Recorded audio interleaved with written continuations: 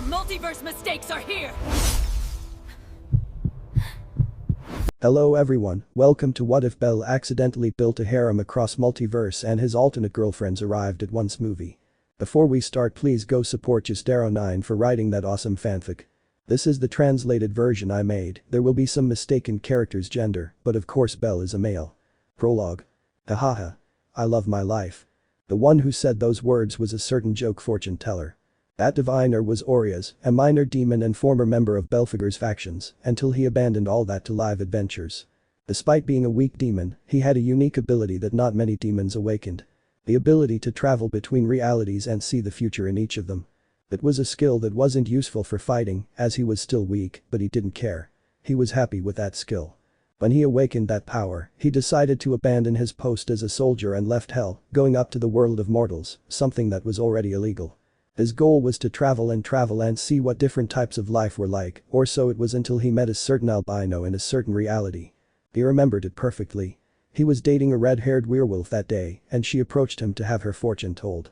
At first she saw him as just another customer, but seeing his future made her curious to see what his life was like in other realities.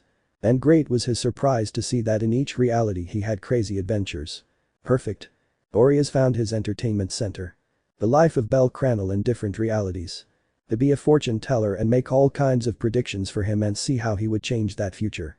It was what he needed to have fun, and it also helped him with his love life. Everyone benefited. Let's see which reality I'll go to today, she whispered, looking at her magic ball. Orizas was in a glass bubble, the same bubble that floated in a space where there were multiple lights all around. Each of those lights was a different reality, and Orizas was floating among them, inside that crystal sphere. It was a very spacious bubble, perhaps the size of a normal house. Bellcranel, what adventures will you have now? He thought excitedly, looking at his crystal ball. Beside him was a parrot that was biting some cards that he used from time to time in his fortune telling. That bubble was his rest center before deciding where else to go. There he recovered his energy. Oh. A reality where that boy is a member of the strife family and they all fall in love with him, I whispered, looking at the images. It seems this reality is different from the last one I visited. In those images I could see different events from that reality and see if it was interesting enough to go. And apparently, he had many interesting things to offer him to stay in that place for a long time. Hahaha. Perfect. I'll visit this reality and enjoy that place for a while, she said excitedly, rubbing her hands together. Let's go. Thus Orizas prepared to go to that new reality of Belle with the strife family. But that foolish fortune teller had forgotten a certain detail that had already gotten him into serious trouble. Traveling between realities without permission was a serious crime in Hell. And the demons wouldn't stand idly by. Crack. Hey? Orizas was confused when he saw part of his glass bubble crack. And after the bubble cracked further, it flew off in pieces, leaving Orizas floating along with his parrot and his belongings. What the hell? He shouted, not understanding what was happening. Orizas. But his question was quickly answered. The man with enormous bat wings, purple hair and horns was flying towards him at great speed. He recognized it instantly. Harem! Cried the fortune teller, startled to see him. Harem, a demon of some rank, leader of faction and right-hand man of Belphegor. Go back to Hell, you useless piece of demon. And in the blink of an eye, he appeared in front of Orizas, delivering a powerful kick to his stomach, a kick that knocked all the oxygen out of him. At that moment he knew he was in big trouble. The sound of someone falling to the ground was heard in the area. It was Orizas, who was now completely chained up with a black eye, having been taken back to Hell. This is police brutality. He shouted angrily, trying to remove the chains, but it was impossible. Shut up, Orizas, unless you want me to summon the demons of lust to leave your ass looking like the Japanese flag, threatened the demon Harem, making Orizas flinch. You know how that group of demons is. They'll go after anything that moves. What do you want from me? He asked, frightened. I haven't done anything wrong. Oh really? Slow footsteps began to be heard, catching Orizas' attention, making him realize that they were in a kind of mansion, or rather, in the living room of that mansion. They had passed through the frozen side of Hell to get there and knew that place. You damn irresponsible dwarf. The one who appeared was an old man with a very long white beard, he had enormous claws on his hands, and his eyes were completely black. His mere presence frightened him. An old man. It's Mr. Belphegor for you, Harem said, kicking him. Belphegor, a leader of Hell who controls the icy places of that place. I see you haven't changed at all since you left, you're still just as idiotic and irresponsible, very irresponsible. Why did you bring me here? He asked, frightened. Don't you know? he asked, wrinkling his brow. You came up to the world of mortals and you know very well that it's forbidden, and to make matters worse, you also interfere in the lives of those beings. You're lucky that some god hasn't realized it yet. But I'm not doing anything wrong, and if that weren't enough, you travel between different realities. And you know very well that that's forbidden. Orizas lowered his gaze, not having the courage to look the old man in the eyes. He had always been afraid of him. Some demons who have that power do, she whispered, trying to control her fear. Yes, but they can perfectly handle their power. And what's the difference? What's the difference? Look, you piece of shit. Belphegor snapped his fingers and multiple screens appeared from the human world. These were all the realities that Orizas visited. And all those realities had something in common. They had temporary cracks in different parts, some in caves, others in the sky, and so on. When you travel to different realities, since your power is weak, you cannot completely close your portals, and little by little they have been cracking. What? But I made sure every portal was properly sealed, he said, surprised, seeing a huge temporal rift in the floor of a certain green-haired elf's reality. You are a lesser demon Orizas, you never wanted to train your powers, the moment you awakened your power you left hell only to cause trouble. Ugh. And if that wasn't enough, when you left hell you left the door open, Harem said. A few unstable demons escaped into the human world because of your carelessness. Double ugh. Do you have any idea of the problem you've caused, you idiot? Belphegor asked, a vein throbbing in his forehead. All those temporal rifts are linked to a reality you've never visited. If those rifts open completely, all those realities will be erased by the collision. What? Even my Bellcranel? He shouted in alarm. Even you, Bellcranel, he said, slapping her on the head. If that happens, we'll be in huge trouble with the gods, and it will start a war that we would eventually lose. Ugh, he groaned, realizing the trouble he'd gotten himself into. So what do you want me to do? All those realities are connected to reality A49, so you have to go to that reality and close all the cracks before it's too late. But I thought it was forbidden to be in the human world. Now it's forbidden, Harem whispered, annoyed. The god Uranus is aware of the situation, and I've reached an agreement with him so that you can go and solve this problem. It's your problem, and you have to solve it yourself, Belphegor said seriously. The cracks have a window of 3 months before they open completely. If you don't manage it, Uranus will intervene. Wouldn't it be easier if you or some higher-ranking demon came to sort this out? Orizas asked, earning himself a punch. If we solve your problem, you'll never learn your lesson. You're on your own in this, and if you don't do it, you're the one who will be erased, he threatened, a vein throbbing in his forehead. Harem, explain to him what he has to do. Yes, sir, he said, then looked at Orizas. Those different realities have merged somewhat with reality 49. In that reality, there are people who shouldn't be there, who have replaced the original person from that world. Aha. And what do you want me to do? You have to find all those people and return them to their respective realities, all of them. If any of them die, all of this will be in vain. Orizas began to feel a headache from what he was hearing. Second, you have to close the cracks that are scattered throughout that world. Some realities share cracks, so you're likely to close 2 at once. It depends on your luck. That's all. Of course not, the unstable demons that escaped are in that reality, you have to catch them or eliminate them, they are unstable so sooner or later they would be executed. Orizas already knew one thing for sure. He wouldn't be having a vacation for a long time. If you want some advice, look for that guy named bellcranel, so it's easier to sort everything out, Belphegor recommended. Huh? Why him? In every reality in his life you have interfered, so the people who have appeared have a relationship with him, so it will be a good way to find them. Really? Wow, he whispered, surprised by that fact. Starting now, you have 3 months to solve this problem. If you don't, those realities will disappear, and with them, you too. I understood. I hope this makes you reflect on your actions. And with those words Belphegor snapped his fingers, causing a hole to open in the ground through which Orizas fell, and it instantly closed. He's an idiot, Harem whispered. The big idiot, Belphegor agreed. Ah. The hole opened up in a green field, and Orizas fell out of it, face down on the ground. He had arrived in the world of mortals. Ow, that hurt, he complained, standing up and realizing that the chains were no longer on his body. Where am I? Orizas stood up and looked around, noticing that he was in an open field and in the distance he could see a small town. Also in that same field there was an old man taking care of some sheep, an old man who did not notice his presence when he fell into that hole.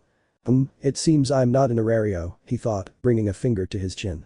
Damn, I never thought going to reality would actually cause this problem. Every time he left a reality he made sure to leave the portal closed, but apparently that wasn't the case. Now he was in trouble. And if I don't fix this, the old man is going to erase me, and I don't want to disappear, he thought nervously, sitting down again on the grass. He had a 3-month window to solve the whole problem. Return the people who were there to their respective realities. Close each of the cracks before the 3 months were up. And to top it all off, capture or eliminate all unstable demons that escaped from hell. That couldn't get any worse. Damn, this is all a headache, he thought, glancing up at the sky. Reality 49, I think I remember never wanting to come to this reality because there was nothing interesting. This bellcranel's life was so ordinary, with no romantic interests or anything, and now his life will be caught up in all this I guess it won't be as boring as I thought. A smile formed on Oria's face as he realized it would be interesting and fun. It wasn't going to be difficult. He just had to use his demonic powers to find all the people who didn't belong to that reality and the time rifts. And as for the demons that escaped, if they were lesser demons like him, he could defeat them. It would be easy, I'd finish all that in less than a month. Ah, the old man tried to scare me, but he didn't succeed, he thought mockingly, standing up and walking towards the man who was watching the sheep. Hey, mister. The old man looked up when he heard them calling him, seeing Orias approaching him. What can I do for you, young man? Do you know which way the city of Arario is? He asked with a smile. Arario? It's to the north, it will take you about a month to get there on foot, but a week if you go by cart. Really? Well, thanks for the information. You're welcome, kid. So the old man went away with his sheep to another place, leaving Orias in that field with a smile. Haha, a month. A demon like me wouldn't take that long, he thought with an arrogant smile. If I use my magic, I can get there in less than a minute, and using my wings, it'll be less than a week. As a demon, he had multiple abilities, even though he was one of the weakest. Heading to Arario would be easy. Good, he said, to the north, he whispered, tapping his knuckles. Good. Let's go to Arario. I said, let's go to Arario. A nervous smile began to appear on Oria's face as he saw that nothing was happening. What's wrong? Why aren't my powers activating? He thought, frightened. He quickly extended his hand to make his magic ball appear, but it didn't appear either. That made his face turn paler. What's wrong with me? At that moment, a hole of darkness opened beneath the ground, from which part of Merihem's body emerged, observing Orias with a blank face. I forgot to tell you something, Merihem said. Even though you've left Lord Belphegor's faction, you're still one of his demons, so as punishment I'm stripping you of all your demonic powers. The only thing you have left is the ability to close all those rifts, so you'll have to complete all this as a mortal. Good luck. And with those words Merihem disappeared, leaving him alone in that field. That had to be a bad joke on his part. Did he not possess his demonic powers? I tried to cast all the spells I could, but none of them worked. His face grew paler and paler as time went on. And when I used all of his spells and none of them worked. He fell to his knees on the ground. His magic was what he was most proud of. It was his life. It was part of him. And now it had been taken from him, even though he was just a mortal. A filthy mortal. It was news that hit him hard. Ooh. I shouted to the four winds, still on my knees, my cries being heard all the way to the distant village. That mission would be much more difficult to complete as a mortal. I was lost. Meanwhile in Arario. In the Chimenia mansion. A certain albino was in his room finishing getting dressed after taking a shower. Well, another day, said the cheerful boy. That albino was bellcranel, a level 4 adventurer from the Hestia familia. A famous boy from the Hestia familia for reaching level 4 in less than a year, a noble boy who just wants to live a quiet life with his friends on his path to becoming a hero. The guy who isn't in love with anyone, getting a girlfriend isn't one of his life goals, but he doesn't rule it out either. Perhaps in other realities his ability to level up quickly was awakened by loving a person, but not in that reality. His enormous desire to be a hero and help people was the trigger that awakened that very convenient ability. And that's what took him to that level, to be that powerful because of his true desire to be a hero, and he wouldn't rest until he achieved it. Let's see, today I have to buy bread for breakfast, I have to leave now, he thought, putting on his shoes. That was another quiet day in Belle's life. His life had been peaceful, with only a few problems he had experienced, but nothing worrying. Her life in Arario had been perfect, and she hoped it would stay that way. Unfortunately for him, things in his life had changed completely, and he was about to see it. So, while humming a song, Belle left his room and started walking through the headquarters corridors to go buy bread. The day looks like it's going to be a perfect day, she thought, still smiling. Then he saw a person walking towards him with a towel around their neck. It was her good friend Makoto, a companion in her suicidal thoughts. Good morning, Makoto. Belle greeted cheerfully as she approached. Good morning, Belle, the Asian woman replied with a warm smile. That was something that Belle found strange, mainly because he called him Belle without using the dono, which was odd since Makoto always used it. "Today will be a great day," the albino said. But I still ignore it. What he couldn't ignore was what happened next. "You're right, it will be a very wonderful day like all the others we've had." As she got close to him, Makoto wrapped her arms around a confused Belle. And unexpectedly, she gave him a loving kiss which left the rabbit in shock. "You were going to buy bread today, right?" Makoto said, pulling away from the kiss and looking at him lovingly. "Then I'll be taking a shower in the meantime. I'll see you in the dining room, Belle." And giving him one more short kiss, Makoto separated from the albino and continued on her way to the bathroom with a cheerful smile after giving her boyfriend a good morning kiss. But things were different for Belle. He was completely frozen in the hallway after what happened. Makoto, his friend, almost a suicidal sister, had kissed him in a very loving way. Makoto had kissed him. The sound of a hammer hitting the floor echoed down the hall, causing Belle to look up. It was Welf who had come out of his room and saw what happened.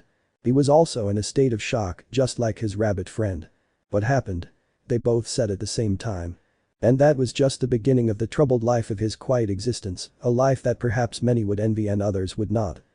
"I wonder why Belle didn't return my kiss." Makoto thought, submerged in the water, remembering the kiss with her boyfriend. Although seconds later he smiled. "Well, it doesn't matter, he's probably still a little sleepy. When he gets back I'll give him another kiss full of love," she thought with a cheerful smile, enjoying the water. Meanwhile, in other parts of Aurario. In the trade. A certain red-haired wolf girl was leaning against the counter looking at the entrance to the place. "I wonder what time Belle will arrive," she thought as her tail wagged slightly. And seconds after thinking about the albino, she smiled, a smile that surprised her co-workers since they had never seen her smile before. "Is she sick?" Misha wondered, watching her from afar. At the headquarters of the Loki family. Two girls left their respective rooms at the same time. It was Aki and Alicia. "Why do you always go out at the same time as me?" Aki asked, narrowing her eyes. "I should be asking that question," said the elf, then smiled. "After breakfast, we're going to visit Belle." "Of course, I just hope that silly she-wolf isn't around here," the cat whispered irritably as Alice let out a nervous laugh. At the headquarters of the Ganesha family. Shakti let out a tired sigh, looking at the tower of paperwork she had. "My retirement as captain is definitely near," she thought, then looked at her desk, a little puzzled. She remembered very well that on her desk, she had a photo of herself hugging her boyfriend, but now that photo was nowhere to be found. It was as if it had disappeared. "Maybe I'll leave it in my room, I'll go check later," she thought, then smiled. "I wonder what Belle's doing." Headquarters of the Estrie family. A certain green-haired elf had her entire room upside down and her clothes scattered everywhere. Confusion was evident on her face. She didn't understand what was happening. "Where are all my clothes?" Salty the elf thought. "I only have the clothes I used to wear. Where are the feminine dresses Iska made for me?" No matter how much I searched and searched, I couldn't find them. It was as if they had vanished. Ugh, and those were the dresses Belle liked the most, she thought, now not knowing what to wear to impress her boyfriend. Even at the Estrie family headquarters. The powerful and perfect Captain Allies Lavelle stood in front of her mirror, staring at herself. She made faces of confusion as she looked at her reflection, then at her room. "Because?" Iridide whispered, bringing a finger to her chin. "Why am I back at headquarters and not in the cabin with Belle in town?" Iridide wondered, puzzled that someone as perfect as her didn't know what was going on. Was it all a dream? Nah, I don't think so. I'm beautiful. And at the Dian family hospital. A certain very beautiful saint tended the counter selling potions to everyone who came in. Customers and colleagues were confused by his expression, as he usually wore a doll-like face that reflected nothing. But now it was different. She smiled slightly, although they could detect a melancholy in that smile. The sadness she tried to hide. As if he missed someone. "Thank you for your purchase," Armid said to the customer, still maintaining that melancholic smile, always thinking of the smiling albino he missed with all his heart. Things would really get very crazy in that rabbit's life. Her quiet life was about to disappear and she didn't know if it would be a good thing or a bad thing. Time would tell. "Can you take me to Aurario?" Orizas asked a man in a carriage. "Do you have money to pay me?" "No. Then there's no trip." "Shit," he whispered, knowing it would be difficult to reach his destination. End of prologue. Chapter 1. The beginning of the problems. Through the streets of Aurario, a certain albino was walking at a slow pace, very slow, he almost looked like an old man. His expression showed that he was very disconcerted by what had happened not long ago at his headquarters. "Makoto kissed me," he thought, remembering that unexpected moment. When he got so close to him, he thought he would give him a friendly hug or something. But not. The very daring woman devoured his lips without any warning. There were no dates or coffee, it just happened. I didn't know what to think about all that. Welf and he were so shocked that they didn't say a word to each other, they just stared at each other in bewilderment until he left the headquarters. And now there he was, walking aimlessly, thinking about what had happened. Does Makoto like me? He thought, embarrassed by the possibility. It's true, Makoto was a very nice and kind girl who respected everyone equally. Besides, since he met her, he had experienced many great adventures with her. It was fun and pleasant to be with her, but he never thought of anything more with her than just friendship. Until now. What do I do? He thought, embarrassed. He never thought that Makoto was a girl with enough confidence to just jump in like that without even confessing. I had to admit that he had value and therefore deserved an answer. I can't believe Makoto likes me, he thought, still feeling the sensation of her lips, although for some strange reason it felt familiar. It was as if he had kissed her before, although in reality it was their first kiss. Ugh, my head suddenly started to hurt, he thought as a fleeting image of himself acting like a lovesick idiot flashed through his mind. It was strange, but he decided not to make a big deal out of it. I think I'll think about that later, and I'll have to talk to Makoto about this when I get back to headquarters. Even though he was embarrassed, he would have to talk to her about that kiss and come to a solution. Honestly, he didn't dislike the idea of starting a romantic relationship with her, but it was all very sudden for him. He needed to think about it more. So, why did I leave the headquarters? He thought, confused, stopping in the middle of the street. The sudden kiss made her forget even his name. That's right, I went out to buy bread, it's still early, so Kami-sama is probably still asleep.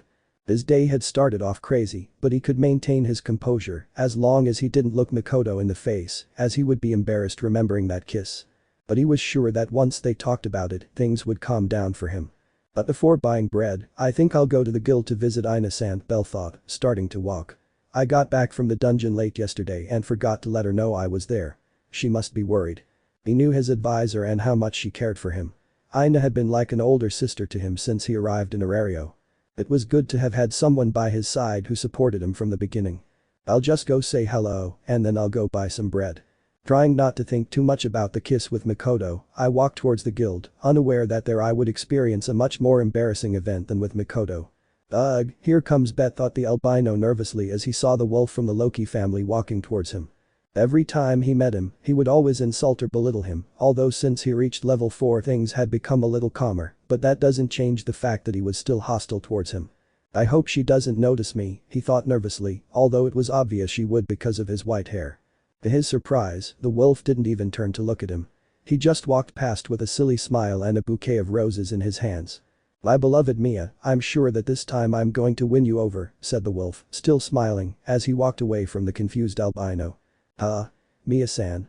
He thought, puzzled upon hearing that name. Does Bet like Mia-san? That was sudden, because every time she saw him at the bar he never showed any interest in the dwarf, and now it turns out he was bringing her a bouquet of roses. Well, it seems Makoto isn't the only one who shows her feelings out of nowhere, he thought, embarrassed. So, ignoring the wolf's strange behavior, Belle continued on his way to the guild, hoping the rest of the day would be peaceful. Unfortunately, it wouldn't be like that for him. Meanwhile, in the guild. Rose was at the counter exchanging magic stones for Valis with adventurers, looking rather bored. Doing the same job every day for years was exhausting, but it was something I had learned to live with. Although at least the presence of a certain albino whom she loved very much had changed those boring days. I wonder if he'll come to the guild today, he thought as his tail wagged slightly. Hey Rose. What do you want? The she-wolf turned around to see her good friend Misha, who was standing with her arms crossed and a confused expression. Is something wrong? The human asked curiously. No. Why do you ask? She replied, puzzled. You seem strange to me. You always have a grumpy expression and a dark aura surrounds you, but not today. You look very relaxed, I'd even say you look happy, and you're not happy. Without warning, Rose hit Misha on the head, causing her to let out a groan of pain. Hey. Why was that? The human complained, rubbing her head. Because you're stupid, he said wearily. Besides, I stopped acting like that a long time ago. Don't act like you don't know anything, or I'll hit you again. Huh? What are you talking about? Misha asked, confused. And you know ever since I got a boyfriend, she said, embarrassed. Suddenly the entire guild fell silent upon hearing those words, turning to look at Rose in shock. That was all Rose could say nervously when she saw that everyone was looking at her, mainly her co-workers. You have a boyfriend? Misha asked in shock. And so her nervousness was replaced by annoyance upon hearing her friend's question, wanting to hit her again. How could he even think of asking her such a stupid question? Especially since he was always coming on to Belle with that damn threesome every chance he got. He was definitely getting another beating. But before he could do so, someone entered through the guild door, catching his attention and making his tail twitch slightly, his happiness evident. How cute, some of her classmates thought when they saw that reaction in her. Ignoring Misha, Rose left the counter and walked towards that person under everyone's watchful gaze. Heavens, for some reason the walk to the guild felt endless, Belle thought, feeling tired for some strange reason. Perhaps that day he wouldn't go to the dungeon, he would just greet Ina, buy bread and return to headquarters to rest, although of course, first he would have to talk to the beautiful oriental woman about what happened a few hours ago. As Belle was about to walk towards the counter, he saw a certain beautiful red-haired wolf walking towards him with a beautiful smile. I knew her, well, I had never spoken to her, but from what I had heard she was one of the most popular advisors in the industry because of her beauty and attitude. And apparently he wanted something from him since he was walking in his direction. He just hoped he hadn't gotten into any trouble that would land him in jail. Oh, for a moment I thought you weren't coming to visit me today, Rose said with a warm smile, walking towards him. Was all Belle could say, confused by those words. No, Misha whispered, not believing it was what she was thinking. Rose? What does she want with him? Ina thought from behind the counter, watching her friend approach her adventurer. Good morning, Belle, it's nice to see you. And without warning, when I was already close to him, I hugged him, much to the shock of the rabbit who didn't know what was happening. The jaws of the men who were there dropped to the ground when they saw what had happened. Rose, the woman who rejected every man who confessed to her there, was hugging one in a loving way. And what happened next was the final straw for them all. Why are you so tense? Rose asked when she saw that her boyfriend didn't return the hug. Maybe a kiss will relax you. And with a small smile, she pressed her lips to Belle's, who opened his eyes as wide as he could, unable to move his body from shock. As if Mikoto wasn't enough, now that beautiful guild wolf, with whom he had never exchanged a word, was kissing him. What was happening? The one who let out that scream was Misha, who couldn't believe what she saw and suddenly fell to the ground unconscious. Ina was also in a state of total shock from what she saw. Her adventurer had kissed one of her friends. I couldn't believe it. Upon hearing Misha's scream, Rose pulled away from Belle's lips and looked confused at everyone's surprised expressions. He didn't understand why everyone had reacted that way. It wasn't the first time he had kissed her in the guild, so they shouldn't be so surprised. It is true that the first time he did it many reacted that way, but after doing it a few more times it became normal for everyone, but now they were acting as if it was the first time. And not only them. What's wrong? Rose asked, seeing the albino's completely flushed face and shocked expression. Belle. For some reason, Rose began to feel nervous, believing she had done something wrong without realizing it. Meanwhile, Belle just stared at the face of that beautiful wolf, still not believing that it had happened. And just like what happened with Mikoto, a pain appeared in his head. Elle. What's wrong? The she-wolf asked, a little worried when she saw her boyfriend wince in pain. Because of you, I made a fool of myself in front of Rose-san. Without knowing why, a small memory of something she never experienced passed through her mind. The memory of him fighting a giant monkey while protecting that same she-wolf. The memory that appeared out of nowhere and then disappeared. I didn't understand what was happening that day. But he couldn't think of anything else when a strong pressure covered the entire guild, causing more than one person to become frightened. All that pressure was coming from the entrance, directing his gaze to that place. And what they saw made them even more frightened. Standing there was a beautiful woman with blue hair. The woman with an angry expression clenched her fists tightly. He even had a vein or two on his forehead. Everyone recognized her. She was Shakti Varma of the Ganesha family. Minutes earlier. Through the streets of Varario, the captain of the Ganesha family, Shakti Varma, was walking calmly towards the city's guild. She was going to discuss a mission that some members of her family would be undertaking in a few days. She just wanted to make sure everything went well. I don't know why everything feels so different, thought the elder Varma, watching people walk by. The city was still the same as I knew it, but for some reason I felt that something wasn't quite right. Mainly because of the attitude her younger sister had that morning. Hey RDE, do you know where my picture with Belle is? I've been looking for it in my office, but it's not there. Photo with Belle? Yeah. I don't know what you're talking about, but I'm sure you'll find it. Goodbye. And with that said, her younger sister left. That conversation was definitely strange because RD acted as if she didn't know Belle, which was odd since he was the one who saved her life. That's strange, he thought, intending to talk to RD when he finished his work. And so Shakti arrived at the guild gates and went in to discuss the mission. But the moment he entered, his eyes widened in shock at what he saw. That red-haired she-wolf shamelessly kissing her boyfriend in the middle of the guild as if she didn't care about anything. What is he doing? She thought as a huge anger began to grow inside her. For a moment he intended to launch himself at that she-wolf, and he most likely would have killed her since she was a level 5 against someone without a fauna. But. Misha's scream brought him back to his senses, preventing him from doing something crazy. But the enormous anger remained inside her, and she would not stand idly by. Can you tell me why the hell you just kissed my boyfriend? Shakti asked, gritting her teeth and holding back her anger from attacking that she-wolf. The fact that. And the scream echoed throughout the guild upon hearing what the blue-haired beauty said. If Misha had still been conscious, he would have screamed even louder. Which boyfriend? Rose asked, not showing any intimidation by the pressure. The one you're hugging, she-wolf, he said, his gaze darkening. The boyfriend? Ina stammered, unable to believe it. And even more so Belle, who felt like everything was spinning because he didn't know what was happening. That wretch was playing with two beauties at the same time without either of them noticing. Very clever. And the whispers of the spectators were not long in coming, drawing conclusions from what they were seeing. But neither of the girls heard that. Shakti Varma, I respect you as captain of the family that protects the city, but I will not allow you to say such nonsense by saying that my boyfriend is your boyfriend, Rose said, adopting a serious expression as she released the rabbit, which took a few steps back. Your boyfriend? Shakti's gaze darkened as she began walking toward Rose, who showed no sign of backing down. I didn't think you were one of those desperate women who want to steal other women's boyfriends and then kiss them. You've sunk low, Rose fanned, and to think I respected a woman like you. You're the one who stooped low here, saying something stupid like Belle is your boyfriend. Rose took a step forward, standing just a few centimeters away from Shakti. They were the same height, so neither one was more imposing than the other. But one of them didn't have a fauna. They're going to kill Rose. Shouted an agitated advisor. Damn it. We have to do something. Shouted a worried advisor. If Misha were conscious she would tell us what to do. Shouted another boy holding a picture of Misha in his hands while the real Misha lay unconscious on the ground. While a nervous and scared Belle could only watch as the two women stared at each other, sparks even flying from their eyes. I would have overlooked this if you hadn't kissed him, Shakti whispered, clenching her fists. What's wrong with kissing my boyfriend? Rose asked, frowning.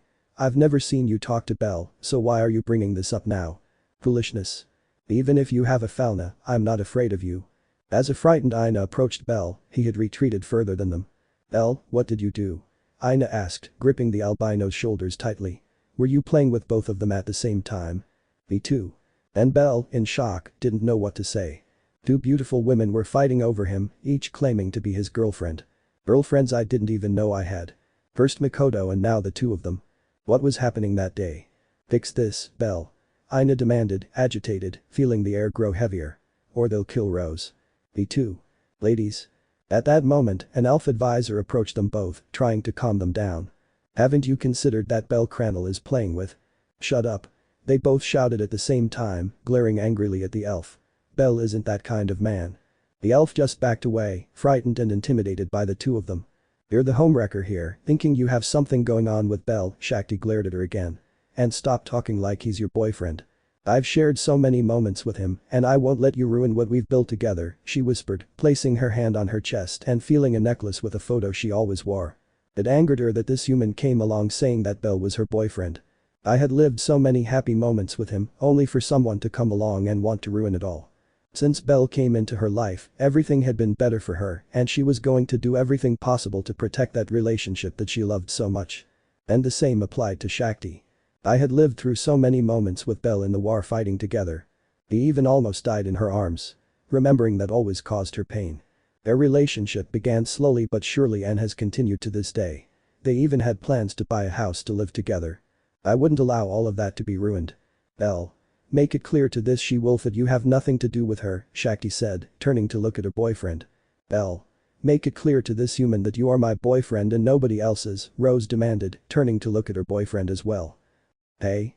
But when they looked where the albino was supposed to be, there was nothing there, only Ina standing with a nervous smile. And Belle? They both asked the half-elf. Bess ran away, she replied, intimidated.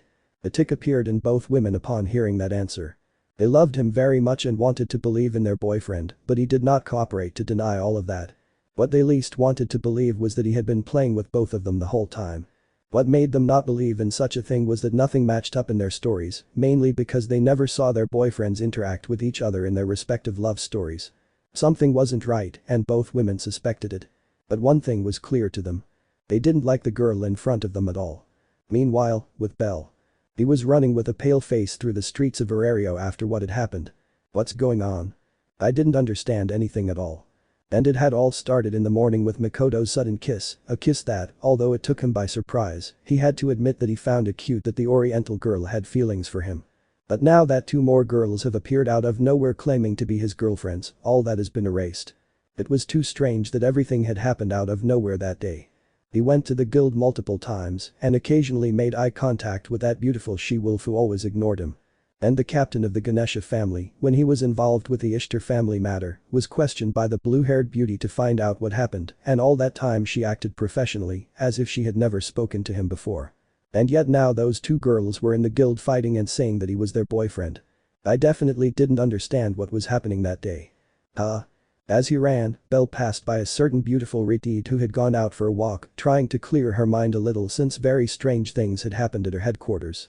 She also went out to clear her mind because something happened that she never thought would happen. She argued with her friend Celti. And now, as she walked, she saw that albino run past her without even saying hello. Allies whispered, watching him walk away. Belle. And so she too began to run to catch up with him. The problems in that poor rabbit's life had only just begun. Meanwhile, on the walls of Arario. There were two people standing on the edge of the wall observing the panorama with confused expressions. They were two boys and from their appearance it was clear that they were twins. Slowly, one of them turned to look at the other with a shocked expression. June, son of a bitch. You're still alive. And without waiting, he rushed to hug his twin brother as if he hadn't seen him in a long time. What's wrong, Jin? June asked, confused. Or rather, what happened? I can't believe you're still alive. I clearly saw that wretch turn you to dust with his magic. Unleash Artima. The image of that powerful magic came back to both of their memories. That's right, I remember being swallowed by that explosion and then everything went dark, June whispered. And all I remember is that I was insulting that idiot and suddenly everything went dark, Jin said, touching his chin with a finger. What happened? After that, they both remained silent, trying to process the information. They were happy to be able to meet again, but were much more confused by not knowing what was happening. Hey June, one of them said. What's wrong, Jin? The other one asked. Don't you feel Arario is more different? Jin asked, tapping his chin with a finger. Both brothers saw the city again, breathing in that air of peace and tranquility. It was nothing like the Arario they remembered, an Arario in flames and covered in the despair of war. Now that you mention it, it's true, June agreed. It almost seems like it's not our world. Both brothers squinted and crossed their arms with thoughtful expressions, looking at the city. Something was definitely getting out of hand, something that was too much for them to handle. They looked at each other, not understanding anything at all, although it wasn't like they were putting much thought into it. Although seconds later they both smiled with emotion. Hey Jin, do you know what this means? No. And you? I don't know anything either. But it doesn't matter. True. This Arario looks different. We have to explore it. True. And then do what we like best. Kill. True. But above all, find that wretched rabbit. Yeah. And with that said, both brothers ran off with excited smiles on their faces like two children. Two enemies of Belle from another reality had appeared and that only meant trouble. And perhaps those two were not the only ones who had reached that reality. Chapter 2. Suspicions. Belle is my boyfriend, not yours, allies. You're lying through your teeth, Celti. The morning had started very differently than previous times for the Estrie family, especially for the beautiful allies. Redeed knew something strange was happening the moment she entered the family's dining room. When I entered, they were all still acting normally as if she had never left the family, which was very strange. And that wasn't the strangest thing. She wasn't crazy, she remembered perfectly the trio who lost an eye and an arm in the war, she remembered it very well. And yet there she sat with all her limbs intact, she was happy about it, but it was strange, as if she had never lost them. His family was different, but he still kept silent and analyzed the situation further, although his mind was already beginning to draw some conclusions about what was happening. It's not as if their personalities have changed. Pagaya was still just as grumpy, Lyra just as joking, Nise with her older sister Aura, Iska as cheerful as ever, Astri as a mother, and so on. Everything was exactly the same, the strange thing is that he was back at headquarters as if he had never left. But there was one of them who had changed and who made a comment that she simply could no longer keep quiet about. That girl was Celti. I'm going to visit my boyfriend today, so I'll be a little late, said the elf with a slight smile, dressed in one of the loose sweaters she no longer used. In the end, she couldn't find her feminine clothes, so she was forced to hide her beautiful figure, which she was only interested in showing to her boyfriend. What? Rihanna asked, puzzled by what her little sister had said. With my boyfriend, repeated the smiling elf. Okagaya let out a sound of surprise upon hearing those words. And then boyfriend. Allies narrowed her eyes upon hearing those words. Something strange was definitely going on, since the shy elf in her family had a boyfriend. I just hoped he was a good guy. Why are you acting like you don't know him? I'm talking about Belle, said the elf with a cheerful smile. And at that moment Allies opened her eyes in shock upon hearing those words. Was Celti Belle's girlfriend? That was impossible. Meanwhile, the rest of the family was shocked by what the elf said, not believing that she really had a boyfriend. But before anyone could scream in surprise, as was already normal, Allies stood up, capturing everyone's attention. That can't be possible. Allies shouted, startling Celti a little. Why? Because Belle is my boyfriend, not yours, Celti. The room fell into total silence upon hearing what the Redeed said. No one in the family understood what was happening that morning. While Celti still had her shocked expression on her face, she looked at the Redeed who was also surprised. Although seconds later the elf smiled. Don't be silly, Allies, I almost fell for your joke, the innocent elf chuckled slightly. I'm serious Celti, Belle is my boyfriend not yours. And that brings us back to the beginning, with both girls arguing about it under the watchful eye of the whole family, who decided to remain silent and listen to what they were saying. Allies, stop talking nonsense. How could you possibly know that Belle is your boyfriend? What nonsense. Belle is my boyfriend. And my brain isn't tiny. Boyfriend? I knew it. You're just like Noin and Rihanna trying to steal my boyfriend. Huh? Us? Both girls said, surprised to hear their names. Steal? How could I steal something that's mine? Yours? Belle is mine, you silly Redeed. He's my boyfriend. Celti screamed, the girls turned to look at her, Allies screamed, the girls turned to look at her. That sequence was repeated over and over again in that discussion between the shy elf and her captain. A discussion in which they remained silent without interfering. From the first moment I introduced him, I knew you had your eye on him, and I wasn't wrong. You're a rat, Allies. A big fat red rat. Celti shouted, pointing her finger at her. You're the bookworm here, Celti. I shouted, pulling my finger away from the elf. You never even spoke to Belle, let alone said he's your boyfriend now. I thought you were innocent, but you're anything but. And I'm not fat. Allies had her slight suspicions of what was happening, but she couldn't remain calm after hearing what her friend said. Her girlish jealousy came out of her. Who is Belle? Lyra whispered to Asta. I think he's the captain of the Hestia Familia, the dwarf replied, narrowing her eyes. I had no idea that the two of them were dating him at the same time. Interesting. It doesn't matter. Celti shouted, turning her back on her. You can say whatever you want. Belle loves me and no one else. So keep dreaming you're his girlfriend. You stupid Allies. And with those words the elf ran out of the dining room under the watchful gaze of the Redeed who shouted a few last words. Belle loves me. I shouted, approaching the door. To your room. That's where I am. And with those words, a loud slam of the door was heard in the elf's room, leaving everyone in silence as they watched Allies look agitated after that argument. Wow, Kagaya whispered, surprised by the argument. Even for her, the whole thing was very tense. After the elf left, everyone turned to look at Allies, who was left frowning after that argument with her friend. I didn't understand anything, I really didn't understand anything. Everything was crazy. I'll go for a walk around the city. And with that said, Allies ran out of the dining room, the sound of the front door being opened and closed being heard, a sign that she had left. Meanwhile, the rest remained silent, still processing what had happened. Celti had a boyfriend. Allies had a boyfriend. That boyfriend was the same, and neither of them knew it. And they argued about it. They received so much information in just a few minutes that they didn't even have time to scream in surprise. They could only understand one thing at that moment. That boy had been playing with both of their feelings at the same time. But when did you get boyfriends? Lyra asked, raising an eyebrow, and the others shrugged. Allies, you idiot. And Celti's scream from her room was heard, making everyone smile nervously. It was a new experience to see the elf angry. Something strange is happening here, Astri thought, noticing something different about her two daughters. It was them, but at the same time I felt it wasn't. It was strange. Well, more for me. And Lyra, taking advantage of the situation, grabbed Allies' plate and Celti's plate, which they hadn't even touched, and ate their breakfast. The others smiled nervously when they saw that. That morning had started off very crazy for that family. Meanwhile, with the redeed.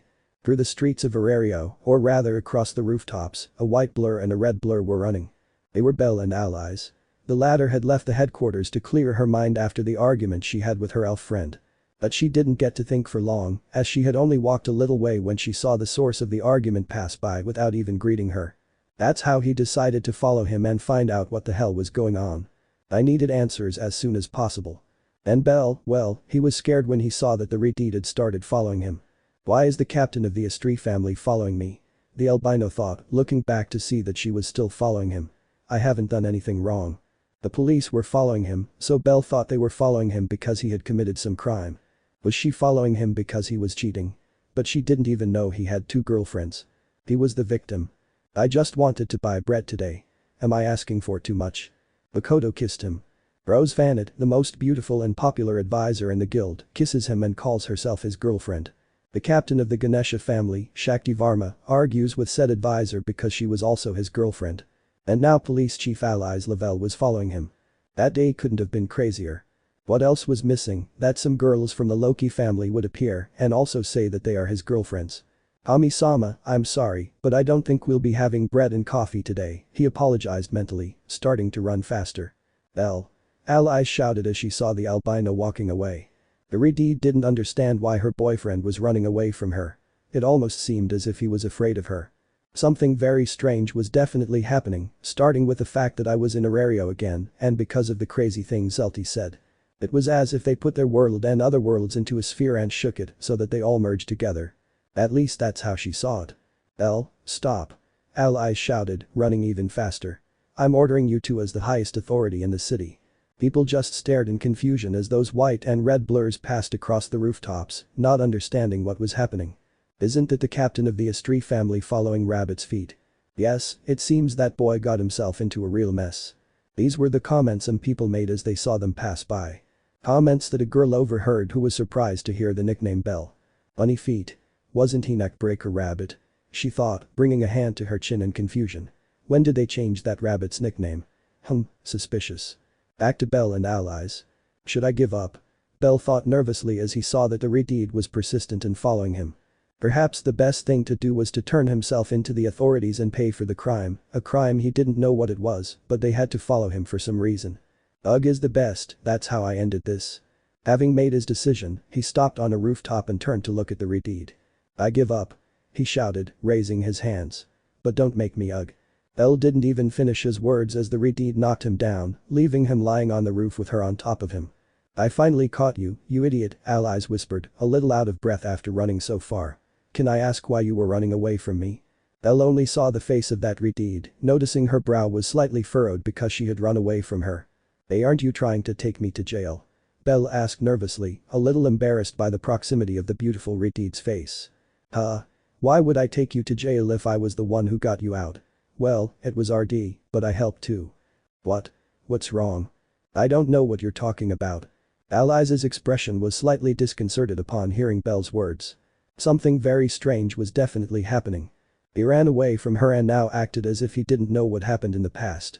All of this was starting to get more confusing for allies. "Is your name bellcranel?" the redeed asked, still clinging to him, wanting to make sure it was her Belle. "Why yes, that's my name," he replied nervously because she was still on top of him. "Well, at least I knew it was Belle, although it was obvious. Red eyes, white hair, very handsome, there was no one else with that appearance in the city. But he seemed different, as if." The redeed moved closer to the albino's face, to the point of their noses touching, making him even more embarrassed. "You know me, right?" I asked, hoping to receive the correct answer. "Your allies, the woman I love most in this world and my girlfriend, the most perfect and hexy woman, the only one who stirs up my hormones and the mother of my future children." I had to say those words exactly as they were said, or something very strange was happening. "Your allies Lavelle, captain of the Estrie family. And what else?" I asked, still hopeful. Well, I heard that the guild is looking for you for tax evasion. I don't know if that counts, or if it's true, he replied, still nervous as his nose occasionally touched hers. But allies suddenly moved away upon hearing that answer, remaining seated between Belle's legs, looking at him in surprise upon hearing that response.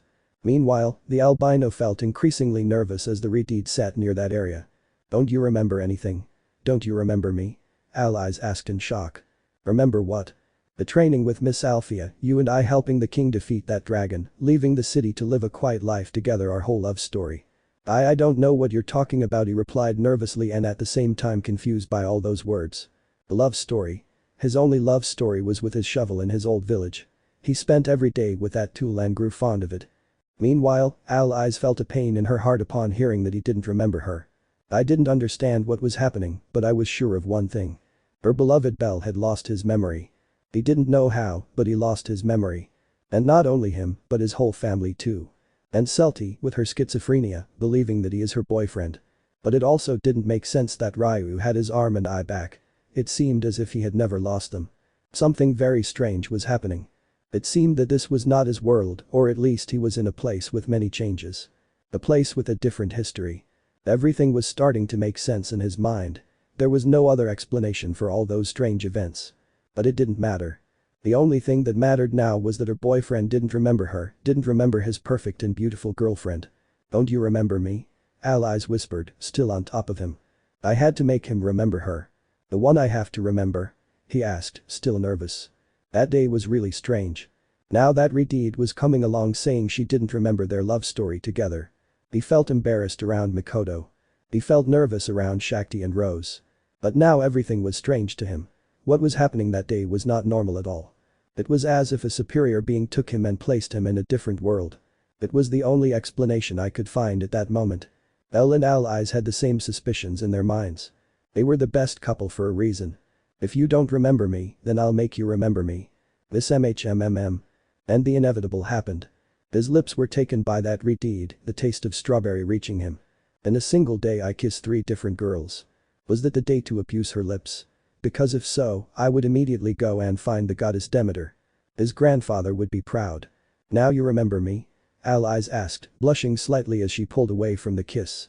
He once read a love story book where the protagonist had lost his memories that he did not recover until he joined his lips with his beloved in a loving kiss. It wouldn't hurt to try it and see if it worked. Me too. And Belle didn't know what to say, getting lost in the beautiful green eyes of that narcissist. You're resisting, Allies whispered before kissing him again. MHMMM. Without a doubt, of the 3 girls, she was giving the most intense kisses. And now? She asked again as she finished kissing him. But nothing, the albino was still in shock over what was happening. Had it reached its peak of popularity? Now the girl who looked at him kissed him and proclaimed herself his girlfriend. I knew it was something famous, but I didn't think it was so famous as to be so desired in that way. Harem Belle. You'll get it in Arario.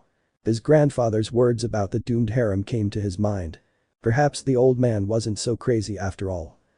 It seems my sweet loving kisses won't be enough to bring you back, Allies whispered, pulling away from him and standing up. This is complicated. I had to get to the bottom of that problem. Her boyfriend was a criminal, yet people didn't look at him that way. He almost seemed like just another citizen who hadn't committed any crime. His suspicions that he was in another world were growing stronger. But it didn't matter, she would do everything possible to get back the man she loved and she wouldn't rest until she succeeded. Although he had to admit that he felt sad to know that the person he loved had forgotten everything. But he wouldn't give up. Don't worry, Belle. Allies shouted, pointing at the bewildered and blushing albino. I'll do everything I can to bring back your memories and return to our world together. If I have to face the devil himself, then I will. I will fight so that our story can continue its course. And you know why? Because I love you. You'll see, I'll achieve it. The sound of someone falling onto a bed was heard. It was Belle who had gone to lock himself in his room at headquarters. After that Redeed said all that, she left, telling him that she would soon find the solution to that problem and that he should just wait. He lay on the roof for a while processing everything until he decided to leave. Taking advantage of the fact that Mikoto was in the courtyard training, he went to lock himself in his room, not wanting to deal with anything else. But not before buying the blessed bread and throwing it in Welf's face. Now, after that crazy morning, he was lying in bed thinking about everything that had happened. My head hurts, she whispered as a very small flashback appeared in her mind. Together we will defeat Evilus, my partner in justice. The voice of that beautiful Redeed echoed in his mind with words she had never said to him. Just like with Mikoto and Rose. I didn't understand anything that was happening, nor those flashbacks with things I had never experienced. That day had started very strangely, and no matter how much I thought, I couldn't come up with an answer. It seemed like I was in a different world, a crazy world. I feel fatigued, I whispered, still with a headache. With each flashback she had, she felt herself losing energy even though she hadn't done much that morning. It was as if that energy had been drained from him. I'm sleepy, she thought, feeling her eyes grow heavy. He wasn't going out that day, not even from his room. He didn't want to meet any more people who claimed to be his girlfriends. Or worse, that a transvestite appeared saying that and wanting to kiss him. With his luck, he thought maybe that would happen. He'd be better off staying there, locked up where no one would bother him. He was safe there. When I wake up tomorrow it will turn out that it was all a dream. Yes, that will happen. And with that whisper, Belle fell into a deep sleep, trying to recover the energy he had lost that day, hoping that when he woke up everything would be back to normal. That crazy morning was just a dream, yes, that must have been it. Just a bad good dream. A dream that would never end for him. Hours later. It was night in the city of Arario, and in the city's guild, Rose stood with her arms crossed and a frown on the other side of the counter. After the heated argument he had with Shakti a few hours ago, which almost turned into a fistfight, he had been in a very bad mood, especially because Belle did not return to explain what happened. She wanted to go to his house and question him herself, but her shitty boss decided to give her overtime that day. That only made his bad mood worse. Belle's girlfriend, that's what you wish, Shakti Varma, the she-wolf thought irritably. Now that he's famous in town, everyone wants him for themselves. Well, no. I saw him first and marked him as mine. Don't think for a second that I let other girls touch or kiss him. The Kodo and allies sneezed in their headquarters. But none of that makes sense, he thought as his angry expression relaxed. Some time ago she went to get her boyfriend out of jail and spoke with Shakti. They had a normal conversation. The blue-haired girl even knew he was her boyfriend and didn't say anything. And now he came out of nowhere saying all that. It made no sense. Even Belle seemed strange, she thought, remembering how perplexed he was by the kiss, as if it were the first time they had kissed. Hell, they had already done it like rabbits in his bed many times, so he shouldn't be perplexed just by a kiss. Something strange was happening. If he doesn't show up tomorrow, I'll have to go to his house to look for him. I need answers. Their relationship was falling apart and she didn't even know why. I wouldn't allow that to happen. At that moment, a boy entered the guild, catching the attention of the she-wolf. He was a boy from the Ganesha family who was carrying a piece of paper in his hands. Excuse me, I'm going to stick this on the main board, the boy said to the she-wolf, who was the only one working at the counter. The few who were there at night were inside the guild. Sure, what is it? Asked the curious wolf. It's a wanted poster for a criminal, the boy replied, sticking the poster on the board. He appeared yesterday, but he's already caused some trouble. We have his name and face, so it's just a matter of catching him. Well, I hope the adventurers catch him quickly, Rose whispered. Sure. Good night. And so the boy left the guild, leaving the she-wolf alone once again. This slightly curious woman left the counter and walked towards the message board to see who they wanted to catch. His appearance is scary, I hope they catch him soon, I whispered, looking at the poster. Bassi. 10 million for his capture. That's what it said below, a photo of a man dressed as a clown with a creepy smile. His appearance gave the she-wolf a slight shiver, as she didn't like clowns. Well, I'd better get back to work. And with those thoughts, Rose walked to the counter and continued with her work while thinking about her boyfriend and her now love rival, Shakti Varma. Tomorrow would be another day. Another crazy day for Belle, who would soon find he had more girlfriends than he even knew existed. Would Orizas ever arrive in the city? Chapter 3. Investigation. The sun's rays entered through the window of the rabbit's room, who slowly opened his eyes, letting out a small groan. I didn't know how long he had slept, but it was certainly quite a while. What happened? He thought, disoriented, opening his eyes and staring at the ceiling of his room. Yesterday was too tiring for him, and he simply fell asleep suddenly. At least he had regained his energy. Hee. Belle let out a soft, amused laugh without taking his eyes off the ceiling. I had a weird dream, I dreamt I had a lot of girlfriends, he thought, amused by how silly it sounded. Thank goodness it was just a dream, a simple dream. It felt very real and all, but I was sure it was just a dream. It was impossible for so many girls to appear out of nowhere claiming to be his girlfriends. It was ridiculous. You've become quite the dreamer, bellcranel. And with those thoughts the albino closed his eyes to sleep a little longer, but not before hugging the delicate and soft body that was on his chest even more tightly. I was touching something round and soft. Belle opened his eyes again as he felt that sensation in his hand, while a drop of sweat ran down his cheek. Please no, he thought, already knowing what it meant. But still hoping he was wrong, he slowly lowered his gaze to find out what he was playing. And indeed, what happened yesterday was not a dream. Lying on top of his chest and sleeping peacefully was Makoto, who was dressed in a sleeping kimono which was on incorrectly. And as was obvious, the round, smooth part was none other than the back of that Oriental woman. I slowly removed my hand from there, observing the small smile that Makoto still had while asleep. It wasn't a dream. It all really happened. All those kisses and those girls proclaiming themselves their girlfriends. That was reality, not a product of his imagination. My head is starting to hurt again, he thought, blushing slightly. Meanwhile, Makoto let out a soft moan, indicating that she was waking up.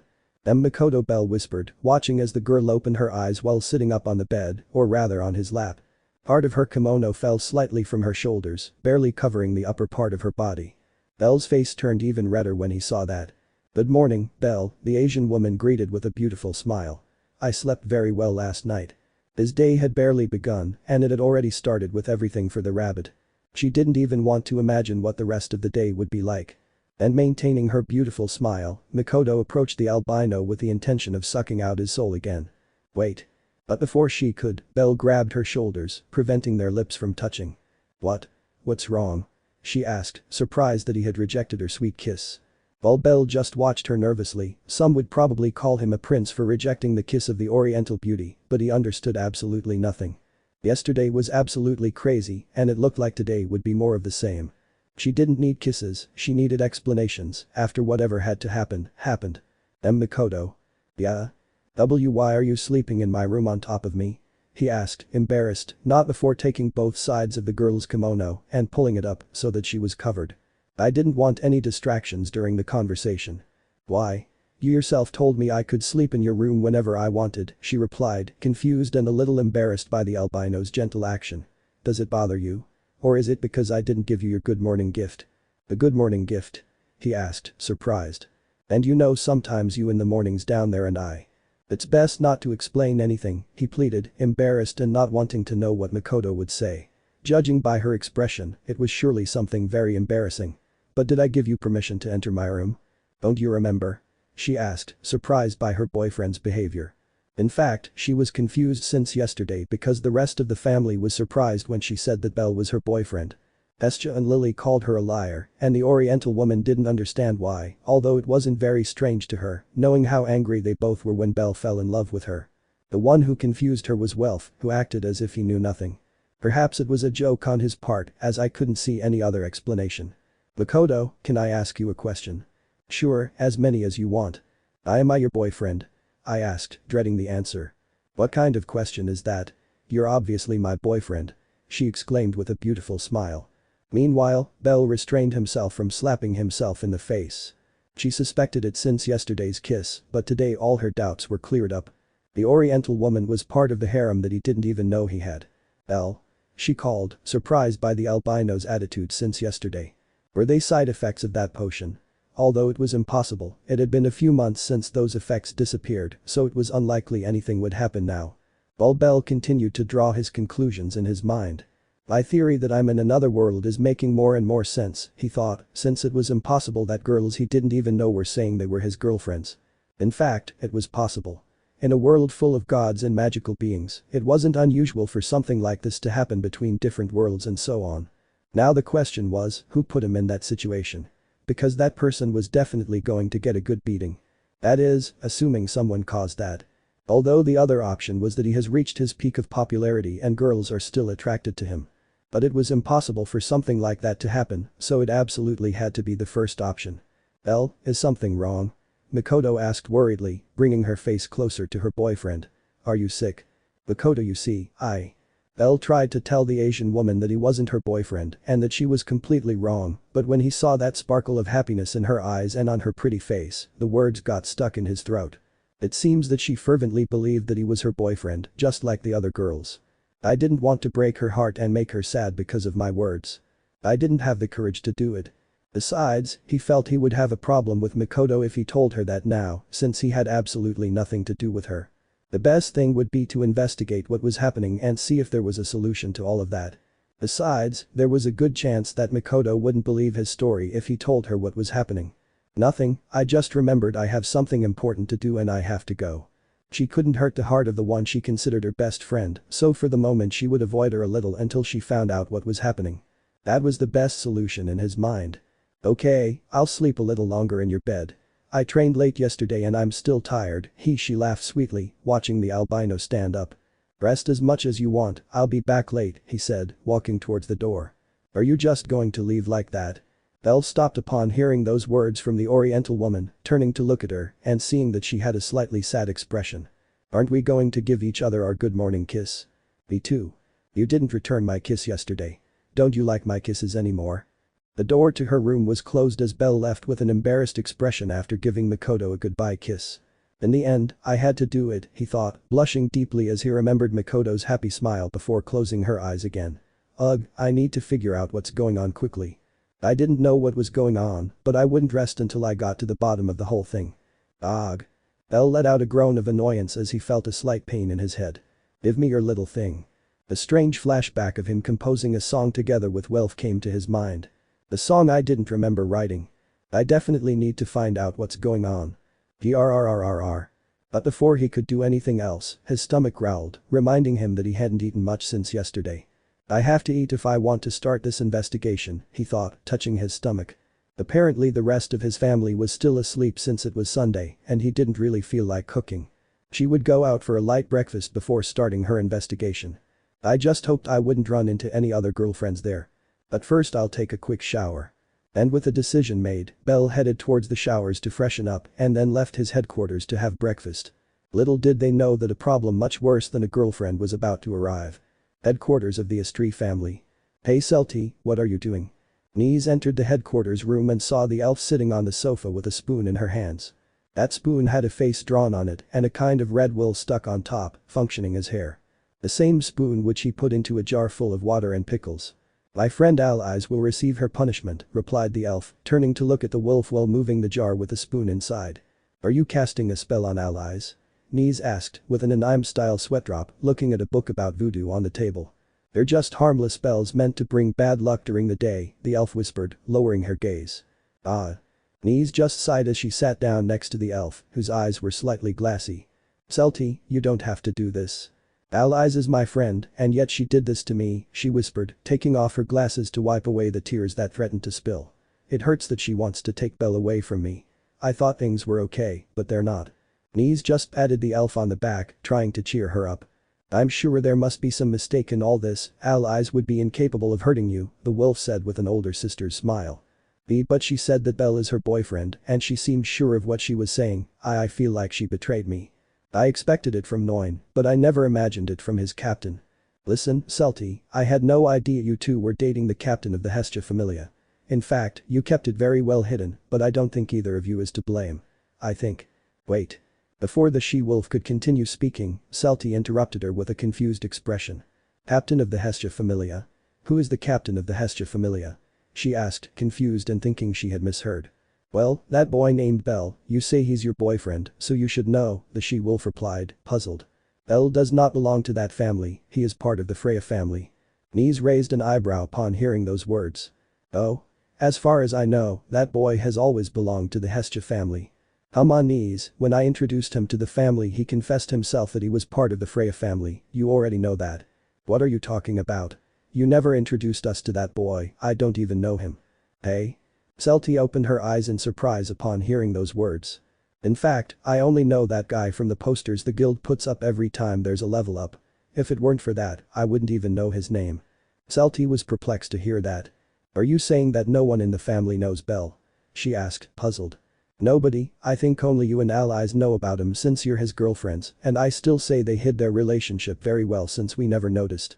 But I introduced Belle to all of you. And I'm telling you that never happened. Are you sure you didn't dream it? The elf stood up in shock, looking at her wolf friend who was still confused by the elf's actions. What about that skeletal monster that tried to kill us and that Belle saved us from? However, Celty then noticed a certain detail that she had overlooked. Nese. You have your arm. I shouted in shock.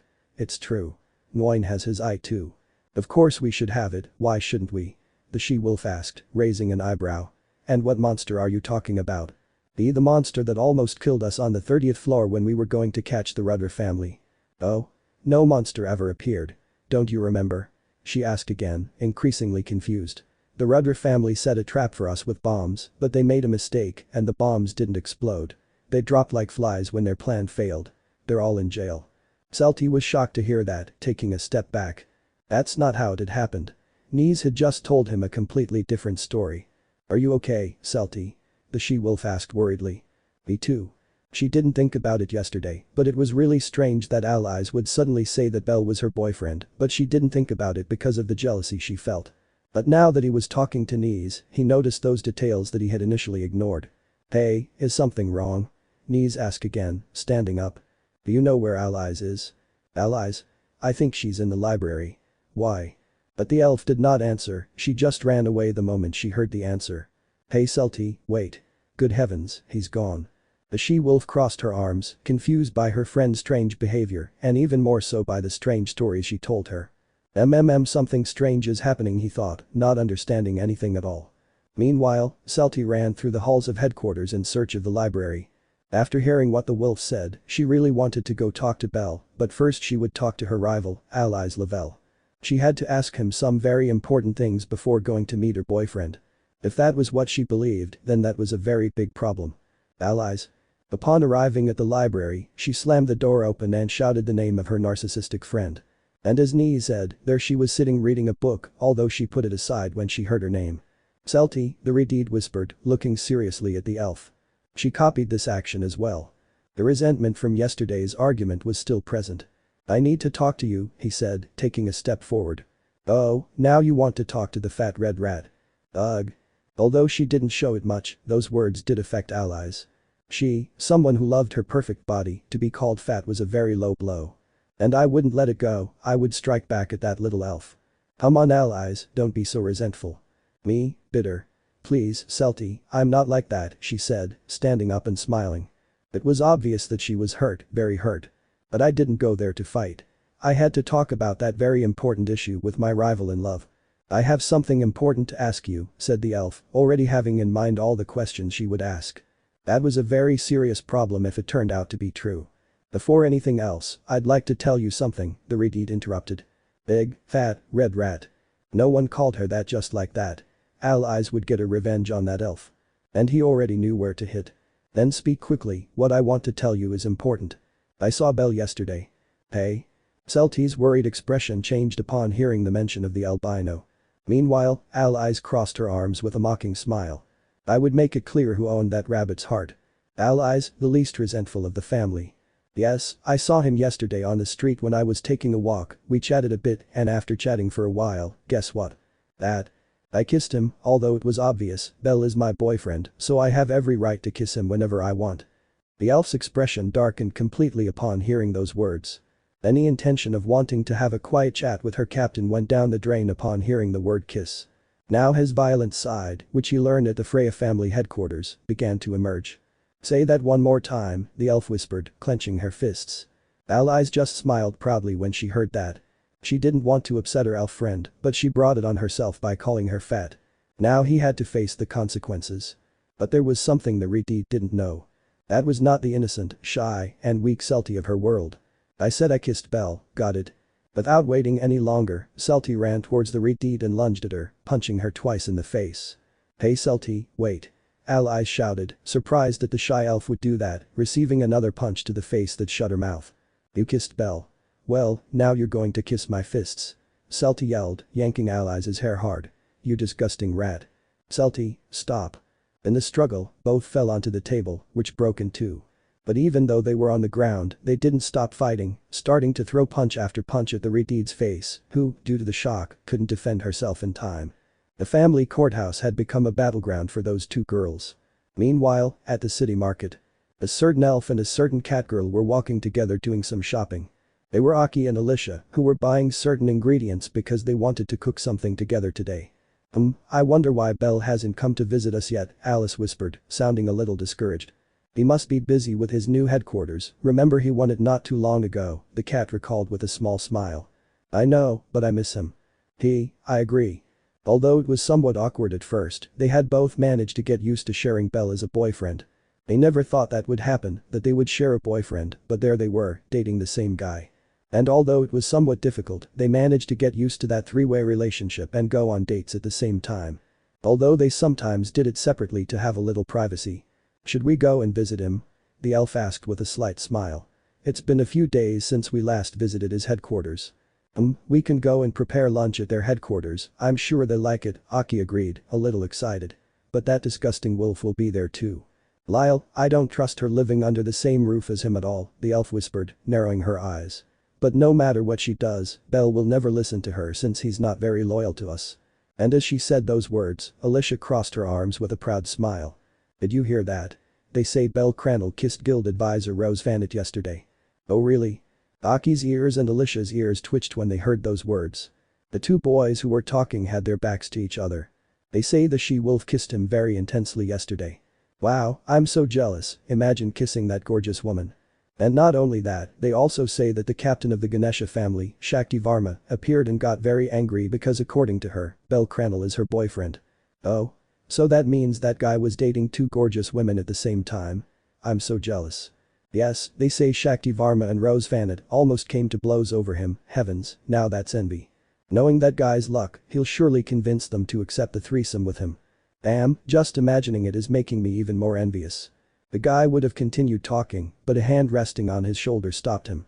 Slowly, he turned to see who did it and was startled, just like his companion, to see a cat and an elf with a darkened gaze as she squeezed his shoulder. Can someone repeat who kissed whom and who is whose girlfriend? Please. Aki asked with a friendly smile that only made things more scary. Ah well and I. Speak, human, Alice ordered, further frightening the two boys. Who kissed Belle? Ugh. And the problems kept coming. Meanwhile, with Belle. After having breakfast, he decided to walk a little through the streets of Arario, walking with his head down as he analyzed everything that had happened. I had to investigate, but I didn't know where to start.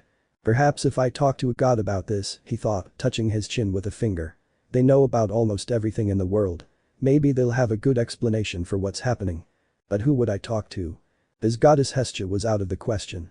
He was sure that the moment he mentioned the topic of brides she would get upset and make a huge scene, and the truth is he wasn't in the mood to deal with that. He already had enough stress without his goddess adding to it. The good option was the god Maich. He would listen patiently and explain everything without any problem. Another option was the god Hermes, since for some strange reason he knew everything, but she didn't feel very confident telling him her problems. She felt he would make jokes at her the moment he found out about the girlfriends. Another option was the goddess Demeter. Why her? Because she most likely had a lot of knowledge. It wasn't that I was going to look for her as if I wanted to verify something, not at all, I was only doing it to see if she knew anything about the subject. It was all for the sake of knowledge. I think the goddess Demeter is a good option, he thought, tapping his chin with a finger. No, the best option is the god Maich. I'll have to ask him. He wasn't in the mood for games. He would take that investigation seriously. Why me? Just 2 days ago, his life was completely normal with all his friends. Going to the dungeon, laughing, eating at the fertility hostess, having classes with Ina, her life was very peaceful. And from one day to the next, all that changed with 4 girls who claimed to be his girlfriends. And he didn't even know if there were other girls around who could be his girlfriends. Such as the goddess Demeter. That's it. He shouted, slapping himself. Take this seriously, it's not a game. He had a long investigation ahead of him, but he wouldn't give up until he found every last bit of information. He would manage to decipher that mystery, he would put aside his dream of becoming the best hero in the world to become the best detective in the world. It's time to start my investigation. And after those thoughts, he finally dared to look up to see where he was. And as was obvious, since he was walking with his head down, he didn't see where he was going and arrived at a place he didn't know. Ugh, that's what I get for not watching the road. It was an abandoned street. The surrounding houses were abandoned, half destroyed, and without doors. It seemed that nobody lived in that place except for some homeless person. It was more than obvious that he was in one of Daedalus's many sectors. Now I have to find my way back because I was distracted. I just hoped I hadn't gone too far into Daedalus or I was definitely lost. So the rabbit started walking again and found the main street again. But before he took a step. Well, so here you were. Belle stopped when he heard a voice above him speaking to him. Huh?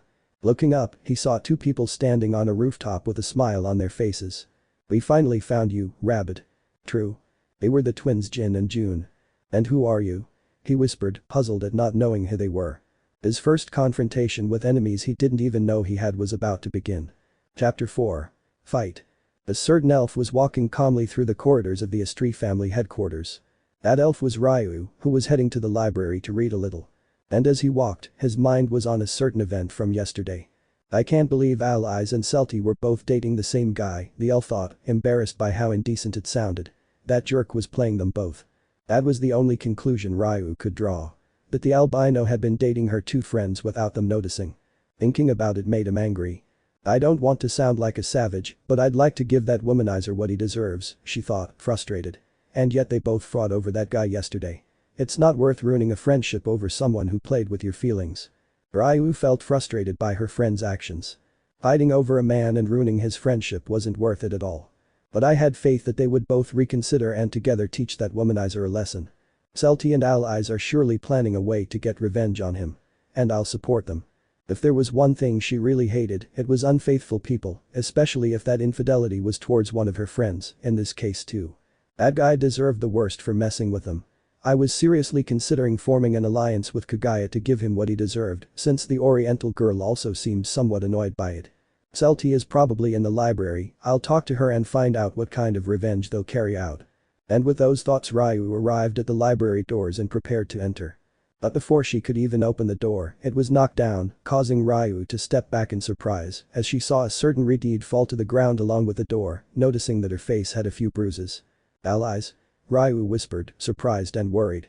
That hurts, whispered the Redeed, watching as a certain green-haired elf walked towards her, or rather, was running towards her. Allies quickly raised her arms and placed them in an X shape. And at that very moment he received a powerful kick from the elf, which he was able to block with his arms. The kick was so powerful that it sent her flying backwards and falling out of the window, which fortunately was open and therefore did not break. Celti? Ryu whispered in shock upon seeing the elf with an angry expression and a bruise on her cheek. Hold this, Lion, Celti asked, taking off her glasses and giving them to her elf sister, who was still in shock. As Allies fell from the window and hit the ground of the training yard, she let out a slight groan of pain. But she didn't have time to catch her breath when she saw Celti jump out of the window and plummet towards her. Allies quickly rolled over and stood up, dodging the elf, whose feet collided with the ground where she had been standing, cracking the floor slightly from the impact. What's wrong with this Celti?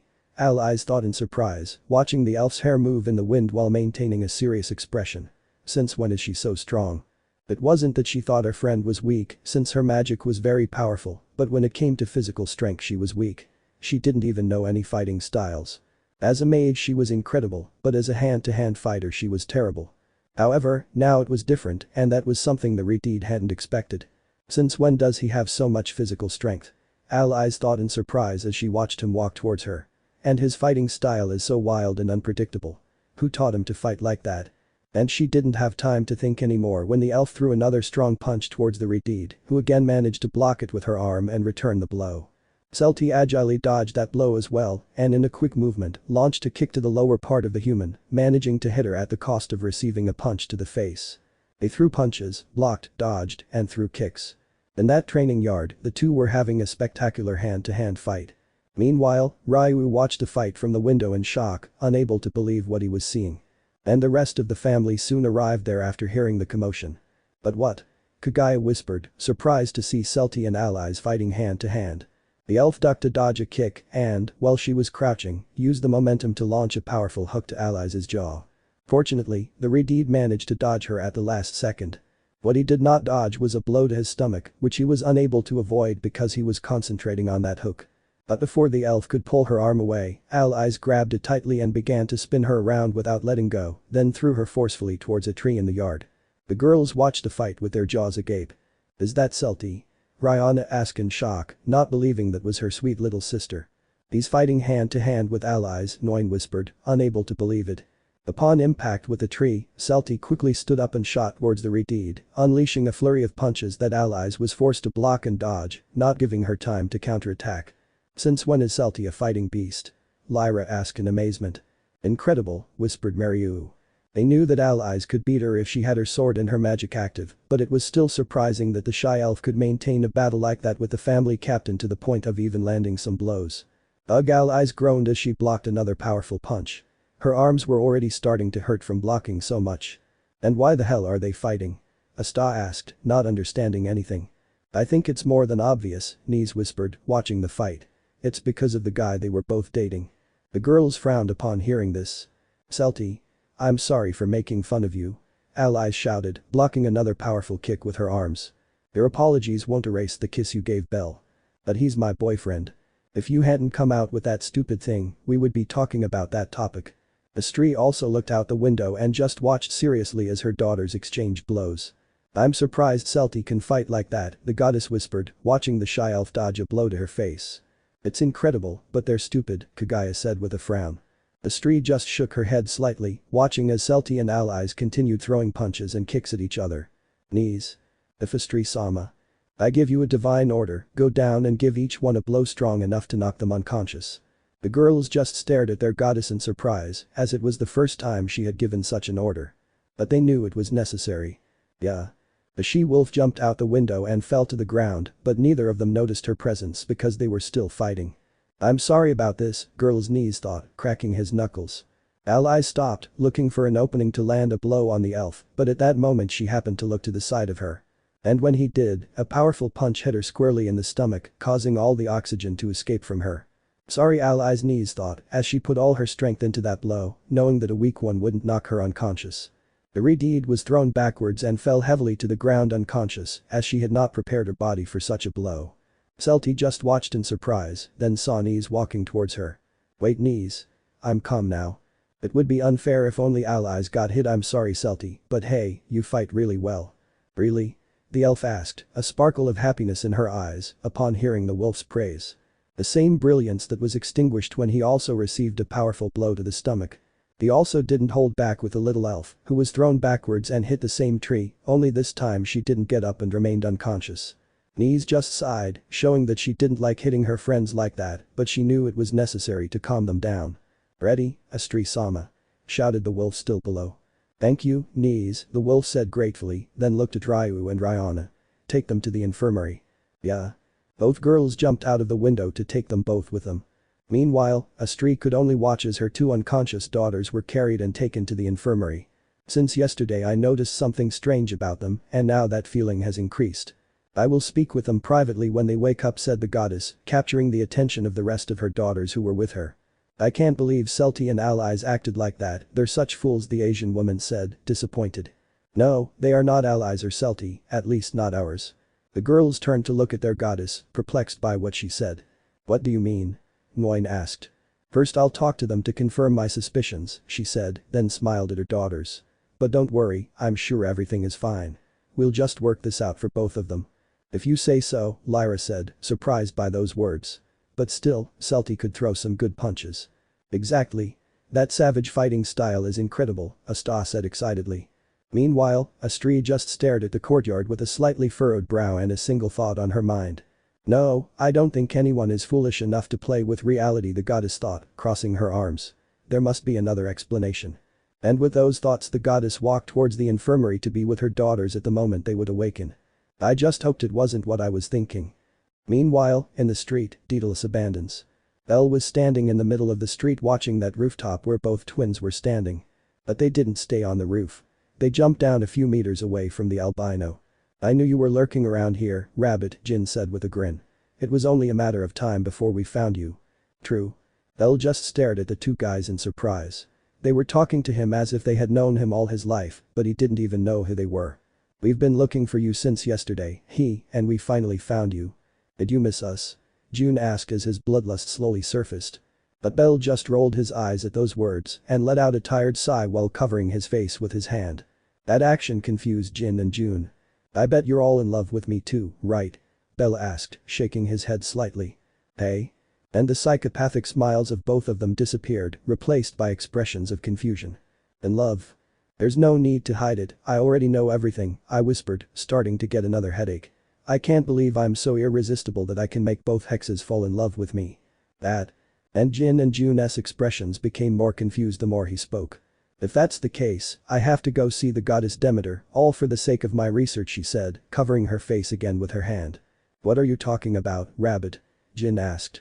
I know they've been looking for me all this time because they can't control the enormous love they feel for me, the same thing happened with them, she said, remembering Mikoto, Shakti, Rose, and allies. That's what caused the need to want to find me. Jin and June just turned to look at each other, not believing they were hearing that. But I'm sorry to say that this time, no, I'm not, and she said, shaking her head again. With Mikoto it's different because she's my friend, but with you guys, Don't worry, I'm going to find out what's going on to erase that enormous love you feel for me. I know it must be hard to be rejected, but cheer up, she said, smiling compassionately. Trust me. And raising her thumb, she turned around to find out what was happening, to help those two poor souls who were victims of her beauty and charm. His slightly narcissistic side came out for a moment. Hey, stop the car, rabbit. June yelled, seething with rage. What? I already told you I'm not passive. Don't get so cocky, you bastard. Jin yelled, wanting to punch him. Aren't they here looking for my love? No, we've come to kill you. They shouted, filled with rage. Are you going to kill me?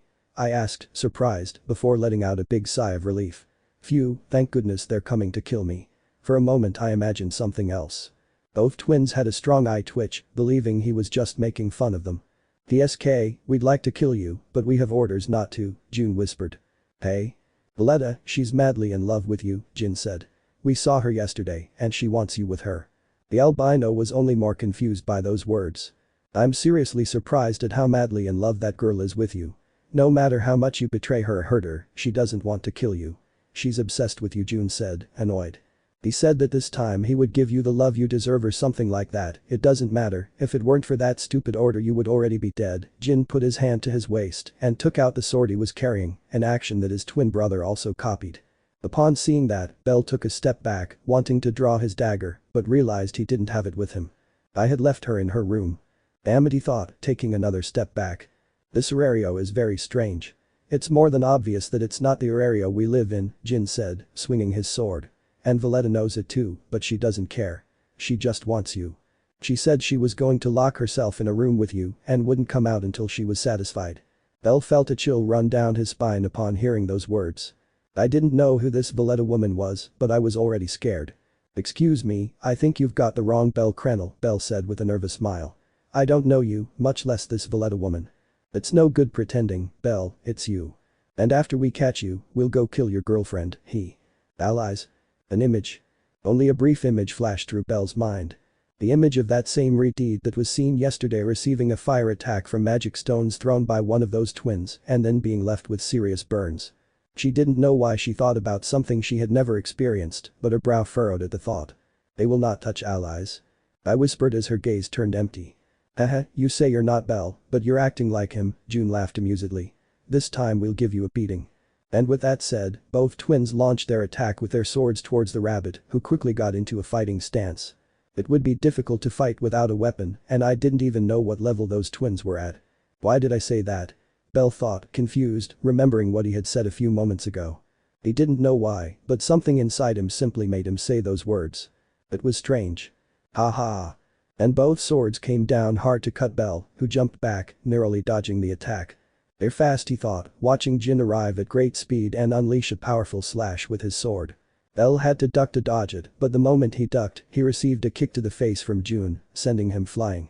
And strong, he thought, feeling the pain in his face as he managed to land on his feet. Without a weapon, that fight would really be complicated. After all, it was 2 against 1. Let's go, rabbit. June screamed, appearing in front of him and throwing a powerful punch. Belle put his arms in an X shape to block it, but the power of that blow was so great that it sent him flying backwards without his feet leaving the ground. TSK, this is bad, he thought, looking at his slightly purple arm after blocking that blow, knowing full well that he had to dodge them. What's wrong, rabbit? We remembered you were better than this.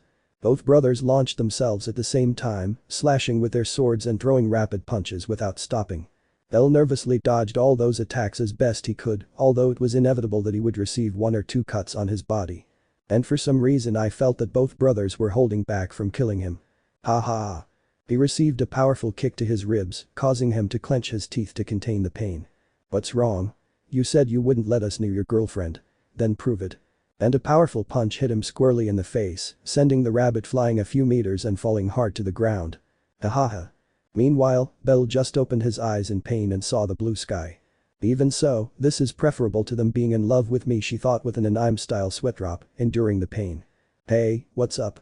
Why are you weak? Jin and June crossed their arms in confusion as they watched Belle stand up. Where's that kid who fought in cold blood? June asked. You almost look like a completely different Belle. True. I don't know what you're talking about, she whispered as she wiped away a trickle of blood that ran from her mouth. Well, never mind.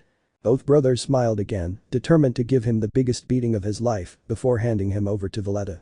Weak Belle thought, looking at his hands. If he had his dagger he would have more strength, but he was only fighting with his bare hands against those two who seemed to be above a level 4. If I didn't do something, I'd be lost. But of one thing he was certain, he was not weak. Well, this beating is going to take a while, and no one's coming to rescue you, Jin mocked, taking a step forward. Let's see if you've got enough strength left when you're with that crazy woman from Valletta. And with that said, June ran towards Belle, ready to attack him. But before he could get close, he stopped abruptly with a confused expression. A strange feeling came over him that made him stop. What's wrong? Belle asked with a slight smile. What are you doing? June whispered, watching as small rays emerged from Belle's body, small rays that grew larger and larger. Stormcloak, I whisper.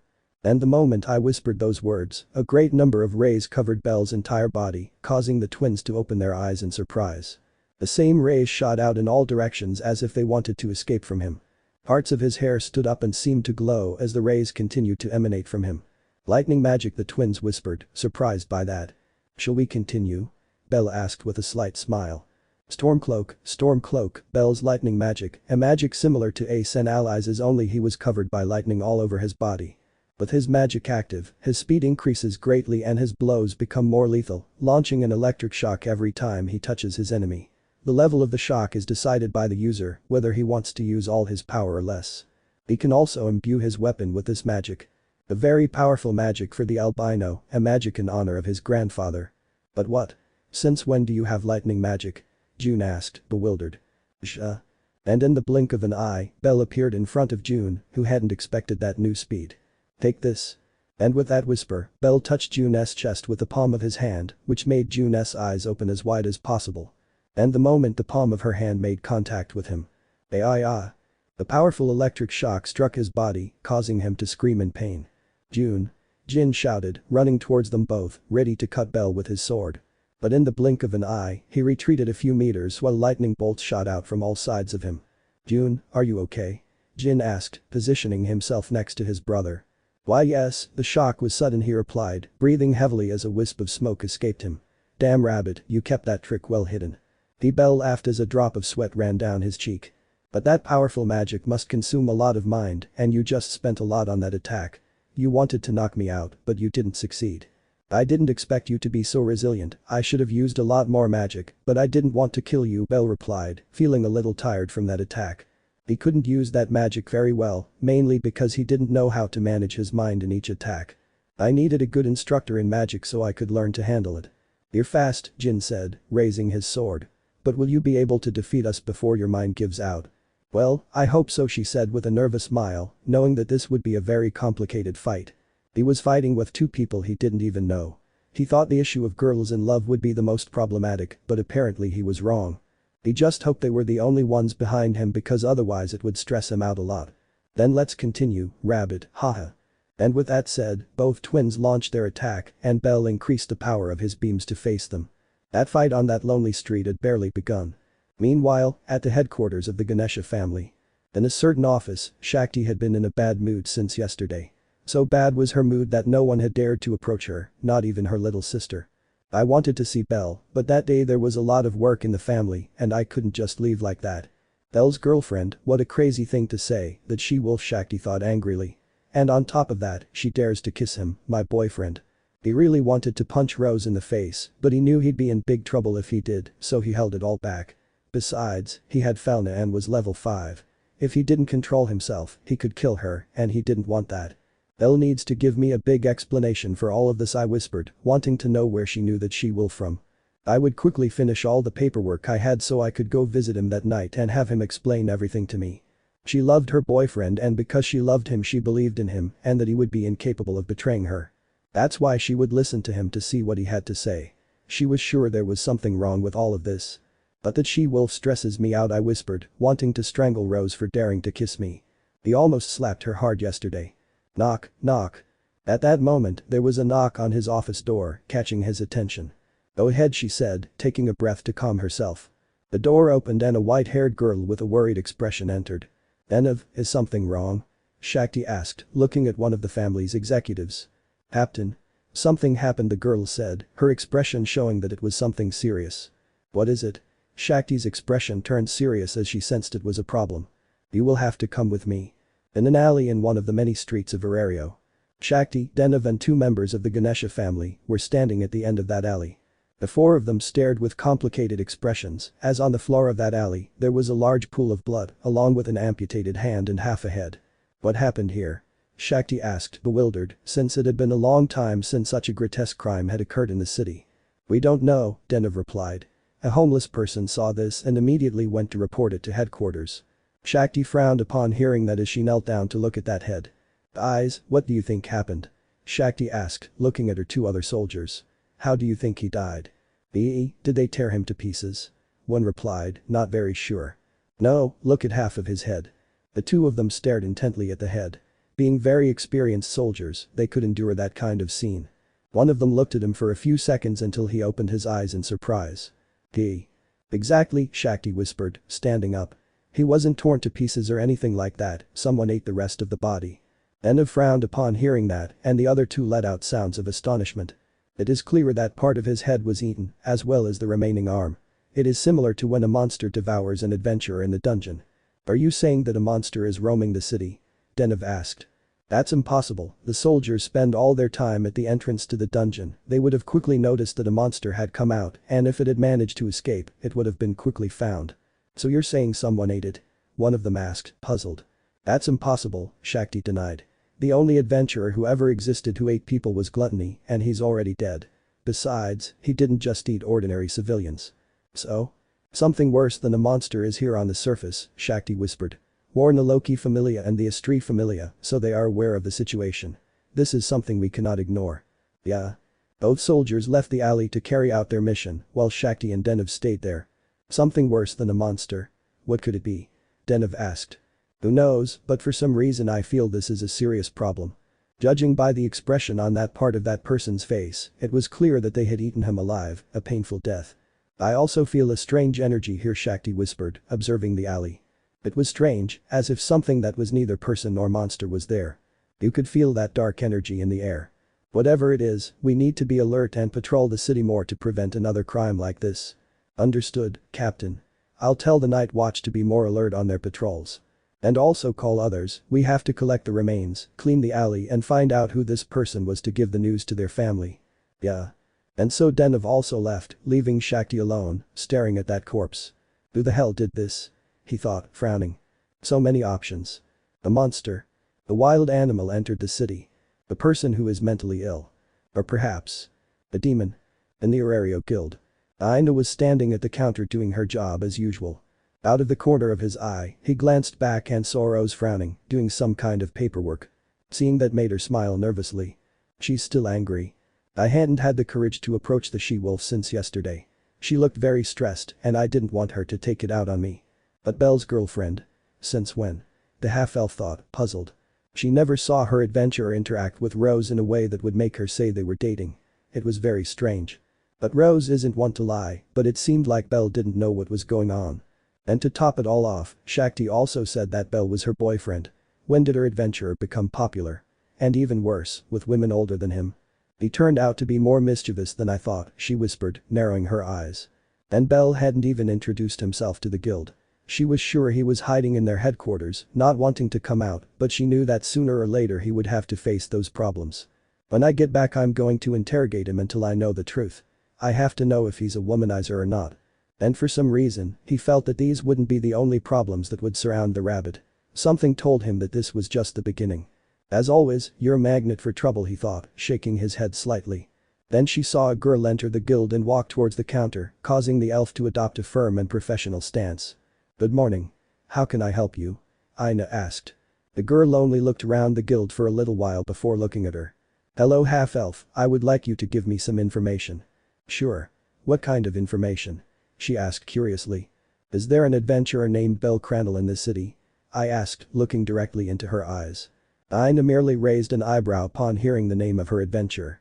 I was just thinking about the trouble the albino could get into and I felt that this was another problem. Yes, there is an adventurer named bellcranel. A smile formed on the girl's face when she heard Belle's name. But I regret to inform you that I cannot provide information about an adventurer to a complete stranger. Oh come on, she says it like she's a bad person. I'm sorry, but those are the rules. The girl just let out a tired sigh upon hearing that. I just want basic information, I promise I have no bad intentions.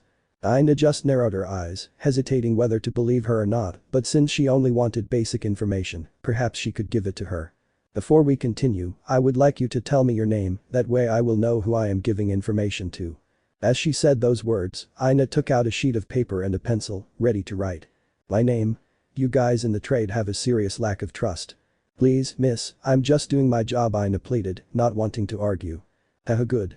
The girl just smiled happily, agreeing to say his name, happy to have heard the name of that albino. So he just moved closer to the counter, leaned forward while resting his hands on it, and continued smiling. My name is Valadia. Chapter 5. A new ally. Evasive.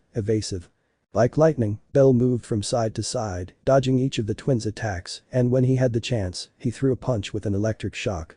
That sequence had continued for a while, much to Jin and Jun's frustration at not being able to punch him in the face. Unfortunately, since he had never trained his magic much, his blasts were not powerful enough to knock them out of the fight, only enough to make them scream in pain. Besides, his mind was already exhausted, it was only a matter of time before his magic would deactivate. Damn it, you're fast, Jun said, gritting his teeth in frustration at not being able to cut him with his sword. His speed was a level 4 a while ago, but now he's back to level 5 speed. You bastard, Jin laughed, gripping his sword. Damn it. I'm the one who should be angry. They attack me out of nowhere without even knowing me, Belle said, frowning. Admit that you like me. Be quiet. And filled with rage, both twins launched another attack. They were stronger than him, they could defeat him, but speed was never their strong suit, which is why they couldn't keep up with Belle, who had proven to be very fast. I don't think I can maintain my magic any longer, Belle thought, feeling a great fatigue throughout his body. If things continued like this, he would lose and they would take him to that Valletta place that would most likely leave him penniless. Damn it, Grandpa, your crazy ideas caused all this, thought Belle, dodging the sword that cut his cheek. I had been telling him for so long that a harem was every man's dream and that in Arario he would find all those beautiful girls, and it finally came true. I'm sure if he were there he'd tell her, go with that Valletta girl, you've got nothing to lose by trying, all while giving her a thumbs up. Ugh. Belle received a powerful kick to the stomach, the same kick that caused Jun to receive an electric shock. But gritting his teeth, he withstood the shock and threw a powerful punch at Belle's face, sending him flying.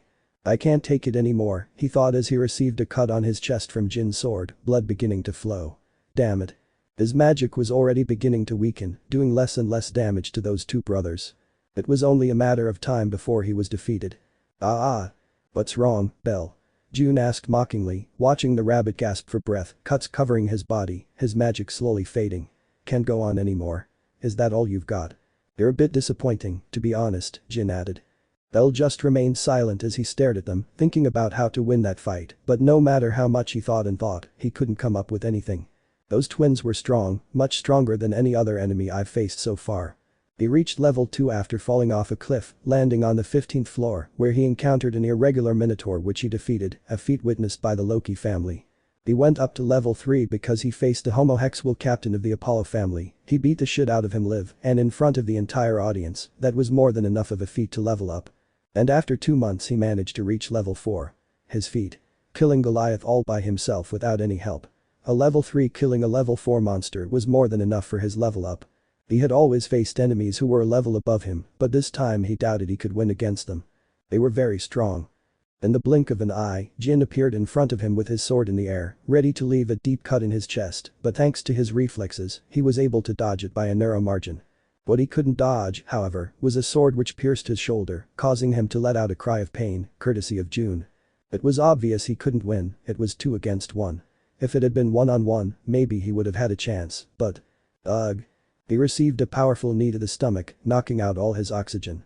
It hurts, Jin laughed after receiving the electric shock from touching it. But… the mantle of rays that covered Belle gradually disappeared until it vanished. But that's no longer a problem. And raising both their fists, they gave him a powerful punch which sent him flying and crashing hard to the ground. The twins had to admit that it was difficult to defeat him. Receiving so many electric shocks in their bodies was already starting to affect them, a few more, and they would surely have been out of the fight. Fortunately, the albino's magic had worn off, so they could hit him without fear of being electrocuted. You fought well, Belle, but this is where your effort ends, Jin mocked, watching as the albino struggled to his knees on the ground. You're pathetic, it almost seems like you've been demoted, June whispered. Damn it, Belle thought in frustration as a trickle of blood ran down his mouth.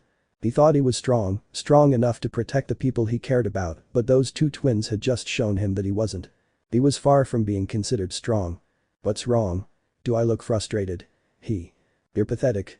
Both twins sheathed their swords, seeing that the fight was already decided. Valletta will be overjoyed when she sees you, Jin began.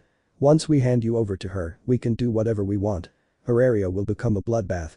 Furthermore, we're going to create Evilus again from scratch, since it seems he no longer exists in this scenario. Evilus? Belle thought, confused upon hearing that name. I remembered that it was a criminal organization that was eliminated a few years ago, and apparently those two wanted to create it again. That was bad. And this time we'll be high command, we won't follow anyone's orders anymore, Belle was breathing with difficulty and in some pain. That knee to the head he received was very powerful. He could no longer fight. That fight had already been decided.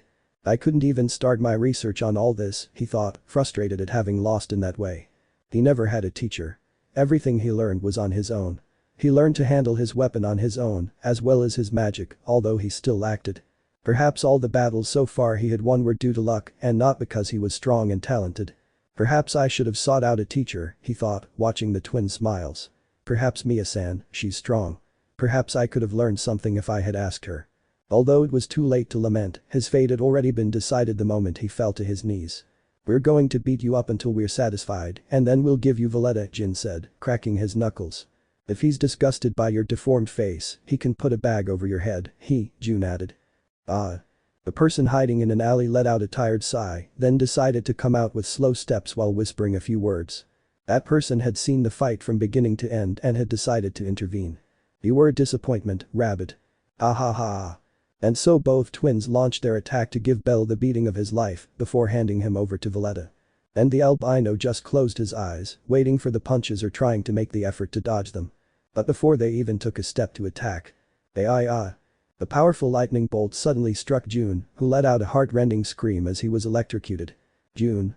Jin shouted in concern, wanting to help him, but he couldn't get close. When the discharge stopped, Jin's body could be seen burned in many places due to how powerful that magic was. June. And his body fell backwards, hitting the ground hard, a sign that he was out of action. June, hang on. Jin shouted, worried about his twin brother, then glared angrily at Belle. Damn it. What did you do to him? I haven't done anything. Belle defended himself, still kneeling on the ground, raising his hands in a sign of innocence. Jin was about to protest again, but then he saw someone behind Belle and was speechless. What's wrong? Belle asked, seeing the boy's expression and doubting that he was looking at him like that. You are, I whispered in surprise upon seeing that person. And before he could say another word. The second powerful lightning bolt struck Jin, who, like his brother, let out a heart-rending scream of pain. And when the discharge stopped, his body, also burned by the lightning, was seen falling face down hard on the ground, unconscious. Jin and June had been defeated. That was all Belle could say, bewildered, upon seeing both twins out of commission. He didn't understand it. A moment ago he was about to be defeated by them, and suddenly those two powerful rays struck them, almost killing them. What happened? He whispered, still watching as smoke billowed from both of their bodies.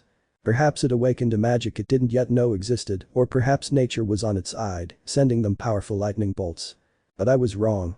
It's obvious you weren't raised by me with that weakness you have, it's annoying to see you so weak. Belle was speechless when he heard a voice behind him. He felt the pressure and power behind him. Someone much more powerful than the twins had arrived. He just hoped he wasn't his enemy, or he'd be lost. He slowly stood up and turned around to see who had launched those attacks. And the first thing he saw was a pair of stern eyes, a gaze that judged and insulted him without saying a word. He knew the person in front of him perfectly well. No matter which Belle you are, you always have that dumb look on your face. Hedon Sellan, Belle whispered, surprised to see the elf from the Freya family in that place. Hedon sensei for you idiot rabbit. And with those words, he gave him a hard blow to the head that sent him straight to the ground in pain. He did more damage with a single blow than the two twins combined. I forget that you're not the Belle I raised, but you still deserve that punch, Hedon said, crossing his arms. Now things had definitely gotten complicated for him. He would no longer be surprised by anything that happened from now on. If the king himself appeared saying that he was his enemy, he would not say anything. But if life wanted it, if it wanted it even a little, well. Sending Demeter to him too wouldn't have been too much trouble. It's a shame, these are the consequences of not being your father, Hedon whispered, watching Belle still trying to recover from the blow, just a simple blow. A very long conversation, one that would explain a lot to the rabbit, was about to begin. Meanwhile, at the Estrie family headquarters. Celti and allies were lying on separate stretchers, each with their gaze fixed on the ceiling. They had been awake for a few minutes and hadn't spoken to each other. Until recently they were at each other's throats, so it was normal that they didn't want to talk to each other. Mostly because of the discomfort they felt. They were both looking in different directions, avoiding eye contact. It was the first time they had argued like that and it felt very strange. But neither of them wanted to stay like that forever. They wanted to talk about it.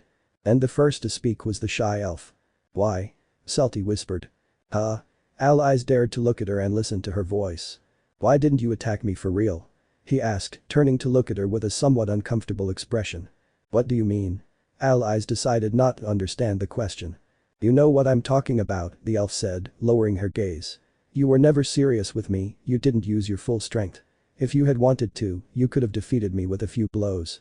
Although it hurt her, she had to admit that she would never be at Allies' level. Her captain was in another league.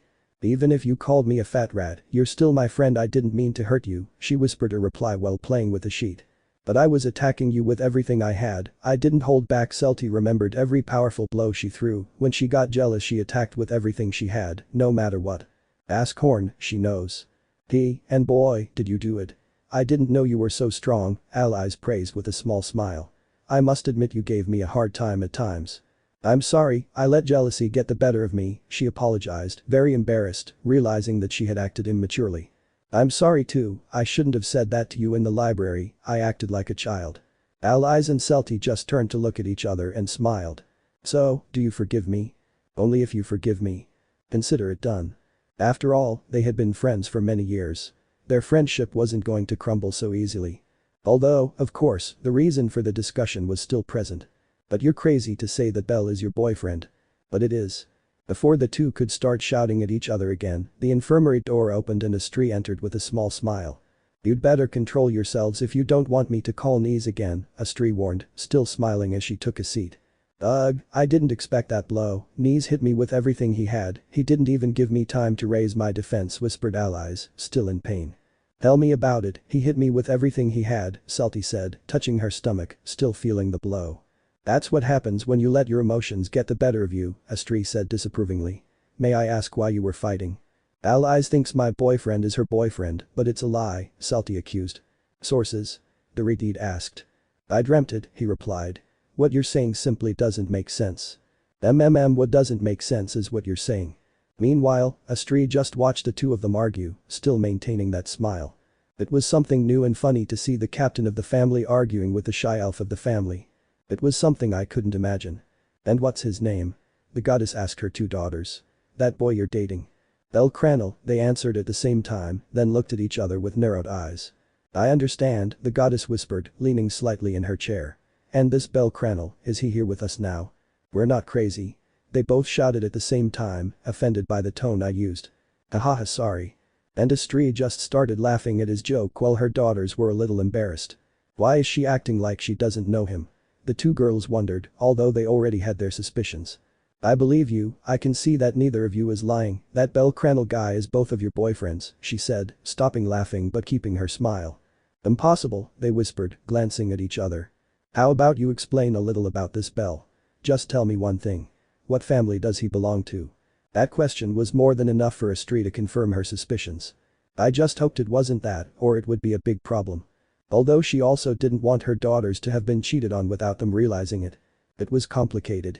"Elle belongs to the Freya family," Celti replied, earning a surprised look from Allies. "Elle doesn't belong to the Freya family," said the Redeed, not believing that. "So? Then which family does she belong to, according to you?" he asked, crossing his arms. Well, it was a little difficult for her to say that, but she had to. "Belle belongs to the family of the god Erebus, or rather, he used to." "Erebus? Are you telling me it's part of Evilus?" Allies nodded in response. "Lies. Belle wouldn't be able to belong to that organization." "I'm telling the truth. And it's not like he hurt innocent people, and it's also impossible that he's part of the Freya family." "Well, it is." Estrie just frowned upon hearing those answers. It seems their greatest fear turned out to be true. Aurelio knew everyone was in danger. I have to talk to Uranos about this, I highly doubt he hasn't noticed, she thought worriedly, knowing that if this wasn't resolved in time, it would be a major catastrophe. Belle and I went to live in a cabin, very far away. Really? Then why aren't you in that cabin? Well. Girls. Astri interrupted them before a new argument could begin between them. Neither of them is lying, they're both telling the truth, she clarified, noticing the concern on her face. But that's impossible, they both said at the same time. Well, this will be somewhat complicated to explain, but you need to know. Both girls remained silent upon seeing their goddess's expression, knowing that what she was about to say would be of utmost importance. Have you heard about the topic of different realities, and so on? Yes, they answered at the same time. Well, pay attention because this is going to be a very long talk. The moment for explanations from both girls to the justice system had arrived. Returning to Belle and Hedon. They were no longer in that lonely alley in Daedalus where the fight took place. Now they were sitting in the seats of a cafe enjoying a coffee. Hedon took him there to talk quietly about what was happening, and Belle, scared, agreed. But not before taking both twins to the Ganesha family prison, since Belle said they belonged to an organization called Evilus, so the elf made the decision to take them there. So Jin and June were already out of the game. And after handing them over they were in that cafe, with Belle a little nervous about being in front of Hedon, his mere presence was intimidating. Hey, are you sure I'm here with my clothes ripped? Belle asked nervously, noticing some cuts in his shirt. His wounds were healed by Hedon, who gave him a half-healing potion to help him recover. Clothes are the least of it, replied the elf, staring intently at the albino, a look that made him even more nervous. Do you need something from me? I asked, intimidated by that look. He doubted that he would speak to him just like that. Most likely, he knew him too. Lately, half the world knew him and had some history with him without realizing it. Hedon just narrowed his eyes upon hearing that question as he took a sip of his coffee. You don't remember me, do you? He asked seriously. What do you mean? Upon hearing that, she sighed, as her suspicions had been confirmed. I knew it, it seems I'm in another reality, whispered the elf, looking out the window with a hint of weariness in his expression. Reality? Belle said, surprised to hear that word from someone other than himself. Everything's been strange since yesterday. Nobody at headquarters knew who you were, not even Freya-sama, she said, a hint of melancholy in her eyes. For a moment I thought you'd never existed. Belle just stared at the elf, confused, not knowing what he meant. Or at least that was the case until that idiot Alan mentioned you, asking where you were, Hedon said, taking another sip of his coffee. That's when I realized something strange was going on, that no one remembered you except the two of us. What do you mean? Apparently you've noticed too, that this world is strange. Yes, that's true, he replied, recalling the problems he had those 2 days. Everything changed overnight. Even your room doesn't belong to you anymore, it belongs to Horn now, too much of a coincidence really. Excuse me, Belle interrupted, a little nervous. All this time you've been talking as if you know me. What are you to me? The elf just stared at the rabbit, making him even more nervous as he thought he had asked something he shouldn't have. Although he was surprised to see that for a few short seconds, Hedon smiled. I am your father. That. Belle's eyes nearly popped out when he heard those words. Was he the son of the famous Hedon Selland? Wasn't he an orphan? Dad. Adoptive father. Ah. Every emotional moment in her heart vanished upon hearing that. He already wondered why he didn't have ear antennae. Adoptive father, but. I know, you're going to say that I didn't raise you, and it's true, I didn't raise you, at least not in this reality. He opened his eyes again, surprised to hear those words. For a moment he thought he was the only one who believed about it, but there was another person who also suspected it, and it was Hedon Selland himself. He wasn't crazy. Do you also believe that we are in a different world? I've read many books on this subject, and Freya-sama confirmed to me that multiple realities exist, so that's most likely the explanation, he replied, lowering his gaze. You are a level 6 member of the Freya family and my adopted son, at least in my world. Belle was speechless upon hearing that. Him a member of the Freya family? I never imagined it. And I belong to the Hestia family. I know, this morning I went to investigate you at the guild, that proves I'm in a completely different world than mine Alan and I, and apparently we're not the only ones. Do you know those twins who attacked you? No, but they claimed that they already knew me, as well as a certain Valletta. The elf frowned upon hearing that. That meant we weren't the only ones with this problem. Belle wanted to tell him about the girls who wanted to eat him, but decided it was better to keep that to himself for the time being. Wow, so in another reality you are my adoptive father. For some reason, she felt happy when she heard that. Yes. And it is for that very reason that I am disgusted just by looking at you. That. Belle only saw Hedon make a face of disgust as he looked at him.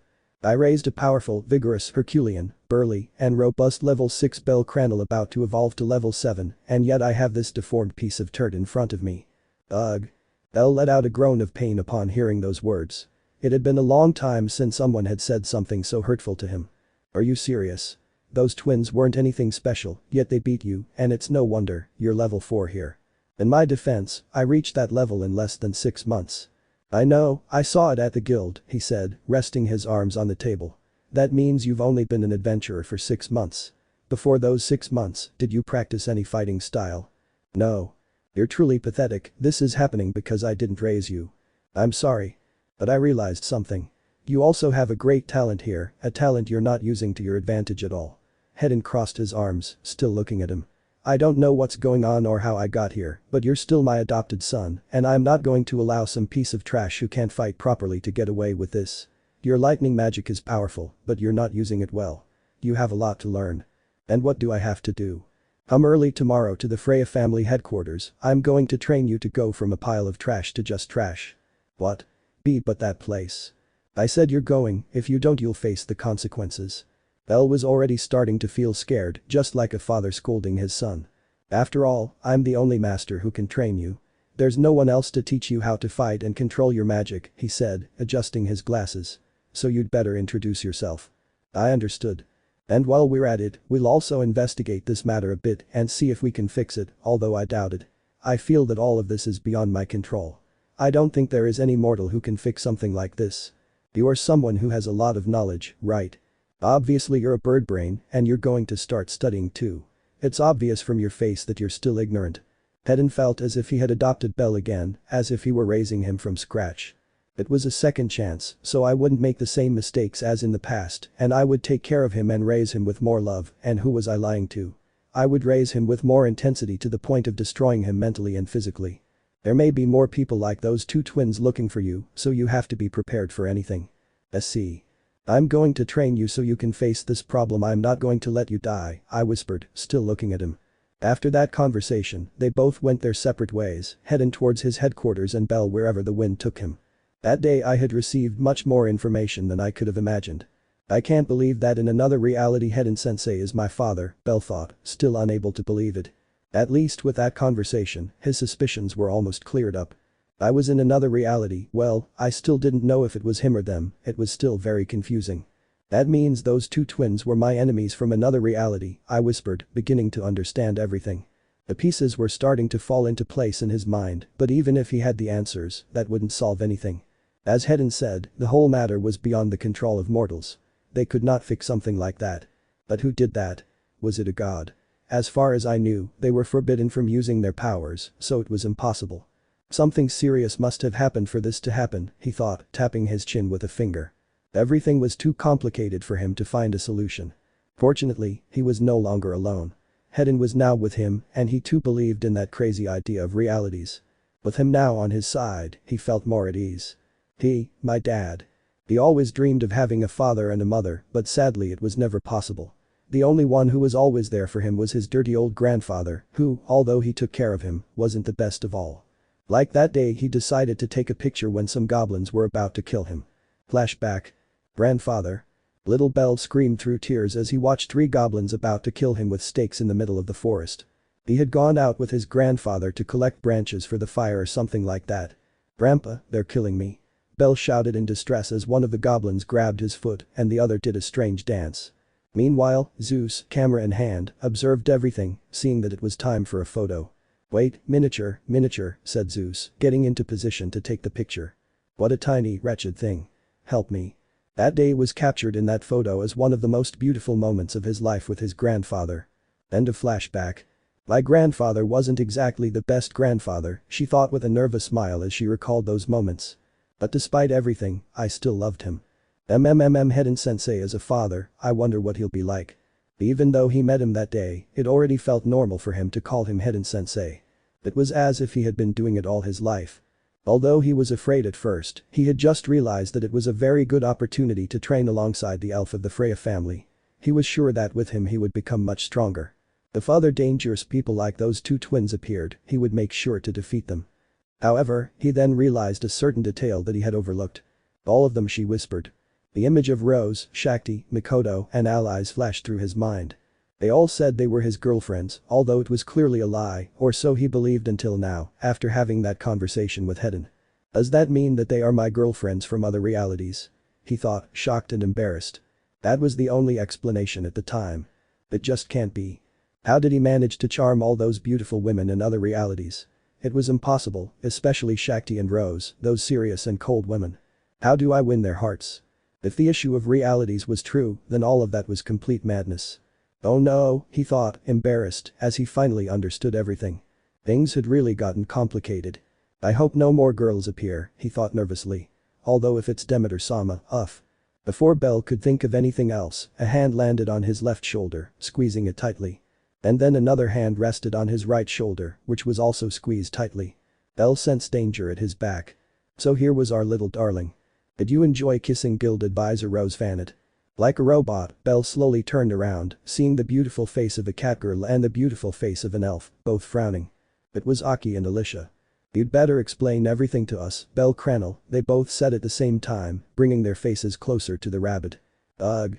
The problems kept increasing, and he still had 2 more girls to meet. Meanwhile, in a country somewhat distant from Arario. Oh. Orizas fell to the ground with his hands chained, being held by a group of police officers. Let me go, I'm going to complain to human rights. He shouted angrily.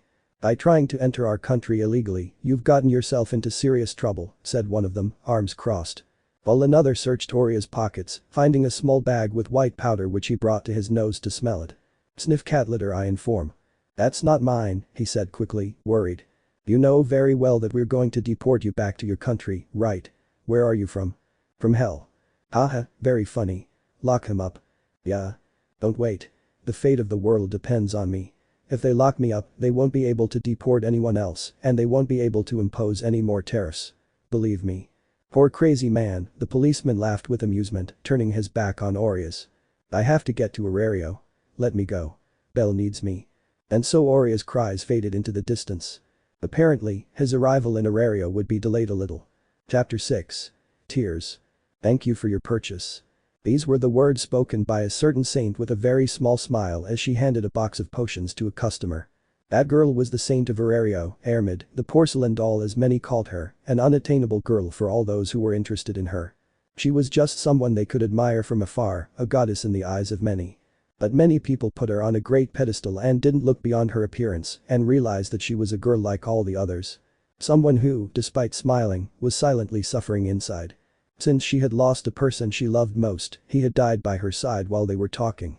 No matter how much she pretended to be okay, she would never heal inside. She would simply learn to live with it. It's been 3 months since you left my side, Belle, the saint thought with a melancholic smile as she lowered her gaze and looked at the engagement ring Belle had given her days before he died. I miss you so much. The co-workers who were walking back and forth curiously observed their captain's subdued and silent demeanor.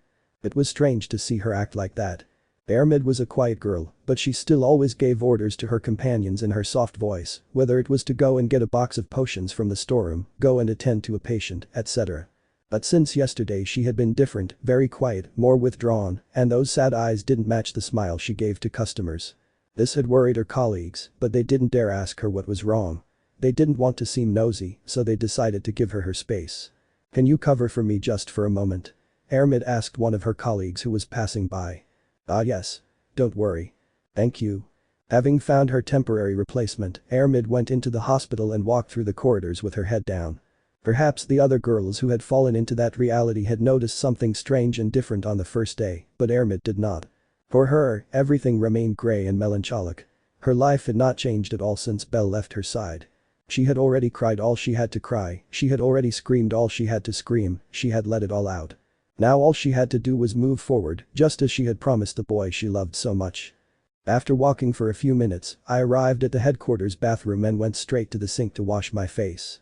Sometimes when she started to get depressed or simply wanted to shed a tear or two, she would go and wet her face with ice water. That always calmed her down. She didn't want to appear vulnerable in front of her colleagues again. She had to appear confident as the best healer in Arario that she was. I'm a better healer. Armid let out a dry laugh when he thought about those words. If I had been the best healer, Belle would still be by my side, she whispered, looking at her reflection in the mirror with a sad smile. I promised you I wouldn't blame myself for this, but I can't help it. I know there's a cure, but with my current abilities, I'm not able to find it. That was something that would haunt Armid forever, not being able to find a cure for it. Only 3 months had passed since his death, so it was obvious that he still felt the pain of his loss. I would give everything just to see you one more time, Belle, he whispered, looking down. To see your smile, to hear your voice, to feel your touch, your warmth. There wasn't a day that went by when she didn't have that desire, the desire to see her beloved once more, but she knew that was impossible. That I would never see him again. He was still getting used to it, but he knew he would manage. Okay, it's time to get back to work. After calming down and drying her face, Armid left the bathroom and headed back to the counter to serve the customers. The hospital hadn't had any seriously ill patients for a long time, so he could relax at the counter, although sometimes it backfired because when there were no customers, he couldn't help but think about him and get a little depressed. Later I will ask Diane Sama for permission to go out. I want to take some flowers to Belle, and maybe I will go visit the goddess Hestia. I haven't seen her since last week. Although Belle was no longer there, Armid continued to maintain contact with the Hestia familia, since they were also her family. Besides, talking to Hestia and remembering those beautiful moments with Belle made her smile genuinely. Just as Belle said, she would not allow his memory to become a burden for her. On the contrary, it would be a source of joy. Somehow you always manage to say sweet words, that's why I love you so much, thought the saint with a slight genuine smile. Give me 2 mind potions, please. The smile vanished completely when she heard a certain voice near the counter. I don't mean to be nosy, but what happened to her? Did I fall? Armid's hands began to tremble. His face turned pale, much paler than it was before. Her skin turned icy cold as a drop of sweat trickled down her cheek. He recognized that voice. I would recognize that voice anywhere. I would never forget her. The voice of him. I'm sorry, the mind potions are all gone, I'll have to bring more to the cellar. Don't worry, I'll wait. But oh. Miss Armid, could you tend the counter?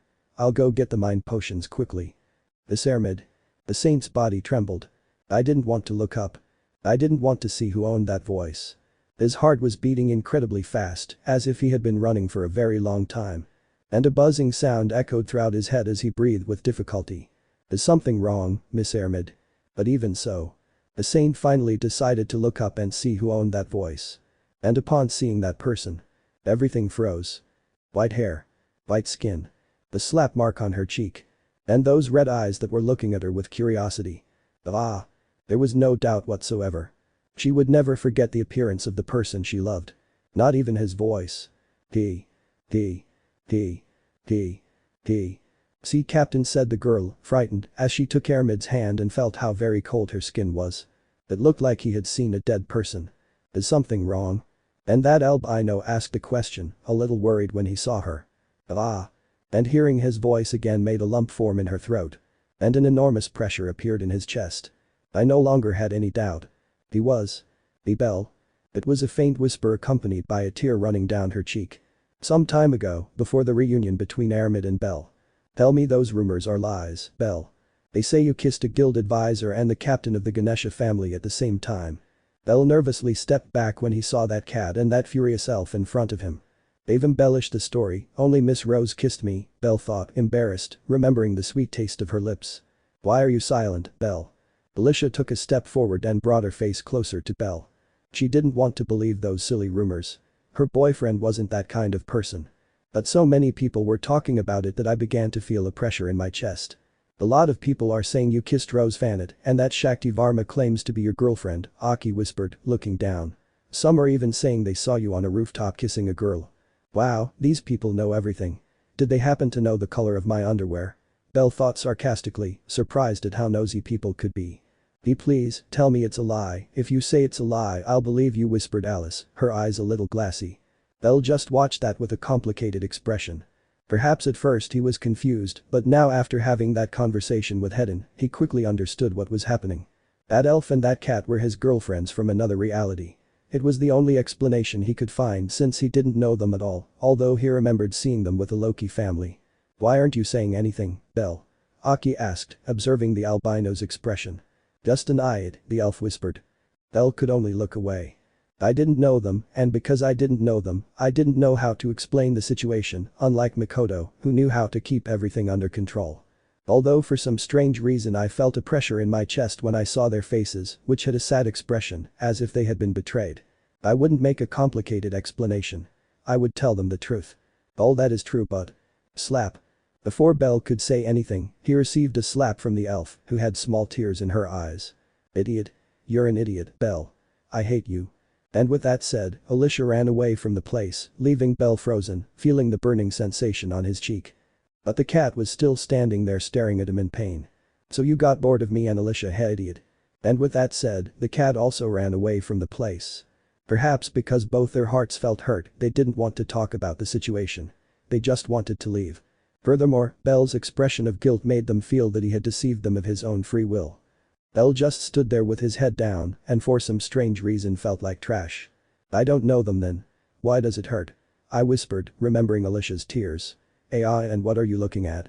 The person who asked that question was a group of people walking down the street who stopped when they saw the discussion, although at the moment Belle asked that question they continued on their way. But I couldn't make up an excuse either, I don't even know their names, she thought, rubbing her cheek. It was better to tell the truth than to lie. When I find out what's going on, I'll look for them and explain the situation if they want to listen. If his grandfather were present, he would surely hit him for making a woman cry and not going to comfort her. She wouldn't do it.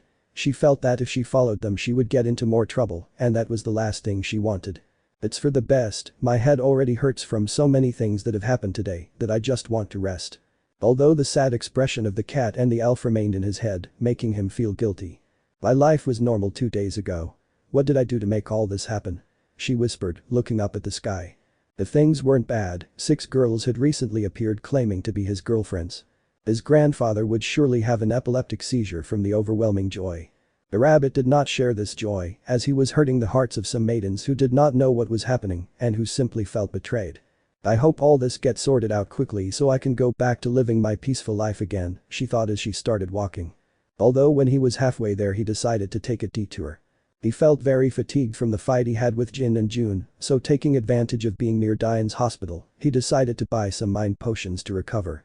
It would only be a small detour, nothing more. I highly doubted there was anything else to entertain him. When I finish this, I'll talk to Kami-sama about it. Maybe she'll give me some good explanations and then I can talk to those girls. He felt guilty for making that elf cry, but he had no other choice. But I had faith that everything would work out. Good morning. How can we help you? The moment he entered the hospital, the smell of medicine reached him and he was quickly attended to by a girl. Give me 2 mind potions, please, she asked as she searched for the potions in her bag. He would take both potions to regain his energy and continue with his research. I don't mean to be nosy, but what happened to her? The curious girl asked, pointing to her cheek. Belle was a customer who came to the hospital from time to time, so it was normal that he was known there, which is why the girl asked that question. Did I fall? I wouldn't tell him for anything that an elf slapped him for kissing another girl when he was dating her, a relationship he didn't even know he had. The healer didn't quite believe that story, but decided to stop meddling and just do her job. Oh, sorry, the mind potions are all gone, I'll have to bring more to the storeroom, the girl reported upon seeing the empty box. Don't worry, I'll wait. He wasn't in much of a hurry, and besides, with his luck, he was sure to get into trouble as soon as he left the hospital. I was safer there. But oh. Miss Armid, the girl said upon seeing her captain. Could you tend the counter? I'll go and get the mind potions quickly. Upon hearing the mention of the saint, Belle turned his gaze towards her, seeing that she was a few meters away with her head down. It was obvious that he knew her. She was the best healer in the city and she had also healed his broken bones a couple of times. Huh? Although he soon realized that there was something strange about her. Her skin was very pale and her body was trembling. Besides, he didn't dare to lift his gaze. Is something wrong, Miss Armid? The worried girl approached her captain when she saw that she wasn't saying anything, while Belle continued to watch her intently, curious. Is she sick? Belle thought, a little worried.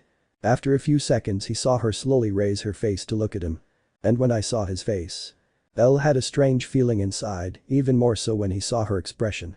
See Captain, the girl said worriedly as she touched her skin and felt that it was very cold.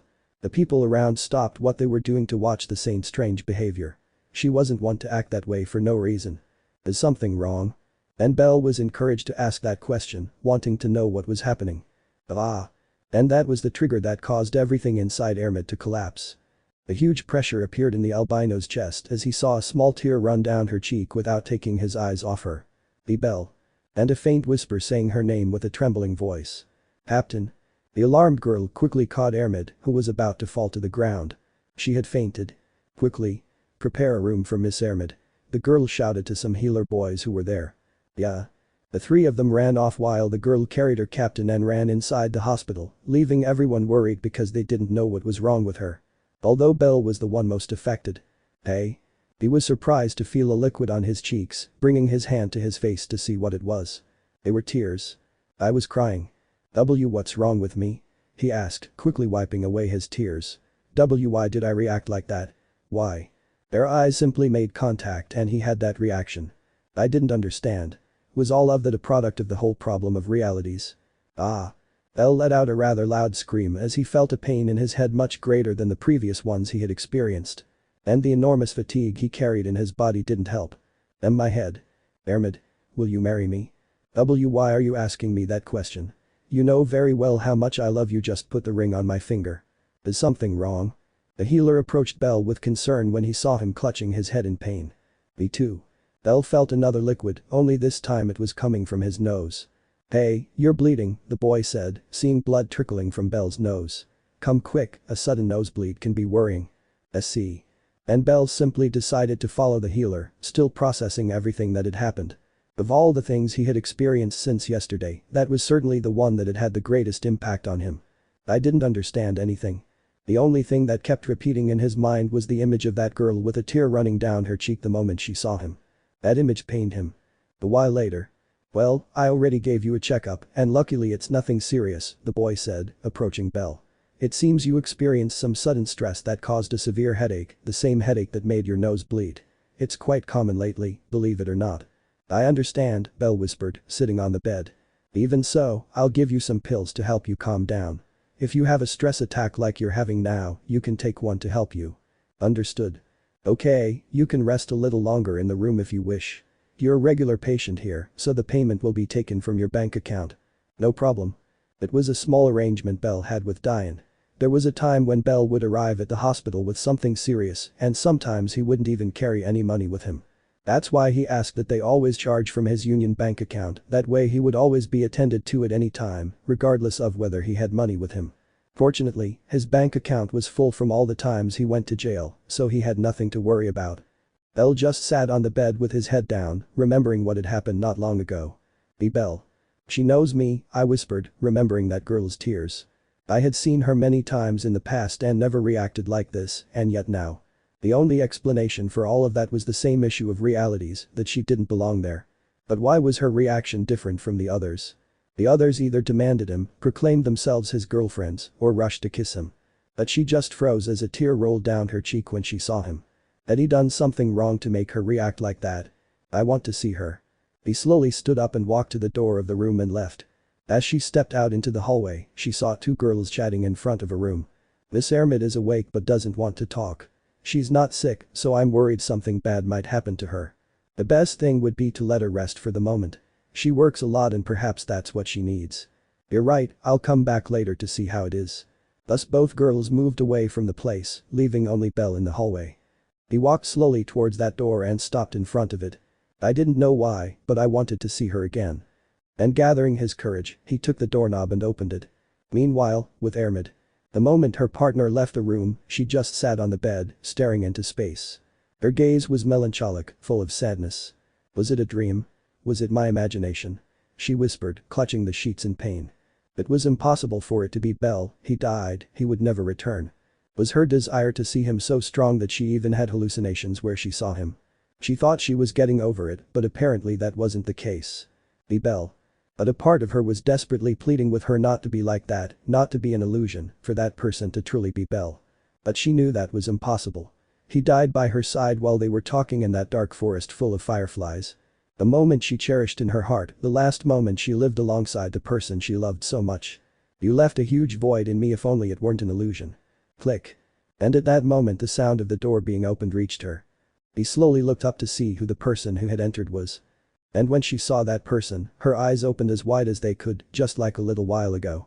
Hello. Belle greeted him in a whisper, seeing the saint sitting on the bed who was staring at him in shock. I'm going in. Slowly, Belle closed the door and walked under the watchful gaze of the girl, who couldn't believe what she was seeing. His hands, as if at that moment, began to tremble. No. No. No. No. No. What was in front of her couldn't be true. I couldn't. I couldn't. I couldn't. No, I couldn't. Slowly, Armid got out of bed and walked towards Belle, who was nervous and didn't know what to do. I wanted to see her, and now that I was in front of her, I didn't know how to act. Armid stopped a few centimeters away from him without taking her eyes off him, her gaze full of pain, confusion, and love. His hand moved slowly and touched her cheek, caressing it where Belle simply let him. It felt so real. Her eyes. Her hair. Her voice. The sensation of touching her cheek. Everything was just as I remembered it. "Be Belle." And with a broken voice she said those words as tears began to well up in her eyes. "Armid." And the albino only whispered those words in a soft, warm tone of voice. The voice that finally broke the beautiful saint. "Ah and I. And without any warning, Armid rushed towards him and hugged him, bursting into tears accompanied by cries of pain and sadness. "Belle. Be Belle. Ah. Tears kept streaming from her beautiful eyes as she clung tightly to the albino, as if she never wanted to let him go. It felt real. It felt so real that Armid didn't understand anything. Was it all a dream? Because if it was, I never wanted to wake up. To remain in that dream for the rest of their life. "I'm sorry, Belle. I'm sorry I can't find a cure." With trembling hands, Belle encircled the girl's waist and gently hugged her, listening to her cries and words. "I missed you. Every day. Me. Ah." Her voice broke more and more as she cried like a little girl. Armid didn't understand it. I really didn't understand it. Had the world given her the chance to see the boy she loved so much one more time? Or was he simply having the most realistic dream he could have ever had in his entire life? Whatever it was didn't matter at that moment. All she wanted was to hug him and tell him everything she wanted to tell him the day he left her side. To feel his touch again, his warmth. Feel. Forgive me. To feel the person I love so much. A small tear rolled down the albino's cheek as he heard the cries of that beautiful angel. He didn't know why, but her words were affecting him too. "I missed you, Belle. I wanted to see you and don't go please and don't leave me alone and not again." "I won't leave," he whispered weakly as Armid clung to him tighter, sobbing uncontrollably. The god Diane, who was on the other side of the door, heard everything. Upon hearing Armid's cries and screams, he quickly went to check what was happening, listening to his daughter's words. Some of the girl's classmates wanted to enter the room to see if she was okay, but Diane wouldn't let them, telling them that nothing bad was happening. That way he was able to give them the privacy they needed. Armid whispered the god, still hearing his daughter's cries inside. After a while, Diane entered the room and saw Belle sitting on the bed and Armid asleep, leaning against his chest, tears still visible on her cheeks. Mental exhaustion reached her. "Boy," the god called. Belle just watched Armid while gently stroking her hair, gazing at her beautiful face. "Where do you know Armid from that she reacts like this?" Diane asked, raising an eyebrow and crossing her arms. "I don't know." Belle didn't understand it either. But the other girls, everything was different. He wanted to escape from them and save his skin. But with that saint, that didn't happen. He didn't want to run away. He just wanted to stay with her and comfort her. Hug her and wipe away her tears. I don't know, but I don't want to see her cry again," he whispered, caressing her soft cheek. "Not anymore." Chapter 7. Galatia. It was night in the city of Arario, a silent night. And along those streets a certain albino was walking very slowly with his gaze lowered after having left Diane's hospital. His expression was complicated, very complicated. "You'd better get back to your headquarters, kid." "But Armid is tired and I highly doubt she'll wake up today. It's best if you leave. I'll talk to her tomorrow." Understood. Despite not wanting to, she had to accept and leave the hospital. It was strange, he had no kind of relationship with her and yet he didn't want to leave her side. "If the issue of realities is true, something must have happened to me for me to react like that," I whispered with some regret and discomfort. I felt a pressure in my chest when I remembered her tears, her cries, her screams, her words. It really hurt him to see her in that state. I definitely need to find a solution to this problem as soon as possible and help everyone. In theory, he was going to start his investigation that day, but aside from the conversation he had with Hedon, he couldn't investigate anything else because of the twins who were in love with him and because he spent almost the entire afternoon comforting Armid and stroking her hair. But at least with Hedon she was able to learn many interesting things, such as that the elf did not belong to that place, confirming that the others were not from there either. He was slowly making progress in his investigation. Tomorrow, after training, he was sure to discover much more. But there was still something very important to know. Who was it that put him in that trouble? The moment he found that entity, he didn't care if it was the most powerful being in the world, he would find a way to shove an umbrella up its ass and open it inside it. So that he suffers for all the damage he has done. This isn't the time to think about that another day has ended, so I need to rest, he thought as he headed to his headquarters, which fortunately was nearby. Although I think I locked the door. I wouldn't want to wake up with Makoto again. It's not that I dislike her, but I highly doubt she'll let me go this time. Besides, she couldn't get rid of that good morning gift that the Asian woman had said she gave her some mornings. It wasn't like she disliked receiving such a tremendous gift, but no, many girls were sad and suffering because of her, it wasn't the time to think about those things. He had to be focused on his goal. And so Belle continued walking, taking the occasional shortcut through the lonely, dark city, until he finally entered an alley that led to his headquarters. But before leaving that alley, he saw something that made him stop and remain hidden. No, God no. Thought Belle, clutching his head in pain at what he was seeing. At their headquarters, or rather at the entrance to their headquarters, there were 3 girls standing with their arms crossed. They were Rose, Shakti, and Makoto. That only meant big problems. And besides them were Welf, Lily and Hestia as spectators. I repeat, who are you looking for? Makoto asked, arms crossed and frowning. My boyfriend. And Rose and Shakti responded at the same time with a frown, looking at each other. Well, there are only 2 boys here at this headquarters, one of them is Welf Dono, and the other is my boyfriend, Makoto replied, emphasizing the my. And I highly doubt that boy is Welf Dono, because, well, he is Welf Dono. Hey. First of all, who are you? Rose asked, looking Makoto up and down. And since when does Belle have such a big house? I'm the one who should be asking that question, the Asian woman whispered. Where's Belle? I want to see him, Shakti asked, still with her arms crossed. I have a few things to talk to my boyfriend about. And you're still saying that? Rose said, looking annoyed at Shakti.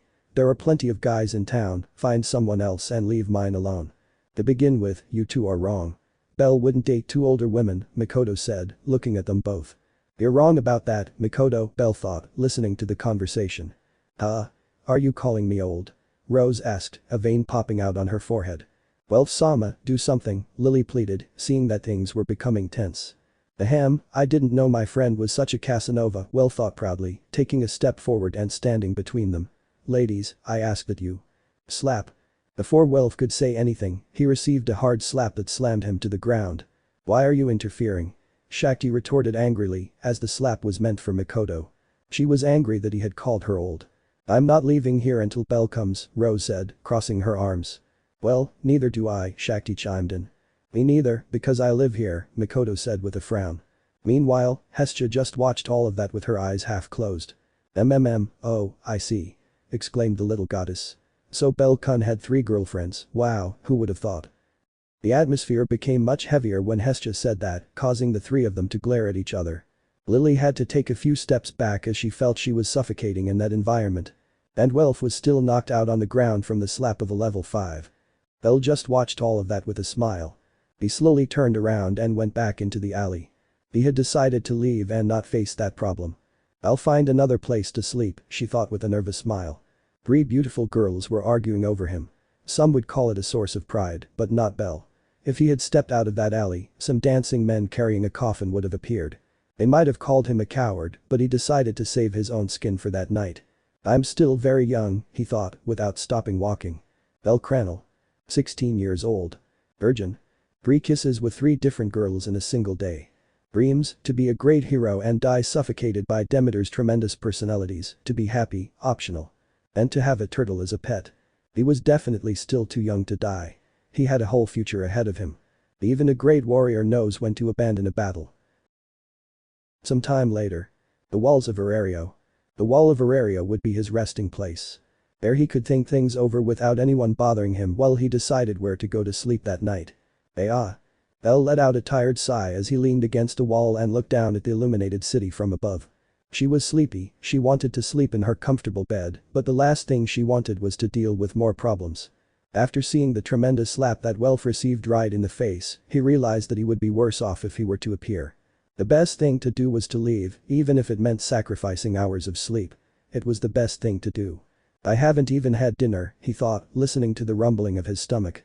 Fortunately, it was already night, the second day was nearing its end, and I highly doubted there would be any other problems for the remainder of the night. I still can't believe this is real, I whispered, remembering the girls. You didn't return my kiss yesterday. Don't you like my kisses anymore?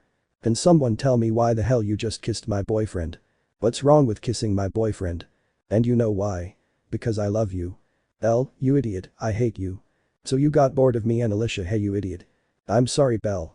I'm sorry I can't find a cure. In just 2 days his life had completely changed, a crazy turn of events. I didn't know what to expect tomorrow. I was sure that each day would be crazier than the last. But this can't stay like this, I whispered, remembering Alicia's and Armid's tears. I have to find a way to fix all this. My grandfather didn't raise a coward who runs away from problems. Well, I just ran away from one, but it's different. I just want a moment of peace. Fortunately, he had already drunk the mind potions, so some of his great fatigue had already gone. Tomorrow I have to train with Hidden Sensei, and while I'm at it, I'll investigate what's going on. I'm sure we'll find some good information. Tomorrow will be very busy but very productive. That will only be the beginning for everything to return to normal. Once I have the answer to all this, I'll have to look for all of them. The headquarters of the Strife family. The headquarters of the Loki family. The headquarters of the Ganesha family. The guild. Its own headquarters.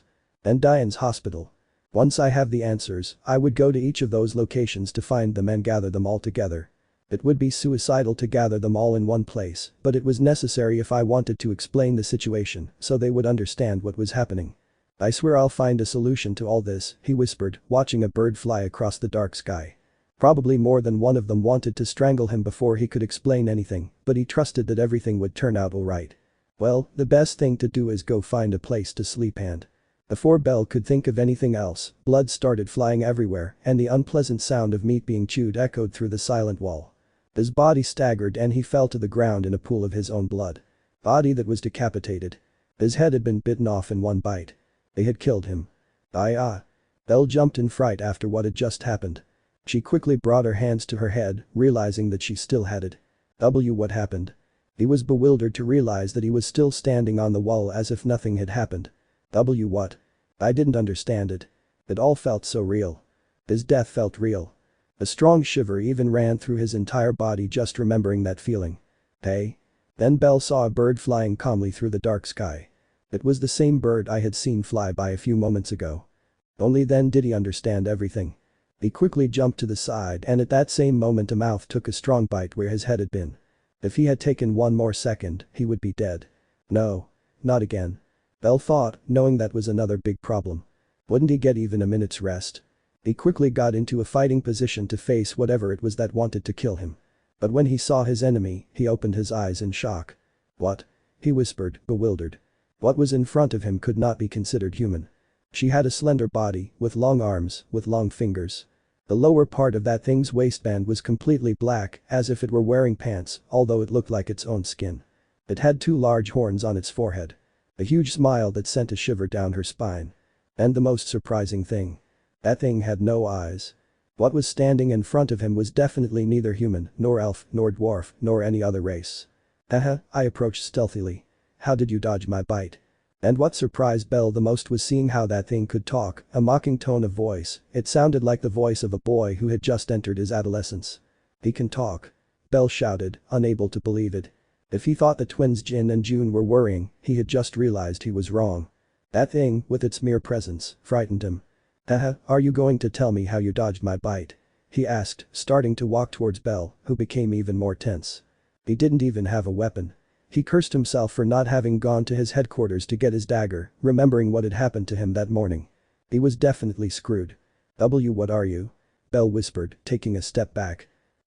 I've eaten so many mortals today, but I'm still not satisfied, he chuckled, running his tongue over his teeth. Mortals taste so delicious. Whoever left the gates of hell open, I thank them. I haven't had this much fun in millennia. Upon hearing that he ate humans and the word hell, Belle knew it was a serious problem. Hey, do you want to know which race has the best flavor? It's those they call elves. So far today I've already eaten 10 elves, hahaha. They were doing me a favor by going into alleys, they came to me without even looking for them, they have a spectacular flavor. You're a monster, Belle whispered with disgust upon hearing what he had done. Monster? I'm not that weak thing, I'm a demon, and as a demon I'm ruled by a sin, the sin of gluttony, and that makes my appetite immense, that's why I want more meat. And letting out a laugh, the demon lunged at Belle, opening his mouth to an absurd size, with the intention of biting off his head. And Belle prepared to fight, even though that thing scared him, he would face it. But before the fight began. The woman with purple hair arrived at great speed and delivered a powerful kick to the demon's stomach, sending him flying backwards and crashing into a huge pillar on the wall.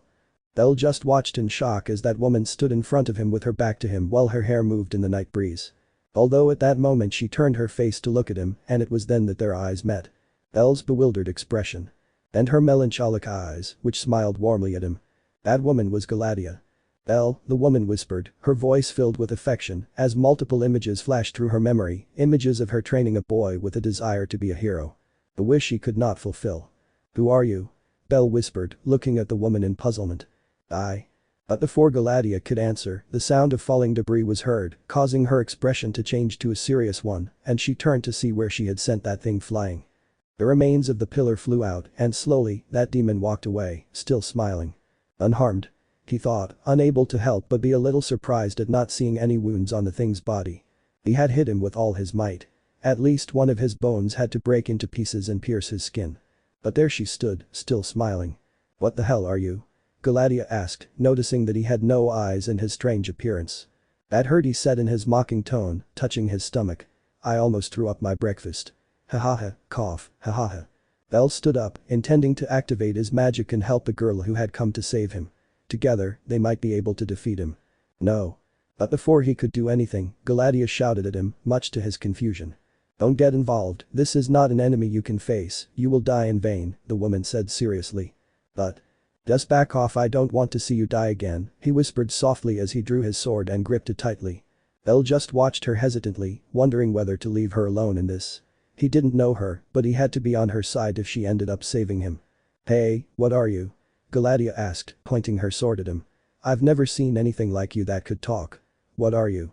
"The elf girl I had for breakfast this morning tasted good, but so did the Amazon I ate in the afternoon, I can't decide which one I prefer." Galatea frowned when she saw that I ignored her question. "You look very appetizing, I wonder what your flavor is," he whispered as his smile grew. "Ha. As if I'd let anyone eat me." Although Galatea turned to look at Belle, who was still confused, there are exceptions. And to think there are millions of mortals to eat so delicious. And in the blink of an eye, he appeared in front of Galatea with his fist in the air, throwing a powerful punch. She quickly put up her arm as a shield, but opened her eyes in surprise the moment he touched her. "Tsk." Galatea gritted her teeth as she tried to withstand the blow, and when she knew she wasn't going to be sent flying, she delivered a powerful kick to the creature's stomach, hearing the bones crack. "Heh." But before she could move her foot away, he grabbed it with his thin hands and lifted her up to slam her hard to the ground. "Ugh, damn it," Galatea complained as she felt that thing lift her up and slam her down again. "Ha." And when he was about to do it for the third time, Galatea took her free foot and gave him a strong kick in the face, forcing him to let go of her. And without finishing there, he grabbed him tightly by the hair and slammed his face against the ground. "I don't know what you are, but this ends here." Galatea raised her sword to behead him, but he moved his entire body in an unnatural way, managing to break free from her grip and stand up. "Heh." With a huge smile, the guy launched a powerful kick, an action which Galatea copied.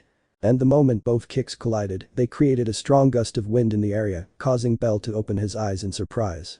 "Incredible," he whispered, looking at the woman's back. "Tsk." Galatea had to quickly remove her foot as she felt that it would break at any moment due to the pressure. "Ha ha."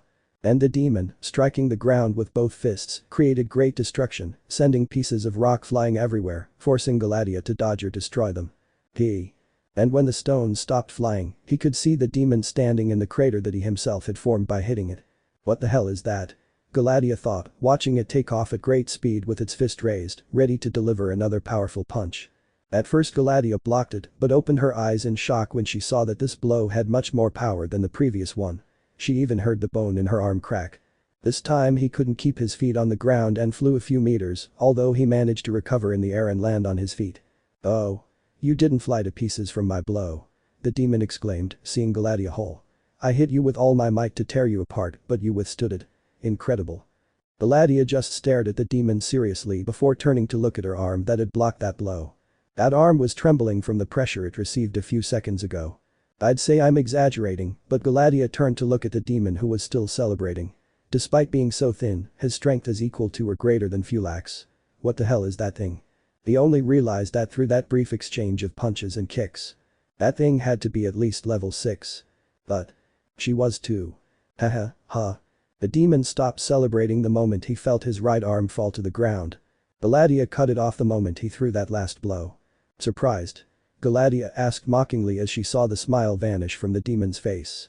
I wanted to cut off your head, but I didn't have time, so I cut off your arm. Incredible. When did he do that? Belle thought, surprised, since he hadn't seen the cut.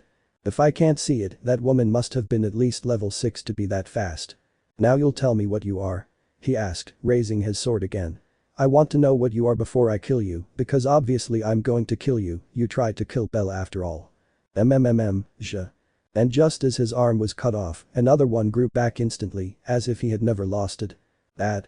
Galadia and Belle opened their eyes in shock at the sight. They knew there were monsters that regenerated, but this was the first time they had seen something regenerate at such a high speed. I've eaten more than a dozen mortals. I have enough energy to grow my limbs, he said, swinging his arm from side to side. Although, of course, that's a perk only we gluttonous demons have. Demon? Galadia whispered, frowning at the word. Hey, you're strong, he complimented, pointing his finger at the woman. What's your name? Galadia, she whispered her answer without lowering her guard. Galadia, I didn't know such strong mortals existed besides those heroes who died out centuries ago, he said with amusement. Although I do remember the gods coming down to give them power. How many centuries have I been locked in hell? Demon, it's all in your face. Galadia stepped forward, ready to strike again with her sword, this time at his head. So you're the one who's been eating people these past 2 days. They are delicious, but I think that's enough for today. Are you going to run away? He asked, seeing that he was taking steps backward. Of course not, but I find it exciting to see that there are strong mortals like you. It would be a shame to kill you so quickly. I want to enjoy this fun although. In the blink of an eye, it appeared in front of Belle, intending to devour his head like the last time. I'll eat this human. Belle quickly got into fighting stances, but Galadia appeared again and gave him a powerful kick, only this time she sent him flying off the wall, about to fall into the precipice. He wouldn't allow Belle to die in front of his eyes. Haha, fine, whatever you want. They're not the only mortals around here, but they'll soon end up in my stomach. Goodbye. And with that said, the demon fell into the precipice, causing both of them to look over to see him, but he had already disappeared into the darkness of the night. PSK, that thing is strong, it'll be a real pain, Galadia whispered, sheathing her sword as she no longer sensed any presence nearby. But sooner or later I'll kill it. She knew it wouldn't be the last time she encountered that thing. She had to be prepared to face it. And also to prepare a certain person so that they can face those problems. I'm surprised they exist, Belle said, surprised, then looked at her. Thanks for helping me. Galadia stopped peeking over the wall and trying to see that albino, whom she couldn't observe properly because of that demon. Her eyes shone with melancholy again when she saw him, much to his confusion. For some reason, the atmosphere, filled with danger, changed radically, much to the albino's confusion, as he watched the woman smile at him. You're the same, Galadia whispered, smiling. Same look, same voice, well, it's obvious since you're him, he. Are you him? Rest. Before Belle could say anything, Galadia gently hugged him and stroked his hair. It's Belle, I whispered with a warm smile. I'm glad to see you're okay here. Belle was simply confused by the sudden hug from that girl who was hugging him, as if she hadn't seen him in a long time. Somehow that hug felt warm and very pleasant. Who are you? Asked the albino, a little embarrassed to be hugged by that beautiful woman. Upon hearing the question, Galadia broke away from the hug and looked at him with a smile. I suppose you've already realized that this world is strange, or maybe it's just me who's noticed, he said, tapping his chin with a finger. Yeah, no, I noticed that too. Perfect. Then it won't be so difficult to explain. My name is Galadia, she introduced herself with a happy smile. And I'm your mom. Belle called when he saw that she had remained silent. Hey, who raised you? Hera or Zeus? She asked curiously. Zeus, Grandpa never gave Grandma our address because he was afraid of her, even though I saw her a few times. How does she know Grandpa? He replied, returning the question. You're welcome. She said with a happy smile, taking Belle by the shoulders. Getting back to the introductions, I'm Galadia. And I am. My girlfriend? Belle asked, dreading the answer. No, I'm not your girlfriend. Ugh, I thought. I am your wife. The next day. Headquarters of the Freya family.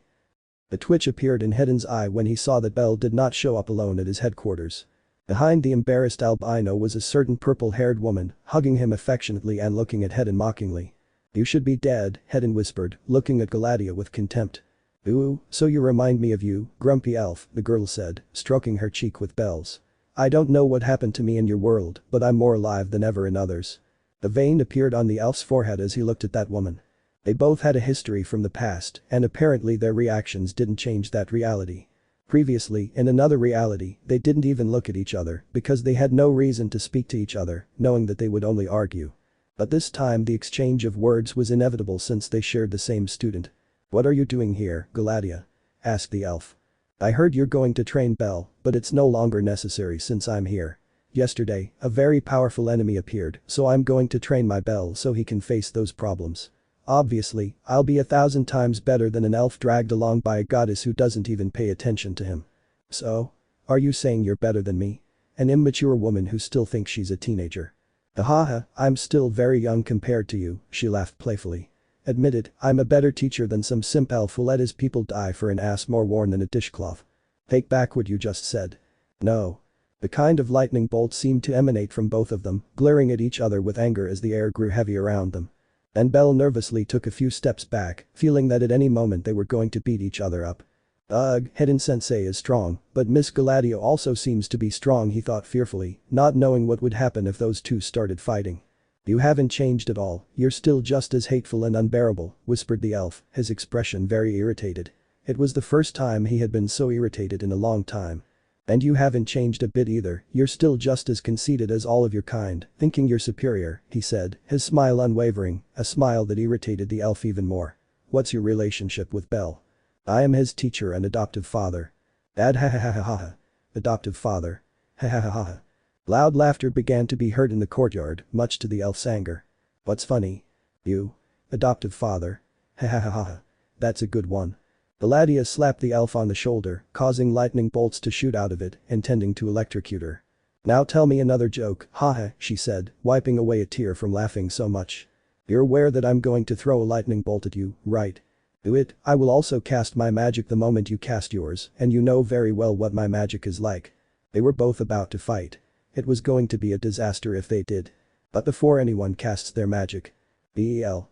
The three were surprised to hear a female scream near the patio, especially Belle, since it was her name that was called. Slowly, I turned to look toward that place, seeing a beautiful green-haired elf with glasses running towards him with a happy smile. "Hey? My precious one." And with that said, Celty lunged towards the albino and planted a loving kiss on him, both falling to the grass without her separating from his lips. "Ah. It's the innocent elf who isn't innocent," Galatia shouted upon recognizing her. "At least we agree on something," Hedden whispered, knowing that this Celty was the one from his reality. Just what I needed. And the morning of the third day of that world full of different realities had barely begun. Chapter 8.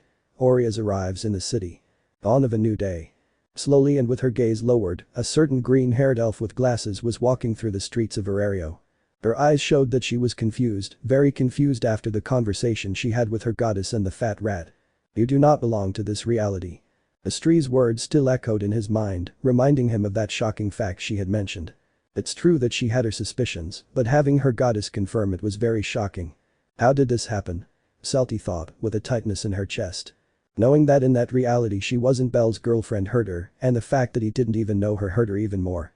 It was like being rejected. Furthermore, how is it possible that Belle is Alice's boyfriend in another reality? Belle had to be her boyfriend in all realities, not someone else's. Ugh, this feels awful. How could Celty let Alice keep him? He's my boyfriend in every world. After that conversation they had with Estri, both girls remained silent, processing everything, and did not exchange another word for the rest of the day. The news was truly shocking for both of them. "I want to see Belle," she whispered, wanting to hug and kiss her boyfriend. She wanted to find him and see what it would be like to see him, to see if it would hurt her a lot that he didn't know who she was, or that he didn't even look at her. How did all this happen? He thought, unaware that he was entering forbidden territory.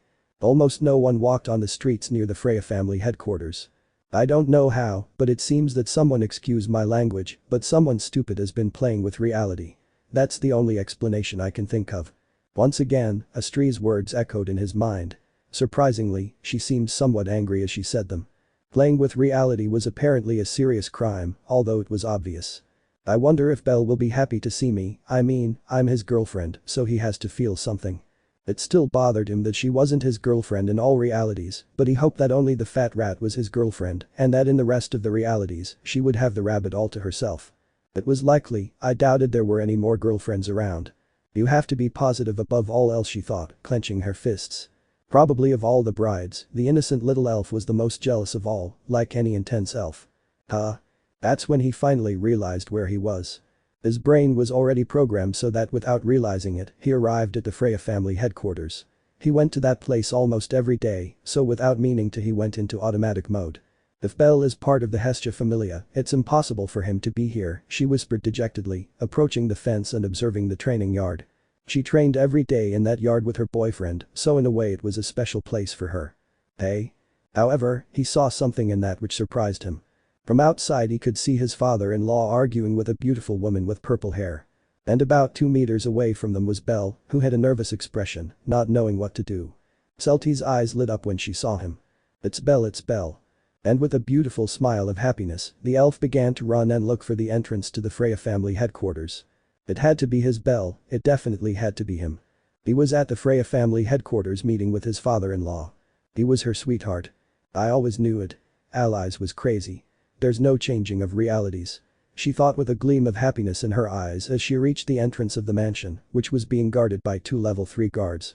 Stop right there. One of them shouted when he saw Wild Celtie running towards them. But seeing that the elf would not stop quickly, the 2 drew their swords to cut her in 2. It's my Belle. He thought happily, dodging a sword slash and sweeping his foot, causing the guard to lose his balance. And still smiling, she jumped on top of the guard and kept running, ignoring the other one who couldn't follow her because his partner had fallen on top of him. Get out of here, you idiot. We have an intruder in headquarters. Curse. The 2 quickly stood up and began to follow the elf who was already running through the courtyard, managing to see Belle. Belle. I shouted with a big smile. She was truly very happy. For a moment she was scared thinking that a relationship with Belle had broken down because they were in a world where they weren't a couple, but fortunately that wasn't the case. And the albino turned to look at her, their eyes meeting, making Celtie's heart leap. That showed the immense love she felt for him. My precious one. And without waiting, she lunged towards him and planted a loving kiss on his lips, both falling to the ground, but without separating. It's the innocent elf who isn't innocent. Galatea shouted, remembering that little elf she trained in her world who always looked at Belle with sexual intentions, or at least that's how she felt. At least we agree on something, Hedin said, letting out a tired sigh, knowing that this was the Celtie from his world, the one who was madly in love with his son. This is going to be a problem. At that moment the guards arrived in the courtyard to attack Celtie, but a single signal from Hedin was enough to make them stop. There's nothing to worry about, just go, the elf ordered, and they, somewhat hesitant, decided to obey, seeing the elf and the albino still lying on the grass. Celtie pulled away from Belle's lips and looked at him with a beautiful smile. I knew it was you, he. And with that said, she began to cover his face, including his lips, with small kisses. She felt like she hadn't seen him for a long time, and that caused her to show him a lot of love and affection. While Belle was very embarrassed by the sudden attack of that beautiful and tender elf. He attacked him with such speed that he didn't have time to defend himself. His kisses were very powerful. Another one. How many girlfriends do I have? Belle mentally screamed as he received another kiss on the lips. If things weren't bad, he currently had 8 girlfriends and 1 wife. His other versions were quite the Casanovas. And here I am wasting my time with Demeter Sama, he thought, receiving many kisses on his cheek and lips. More importantly, this elf is going to eat me. Thanks to that, his head hurt a little, bringing back a small memory that I suspect wasn't his. Nobody touches my elf. It was the memory of him standing in front of the skeleton of an iguana. I didn't understand anything anymore. Hey, at this rate they're going to end up having hex in the grass, Galatea commented when she saw that the kisses were becoming more intense. That's why I told him not to fall in love with elves. And letting out a tired sigh, Hedin walked towards the couple, grabbed Celtie by the collar of her shirt and lifted her up, leaving her hanging in the air. That's enough, don't you think? The elf asked without letting go of her. Oh. Hello Mr. Hedin, sorry, I got carried away she laughed a little embarrassed, realizing she had gotten carried away. While Belle lay on the ground, his face red, still processing the kisses he received, Galatea approached him and knelt down. No matter what world it is, you'll always be a Casanova, laughed the woman, stroking her student's hair. The woman's memories brought back those times that filled her with nostalgia. Minus 1,000 points for Slytherin. She was giving and taking away points from all the girls who were interested in Belle. That was kind of funny now that I think about it. That girl named RD swept up all the points, I wonder if she's here, she thought, continuing to stroke the rabbit's fur. How he would love to go back to those times. As Celti stopped smiling, feeling the atmosphere was strange, she felt different from previous times. Huh? What's wrong? Celti asked, confused when she saw that Belle still wasn't reacting. Why are you reacting like this? I see you still don't understand anything, whispered the elf, letting go of Celti, who finally put her feet on the ground. Did I do something wrong? She asked worriedly, watching as her boyfriend finally regained consciousness and came to his senses. And who is that woman? He was starting to feel jealous when he saw how gently he stroked his rabbit's fur, and he didn't like the way he looked at him. He looked at it as his source of collagen. Ho ho ho, it's good that you asked, Galatea laughed with a proud smile. I am. That woman doesn't matter, but before she could say anything, Hedin interrupted her, making a vein pop out on her forehead. Listen, Celti, you're smart, so you'll understand this quickly. Understand what? He asked, fearing what they were going to explain to him. His fears were growing. Yeah. Celti's face exploded in a deep red upon receiving her father-in-law's explanation. I quickly turned to look at Belle, who looked away in embarrassment. The Belle who doesn't know who I am, she whispered in shock as a pain began to grow in her heart. She had kissed Belle when he wasn't her boyfriend in that world. In short, she took advantage of her boyfriend who wasn't her boyfriend anymore, skipping many steps when starting a relationship. She became someone daring. But it's the same, Celti stammered. It's his voice, his eyes, his hair, even his lips taste the same. Curious, Galatea thought with a finger on her chin. Obviously it's the same since it's Belle, but a Belle who doesn't know who we are, Hedin explained with a tired expression, even though training hadn't even started yet. He's your boyfriend, but at the same time he's not your boyfriend, I don't know if you understand. Ugh, yes, I understand. So what Astri said was true, and if it was true, it meant that Allies was Belle's girlfriend in another reality. Seriously, what had Celti done to deserve having it taken away? It would be the height of absurdity if in another reality Noin were his girlfriend, although it was impossible. He doubted such a reality existed. But how did all this happen? Asked the elf, confused and still embarrassed.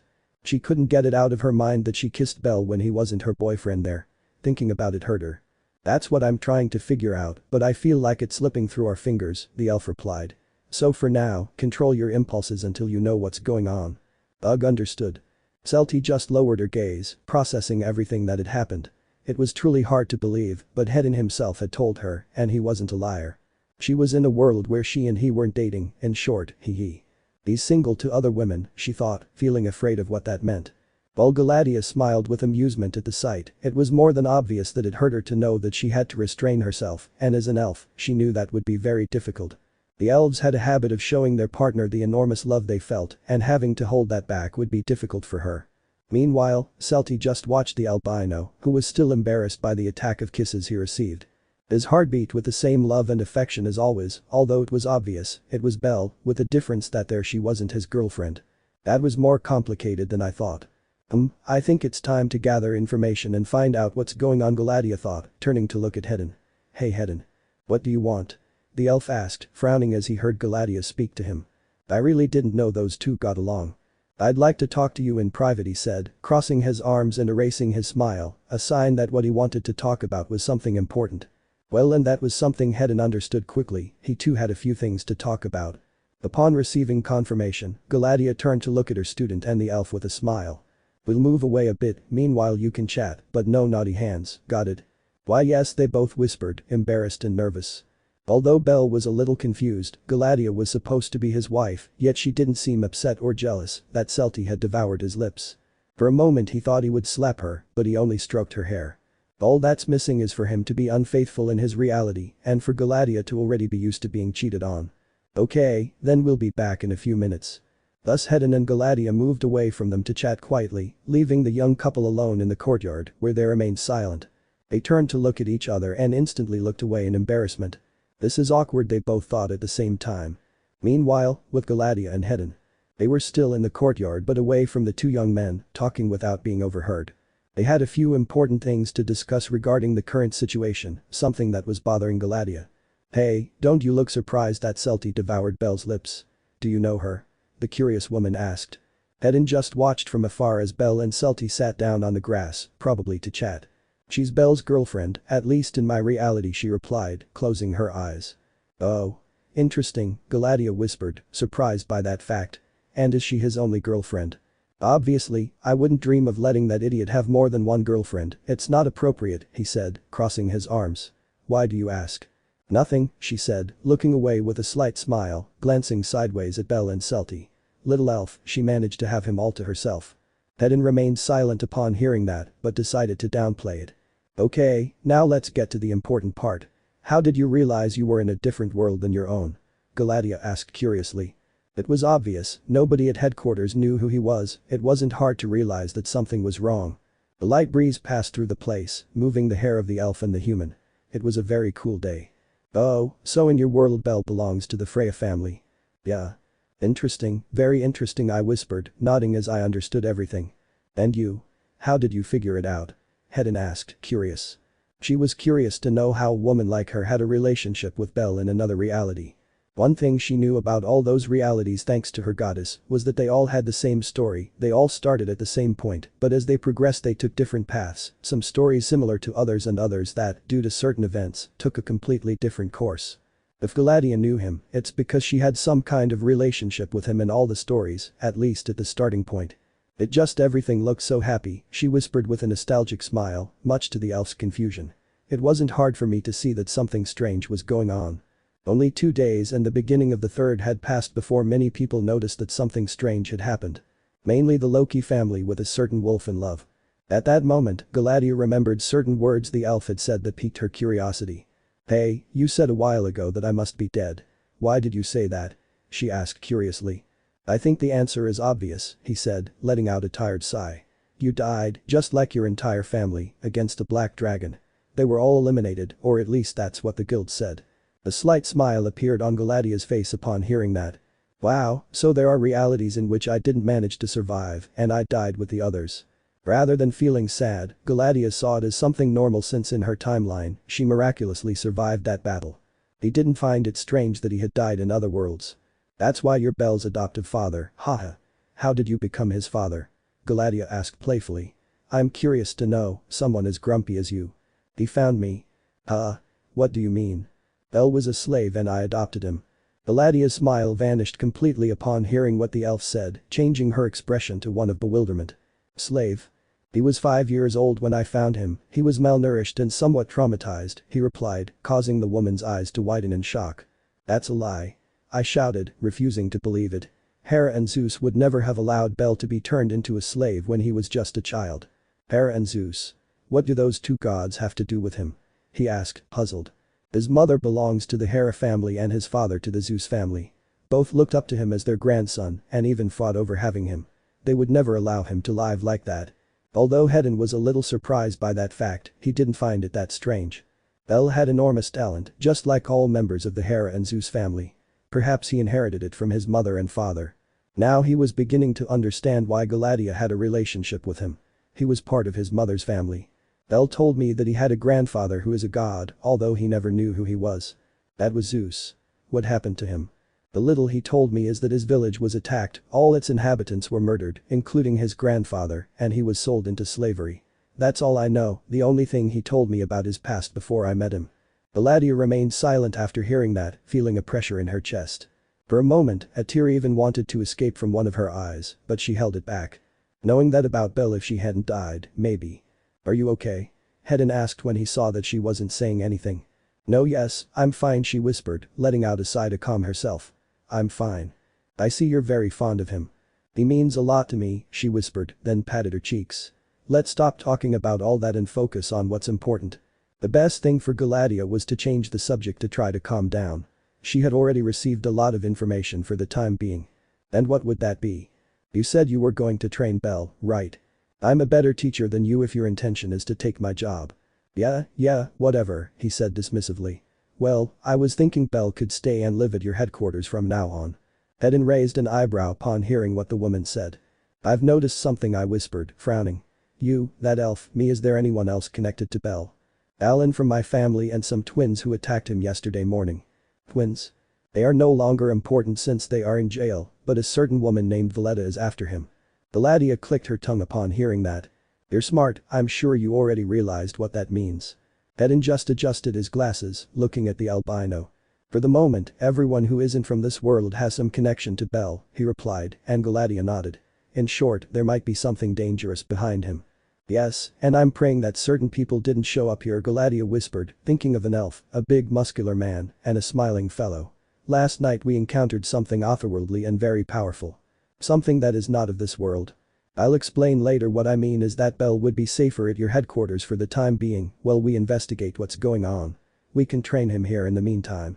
And why at my headquarters? Come on, I'm sure he matters to you as much as he does to me. I know you thought about that too, and that's why you told him to train here. I hit the nail on the head. And what do you want? For me to be locked up here forever? Of course not, but just by looking at the poor guy I can see he's carrying a lot of stress. I feel like he can rest here and think things through without anyone bothering him. Your family is full of savages, but he'll be safer outside. After seeing that demon last night, I was afraid that Belle would be wandering around the city alone and that he would run into him. Maybe I was overprotecting him too much, but I was afraid of what might happen to him. Do you agree? Galadia asked, turning to look at the elf. You'll be able to train and torture him from very early in the morning if he stays overnight here. Meanwhile, with Belle and Celti. They were sitting on the grass watching the ants go by while they looked for a way to start a conversation. They both felt embarrassed, very embarrassed, much more so Celti, who remembered how he had covered her with kisses. She was very daring. That's so my girlfriend, Belle whispered, scratching his cheek with a nervous smile. See Celti, right? Why yes, I'm Celti, replied the elf with her ears a little red. It all felt nostalgic, reminding her of when she used to meet Belle in the library and act embarrassed like a girl in love with him. Wow, I'm surprised that I, from another reality, have such a beautiful and sweet girlfriend. The elf's cheeks turned red again upon hearing that. It truly felt like the beginning of their infatuation, everything was so lovely and beautiful. Celti was happy to see that Belle was the same. Just by looking at him she could see that he was a kind, sweet, and cheerful boy, everything she loved about him. No matter what reality it was, he would never change. And to think they weren't even dating here, I was wasting my time. Oh hey. Yeah? Don't you feel anything when you see me? Celti asked, lowering her gaze in embarrassment, her heart beating somewhat rapidly. Well. Belle just watched her. She really was a very pretty girl, especially with that shy attitude she had, she almost looked like a scared little mouse. And that's how he liked them, scared, very scared. Well, no, but it was cute.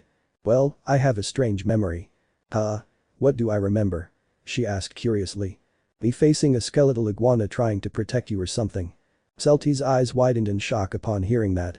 That event was when she was about to die at the hands of that monster, and Belle, as her hero, came to save her. That meant. Celti's eyes gradually filled with happiness upon hearing that. She wanted to throw herself at him again and kiss him, to give him all the love she was holding inside. But before he did. Oh, what's wrong with him? At that moment, a certain grumpy cat arrived at the training yard with a red cheek, a sign that he had been slapped. His presence caught the attention of the young couple, who looked at him in confusion. Oh, Rabbit, you finally appear.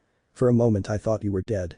Don't get my hopes up like that, Alan said with a mocking smile, and Belle just looked at him confused since, obviously, he didn't know him. And what are you, bookworm? I called Celti that because she was looking at him a little angrily. Don't talk to my boyfriend like that, she said, crossing her arms. Yeah, right. I'm not Horn, in case you haven't noticed. There are many ways to hurt you without touching you. And that would be it. I'll give you a nickname. Let's see, from now on I'll call you the kitty. The vein popped out on the cat's forehead when he heard the nickname, and he got even angrier at Celti's slight mocking smile. He was right, he had damaged it without even touching it. Ahaha, the kitty. What a great nickname. It remains. Ha ha ha. On the second floor, the Gulliver brothers were walking and heard the nickname Celti gave him, which made them start laughing and making fun of him. You all shut your mouths. He shouted angrily, then looked at the elf. See what you've done? You damned mouse. That's what you get for wishing ill on my rabbit. Meanwhile, Belle just watched the interaction in surprise. It was well known how violent Alan Frommel was and how scary he was, but that sweet elf was talking to him without any fear, she was even giving him nicknames. He was already starting to find that way of acting somehow appealing. Putting your nickname aside, what happened to you? Celti asked curiously, pointing at her red cheek. Oh, this, I whispered, a little uncomfortable and confused by what had happened. Denov slapped me. Upon hearing those words, Celti opened her eyes in surprise, then became angry. What did you do to your girlfriend? You bad cat. And with that said, Celti jumped up and gave Alan a good whack on the head with her cane, and Belle opened his eyes in surprise. What's wrong with you? You wretched elf. And where did you get that staff? Alan wanted to slam Celti to the ground, but only stopped himself because she was Belle's girlfriend. He also wanted to change his personality a little. That's for hurting Denev. I didn't do anything. He shouted angrily. What happened as well, Denev told me I was acting a bit cold towards her, so today I wanted to act a little differently. And? Well, I hugged her unexpectedly, he replied nervously, since it wasn't normal for him to do that kind of thing. I thought she'd be happy or something, but she looked at me in surprise, then slapped me and ran away. I really don't understand her. Oh, I understand, Salty whispered, knowing that Alan hadn't done anything wrong. Well, too bad. Just wait a few days for him to calm down.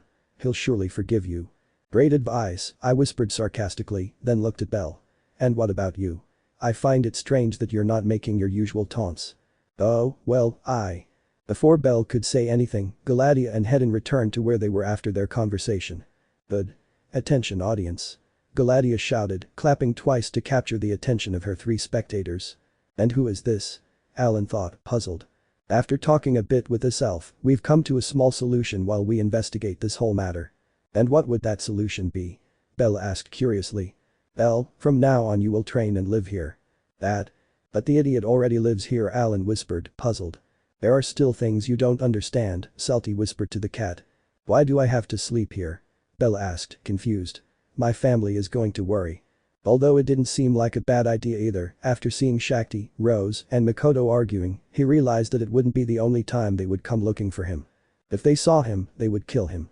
Maybe I'm a coward, but for the moment I wanted to avoid all problems until I found a logical explanation for all of them. Fortunately, the elf who was next to him seemed to understand the situation. When he turned to look at Celti, she smiled sweetly at him, making his heart race and him look away. It will only be temporary, Galadia began to explain. Let's just say that for the time being, this will be our research base. Excuse me? Your base? Hedin said irritably. Yes. And these 2 will be our first soldiers, he said, pointing to Celti and Alan.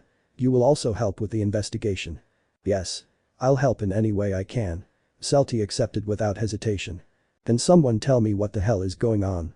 Alan asked, still not understanding anything and starting to get irritated because they ignored him. We need to investigate what's going on, and during that investigation, you'll be trained by the 2 of us, he said, pointing at Belle. After what happened yesterday, you need to improve so you can deal with the problems. I'll do my best, he agreed, a little nervous about what was coming, but he would face it. His grandfather raised a strong man who didn't run away from problems, as long as it wasn't an angry woman.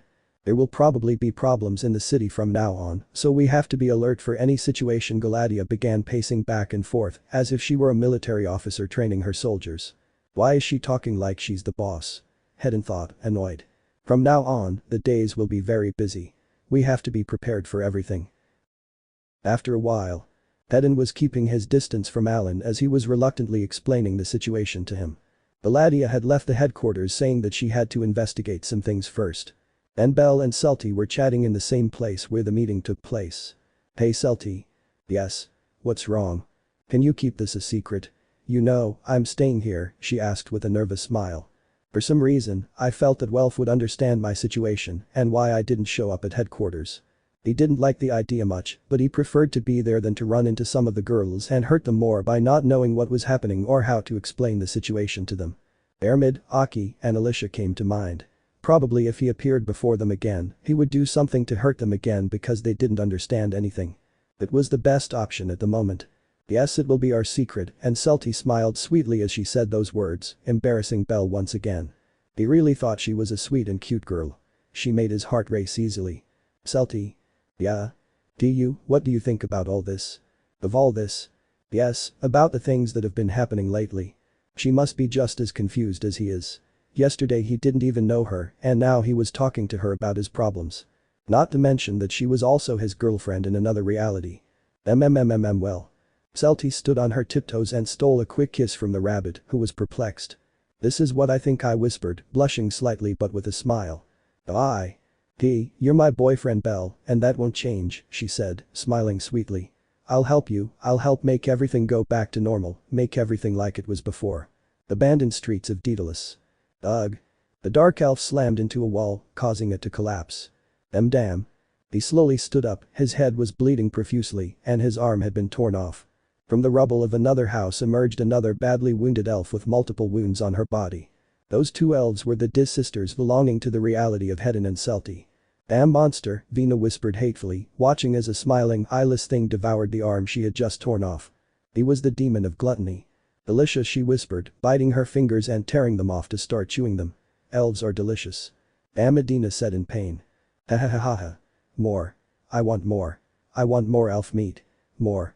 The tranquility that had reigned in Arario for a long time was about to disappear. 2 days later. The carriage arrived at the gates of the enormous city. A certain fortune teller got out of the carriage with a happy smile upon seeing the enormous walls.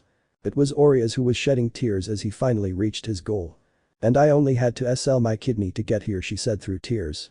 During all those days he lived great adventures that he would never forget. He was in jail, was kidnapped by a tribe of cannibals, worked in a restaurant for a day to earn money, and sold his kidney. Thanks to all that, he began to respect mortals a little more with that short trip he took. He knew that every step was an adventure, a great and beautiful adventure. The person I was lying to was horrible, very horrible. What had he done to deserve all that? It was so unfair. But it wasn't time to cry, she had already achieved her goal, so she had to get to work. Well, I'm here now, she whispered, wiping away her tears and smiling. Now to find that rabbit. The moment to reveal the truth was near. Chapter 9. Time to gather them all. A disaster. The city of Arario was a disaster at this time. In just 2 days the city had entered a very worrying crisis. Primarily for a certain proud, conceited, and racist race. Someone give us an explanation. And the biggest commotion was taking place in the city's guild. Please. Calm down. In that place there were a large number of elves protesting and demanding explanations, their voices showing anguish and despair. And the advisors tried their best to calm them down, but it was impossible for them to have a dialogue with them. At this rate, the guild would be overthrown by those annoying and desperate elves. But why were they so desperate? Well, in just 2 days, the deaths of more than 100 elves had been reported. Deaths in grotesque ways, leaving only parts of their bodies. It was the first time in a long time that such grotesque crimes had reappeared. Corpses of other races had also appeared, but there were far more of the elves. This caused the race to become desperate and angry, going to complain to the guild, believing it was a hate attack against them. At that rate, the elves would start a war with an enemy they didn't even know existed. Why can't they give us a damn explanation? My brother was murdered 2 days ago. You guild members are supposed to be in charge. Why don't you know what's going on? At this rate they're going to kill us all. Damn them. Surely all the other races have turned against us. The elves, being conceited, egocentric, and always believing they were right, were almost impossible to calm down and talk to. If they didn't do something soon, it would be a catastrophe. Please. Calm down. Pleaded a desperate Misha, standing on the counter to draw more attention. If only you would calm down, we could talk properly. We in the guild are doing everything we can to find out who the murderer is. You're surely one of those wretched murderers. Yes, you filthy human. Oh. But I'm still trying to help them. Misha shouted, offended by the insults. I hope your entire race goes extinct, you bunch of useless egomaniacs. What did you say? Misha, stop adding fuel to the fire. Scolded a boy advisor, seeing how the elves were becoming increasingly wild. But Misha was Misha, she was very stubborn. But they won't listen. Why are elves so stupid? They stress me out. I screamed, wanting to tear my hair out. We have to kill the graceless pink-haired woman. Yeah. Go ahead, one at a time so it's fair. Misha, you idiot. Meanwhile, at another counter, a stressed Rose was trying to calm down a group of elves who were angrily confronting her. Although she usually managed to maintain control, this time she could not, demonstrating how serious the situation was. We're already investigating the case, but it's more complicated than it seems. I ask for your patience, the beastman pleaded in vain. I promise we'll get to the bottom of this. She wasn't just stressed about all the chaos that had unfolded that day. She was also distressed about her boyfriend Belle. No one had heard from him for 2 days, and that worried her greatly. Dozens of murders had occurred in those 2 days, and she feared Belle was among them. She was desperate. You guild members have always been useless. You can't be trusted. Shouted an elf whose face was red with anger. Please, getting so worked up won't solve anything, you need to calm down, she pleaded, glancing sideways as Misha grabbed a glass bottle and threatened to throw it while Ina desperately tried to stop her. Calm down. Of course. Your race isn't being murdered, you damned she-wolf. He shouted angrily, clenching his fists. I understand your pain, but nothing. I'm fed up with you all. The elf, filled with anger, raised his palm to slap Rose hard. She was someone with a fauna, so it would hurt her a lot. Meanwhile, the beastman just closed her eyes, hoping that the slap wouldn't hurt her too much. He did everything he could, but it was no use. All I wanted was to see Belle and know that he was okay. Take this. But before the palm hit Rose. Crack. Ah. The sound of a bone breaking made the she-wolf open her eyes to see what had happened. And when she saw what it was, her eyes opened in surprise with a mixture of relief, confusion, and anger. Standing before her was Belle, who had taken the elf's wrist and broken it with a single squeeze. "I'm damned. Dare to lay a finger on it, and I promise you'll see all your elf brothers who have already departed this world," Belle whispered, his gaze darkening as he continued to squeeze the wrist. "Do you understand?" "See." Upon receiving the answer, Belle released the elf, who backed away in fear and pain and left the place. "Does anyone else want to hurt Rose?" he asked the other elves who were confronting the wolf. "TSK." They decided to leave and go confront Misha, who was running around like a madwoman, destroying everything, and her companions were trying to stop her. "Belle." It was the small whisper that came out of the she-wolf when she saw her boyfriend, who turned to look at her. She felt a huge relief when she saw that he was okay. That was what had worried her the most. But she was also angry because he disappeared without saying anything to her. "Come, follow me." Without saying anything else, Belle gently took Rose's hand and left the guild, ignoring the commotion that was brewing. "I bought this from the hobbit in the strife family," Misha shouted, pulling out a bomb. "Get out of here before I cause a nuclear holocaust." "You have no courage." "No. Misha, you idiot, don't fall for his provocations." While outside the guild, Belle and Rose had moved away from the commotion so they could talk quietly. Fortunately, there was no one around who could bother them. "Ugh, this is crazy," Belle sighed, watching as more elves continued to enter the guild. "You can say that again, I feel like this is just the beginning," Rose said wearily, then looked at her boyfriend. She had been very worried for 2 days because she hadn't heard from him, but now he was standing in front of her, arriving to save her from that slap. It made her happy to see him again. But… oh. Belle let out a groan of pain as he received a blow to the head from Rose, who had a frown on her face. "Idiot. How could you disappear for 2 days without telling me anything? You had me so worried," I exclaimed, wanting to hit him on the head again. "A lot of things happened and I didn't have time for anything," she explained with a nervous smile, watching as a dark aura surrounded the beautiful wolf. "You have a lot to explain, bellcranel," she said, bringing her face closer to him. "Why does the captain of the Ganesha familia claim to be your girlfriend? Why does that Asian woman named Makoto also claim to be your girlfriend? Who are those 2 members of your familia I didn't know existed?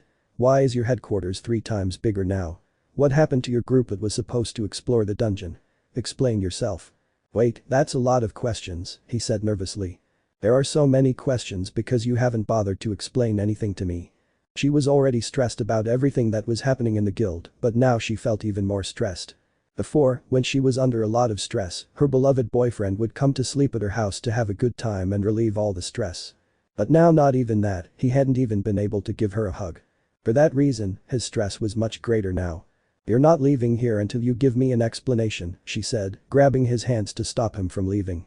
He knew that Belle could be freed with just a little force, but he didn't do it because it could hurt his hands. Belle treated her with great gentleness because she didn't have a fauna, and she loved that. But it wasn't the time to think about the great love she felt for him.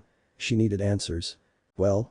Listen, Rose, I know you have many doubts and I understand, I am willing to answer each of those questions. I'm waiting. But I can't do it now." "Huh?" A small twitch appeared in Rose's eye at that. "Do you want to make me wait any longer? I've waited long enough, Belle. I need you to explain everything." "And I will, but not here," I whispered, glancing sideways as some elves fled from the guild hall, enraged by Misha. "Come to my headquarters tonight." "Hey? Tonight I will clear up all your doubts, so come early, I will be waiting for you at 6 in the afternoon." Rose just raised one eyebrow, looking doubtfully at her boyfriend. I was analyzing him to see if he was lying and trying to escape, but he was telling the truth. "Why can't you tell me here?" she asked curiously.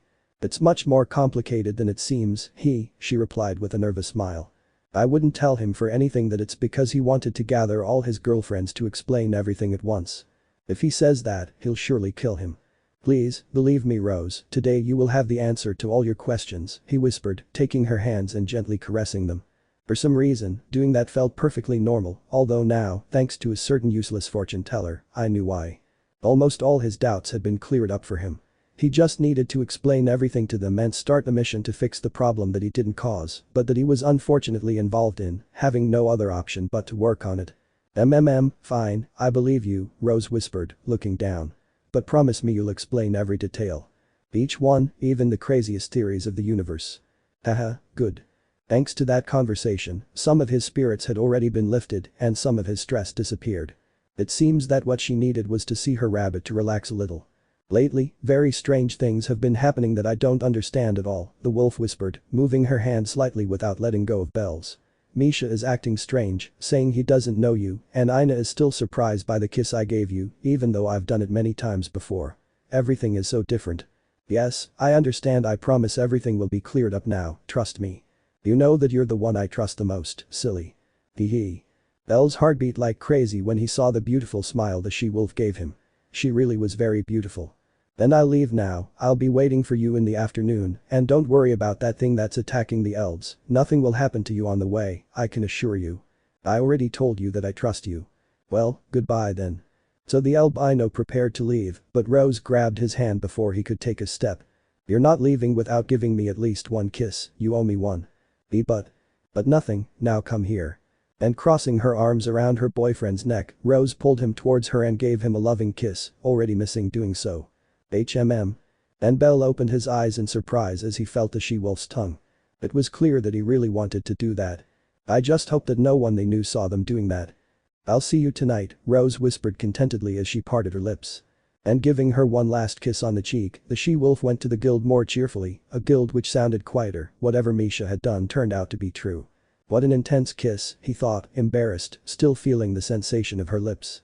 For a moment the impulse to return the kiss appeared, as if something also desired it, but held back.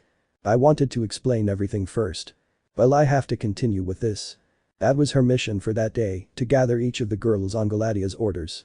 We don't know how many people have fallen into this trap, but for now, gather all those girls who claim to be your girlfriends. I still can't believe it. Tell them to meet at your headquarters, so you can explain everything. I know you'll think it's suicide, but it's for the best. Wouldn't it be better to explain things to them one by one to avoid problems? That way, when they meet, they'll understand the situation. Belle, I want to watch the world burn, just gather them together and let whatever happens, happen. Even though she's my wife, she seems very calm about all this, he thought with a nervous smile. Well, let's go. And letting out a sigh to calm herself, she started walking since she still had 7 girls to talk to.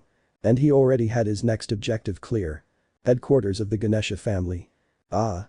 It was the tired sigh that a certain blue-haired beauty let out in her office.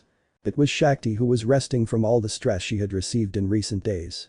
And like Rose, for all the dead of those 2 days, with the difference that she had to go around investigating each crime scene, encountering very grotesque scenes. All of that gave her a headache, not to mention that she hadn't seen her boyfriend again. He had completely disappeared. Was she worried? Yes, she was worried, but something inside her told her that he was okay. RD was the one who had her thinking. Why doesn't she know Belle? Thought the older Varma, leaning back in her chair. He saved her. Why doesn't she remember? Yesterday, during a break, I talked to RD again about the subject and was surprised to find out that she didn't know who he was, or at least she didn't know that he was her boyfriend.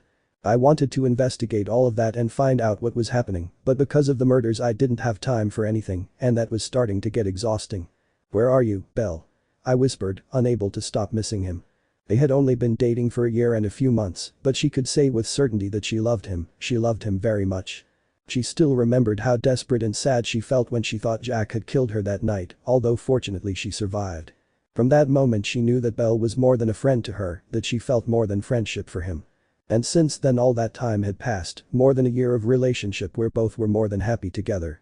It was a calm and beautiful love. They didn't need to be glued to each other all day long. They knew how to give each other space, so when it was time to be together, they enjoyed it to the fullest.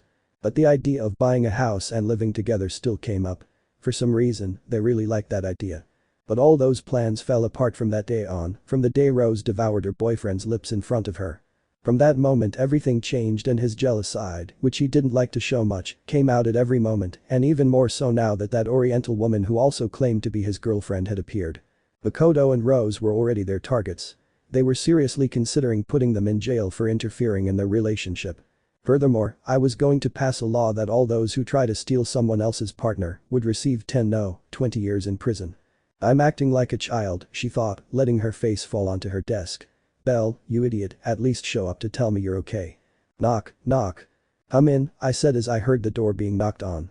His little sister entered the office, wearing a curious expression. Shakti nee. What's wrong, RD? So, do you remember that Belle guy you told me about yesterday? Yeah. He's at the entrance of the headquarters, he's looking for you. The older Varma opened her eyes in surprise upon hearing what her sister said. She quickly stood up and left her office, leaving RD alone, who smiled with amusement. Shakti really loves him, how sweet, she whispered, feeling happy for her sister. Later I'll meet that boy and see why Shakti loves him so much. Meanwhile, at the entrance to the Ganesha family headquarters. Belle stood somewhat nervously waiting for the blue-haired beauty to appear. He felt nervous because she was a mature woman with a great deal of knowledge. And he didn't deny that she was very beautiful either. She had an air of maturity, just like Rose. He would never say it out loud, but he was attracted to older women. He had been hearing his grandfather's words so much that he had instilled all those ideas in him. And remember Belle, the ripe ones are the best. The mature ones are the best, she whispered. The fact that. Belle jumped in fright when he saw Shakti standing in front of him with her arms crossed. Finally you deigned to appear, the woman said with a serious expression, an expression that made the poor rabbit nervous. And just like with Rose, his heart reacted to seeing Shakti's face, it reacted with a pleasant warmth. Hey, hi Shakti, I greeted, raising my hand. It was the first time he had greeted her and it was very casual. He felt strange. Meanwhile, the older Varma merely raised an eyebrow at this strange behavior as she walked towards him. She quickly took his face in her hands and moved closer to him, making him feel embarrassed as he thought she was going to kiss him. But no, he just stared at him, he saw every feature of his face as he caressed his cheeks. What's wrong? I asked as Shakti let go of him with a confused expression. At first I didn't notice, but now I do, I whispered, looking directly into her eyes. Maybe it's not that much of a difference, but you look younger. Huh? Young man. Yes, as I said, the difference isn't that big, but I can notice it in your expression and your height. It doesn't bother me, but it's strange. I understand. Don't get me wrong, I'm not saying I don't love you anymore, but something strange is happening. Shakti squinted, looking at the city. Something strange has been happening in this city ever since I saw you kissing that she-wolf, he whispered, annoyed. And I don't know why, but something tells me that you're somehow involved in all of this, and that's why you've come to see me after 2 days to explain what happened. Or am I wrong? And no, you're not wrong, he whispered, surprised by Shakti's deductive skills. She had to spare herself many explanations since she herself figured out his intentions. After all, she was the captain of the Ganesha family. What will you tell me? Why did that she-wolf kiss you? Or why does that Asian woman claim to be your girlfriend? Which question will you answer first?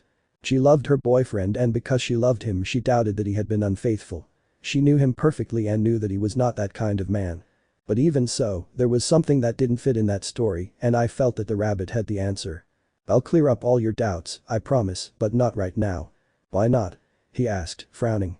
You said it yourself, this is complicated, so I have to explain it as best as I can. So that's why I'd like you to come to my headquarters tonight, starting at 6 in the evening. Alright. And Shakti accepted the proposal without hesitation.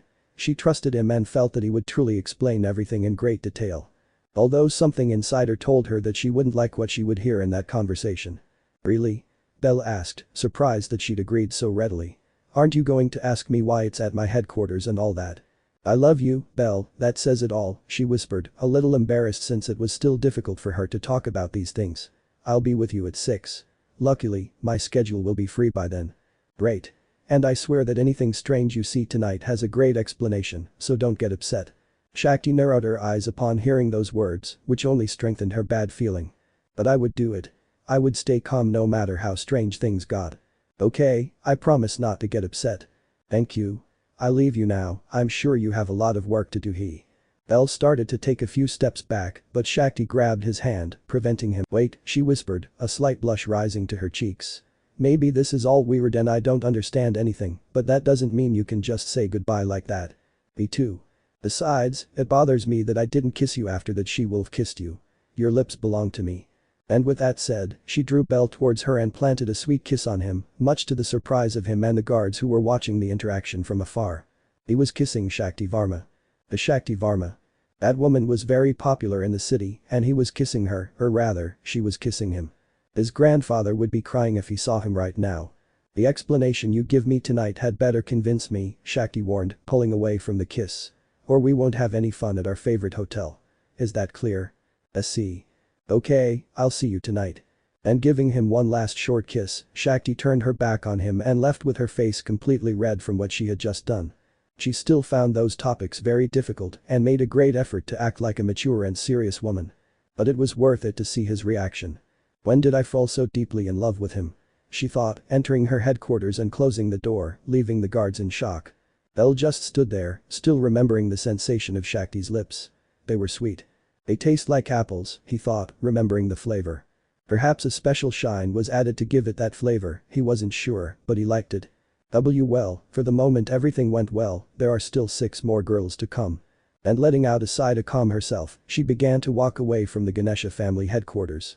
He had barely started and he already felt exhausted. When the day is over, I would sleep like a baby. Now we're going to where they are. And their next objective would be somewhat complicated, remembering how it ended last time. I just hope that everything would turn out alright now. Loki family headquarters. I want to see it. These were the words spoken by a depressed Alicia lying face down on her bed. Keeping her company in her room was Aki, sitting on the floor, who also looked discouraged. We should have listened to him, Aki whispered sadly about what had happened 2 days ago. Once their anger subsided, they both thought things through much better and realized that the way they reacted was not the best. They must have listened to him. They knew Belle and knew perfectly well that he wouldn't be capable of hurting them like that. But their jealousy and anger overwhelmed them and they ended up doing all that. I even slapped him, whispered Alicia, who was clearly very upset by what had happened.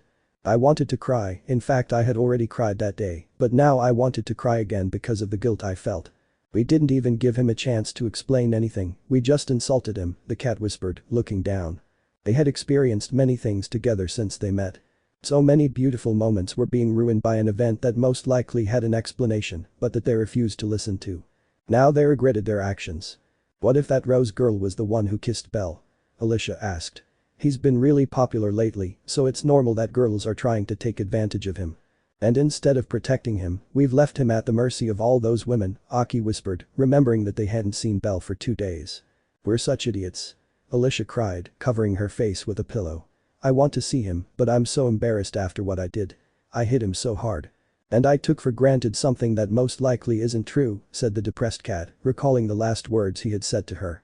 We're going to throw our whole relationship away all because we didn't want to listen to him. Ugh, what if Belle shows up with a 3rd girlfriend? You mean Lyle? PFFT, that's impossible, the cat said irritably. He loves us, he doesn't need another girl by his side. Yes, you're right, the elf whispered, burying her face in the pillow again. I miss him. Me too. Aki stood up and walked towards the window of Alicia's room. I needed to breathe fresh air. Huh? But when she looked out the window she saw something that caught her attention and made her heart beat with joy again. Alice. Belle is at the entrance of headquarters. She announced, her voice filled with excitement, causing Alicia to quickly sit up in bed. Oh really? Yes. Although he's talking to Bed. Come on. Alicia and Aki quickly left the room and headed towards the entrance to see their boyfriend. Meanwhile, with Belle. I've always admired men with initiative, Bet said to a confused rabbit. That's why I admire you, because you never gave up on winning the heart of that Asian woman. I understand, Belle whispered, not understanding anything. And I want to achieve that too. I want Mia to notice me, to love me, and to hold me in those strong arms, he said with a silly smile. I need to make love to her. Bet, calm down. You don't understand, rabbit, you don't understand the pain I suffer with every rejection I receive, he said, placing a hand on his chest. But even so, I won't give up, I won't surrender, I want a world with her, and I swear it will be worth waiting as long as it takes. Aha. Belle didn't understand anything. He had come to look for Aki and Alicia, and yet that wolf intercepted him to talk to him about his love life. Although he preferred that to her insulting him every 2 seconds. Tell me, rabbit, how can I win Mia over? Bed asked firmly, hoping to hear advice from someone with a lot of experience. I don't know, I whispered, not knowing what to say. What if you write her a song? Rabbit, that's a great idea. Bet shouted, slapping him hard on the shoulder. A song? How come I didn't think of that before? I can tell you how much I love your buttocks, how crazy it makes me to see you washing a pan, how much it excites me to see your angry face. Yes, perfect, she said with a nervous smile. Hey, by the way, do you know the names of a cat and an elf in your family? A golden-haired elf and a black-haired cat. Huh? You mean Aki and Alicia, they're the ones that fit the description. Yes. Can you call them? No. It's time to unleash the Romeo within me. I have to write that song for my little one. You'll see, Mia, you'll be mine. And with that said, the wolf ran back inside the headquarters, leaving Belle alone with an anime-style sweat drop. I'm starting to think he comes from another reality too, she thought with a nervous smile. What do I do now? They probably didn't even want to see him. After what had happened last, they had more than enough reasons. But even so, I had to try. I had to find a way to approach them. Fortunately, he didn't have to think about anything as he saw both girls leave the headquarters and run towards him. Ah, girls, Belle. Before the albino could say anything, Alicia threw herself at him and gave him a hug. I'm sorry for slapping you without even listening to you. Forgive me. The elf apologized without letting go of him. Me too. Belle.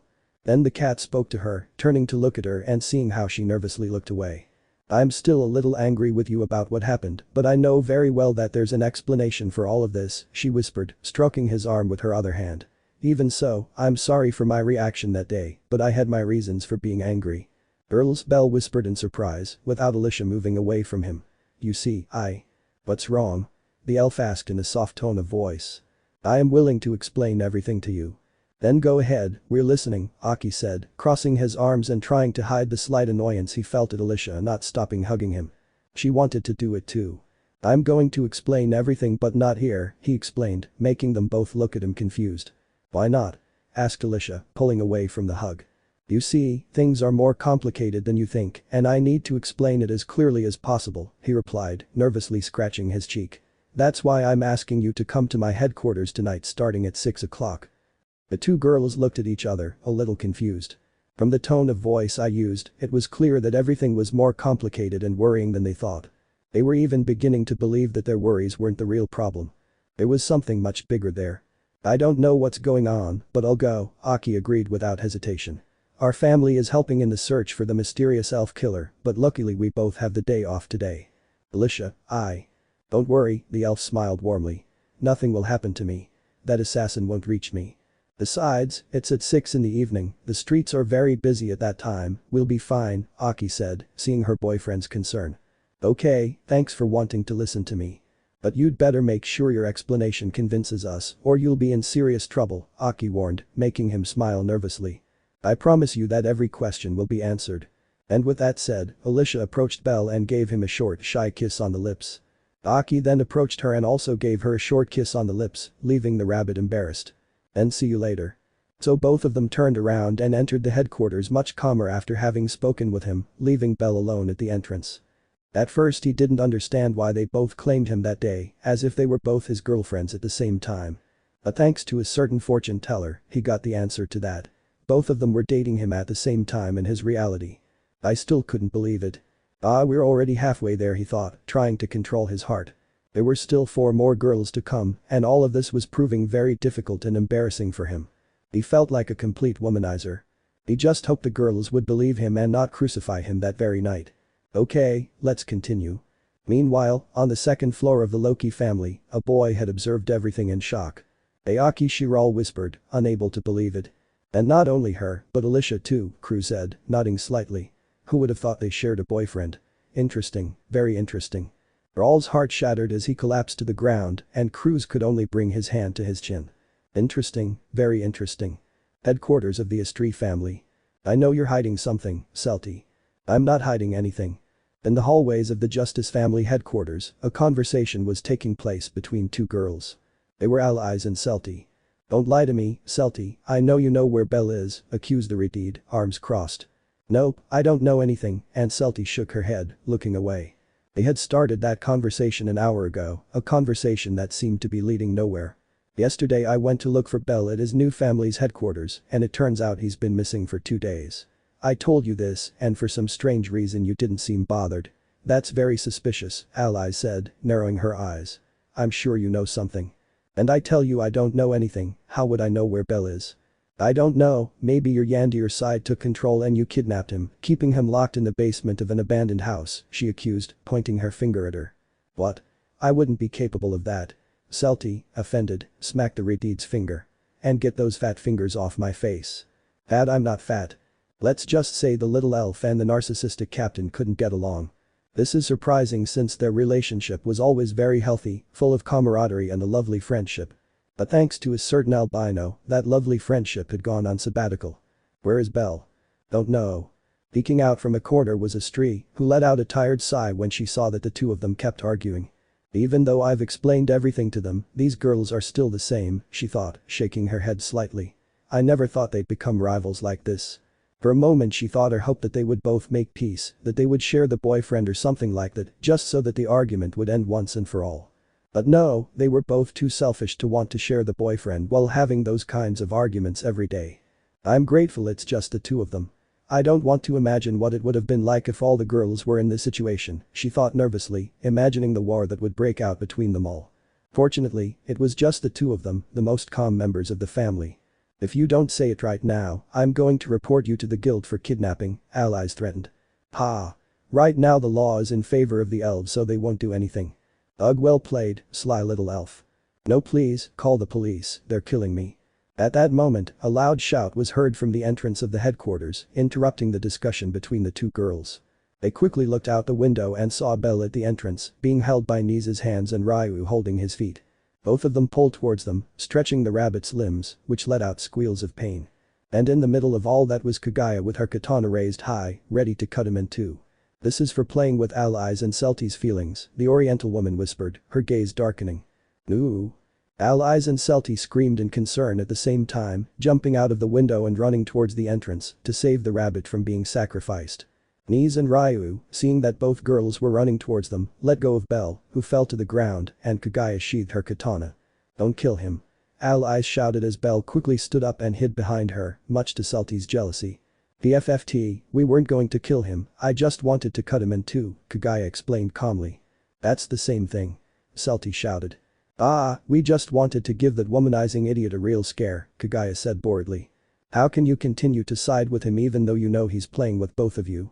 Ryu asked indignantly. That's not the case. The situation is much more complicated than it seems. Allies exclaimed. And Nise, I'm surprised you agreed to do this. Kaguya insisted, the wolf whispered, looking away. Besides, it also bothers me that you've been playing with them. Nobody played with anybody, Celti said. Belle is innocent. Has he really brainwashed you all? Kaguya shook her head in disappointment, turning away. When that guy shows up with more girlfriends, I don't want you all crying at headquarters. And with that said, the Oriental woman left the courtyard, followed by Nise, who didn't know what to think about the matter. This isn't going to end like this, Ryu whispered, looking at Belle. You're going to fall. And so the elf also left, finally leaving Belle alone with his two girlfriends.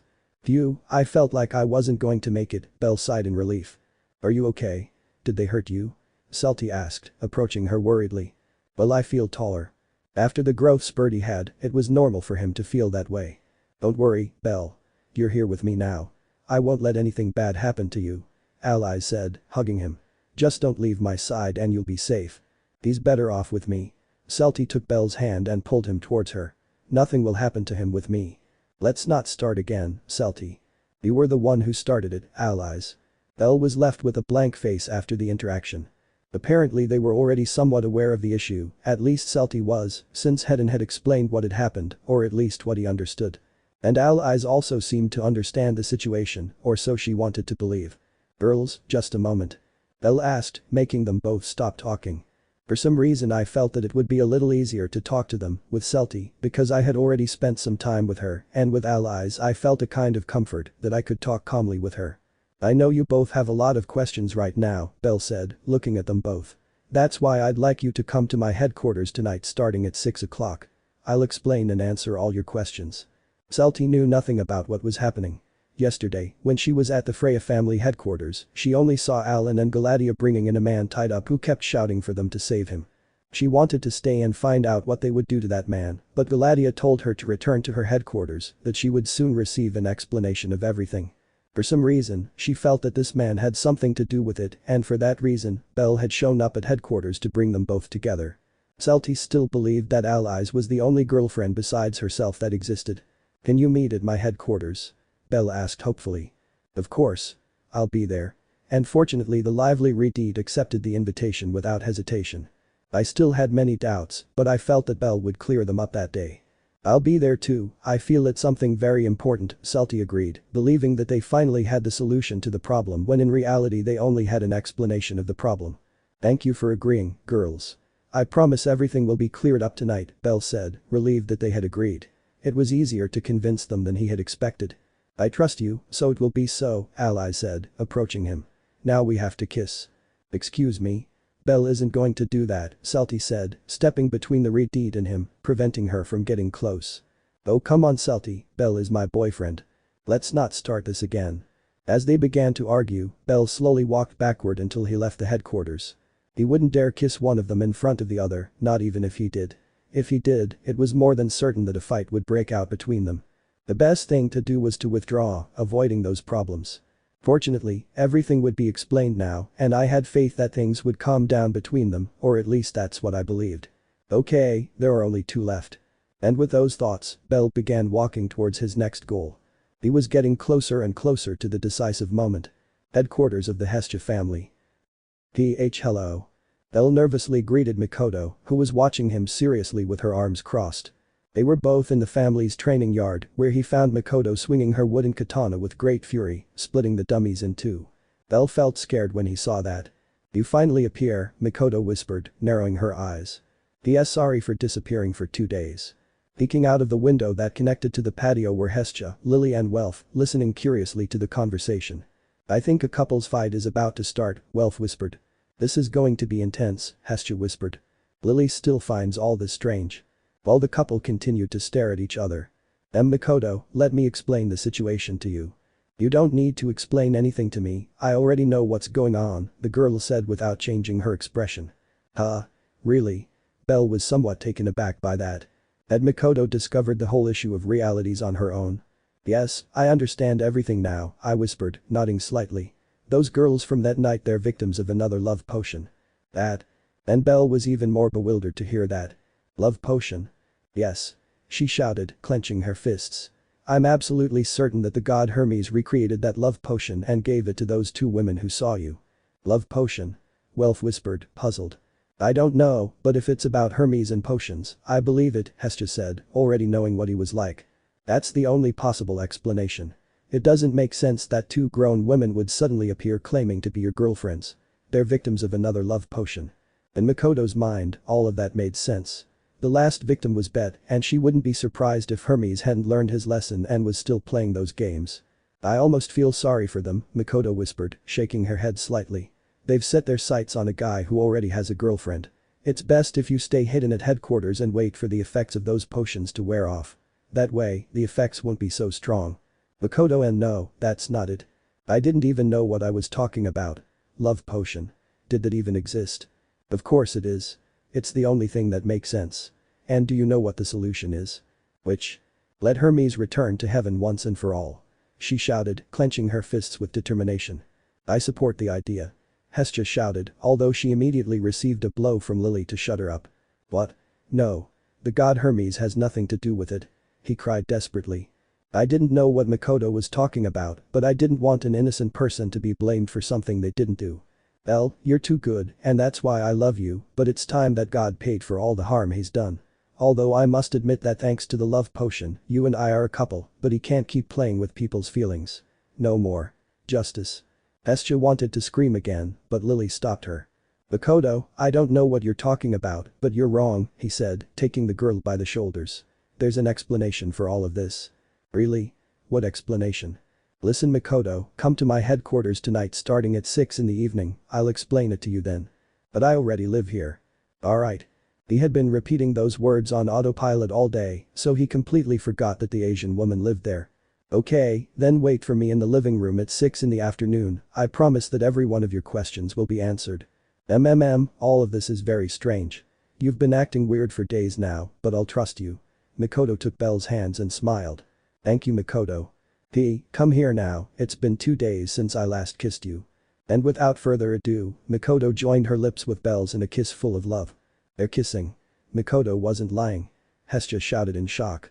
Haha, I knew it, I knew something was going on between them. Welf laughed, feeling proud of his friend. But at what point? And Lily just narrowed her eyes, not understanding anything at all. At that moment, Mikoto pulled away from Belle's lips with a beautiful smile. I missed kissing you, she said, looking at the embarrassed rabbit. Next time, don't disappear like that. You had me very worried. I understood. I love you. Belle left his headquarters with a tired sigh. That day was proving very tiring for him. He felt that with each kiss, his mental energy was being stolen. I still can't believe all this is happening, she thought, with a slight headache. Fortunately, this time he was no longer ignorant. He knew absolutely everything that was happening and finally understood that he was not to blame for anything, he was just another victim like all the others. And that's why, just like him, they deserved an explanation. He just hoped they wouldn't get too upset or their headquarters would end up destroyed. There's only one more. The memory of the beautiful saint crying on his chest came to his mind. I had left her for last because I didn't know how to act in front of her, and I still didn't. But the moment to see her had arrived. Okay, let's go there. And with that said, he set off towards his last objective of the day. In hospital. Not even 2 seconds had passed since Belle set foot in that place when a beautiful saint rushed towards him to give him a hug. "Belle," I exclaimed, looking up at him with a beautiful smile. "I knew you'd come." Armid.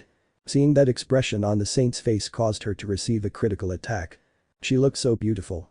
The people around them looked at them curiously, making them both feel a little nervous. "Come on, let's go somewhere else." And taking Belle's hand, they went into the hospital and walked through the corridors. Belle simply let himself be guided, feeling the softness and warmth of his hands. Despite having fauna and being level 2, her hand felt so delicate. And as they walked, Armid turned to look at him and smiled sweetly, making him blush again. The last time he saw her, her eyes were filled with sadness, but not now. These released enormous happiness and love, all of it directed towards him. And we arrived. They both entered one of the many unoccupied rooms in the hospital. There they could talk without being interrupted. Armid. Belle tried to speak, but again the saint hugged him, letting his face fall onto her chest, listening to the beating of her heart. "I miss doing this," Armid whispered with a small smile. "You're here with me, I still can't believe it." This time she wouldn't cry. She had already cried enough. Today she would only show a beautiful smile, demonstrating how immensely happy she felt. Her beloved was with her again. She needed nothing more. Talk to Diane-sama. Armid moved a little away from Belle, but without letting go of him as he looked up. "I was surprised to learn that he knew nothing about our relationship, he even said that you and I weren't close, that was very strange." Belle just stared at her. That expression with a frown as if trying to analyze things seemed very endearing to him. She really was a very beautiful person. "She also told me that you didn't know who I was, but that you wanted to be with me," she whispered sadly. "It seems like nobody remembers anything except me." Armid finally broke free from the hug and took a few steps back. "So I have a theory for all this, it's the only thing that makes sense," she said, bringing her face closer to his and whispering a few words. "I think we've gone back to the past." "Past?" "Yes. That's the only explanation I can find," I exclaimed, smiling beautifully again. "Some being gave us the opportunity to start over, to give our love another chance. I have no doubt about it." Armid truly felt very happy, even though everything was very strange, she didn't care. All that mattered to her was that Belle was by her side again. "And I promise you I won't fail this time. No, no, no. I won't fail. I'm going to do it," she said, and a tear escaped her eye. "This time I'm going to find a cure for your illness. I swear. I won't lose you again. Armid.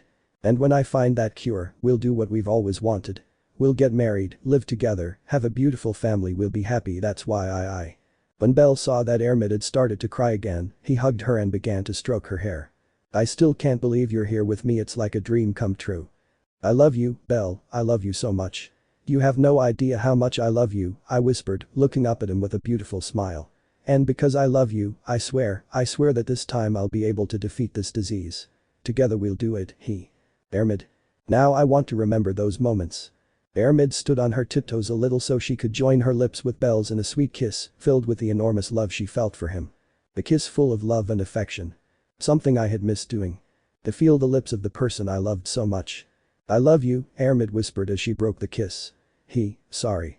Diane-sama told me you didn't know who I was, and yet I just told you all this and even kissed you, I couldn't help it, even though he said you want to be with me.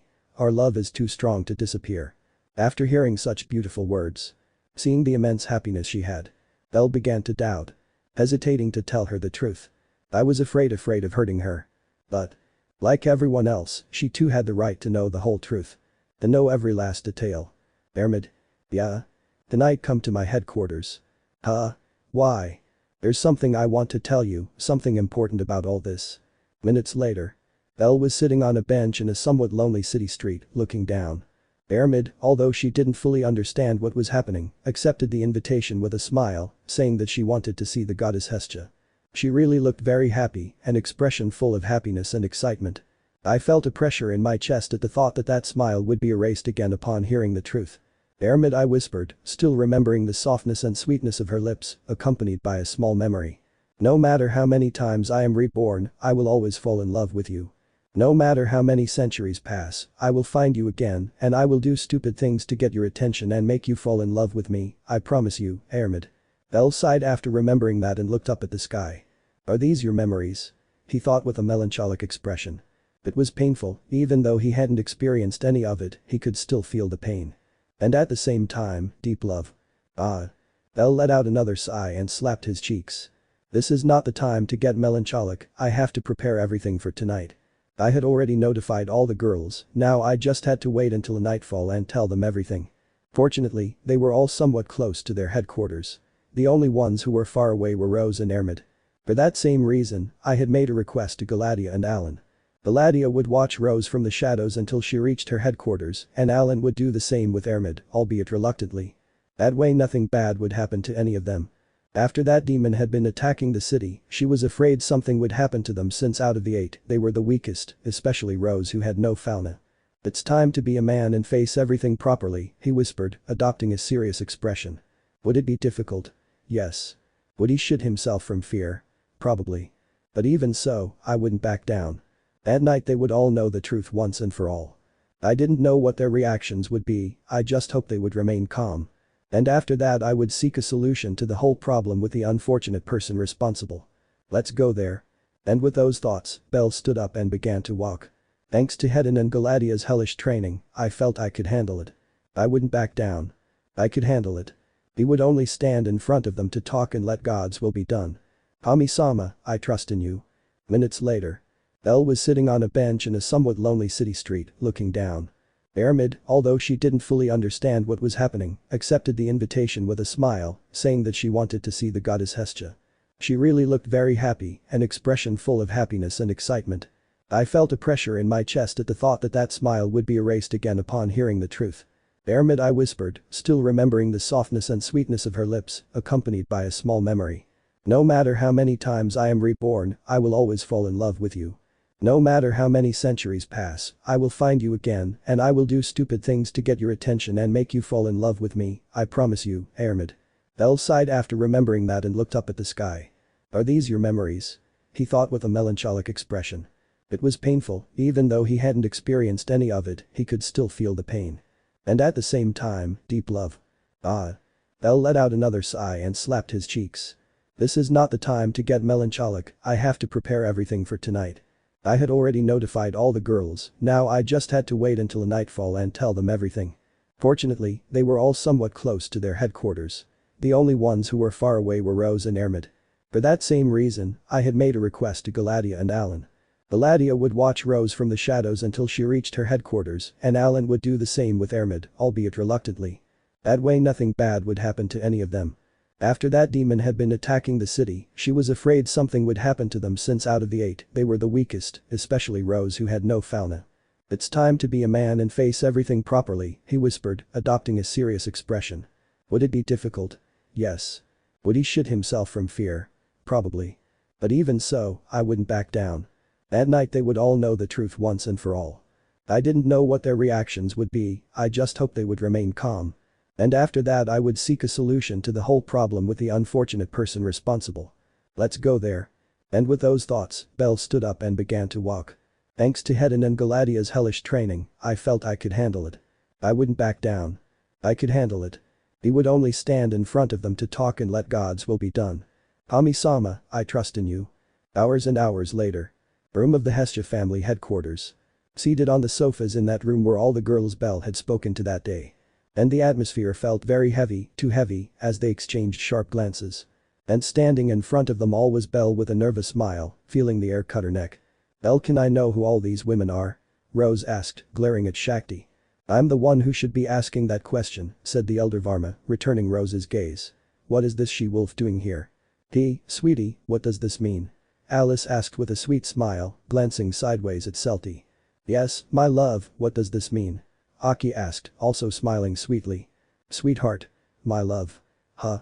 Selti whispered, her eyes darkening. Who do you think you're calling that? Elf, I think you're lost, you shouldn't be here, said Alice. That. Selti isn't lost, Allies jumped to her defense. Who are you and why are you calling Belle that? Allies and Celti looked at each other, then nodded and began to glare at Aki and Alicia, who did the same. I understand now, all these girls are victims of the potions of the god Hermes, he definitely has to be sent to heaven, whispered Makoto crossing her arms. Armid could only lower her gaze, a little nervous, not knowing what was happening, and she didn't even have the courage to speak. The beautiful smile she had for going to visit Belle disappeared the moment she saw them all in the room. For some reason, I was afraid of what he was going to find out. Ugh. Belle knew this would be difficult, but he never imagined it would be this difficult. Thus being in front of them made me feel the pressure in the air. I had to find a way to calm them down. See girls? That. And as if they were synchronized, they all said that at the same time, turning to look at him with a frown, except for Armid, who looked at him curiously. That alone made him take 2 steps back, intimidated. I was beginning to lose hope of getting out of that place alive. Good night. Fortunately, he wasn't alone. Someone else would help him explain the situation a little. And that was Galadia, who entered the room with a smile as she approached the nervous Belle. With her by his side, he could handle all of that. Who is that woman? They all thought, confused, as she stopped next to Belle. For some reason she seems familiar, Shakti thought, squinting. As Belle moved a little closer to her, he whispered a few words to her. See, can you help me start the conversation? This is proving more difficult than I thought. Don't worry, Belle, that's what I'm here for, Galadia reassured him, giving him a thumbs up. Leave the job to me. Belle let out a sigh of relief upon hearing that. It was lucky to have her by his side. She had always helped him since he met her a few days ago. He no longer had any doubt that she was his wife. She helped him through thick and thin, as she should. Great. I'm so glad you're all here, Galadia said with a happy smile, looking at each of them. Wow, you're all very pretty, even the narcissist, he. Not bad, Belle. Who are you? Shakti asked, still feeling like she knew her. The presentation is the least important thing right now, she said, analyzing them with her eyes. It's best if we get to what's important. Thank you, Galadia, thought Belle, since he would surely have stuttered because he didn't know what to say. All the girls watched the woman intently, curious to know what she would say. Well, now that we're all here in the room gathered with Belle, it's time to begin, she said, smiling mischievously. Start what? Aki asked. The action, we have to take off all our clothes, even Belle, we have to start the orgy. What? And they all screamed red when they heard that, even Belle, who for some reason knew she would make a joke like that, slapping himself hard in the face. Yes, his wife would always help him through thick and thin. The conversation started in the best possible way. That would be a very, very long night. Meanwhile, in a forge somewhere in the city. The boy sat looking around, agitated and panicked, not understanding anything. No, no, no, no, no, no, no, no, no, no. Wait. The boy stood up and looked around, confused and sweating, not understanding anything. Why? That boy was a blacksmith. That boy was Let. Why am I still alive? And the shock continued to reach people who did not belong to that reality. Chapter 10. Do we share a boyfriend now? This time I'm going to make sure I save you, I promise. These were the words spoken by a smiling Armid as she walked through the streets of Verario towards the chimney mansion, just as Belle had asked. The immense joy in her heart kept growing. Everything still seemed like a dream, but no. It was true. Her beloved Belle was by her side again. It was the best thing that could have happened to him in his entire life. They gave me a second chance with him, she whispered with a beautiful smile, gazing at the orange sky. Thank you so much for letting me hug and kiss him again, thank you. She had gone from having a heart full of sadness to having one full of happiness. It was incredible what the presence of one person could achieve in his life. If we go back in time, I have more than enough time to find the cure. I just have to work 3 times as hard to achieve it, he thought, clenching his determined fist. I won't bear to lose it a second time. I have to succeed. All Armid wanted was to be happy with him, start a family, and grow old watching her grandchildren play. That was what her heart desired most, and she would fight to achieve it. He wouldn't waste the opportunity he was given. First I need a blood sample from Belle, so I can start looking for a cure. He didn't mind sacrificing all his sleep to achieve it. For him, everything was worth it, all their effort was worth it. I'm going to save you, Belle, she thought with a sweet smile, looking at the ring on her finger. She never stopped to think about why she didn't lose him since they had gone back to the past, but it didn't matter, nobody could take away her happiness. Huh? At that moment, Armid turned around and looked towards the roof of a house, a little confused. For a moment I felt someone's gaze, maybe it's just my imagination. And with those thoughts the saint continued walking towards her goal. Shit, he almost saw me, was the whisper Alan let out from his hiding place. And why the hell am I hiding? Or rather, why did I listen to that damn rabbit? While Alan was in his dilemma, Armid continued walking with a cheerful smile. Belle, I can't wait to see you. The immense happiness in her heart kept growing. Although that happiness quickly turned to confusion when she arrived at the entrance to the headquarters and saw that she was not the only one who had arrived there. Hey? There were 6 more girls in front of her. One of them was Shakti, who glared at a certain she-wolf. Another one was Rose, who watched in shock as 2 girls from the Estrie family looked on, believing she was dreaming. Another one was Alicia, who had a frown on her face, looking all around. Next was Aki, who, like Rose, stared in shock at those same girls from the Estrie family. And finally, Celti and allies, who were confused by the looks they were receiving. Armid was also shocked when he saw them. Maybe I was a child back then, but I remembered them perfectly. Those brave, vigilante girls who protected the city. Shakti. Rose whispered. What do you want? Shakti asked, frowning. Hey, are you seeing the same thing as me? She returned the question, still in shock. Allies and Celti. What do they have? Rose was about to answer, but someone beat her to it. You should all be dead. Aki shouted, unable to believe it. Allies and Celti's expressions changed to bewildered upon hearing those words. Dead? Shakti whispered, puzzled. I don't understand. Who are they? Alice asked, not understanding anything since she wasn't present at that time. She joined the Loki family a few months after the annihilation of said family. Allies Lavelle and Celti Srowa, belonging to the Estrie family, a family of justice, a family that was completely murdered 5 years ago in the dungeon. That? Allies and Celti's expressions turned to total shock when they heard what the wolf advisor said. Armid merely nodded slightly, confirming that this was true. What was happening? Them dead? Us? Allies asked, bewildered. Yes, dead, said Aki, frowning, since all of this was very strange. Shakti just remained silent, trying to think of something, to find an answer. I didn't understand why they said they were dead. They never died. He was right when he thought something strange was happening in Arario. Ah, darling. Alice, who didn't understand anything, smiled happily when she saw Belle appear in the entrance. The bewildered looks of all of them turned to a frown when they heard what Alicia called him. Darling. Celti whispered with a twitch in her eye. I understand now, they say we're dead to take us out of the game. They want to take Belle away from me too. Allies thought indignantly. Meanwhile, the albino just smiled nervously when he saw that everyone was looking at him. It was obvious that things would get this tense. Hestia, come in. Still nervous, Belle opened the gate to let the girls into the headquarters. The initial shock they felt at first was replaced by jealousy when they saw the reaction everyone else had. That simple reaction alone made them realize they wanted something with Belle. What's going on? Armid thought, confused, as she entered the headquarters with the others, glancing sideways at Belle, who smiled nervously at her. I didn't know why, but I felt that something shocking would be revealed at that meeting. Starting with the fact that 2 girls from the family were alive in that place. The happiness she felt at seeing her beloved had disappeared, now replaced by confusion and fear of what he might find out. Upon entering the room, they all saw an Asian woman sitting calmly on a sofa until she noticed their presence. His brow furrowed immediately upon seeing Shakti and Rose, an action that they also shared. Take a seat. Belle invited, feeling increasingly nervous about all of this. All I wanted was to explain everything peacefully and in detail so that there would be no more doubts.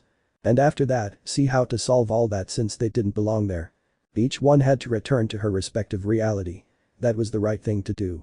I hope everything will change when they know the truth, Belle thought, watching as they all took their seats, still looking at each other. And to think that it was all the fault of a being who cared about nothing but himself. If I could kill him with pure blows, I would. Things were tense. It seemed like they would soon start arguing. They were so confused that all they could do was glare at each other. Fortunately, Galadia was there to help her beloved student. We have to take off all our clothes, even Belle, we have to start the orgy.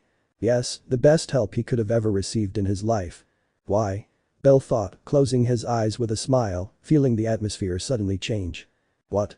And, as was obvious, the girls' cries of surprise and indignation were not long in coming. They were going to hang him alive. Orgy? What do you mean? Rose shouted, her face as red as her hair. Or. Alice's mind short-circuited upon hearing those words. What kind of plan is this? Aki shouted angrily, though also embarrassed. That can't be possible. Celti shouted, her face red from head to toe for having suggested something dirty. Allies simply went into a trance upon hearing the word orgy. That's dirty. Shouted Makoto, also red-faced, believing that the love potion was indeed potent. What's going on? Armid whispered, embarrassed and also afraid of what she might find out. Shakti said nothing. He simply stood up and walked towards Galatia with a darkened gaze while clenching his fists. He was going to hit her. Wow. Calm down. The woman shouted quickly when she saw that everyone had become agitated. It's just a little joke, so don't get angry. He had already seen the reactions he wanted to see. It was time to take the whole issue seriously. A joke? Well, it's very funny, actually, Shakti said sarcastically, stopping just a few centimeters away from her. What can I say, I've always been a joker, he laughed, scratching his cheek. But seriously, it's time to start the real conversation. Shakti frowned angrily at that woman, while the others regained their composure upon hearing that. Shakti, we need to calm down, Belle asked a human who intended to hit Galatia. But upon hearing Belle's voice and words, he decided it was best to return to his seat and listen to what they had to say. Come on, Alicia, it was just a joke, Aki whispered to her friend who was slowly coming to her senses. Stop joking around. Rose demanded, frowning but still embarrassed. I want to know what's going on, why all these girls are here, and why those two girls from the Estrie family are still alive. And there you go again. We're more alive than ever. Exclaimed the offended Reed. Yes. Although out of curiosity, how did we die? Celti asked, curious and a little afraid of knowing the answer. Her whole family was murdered on the 30th floor of the dungeon, although they never said how it happened, replied Aki, who was frowning because of how strange it all was. And Celti felt a chill run down her spine when she heard that. 30th floor, I whispered, remembering that skeletal iguana. Does this mean that in other realities Belle didn't manage to save them and they were all killed? Thinking about it scared him. Well, there are many things we need to explain and why you're all gathered here, Belle said, looking down. He felt stressed. I'm very stressed about all of this. And that would be it? Shakti asked. In short, none of you belong in this world, not even I belong here, Galatia replied, crossing her arms. The rest remained silent and bewildered by what they had just heard, except for Celti and allies, who already had some context about the situation thanks to their goddess, but it was still surprising. Weren't they from that world? It sounded ridiculous. Is this some kind of joke? Mikoto asked, raising an eyebrow. Armid looked down, fear evident in her eyes. With just those words, some of her questions were answered in her mind. His theory that he was returning to the past was beginning to falter, as were all his illusions. No, Mikoto, this isn't a joke, Belle said, setting aside his nervousness and speaking seriously, now that they had gotten to the point. Shakti, Rose, allies, Celti, Aki, Alicia, Mikoto, and Armid, none of you belong here. Hearing those words was like receiving a bucket of cold water, even more so for Armid, whose fears were getting closer and closer. What do you mean, Belle? Rose asked. What do you mean I don't belong in this world? It seemed silly to him, but after remembering what had happened in the last few days it made sense, mainly with Misha and Ina not knowing anything about their relationship. Shakti was also with RD, who remembered absolutely nothing about what happened. Aki and Alicia hadn't noticed anything strange, although Bet's odd behavior, completely in love, might give it some meaning. Allies and Celti, none of their friends knew Belle and what each of them experienced with him. Mikoto, Welf, Lily, and Hestia knew nothing, even Belle's actions were strange. And Armid with her, I quickly notice how strange it is. Her beloved was still alive. Belle, Shakti whispered, lowering her gaze. And you? Don't you belong here either? He belongs here but at the same time he doesn't. The voice they didn't recognize was heard in the room. Turning their gaze towards the source of the voice, they saw that at the entrance, a certain cat belonging to the Freya family was leading a man with a swollen face tied up. Upon seeing this man, Belle frowned. You've finally arrived, said Galatia, looking at Alan. I came as fast as I could, Alan said irritably, walking to the center of the room and throwing the man to the floor under everyone's watchful eyes. He was Orizas. Who is that guy? Allies asked curiously. He is to blame for everything that is happening, Galatia replied, uncorking a potion and dropping it onto Orizas' face, which gradually began to subside. Oh. What a violent way to treat me, Orizas complained, sitting down as best he could on the floor. And someone in that entire room recognized him. Ah. It's you. Celti shouted, finally recognizing him. You're the swindler fortune teller. This elf, let me tell you that I am a fan of your reality. TSK. Annoyed, Alan went to a corner of the room and sat down to listen to what they would say. He felt angry because he hadn't been able to see Denev, and after what he heard, even more so. Can we come in? Hestia asked, peeking out along with Welf and Lily. Of course, you also have the right to know what's going on, said Belle, still glaring angrily at Orizas. Now everyone was gathered in the room with their eyes fixed on the prankster demon. Just by looking at the atmosphere, the girls realized that this was no longer about their boyfriend, but about something much more important and worrying. Well? Shakti asked again, she who seemed the calmest of them all. But the little they had told him, he already had many answers to his questions. All that remained was for them to confirm everything. What does that guy have to do with everything that's going on? Rose asked. Well, in everything, Galati replied. He's the reason you're all so confused. I feel like they're going to kill me, Orizas thought nervously as he felt Belle's piercing gaze. Yesterday he received a tremendous beating from him and felt that today would be the same. Night had already fallen in Arario, but at that location there were signs that no one would be sleeping for a long time. Are they all the ones? Orizas asked, turning to look at Belle. Yes. At least as far as I know, replied the albino. There are some twins locked up, but they don't matter. Okay, we'll look for the others later, I whispered, letting out a sigh before looking at the girls. I can see that none of them know what's going on, haha, it's almost funny. There's nothing funny about this, Belle said in a deep voice. Explain the damn situation already, we're not in the mood for games. The girls, as well as their family, were surprised by the way Belle spoke. It wasn't normal to see him act like that. I understand, there's no need to get angry, I sighed with a slight smile. The girl with purple hair already told you, you don't belong here, none of you. Do we belong to another reality? Asked Sulti, who was the most informed on the subject. Exact. Reality? What do you mean? Aki asked, increasingly confused. Meanwhile, Shakti just let out a long tired sigh. His suspicions were confirmed by those words. He now understood where the whole situation was headed. And just as I thought. It was a very serious problem. Well, a few things happened and… Tell the story properly without omitting any details, Galatia ordered, looking at him sharply. Ugh, fine.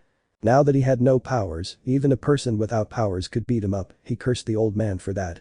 The girls and the Hestia family continued to watch Orizas intently, waiting for an explanation, which made him let out a tired sigh. Okay, this is going to be a rather long story, so listen up. What happened was. The explanation is over. And the moment I finished, a deathly silence filled the entire room as they could not believe what they had heard. The expressions of bewilderment and surprise were on every one of the spectators. I knew they were going to react like that, Belle thought, looking down uncomfortably. I understand, Shakti whispered, her gaze fixed on the ceiling. You're a demon with the ability to travel to different realities, but since you're a complete idiot, you didn't make sure to properly close your portals, and that caused many temporal rifts, damaging this reality. And we fell here without realizing it, Rose said with a shocked expression. I see, that's why Misha and Ina didn't know anything. Exactly, that's why things are so unbalanced here, since there are many people who don't belong to this reality, like all of you. Wait, does that mean we're in a reality where the Strife family didn't die? Aki asked, surprised. It seems so, Rose whispered. Allies was about to say something but decided to remain silent. Now, with this whole issue of different realities, I was beginning to understand the reason for their reactions. But now he had a question. In how many realities was his family massacred? Thinking about that scared her, just like it did Sulti. You really are a despicable being, Allies whispered, realizing what it all meant. You are.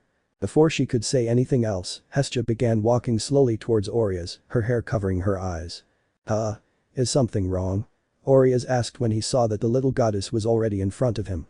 And seeing her gaze, he could see an expression full of anger on her face. And raising his fist, he buried it forcefully in Orizas' face, sending him flying backwards and crashing into the living room table, which shattered into pieces. Almost everyone's jaw dropped to the ground when they saw how powerful Hestia's punch was. Arcanum, Galatia thought as she saw the goddess's fist glow for a few seconds. Sometimes it was forgotten that the gods were very strong despite their appearance. Kami-sama, Belle whispered, surprised by what his goddess had done. You're nothing but a piece of trash, Hestia said with disgust. Playing with reality like that, they should erase your existence completely, you filthy demon. That's why they're locked up in hell. Ow, that hurt a lot, she complained, her cheeks swollen, as she sat down on the floor. I have to admit I deserved it. Didn't your leaders ever tell you that was illegal? Hestia asked, frowning. Even the gods who can do that are very limited because they don't want to ruin anything, and then some stupid demon comes along and creates a complete disaster. She reminds me of Belle, she also got very angry yesterday when she found out the truth, Galatia thought, seeing how furious Hestia was. I feel like continuing to beat you up. Angry, the little goddess walked towards him, but Shakti stood in her way to calm her down. Wait, Hestia-sama, I understand you're angry, but we need this guy to explain everything first. After that, you can hit him all you want, the human said, knowing there was much more to learn. Please, calm down. Ah, okay, but this isn't going to stay like this. And crossing her arms, the goddess returned to her place with a frown. It had truly angered her to learn that they had been toying with reality, since the gods strive to maintain order and not interfere too much with human evolution. Thank you for saving me, Oria said gratefully, though he only earned a look of disdain from Shakti. I have a question. A nervous Mikoto raised her hand, drawing everyone's attention. What is your question, miss? Asked the smiling demon. What is the relationship of all these girls with Belle? And in the end, the question that everyone wanted to ask was said by the Asian woman. They immediately turned to look at Orizas, who smiled with amusement, while Belle looked away nervously and somewhat embarrassed. Excellent question, miss. If my hands weren't tied, I'd be rubbing them together. Well, I think the question has an obvious answer, but I'll say it anyway. All of you are Belle's girlfriends in your respective realities. And once again silence filled the room as Welf and Lily's jaws dropped to the floor and Alan let out a soft laugh. The shocked girls turned to look at each other, even Armid, whose gaze had been dull since she learned the truth. So you weren't lying, Shakti and Rose whispered, looking at each other. You really are Belle's girlfriend. Girlfriends? Celti's face went blank when she heard those words. If he already had enough with the fat rat, 6 more had just appeared who, officially like her, were his girlfriends in their respective realities. Aki, are you Belle's girlfriend? Alice asked in shock, looking at the cat. Obviously silly, we share it, she whispered, embarrassed as she said those words. But all of them. So they weren't love potions, then Mikoto thought, disappointed that she no longer had any excuse to send Hermes to heaven. The Hahakagaya and RD don't have a reality with him, allies laughed, remembering that in her world her friends didn't manage to get the rabbit. But still, this is bad. Lily can take advantage of the situation, thought the little hobbit as Welf looked at her suspiciously out of the corner of his eye. And Armid looked down again, processing all that information. It would be a hard blow to find out that each of them had their happy ending with him except for her. Yes, I was expecting those reactions, Orizas whispered with amusement. I wonder if in some reality I will be his real girlfriend, Galadia thought, bringing her hand to her chin. As Belle nervously looked up, he saw that they were all looking at him, noticing the shame in each of their eyes. That only made him much more nervous. And Belle? Allies asked hopefully. Which reality is he from? Who is he dating? I was hoping she would say it was from her reality, although everyone else thought the same. But the response they received was something they did not expect. Well, he's the only Belle there is, so technically he's all of your boyfriends, Oria said simply, surprising them all. Yesterday, while he was beating me up, he explained a few things, like how he has memories of things he experienced with each of you, and he even has romantic feelings for each of you. The girls turned to look at Belle again, who looked away blushing. So the conclusion is that because I interfered so much in their lives in each reality, all those Belles tried to appear in this world, but obviously, there can't be 2 of the same people in the same reality. But since none of them could decide, that's what happened, she said, gesturing toward Belle with her eyes. All the Belles in a single body with their memories and feelings. Not all the memories have been awakened, but they're there, with their hearts beating for their respective beloveds. Ah, how romantic. The girls were perplexed when they heard that. Are their boyfriends now one and the same? That was something difficult for each of them to process. Even though I've heard it before, it's still hard to believe, Belle thought, watching each of their reactions. She looked at Mikoto, her heart beating with warmth and love, the same was true for the others. His biggest doubt was cleared up and it was still surprising to him. Does that mean we now share a boyfriend? Mikoto asked in shock, as did the others. Well, yes, their rabbit is there with its heart beating for each one of them, so yes, they share a boyfriend. Upon hearing those words, the girls turned to look at each other, only this time in a different way. The tension was palpable again. It was obvious what was going to happen. Great. Allies shouted, standing up. Monday, Tuesday, Wednesday, Thursday, Friday, Saturday, and Sunday Belle will be mine. The rest of the week you can have him. Ah. They said, frowning at her. Of course, the fat rat showing what she truly is. A rat. Celti shouted, becoming defensive. I'm not fat. I shouted angrily. It would be best if Belle were with me. I'm sure his heart beats more for me than for you, Rose said, standing up. Oh? Are you implying that Belle loves you more than me? Shakti asked, walking towards Rose and confronting her. It's more than obvious, there's no need to think about it so much, replied the she-wolf with a frown, not backing down from Shakti and starting a duel of stares. Aki, does that mean you and I now share a boyfriend? Alicia asked in shock. But we already shared it. Cried the cat, embarrassed, frowning at the others. They're the enemies. Well, at least that waitresser isn't here, Mikoto whispered, remembering how she tried to sabotage their relationship. Lily definitely has to take advantage of the situation, the hobbit thought, and Welf was already beginning to see her dark intentions. Then I didn't go back to the past, Armid thought, looking down. I'm just in a reality where he didn't die. Galadia just watched with a smile as they all argued amongst themselves, except for the saint. Instead of looking for a solution to all this, they start arguing about who will have Belle. Haha, I like their way of thinking, he thought with amusement, although he knew perfectly well that it was not the time to laugh. That demon still had a few things to explain to him. Meanwhile, Belle watched everything nervously. Part of him wanted to calm them down, but another part told him to stay out of it and wait for them to calm down on their own. Belle, you're screwed, Hestia thought, looking at her son. Fortunately, this time Galadia would help to calm the situation. Silence, she shouted, making them all stop arguing and look at her, confused. Thank you. What do you want now? And who are you? Shakti asked, already starting to feel stressed by all of this. As if falling into another reality wasn't enough, it turned out she shared a boyfriend with 7 other girls, and it wasn't her fault or Belle's. Everything was stressful for everyone. I know you have many questions, but there are still many things to explain, Galadia said, placing her hands on her hips. But you already know the main thing. That you don't belong here and that your boyfriend has other girlfriends. I know it's difficult to process, but we need to calm down before looking for solutions, although the idea of sharing it doesn't seem bad to me. The girls frowned in annoyance upon hearing that.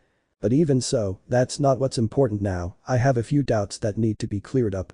Something was bothering her and she had a very bad feeling about it.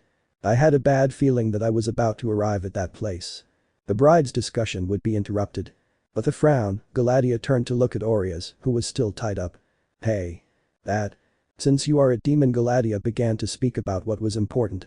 At that moment something began to fall from the sky at great speed. Are there any other demons besides you here in the mortal world? He asked, frowning. That thing that was falling at high speed was going in only one direction. Why do you ask? He asked nervously, making Galadia frown even more. That target was the Chimenia mansion. There's a so-called demon of gluttony causing murders all over the city. Do you have anything to do with this? He asked, and the demon's expression became more nervous. Demon of gluttony? Shakti whispered, confused and surprised. Alan's ears and Galadia's senses went on alert as they felt something approaching. And seconds later Shakti and the others felt the danger just like Belle. Demon of gluttony, heh, so here it is, whispered Orizas with a crooked smile. They are nothing but a damn nuisance, said Galadia angrily. And at that moment, that something that was falling from the sky impacted the roof of the Chimenia mansion and went right through it. And not just the roof. Each floor was pierced one by one until it impacted forcefully in the middle of the room, creating a great gust of wind that made everyone retreat. Rose. Shakti took the she-wolf's hand and stood in front of her so that nothing bad would happen to her. Perhaps she was her rival, but as protector of the city she had to protect others, and since Rose had no foulness she was in more danger. Kami-sama. And Belle quickly stood before his goddess, drawing his dagger as his expression changed to a serious one. Allies and Celti were on guard, as were Aki and Alicia, not knowing what was happening. Makoto took her katana and prepared for whatever had come. And Armid. She only took a few steps back, her eyes dull as she stared at the curtain of dust. Alan took his spear and stood up, frowning, glancing sideways at Galadia, who was also ready to fight. I really caused a big problem, Orizas chuckled softly, seeing how complicated everything had become. I smell another demon around here. And a mocking voice was heard in the curtain of dust, which gradually disappeared. When all this is really over, I hope they erase your existence, Galadia whispered, drawing her sword and walking slowly towards the source of that voice. And when the curtain of dust dissipated, a crater could be seen, and in the center of that crater was a being. That. And everyone's reaction was the same when they saw that, just like what happened to Belle. Except for Hestia, who frowned upon seeing that thing, which then looked up with a big smile. I thought I made it clear to the other demons that this city is my territory, heh. You again, Galadia whispered, stopping just a few steps away from him with an angry expression and looking up. Damn demon. Oh, it's you, haha, Galadia, he smiled sinisterly, lowering his face to look at her. The pressure was palpable. The demon of gluttony had arrived at the chimney mansion. Chapter 11. Demon of gluttony. Ooh, oh, it's you, Jijiji, Galadia. The sinister laughter of the demon of gluttony echoed through the chimney mansion as he looked with a wide smile at Galadia, who looked at him with a frown. The rest of those in the room just stared at the thing that had just appeared and could even speak. What is that? Aki whispered in shock, as did Alicia. Her presence is frightening, said Makoto, sensing a strange atmosphere in the air. It was as if death itself was lurking around every corner. Shakti's gaze turned serious as she gripped her spear, which she had fortunately brought with her. Is that what's been killing so many elves these days? The elder Varma thought seriously. This is a problem. Out of the corner of my eye, I glanced at Rose, who was clearly nervous about the presence of that demon. Someone without strength could not withstand the presence of such a being. It was a miracle that she did not faint, demonstrating her mental strength. Them again, Belle thought, frowning. The memory of his head being torn off and eaten came back to him. To this day, remembering it still gave him chills. Huh? Meanwhile, the demon ignored Galatea and turned to look at Orizas, who was still tied up and sitting. Well, when I smelled a demon I thought that the persistent one of anger was here again or that idiot of sloth, but it's just a pathetic demon of greed, he said boredly. Hey. Maybe we demons of greed are the weakest, but that's no reason to look down on me, Orizas complained, offended. Demon of greed? Belle thought curiously, without letting his guard down. How many demons are here on Earth? Hestia thought, angry about all the trouble that was happening. It was almost impossible that Uranus was unaware of it. Hey, now I remember you, Gula said, walking past Galatea and heading towards Orizas. Aren't you the idiot Harem was looking for everywhere? I remember that. Boom. Before the demon could say anything else, Galatea punched him powerfully in the face, sending him flying through several walls. If that thing was there, it was impossible for it to leave without killing a few people in that room. And she couldn't allow that. Quickly. Take everyone who doesn't feel capable of fighting away from here. That thing has monster strength. Go to a safe place, Galatea ordered without taking her eyes off the place where she sent him flying. Well, Lily, get Kami-sama out of here. Belle demanded, gripping his dagger tightly. Bros, go with them, and Armid should go with you too, Shakti whispered, knowing it would be dangerous for both of them. Let me out too. Orizas shouted, though he was ignored. Meanwhile, from the place where Gula fell, he shot out at great speed towards Galatea, with his arm raised to pierce her stomach. But before he could even touch her, that same arm was blown off and sent flying through the air after being severed. Hey? I don't know what you are, but you had the misfortune of running into me, laughed Alan, who had moved at great speed and cut the demon's arm with his spear. The same arm grew back in less than a second, much to the cat's surprise. Well, here we have another one who's strong interesting, I whispered, still smiling. While they entertained him, Welf, Lily, Hestia, Rose, and Armid left the room knowing they had no business being there. Welf wanted to go for his magic swords, but Hestia kicked him out, telling him that those swords wouldn't do anything to a demon. Rose felt helpless, unable to help in any way. She didn't even have Falna, and a pressure in her chest as she left Belle alone, wondered if she could help in any way if she had Falna, even with weak enemies. While Armid didn't want to leave, she just watched Belle, who was seriously looking at the demon. Belle, the saint whispered sadly, remembering what she had heard earlier. Sadness turned to surprise and fear when she saw the demon appear in front of her in the blink of an eye. Huh? When did he move? Alan and Galatea thought in shock, since just a few seconds ago they had him right in front of them. Armid. Belle quickly ran in her direction, determined to save her, although he would not arrive in time. Unless. Stormcloak. The rays shot out from all sides of her body, greatly increasing their speed and quickly reaching where the saint was. And not only him. Shakti was also heading in his direction, preparing a powerful attack with her spear. Heh. And this river alone turned to look at both of them. Mortals are only good for being devoured. To Belle's surprise, the demon easily grabbed his arm, not caring about the electric shocks that coursed through his body. And with his other hand he firmly grasped Shakti's spear where all the electrical discharges were carried, striking the greater Armid directly. Shak hug. Belle received a powerful kick to the stomach which sent him flying towards a wall of the room. That hurt, Shakti whispered in annoyance after the electric shock ended. At least thanks to that, they gave Armid enough time to leave the room. She was the healer. After that battle, someone had to heal them. Ja you are. Before the demon could say anything, his head was cut off in one swift motion by Galatea, who took advantage of the fact that he was distracted by Shakti. It was too good to be true, Galatea thought with annoyance as she watched the decapitated body drop Shakti's spear and throw a powerful punch with both arms at them both. Shakti blocked it with her spear and Galatea with her sword, both of them being thrown backwards by the power of the blow. How many mortals did he eat? Orizas thought, watching Gula take his head, which was on the ground, and calmly put it back on as if nothing had happened. What the hell are you? Alan whispered, seeing that even being beheaded didn't kill him. Well, I. Before he could say anything else, a powerful lightning bolt struck him, causing him to clench his teeth as he felt his body being electrocuted from the inside. Attack courtesy of Celti, who opened her eyes in surprise as she saw the burned skin regenerate. Arvelia.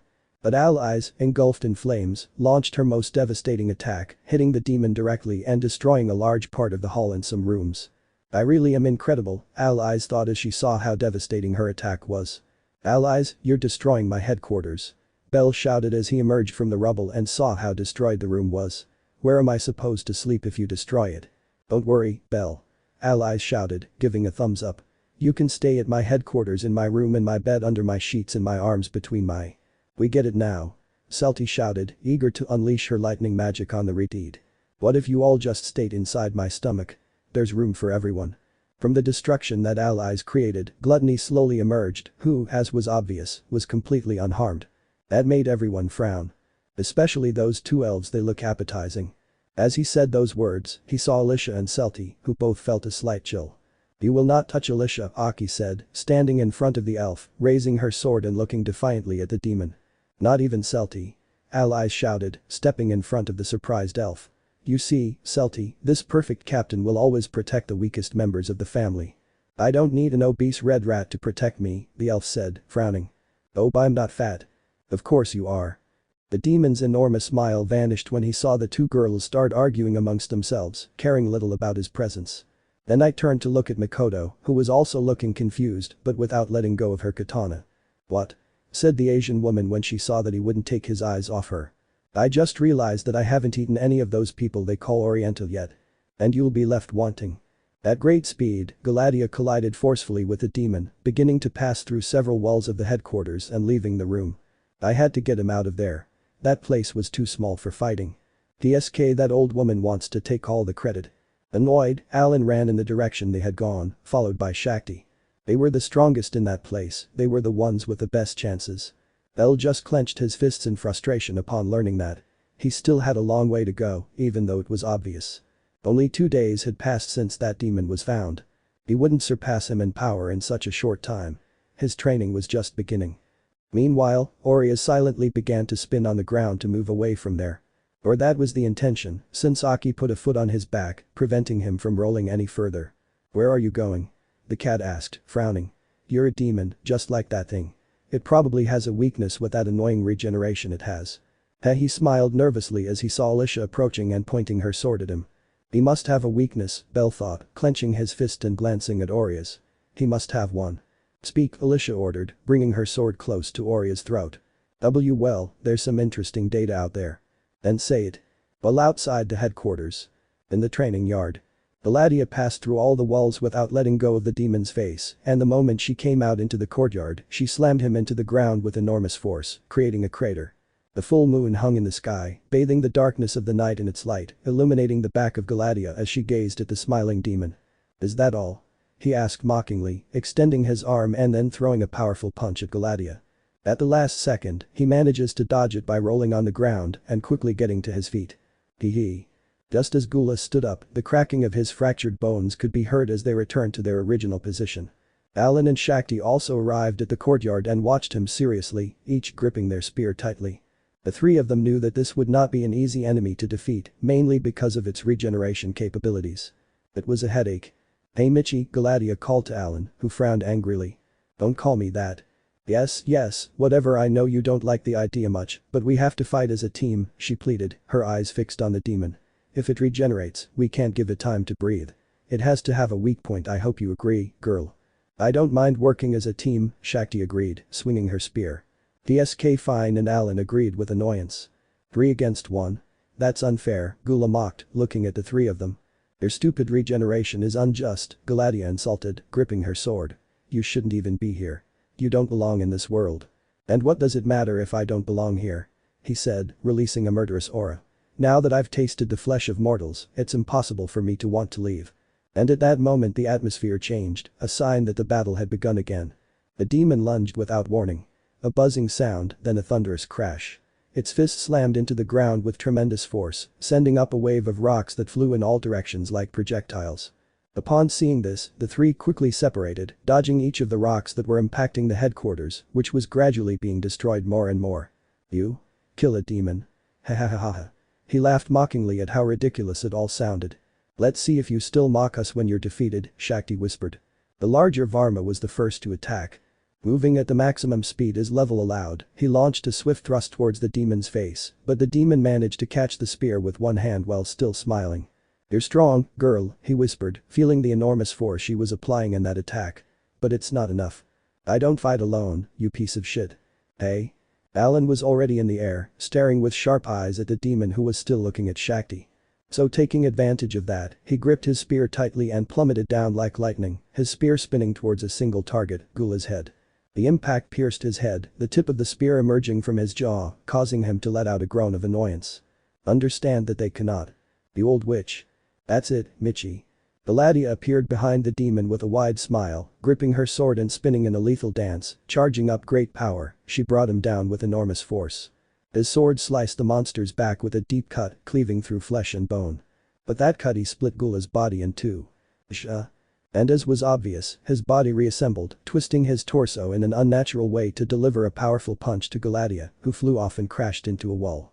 Taking advantage of the fact that he dropped his spear, Shakti tried to cut him again, but he was faster and connected with a powerful kick, which sent her flying into the walls of the headquarters, which collapsed. I think this is yours. Gula forcefully tore Alan's spear from his head, not caring that he was taking a large part of his face with him, as it instantly regenerated.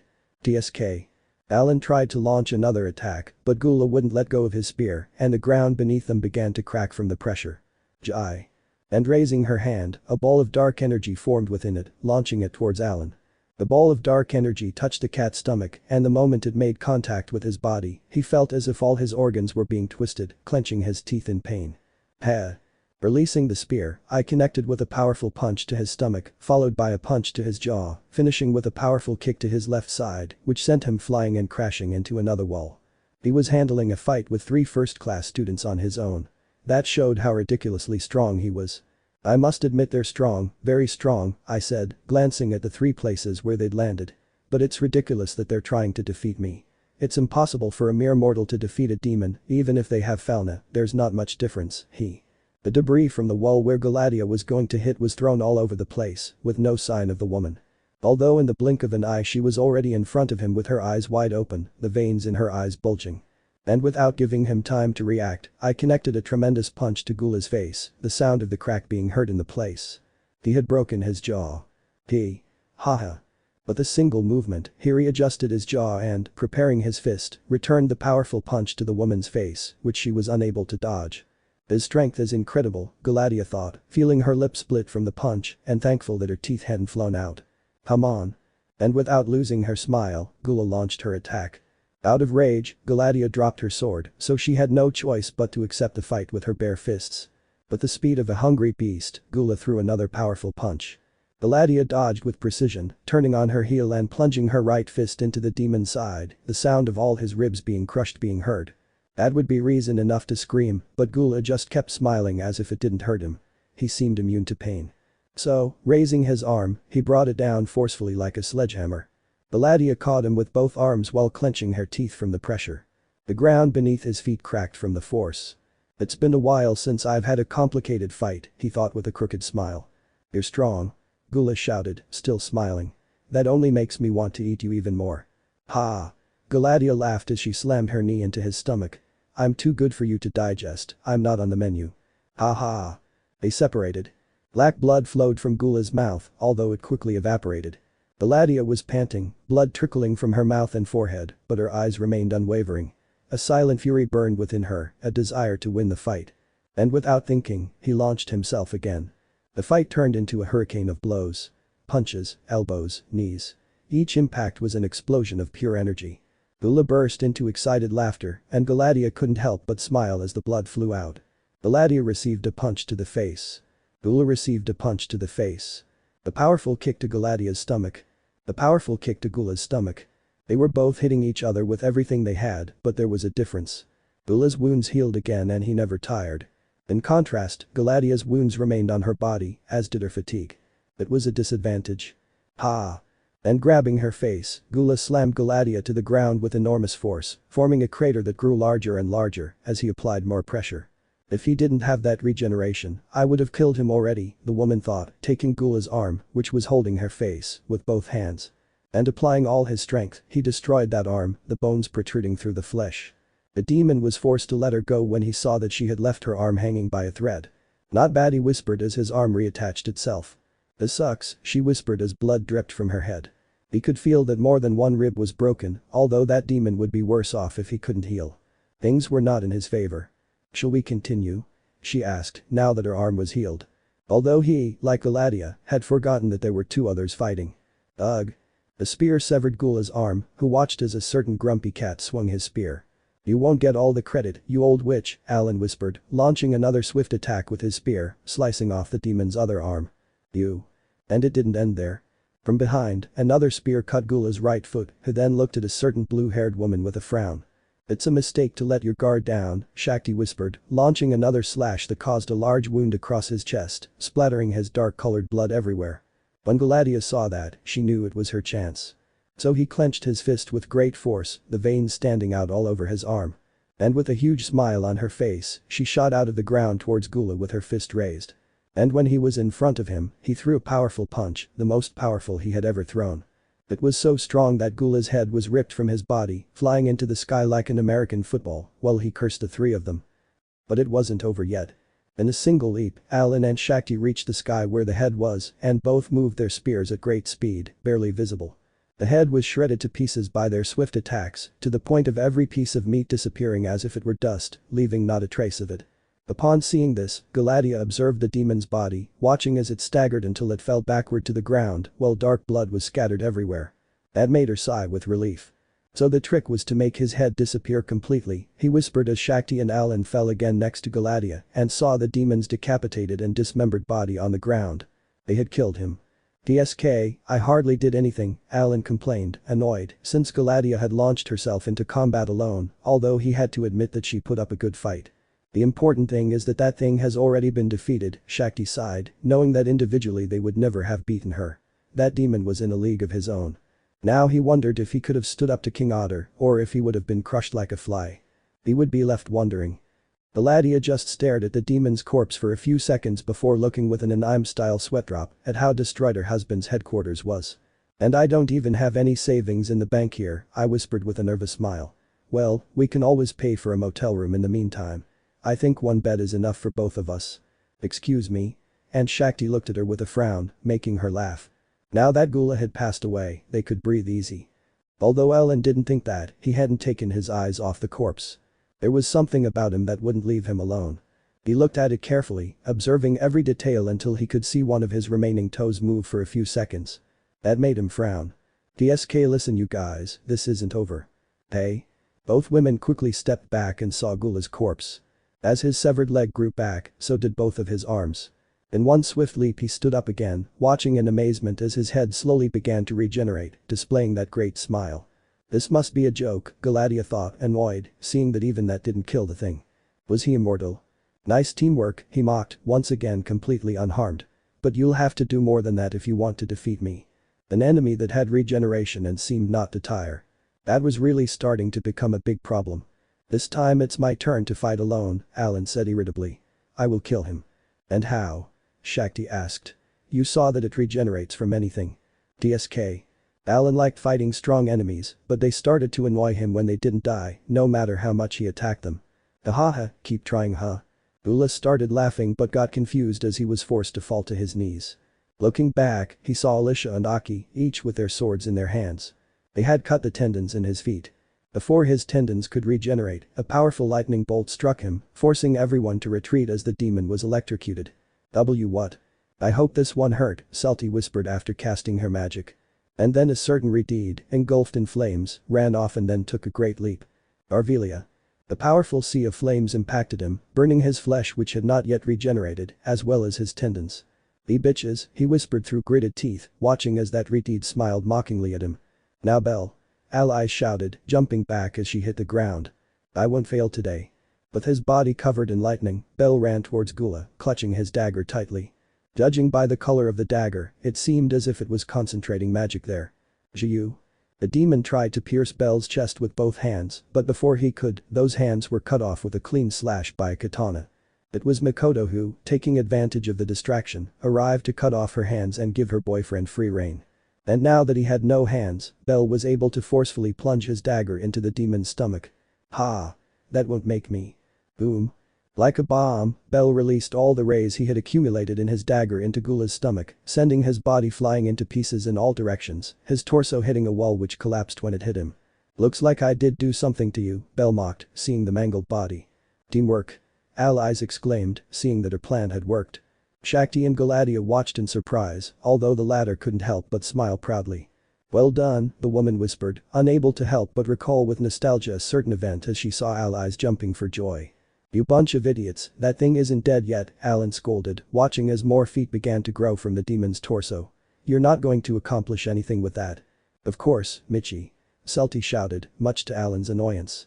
The con artist fortune teller gave us some important information. Beta? Shakti whispered. Its regeneration isn't infinite.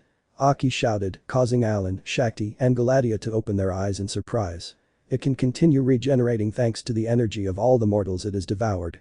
Once all their energy is gone and it stops eating, it won't be able to regenerate anymore. It's simple. Allies shouted, gripping her sword. We have to cut him down and cut him down until he can't regenerate anymore. Until he's completely drained of energy. A smile appeared on Galadia's face upon hearing that. Finally we're speaking my language.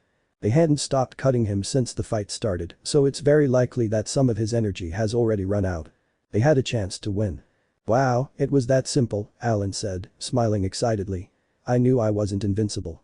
At least our attacks weren't in vain, Shakti whispered, gripping her spear. In fact, everything happened so fast. They went from arguing over Belle's love and other things to fighting the devil in the headquarters courtyard.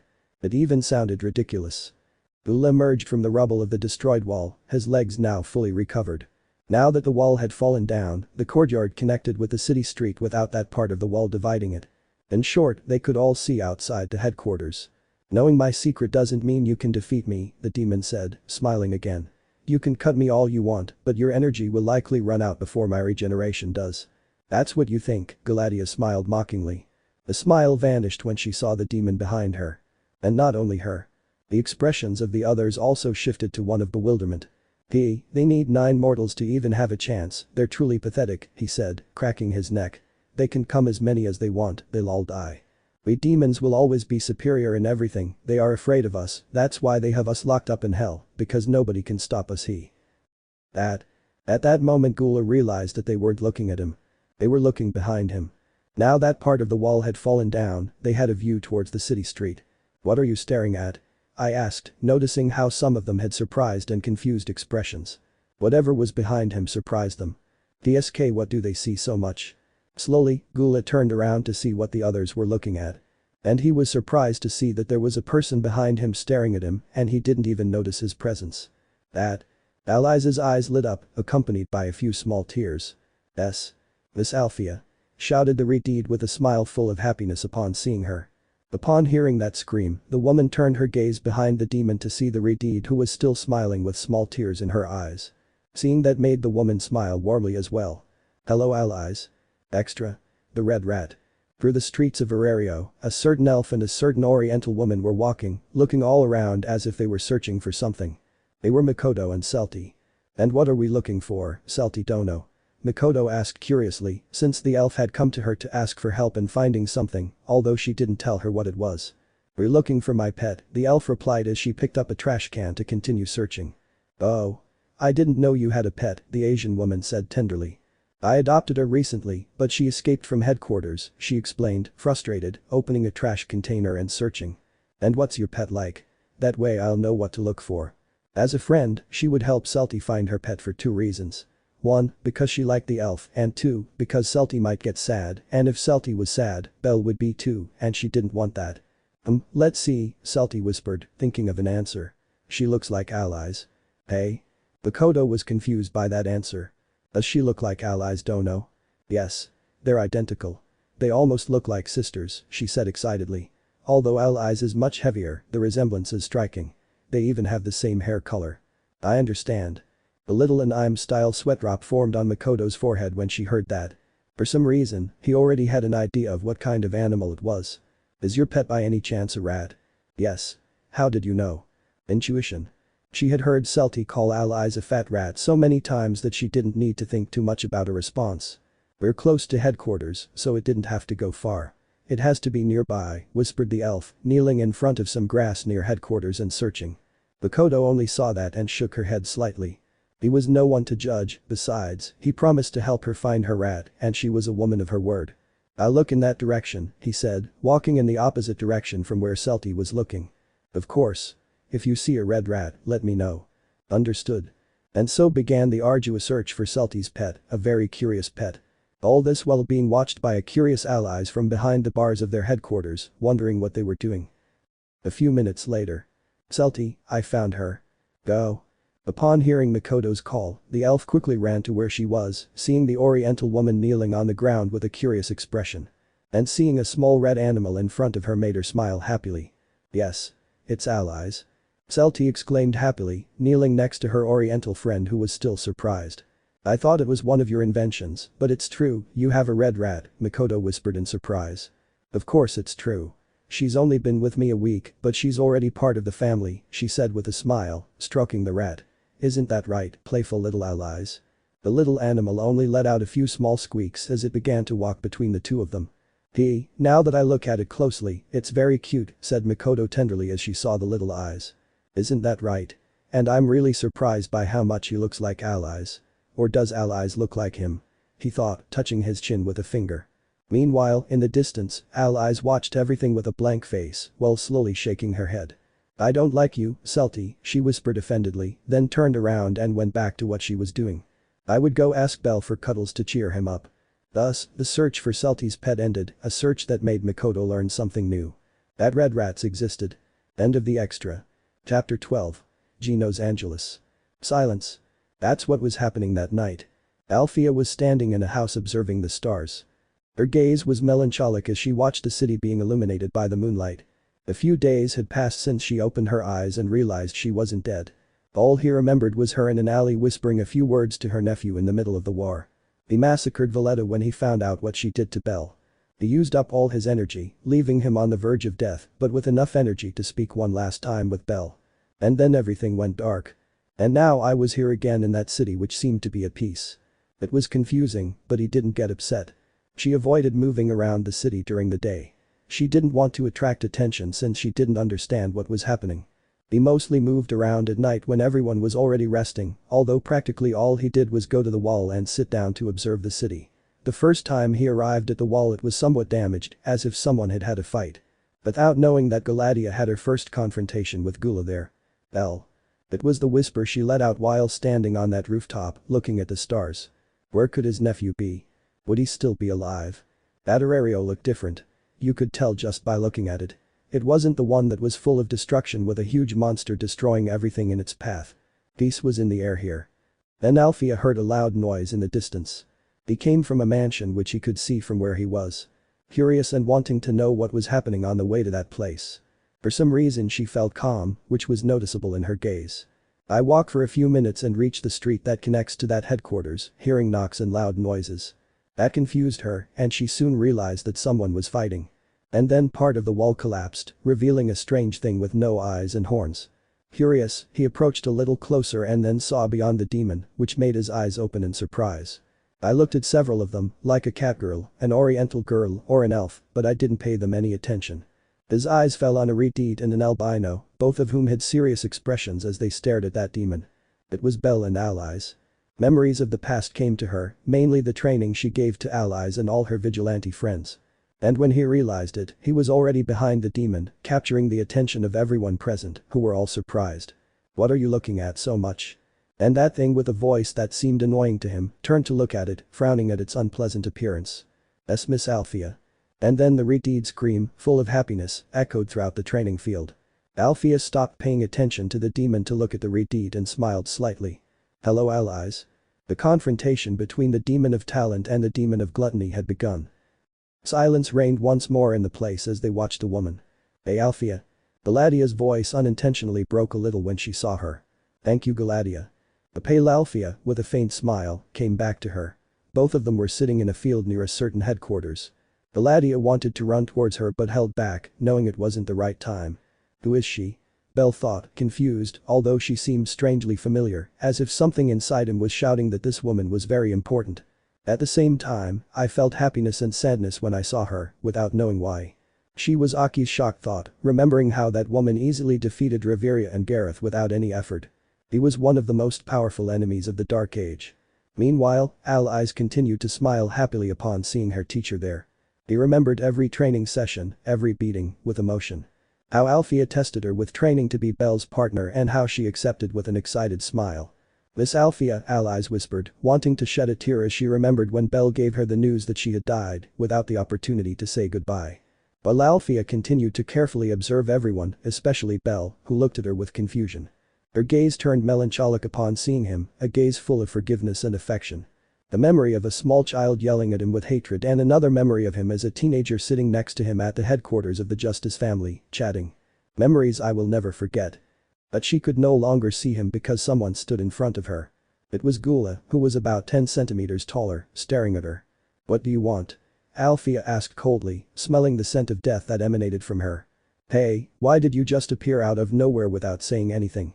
Don't you know where you are?" Gula's tone of voice was filled with contempt and mockery, which irritated Althea, who did not hesitate to raise her hand. That thing was fighting with Belle and allies, so it was an enemy. "Huh? You want me to high-five? Gospel?" Not expecting that, the demon received the full force of the magic in his face, his head flying into pieces and falling to the ground on his back. Althea just stared at him with boredom upon seeing his corpse, although she had to admit that it was unpleasant to see his head explode. "Miss Althea, that thing regenerates." But Allies' voice caught her attention as she watched Belle and allies run towards her with their weapons in hand. And when she looked down, she knew why they were doing it. Slowly, Gula got up, still without her head, and launched a powerful kick towards it. Althea only raised one of her arms to block the kick, and when it hit she opened her eyes a little surprised. The ground beneath them both flew into pieces upon impact, causing allies and Belle to stop. "I understand," he whispered, watching the demon's head grow back with a wide grin, feeling the pressure on his arm. "You're not just a worm. A mere mortal calling me a worm when you need the help of a god to fight," Gula mocked, making Althea frown. With great speed, Gula launched another powerful kick, but this time Althea quickly launched another gospel which hit him squarely, sending him flying towards one of the walls of the headquarters which collapsed. "Miss Althea, that thing regenerates quickly," allies informed her, approaching her, still happy to see the woman in that place. "Is her regeneration infinite?" Althea asked, glancing sideways at Belle and Galatea, who was also looking at her. "I had things to ask, but first they had to defeat that demon." "No. It's not infinite. There will come a point where its regeneration stops. Although we don't know when," I explained with a nervous smile. "I understand and don't shout." "He's sorry." Galatea stopped looking at Althea but smiled with emotion. Now that Althea was on the battlefield, things had changed. "Okay, greetings and hugs can wait first, let's finish this," he said, cracking his knuckles. Gula slowly emerged from the rubble, hearing the creaking of his bones and looking annoyed at the group surrounding him. I had already identified who would be the real nuisances in that fight. Alan, Galatea, Shakti, and Althea, their power was greater than that of the rest. Although the rest, allies, Selti, Alicia, Aki, Mikoto and Belle were not far behind either. Then against one, that was starting to get annoying. "Well, I'll have more food for myself when I defeat them heh. Althea." At that moment, Galatea shouted, causing the woman's brow to frown. "It feels somewhat nostalgic to hear your loud voice," Althea whispered, much to Galatea's delight, who couldn't help but smile happily. "Can you use your magic? The most powerful one?" he asked as his happy smile was replaced by a rare smile of excitement. "For some reason I feel more energetic than before, so yes, I can do it," he replied, clenching his fist. "Haha, perfect, then cast it. My subordinates and I will buy you time to complete that ridiculously long chant. That magic will completely end all of that demon's regeneration." "Subordinates?" Alan thought with annoyance at hearing him called that. "And why should I follow an order from you?" Althea asked, frowning. Not even a minute had passed and their old arguments had started. Just by seeing Galatea in that place, Althea knew, or at least her question was answered. He wasn't in his world.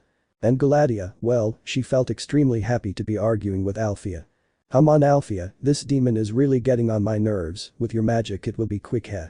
Galatea quickly raised her arms and blocked a powerful kick from Gula that was heading towards her head, flying backwards without leaving the ground with her feet.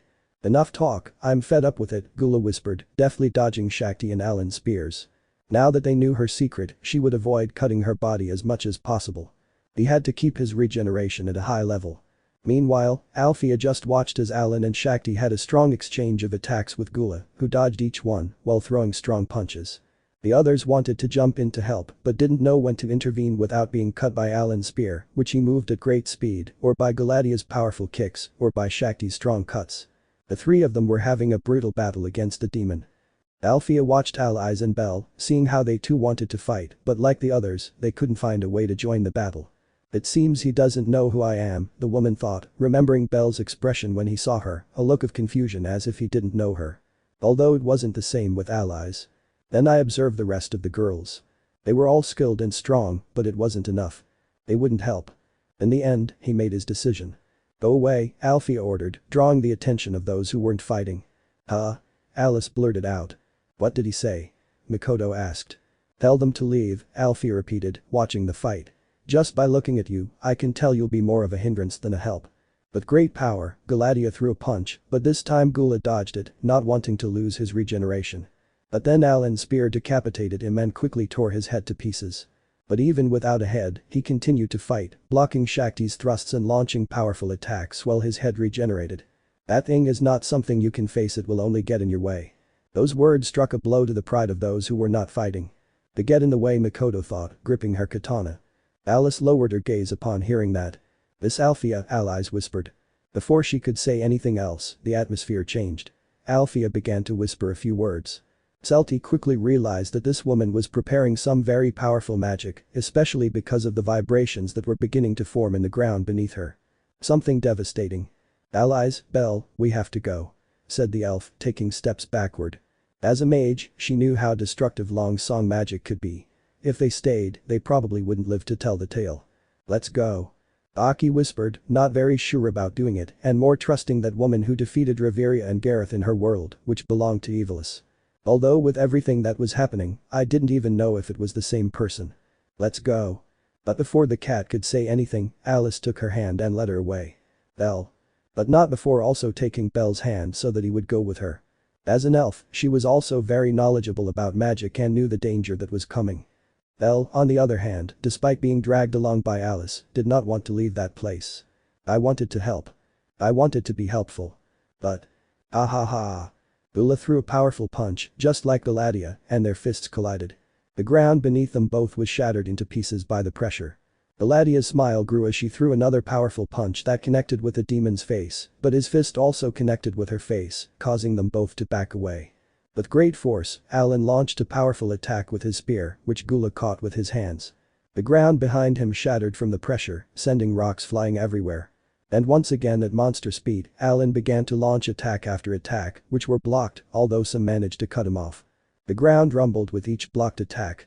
And Shakti took the opportunity to launch an attack on his head, but he stopped the weapon with his teeth while continuing to block Alan's attacks.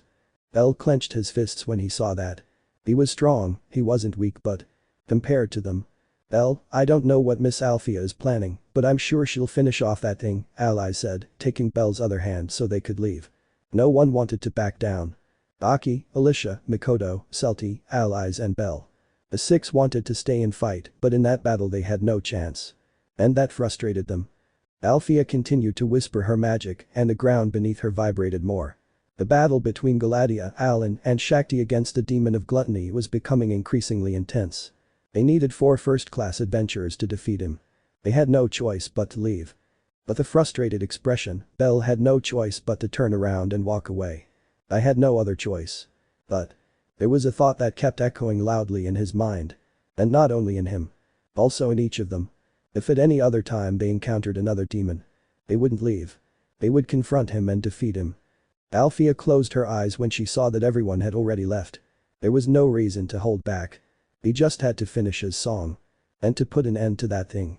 Haha, I don't know what they're planning, but it won't work. With great speed, Gula ran towards Alfia to attack her. But before he could even touch her, he received a powerful kick to the head from Galatea. At that point he no longer fought with a sword. He would fight with his bare fists until the end. You won't attack her, Galatea whispered with a sadistic smile. Alfia could fight even while reciting her song, but it was best to have all her concentration on the magic. And there were already 3 people who would give him enough time. They're a nuisance. Gula screamed and grabbed Galatea's foot to slam it hard into the ground, creating a crater. And he was going to strike her a second time if it weren't for a spear that pierced his right side and pushed him back. It was Alan who already had an angry expression, angry at needing 3 other people to defeat that thing. You're tickling me. Blood sprayed everywhere as the swift punches and spear impacted again and again. The ground was being destroyed as Alan and Gula continued attacking each other with enormous rage. Gula's fist struck his face, he lost his balance, but gripped his spear tightly and launched a slash that split him in 2. And when his body reassembled, the powerful barrage of attacks continued. Althea just stared at the cat. She remembered it, it was the one that almost killed her nephew in her world, but now she didn't know if it was him or someone else, since she didn't quite understand what was happening. Ha. With enormous force, they clashed fist and spear, creating a great gust of wind that lashed the place. Blood trickled down from Alan's forehead. And gluttony remained untouched. That filled him with anger. Meanwhile, Shakti gripped her spear and, bending down, threw it with all the force she had. The spear pierced the demon's chest and, due to its power, dragged him backward until he was embedded in one of the few walls that were still standing. In a rage he took off his spear and broke it in two, ready to launch another attack. But when he looked up, he saw Shakti and Galadia already standing in front of him with sharp eyes and their fists raised. Galadia's fist struck him hard in the face, sending him flying to the left. And there Shakti greeted him with another powerful punch that sent him flying towards Galadia. She greeted him with a powerful kick that sent him back towards Shakti. And she kicked him too. Gula went from one side to the other receiving punches, kicks, roller blows and elbow strikes, each with great power that disfigured his face, which then regenerated. Even Alan's spear caused deep cuts on his body. The punches echoed. The powerful kicks made bones crack. The deep cuts from the spear caused dark blood to spurt out. It was a flurry of unrestrained, rage-filled attacks. But despite the fact that Gula was getting the beating of his life, the enormous smile on his face didn't diminish. All it did was grow bigger and bigger. His jaw was blown to bits by a punch from Galadia. And it regenerated. His head sank from another powerful punch by Shakti. Things went back to normal. His head was split in two by Alan's spear. And they rejoined. The three of them were giving it their all. But Gula didn't even feel pain. Weak mortals. Before receiving another punch from Galadia, Gula raised his fists and brought them down with great speed, hitting the ground which was completely destroyed, causing the three of them to lose their balance and fall back. Rocks flew everywhere, destroying the few walls that were still standing. "It's useless," whispered the demon.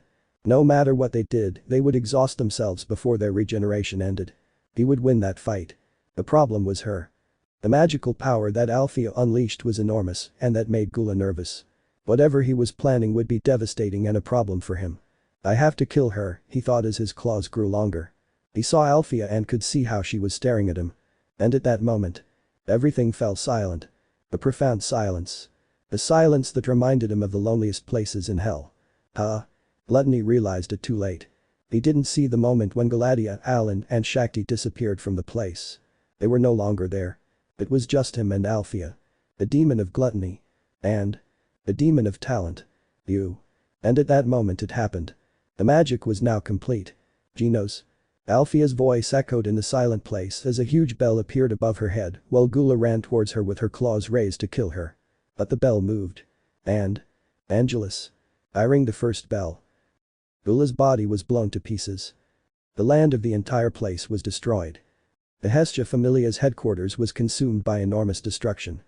A sound wave that swept everything away. Belle was speechless upon seeing that, as were the girls, being far from headquarters. Everyone watched as the enormous chimney mansion was consumed and completely destroyed. "No, my house." And Hestia's heart-rending scream could be heard far away as she witnessed the destruction and saw her headquarters crumbling to pieces. Rose and Armid also watched that with surprise. Even Orizas, who managed to escape the headquarters in time by crawling like a worm. The destruction was devastating. It destroyed everything in its path. Everything being reduced to dust. Even the smallest insect.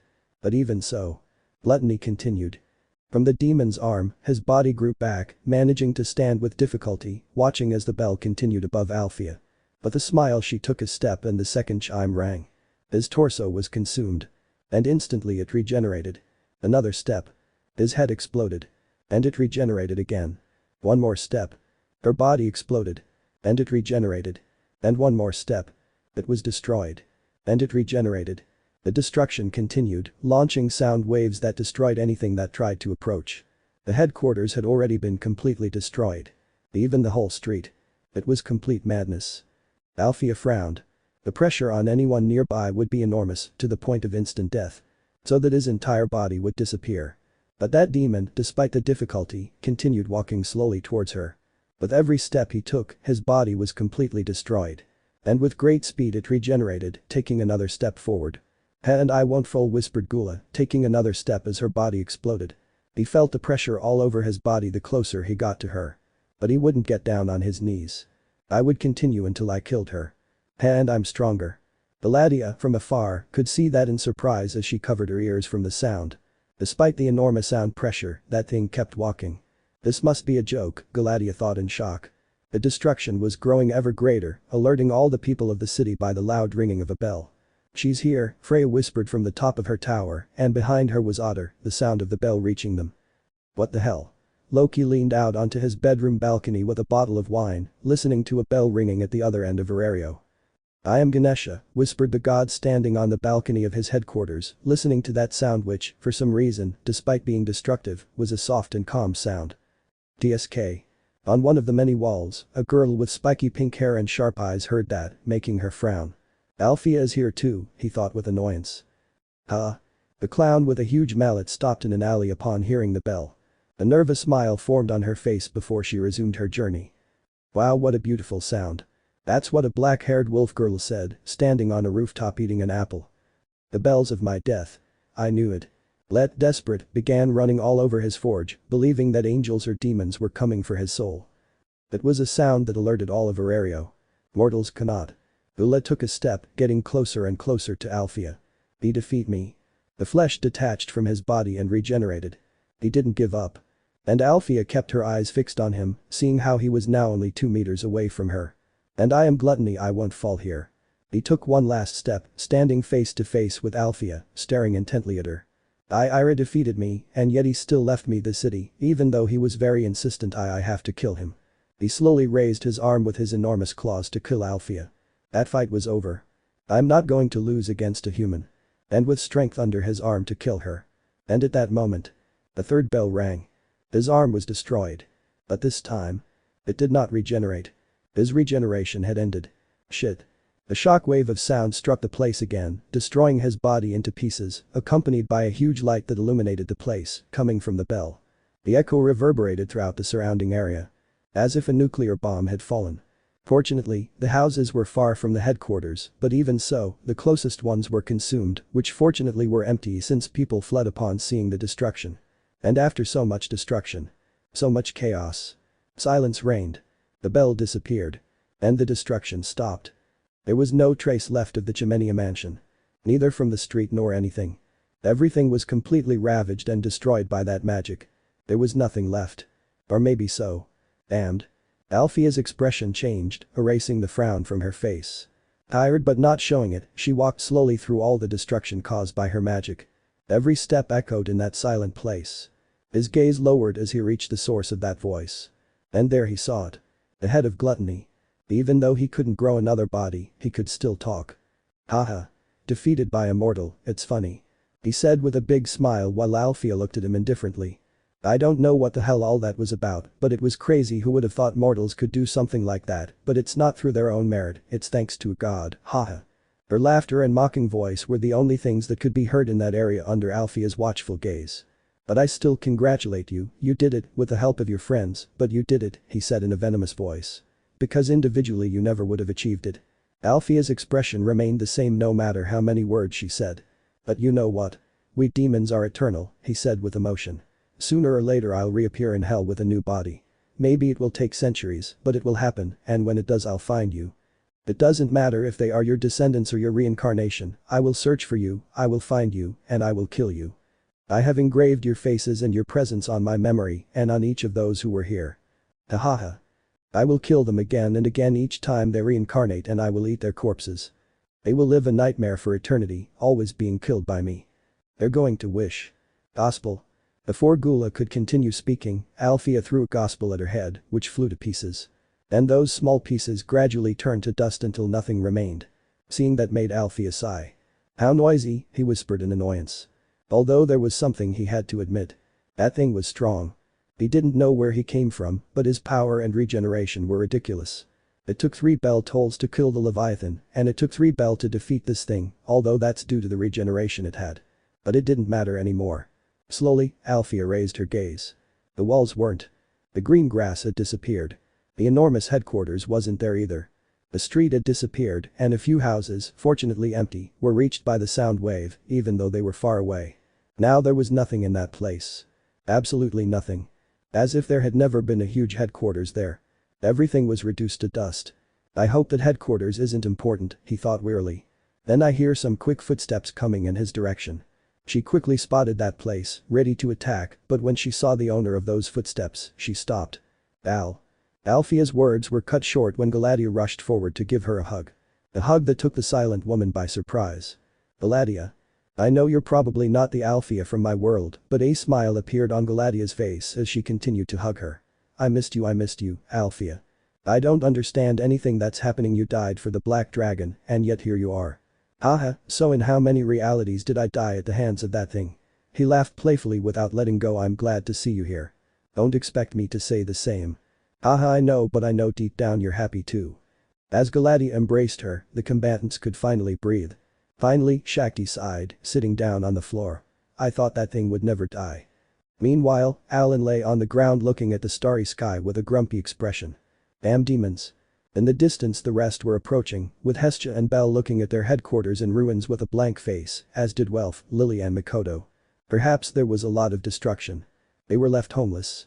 And the battle was very difficult. But now they could say with certainty that the demon of gluttony had been defeated.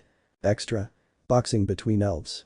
We found ourselves in a boxing ring where two elves were in each corner staring at each other. They were Celti and Alicia. Behind them were their friends helping them. Do you want me to put plaster on your gloves? Allies asked Celti. No, this has to be a fair fight, Celti whispered, still looking at Alicia. I'm going to beat her fair and square. Meanwhile, in the other corner.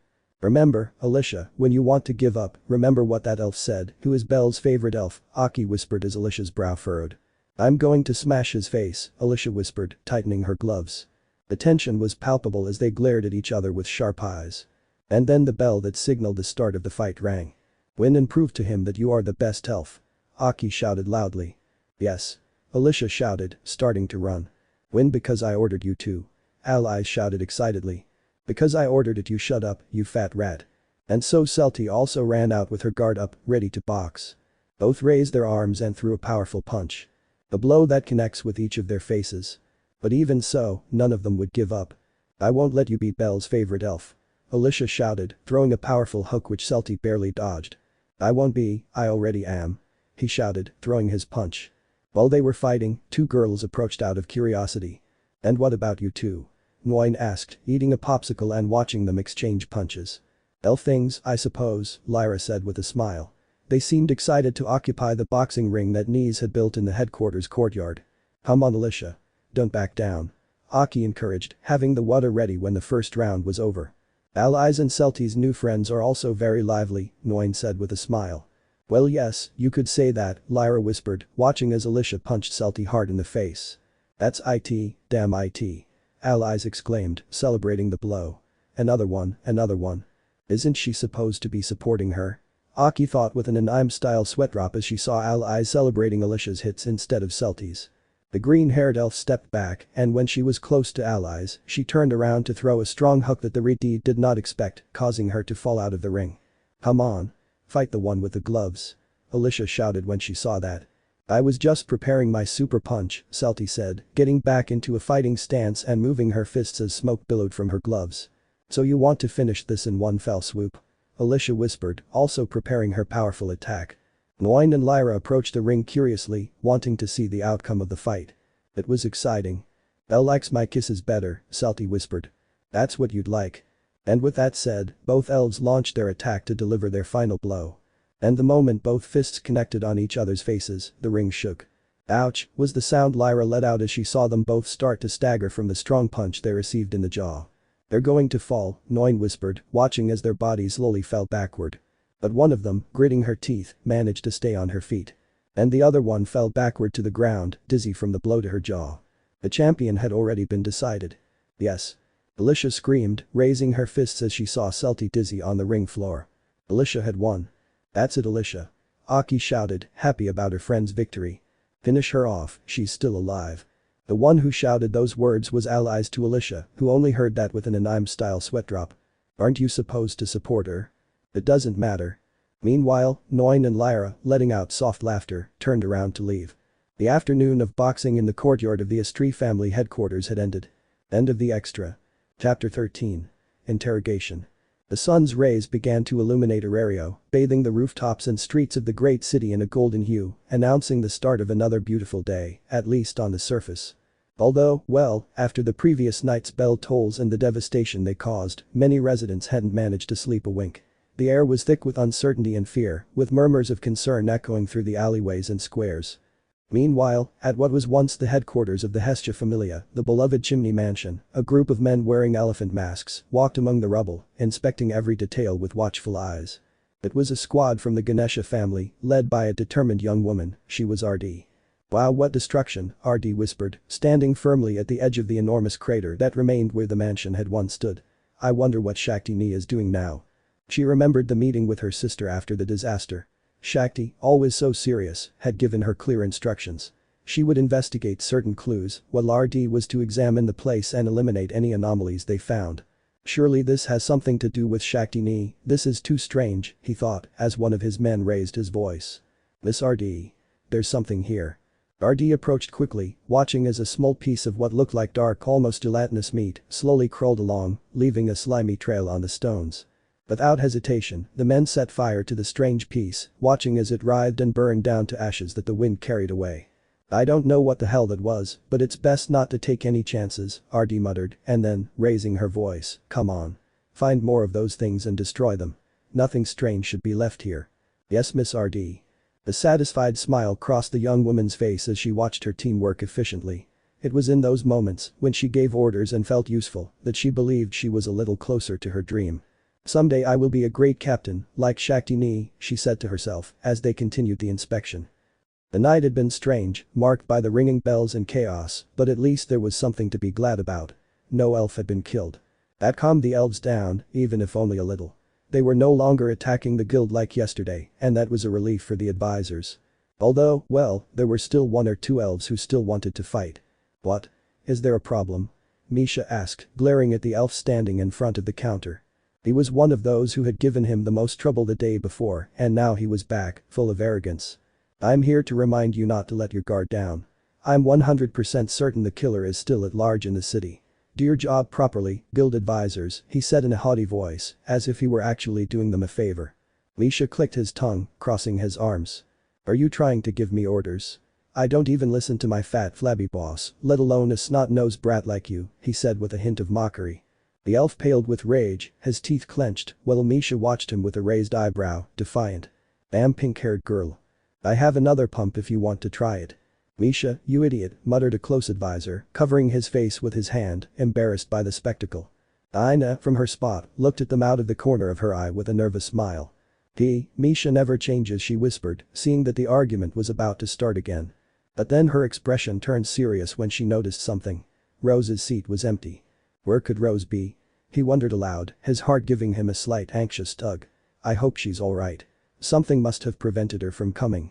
Although something inside her told her that her friend was safe, perhaps busy with something important. "I just hoped he hadn't gotten into trouble, and for some reason I felt that trouble was named bellcranel." Well, back to work, he decided, trying to put his worries aside while Misha continued his verbal battle with the elf. A very lively morning at the guild. Meanwhile, in a certain abandoned church. Boom. Orizas was slammed hard against a wall by Galatia, who glared at him angrily. "How many more demons did you pull out of hell?" Galatia shouted, slapping him hard across the face, leaving a mark on his cheek. "Speak, son of the Great Wall. Speak, even if it's in Mandarin." Behind Galatia were a few more watching the scene with an anime-style sweat drop. That was the case for some. Belle sat on a bench, a nervous smile adorning his face, while Makoto, who was very close to him, offered him some calm with her presence. Shakti and Rose watched everything with furrowed brows, attentive to every word of the demon. Further on, Hestia continued to sob inconsolably over her destroyed headquarters, while Welf and Lily did their best to comfort her, although it seemed like an impossible mission. Armid, sitting in silence, cast the occasional glance at Belle, as if trying to decipher the enigma of her own feelings. And finally, there was Althea, leaning against the wall. She seemed calm, but inside she was growing impatient with the commotion. Hestia's wailing was already testing her patience, though she couldn't entirely blame her. After all, he had just destroyed their headquarters. "It wasn't my fault," the woman thought to herself. Most were in the church, but the rest were not. Alan decided to return to his headquarters to sleep, tired of all that, although Hedon would surely interrogate him upon arrival. Allies and Celti went to check in with their family and tell them what had happened. At first, Allies was going to go alone, but then she remembered that Celti would be left alone with Belle, so she dragged her along. Aki and Alicia did the same, but they wouldn't explain everything, only small details. They were still too confused to give a complete explanation. They left, but not before saying a somewhat shy goodbye to Belle. They still couldn't believe that their boyfriend was dating many other women and that nobody was to blame. Except for him. This, violence is not the solution, Orizas managed to say, moving his feet in the air like a rag doll. What do you mean, no? Galatea shouted. We killed a demon a few hours ago that almost sent us to St. Peter's grave, and now you come out with this. Speak up or I'll knock your teeth out. After the demon of gluttony was killed, things calmed down well, not quite. Hestia burst into tears upon seeing her headquarters destroyed. Galatea blamed Althea, and Althea blamed Galatea. By stories of heroes, Belle whispered, falling to his knees, knowing he had lost everything. I have nothing left. Don't say that. You still have me. Allies hugged him under the watchful, jealous, and uncomfortable gaze of the others. After that, they set out to find a new place to stay other than the Freya family headquarters, just to sleep for a little while. Can you tell me why we're going to sleep in a ruined church? Althea asked, frowning. Could it be because you destroyed Belle's headquarters? Galatea said, crossing her arms. You asked me to cast that magic. Oh. Now it turns out I forced you, hahaha. TSK. But in the end they didn't sleep at all, since the sun would soon rise, and at that moment Galatea remembered the condemned man of Orizas and quickly went to fetch him along with Althea. It didn't take long to find him. He was still moving like a worm as best he could. Ah. Belle let out a tired sigh, overwhelmed by stress, knowing that this was just the beginning. Then Belle. With a warm smile, Mikoto offered him a bottle of water to refresh himself. Thank you Mikoto, and with an embarrassed smile he took the bottle. Even though he had known for a little over a day, it was still surprising to him. That Mikoto be his girlfriend. And they too. His heart beat warmly with each one of them. The feeling of each Belle was inside him. But what would happen if those feelings started to become genuine for him too, and not just because there were other Belles inside him? These and other questions were swirling in his mind. Besides. Belle glanced sideways at Althea, who did the same. Belle nervously looked away the moment their eyes met. Who was she? And why did he feel something different in his heart when he saw her? It was like the affection he felt for allies, Rose, Armid and the others, but the affection that his heart released for Althea was different, a special one in a different way. Belle. That was the thought that crossed Armid's mind as he looked at him. The beautiful saint still couldn't fully grasp it. Meanwhile, Orizas was still hanging by Galatea's shirt, flapping his legs like a scolded child. Listen to me, you damned imbecile, that demon of gluttony was no pushover, and if there are more of those things out there, I swear you're going to be in big trouble, he threatened, his eyes sharp. How many? Look. I'm not responsible for all the demons that escaped. I just opened the gates of hell and forgot to close them, and they escaped maybe 1 or 2, well, maybe 3. Or 4. He tried to justify himself, letting out a nervous laugh. But it's their fault for wanting to get out. I just accidentally left the gate open. Galatea threw him to the ground like a sack of potatoes while crossing her arms in fury. Useless. That's your fault too. I yelled, wanting to kick him again and again until I got tired. Shakti took a deep breath, massaging her temples, while Rose nodded beside her, a little nervous that more of those things might appear. Although Althea spoke for the first time in the conversation about that. I imagine that demon is one of the strongest in hell, he said, remembering his great regeneration. But. Ha ha ha. Orizas just laughed at those words, making Althea and Galatea frown. What are you laughing at? Galatea asked. That they think that useless guy was strong. In hell he's nothing but trash just like me. That. Belle and the others were bewildered upon hearing those words. What do you mean, trash? Shakti asked, since to her that demon was anything but trash in terms of power.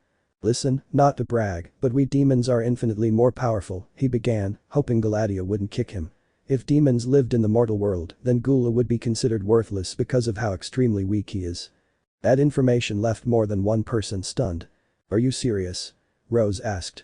Yes, a higher-ranking demon like that idiot Harem would be able to erase that thing that calls itself the Black Dragon with a single finger, not to mention the leaders of hell like the old man. Althea just frowned when she heard that. Sniff, he's right.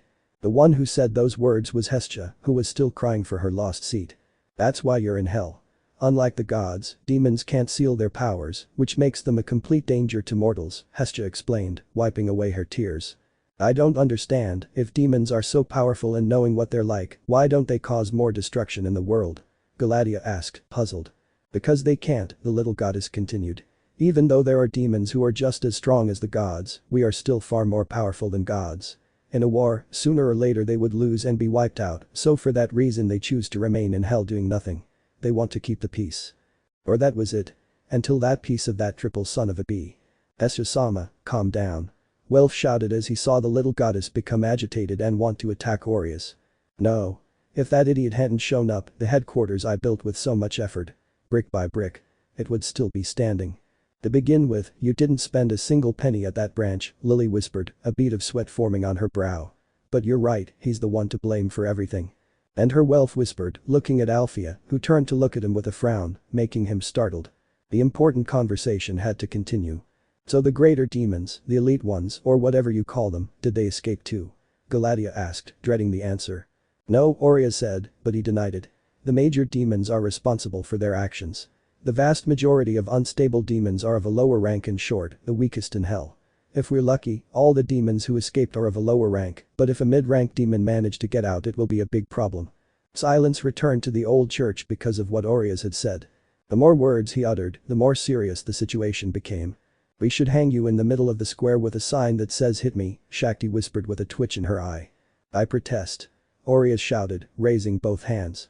That's discrimination against misunderstood demons with bad memories. Bad memory? Galatea looked at him incredulously. Bad memory. You forgot to close the damn hellhole, you piece of shit. The demon shrugged, sweating profusely. It happens to all of us. Haven't you ever left the house and left the oven on? Or the door unlocked? Well, this is the same thing, but on a much larger scale. Galatea was about to kick her again, but Rose grabbed her arm with a nervous smile. I think it would be best if we calmed down and investigated the issue further and how to solve it, the beastman requested, and Galatea crossed her arms, still frustrated. She liked to create disasters and all, but the current problem was too worrying to start making jokes. Besides not wanting a ridiculously strong demon to appear and harm Belle, he had sworn to protect him, and so he would. Now he definitely had to increase his training a lot more, he would talk to Hedon, and if Althea wanted to help she could also join the cause. Meanwhile, Hestia continued sitting on a makeshift pile of rubble, hugging a brick as if it were a stuffed animal.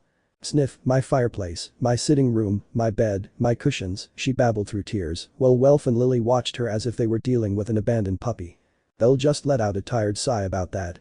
It had only been a week since it all started and it was already a complete disaster. She didn't even want to imagine what the rest of the days would be like. Don't worry, Belle.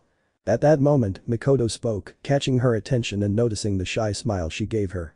You'll see that everything will be alright, so don't stress too much, she said, taking his hand and giving him the message that she would always be with him. Belle smiled, touched by that.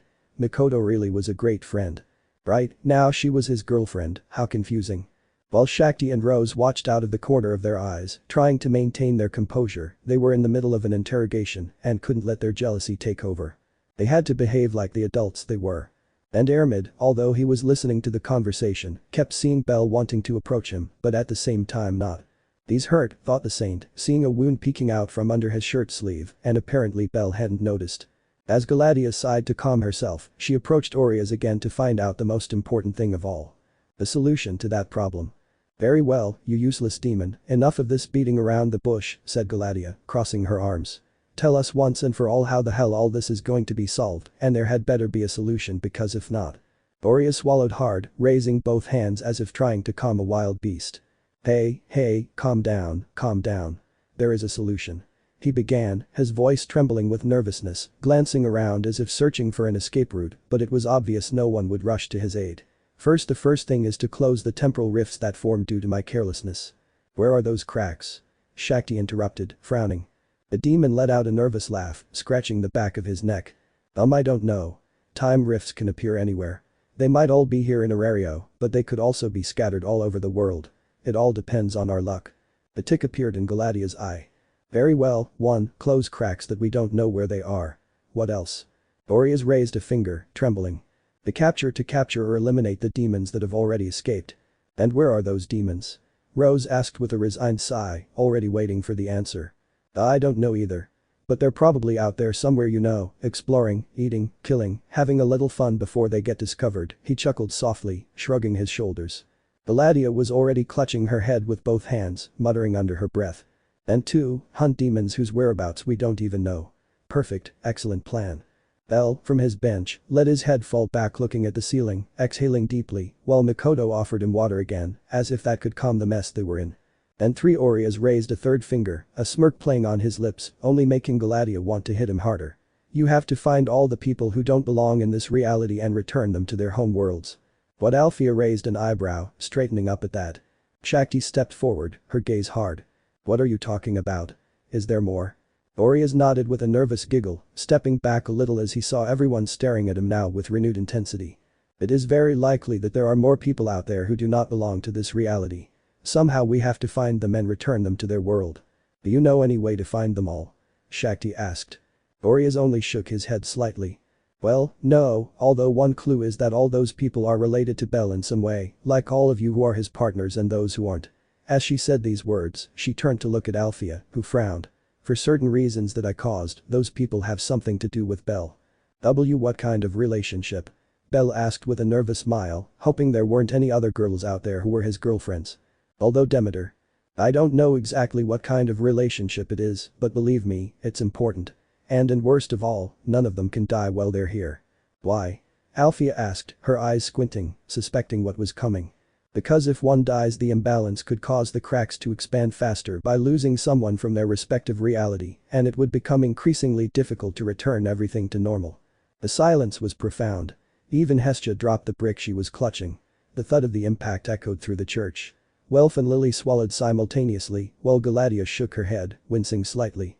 I was so happy to finally see Belle, already having all the plans I would make with him, but apparently those plans had been ruined for the time being. Shakti took a deep breath, trying to process the information. So we have to find those time rifts and close them, catch demons whose whereabouts we don't know, search for people from other realities, and return them to their worlds, which are also us, and on top of that, make sure that none of them die, she summarized, putting a hand to her face. Orizas gave a thumbs up with an awkward smile. Exactly. They captured it perfectly. Perfect.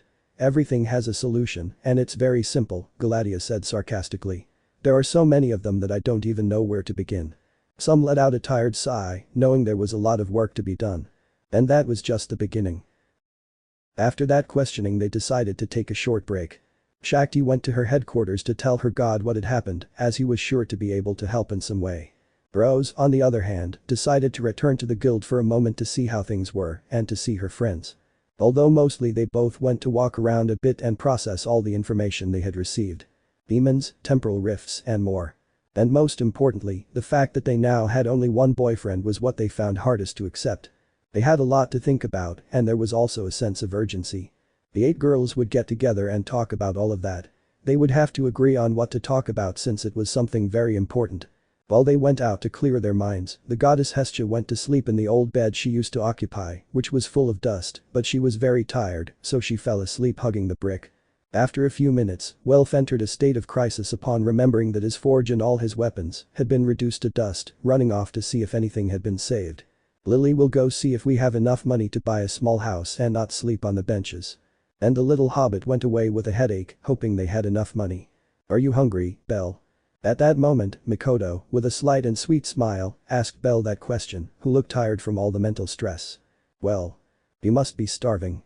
Don't worry. I'll bring you some food, I still have some money with me. Makoto stood up with a happy smile. She was sad about the destruction of the headquarters, but still looked on the bright side.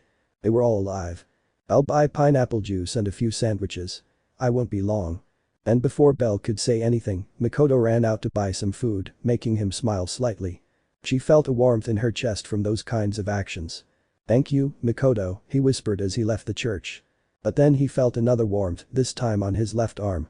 He slowly turned his gaze to that place, seeing how Armid, with a slightly nervous expression, had her hands outstretched while casting healing magic on him.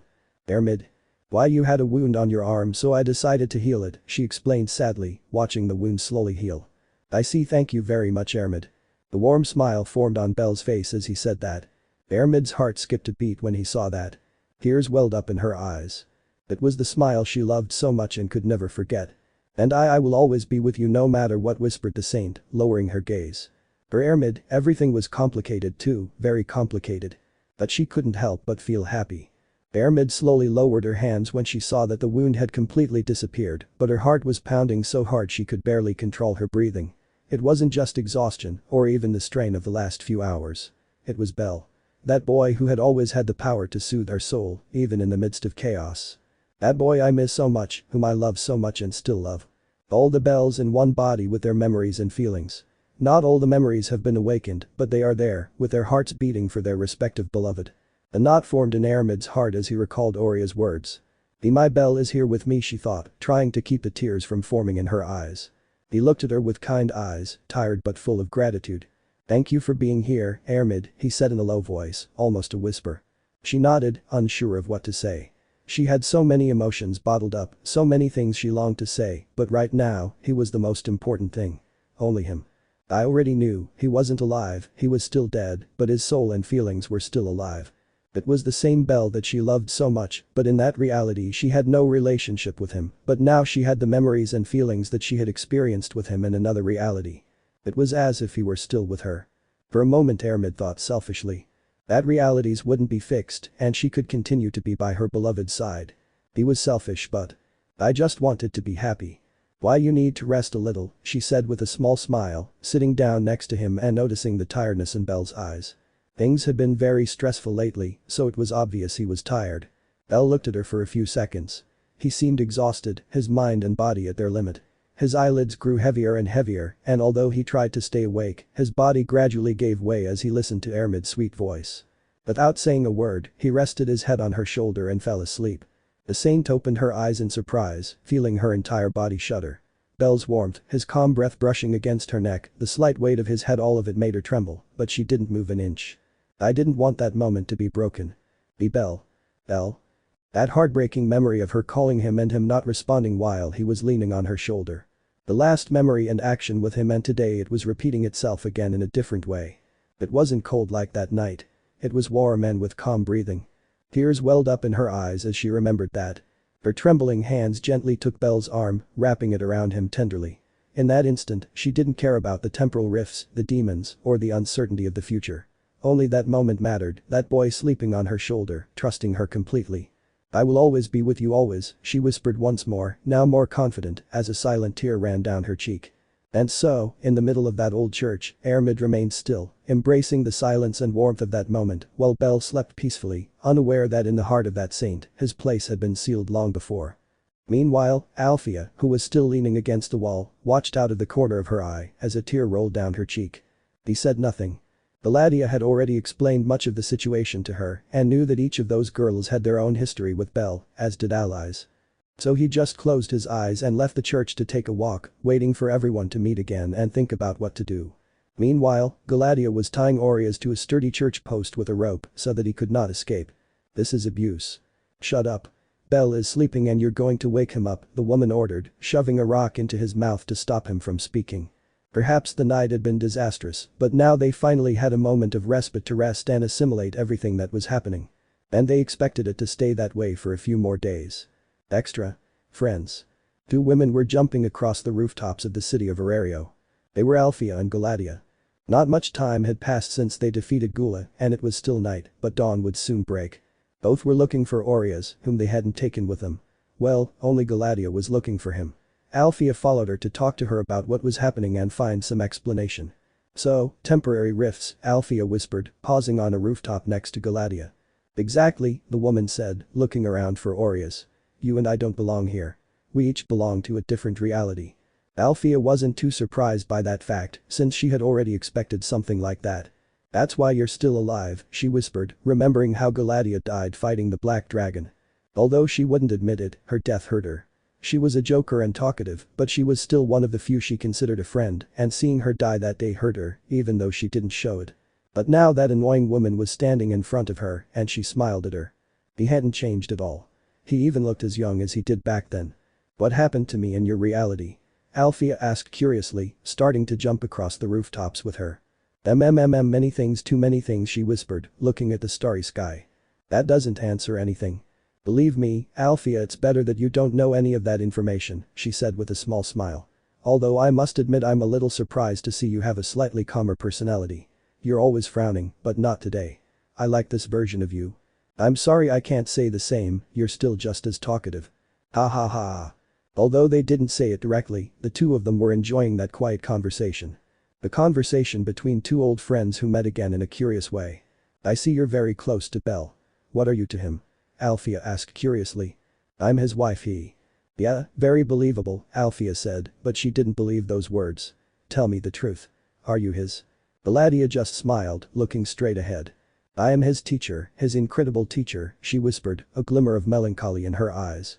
I took care of him, taught him everything I knew, educated him, taught him to fight. I did everything for him, and Hera did too. If you want to know what you were doing, well, you abandoned it. Althea looked away upon hearing that, already expecting it. So in that reality, I abandoned him too, he whispered. Was there no reality where she made the right decision to stay by his side? His conscience continued to gnaw at him, and Galatea noticed this, causing him to shake his head slightly. And Belle? You said we all belong to a different reality. How's Belle in your reality? Althea asked curiously.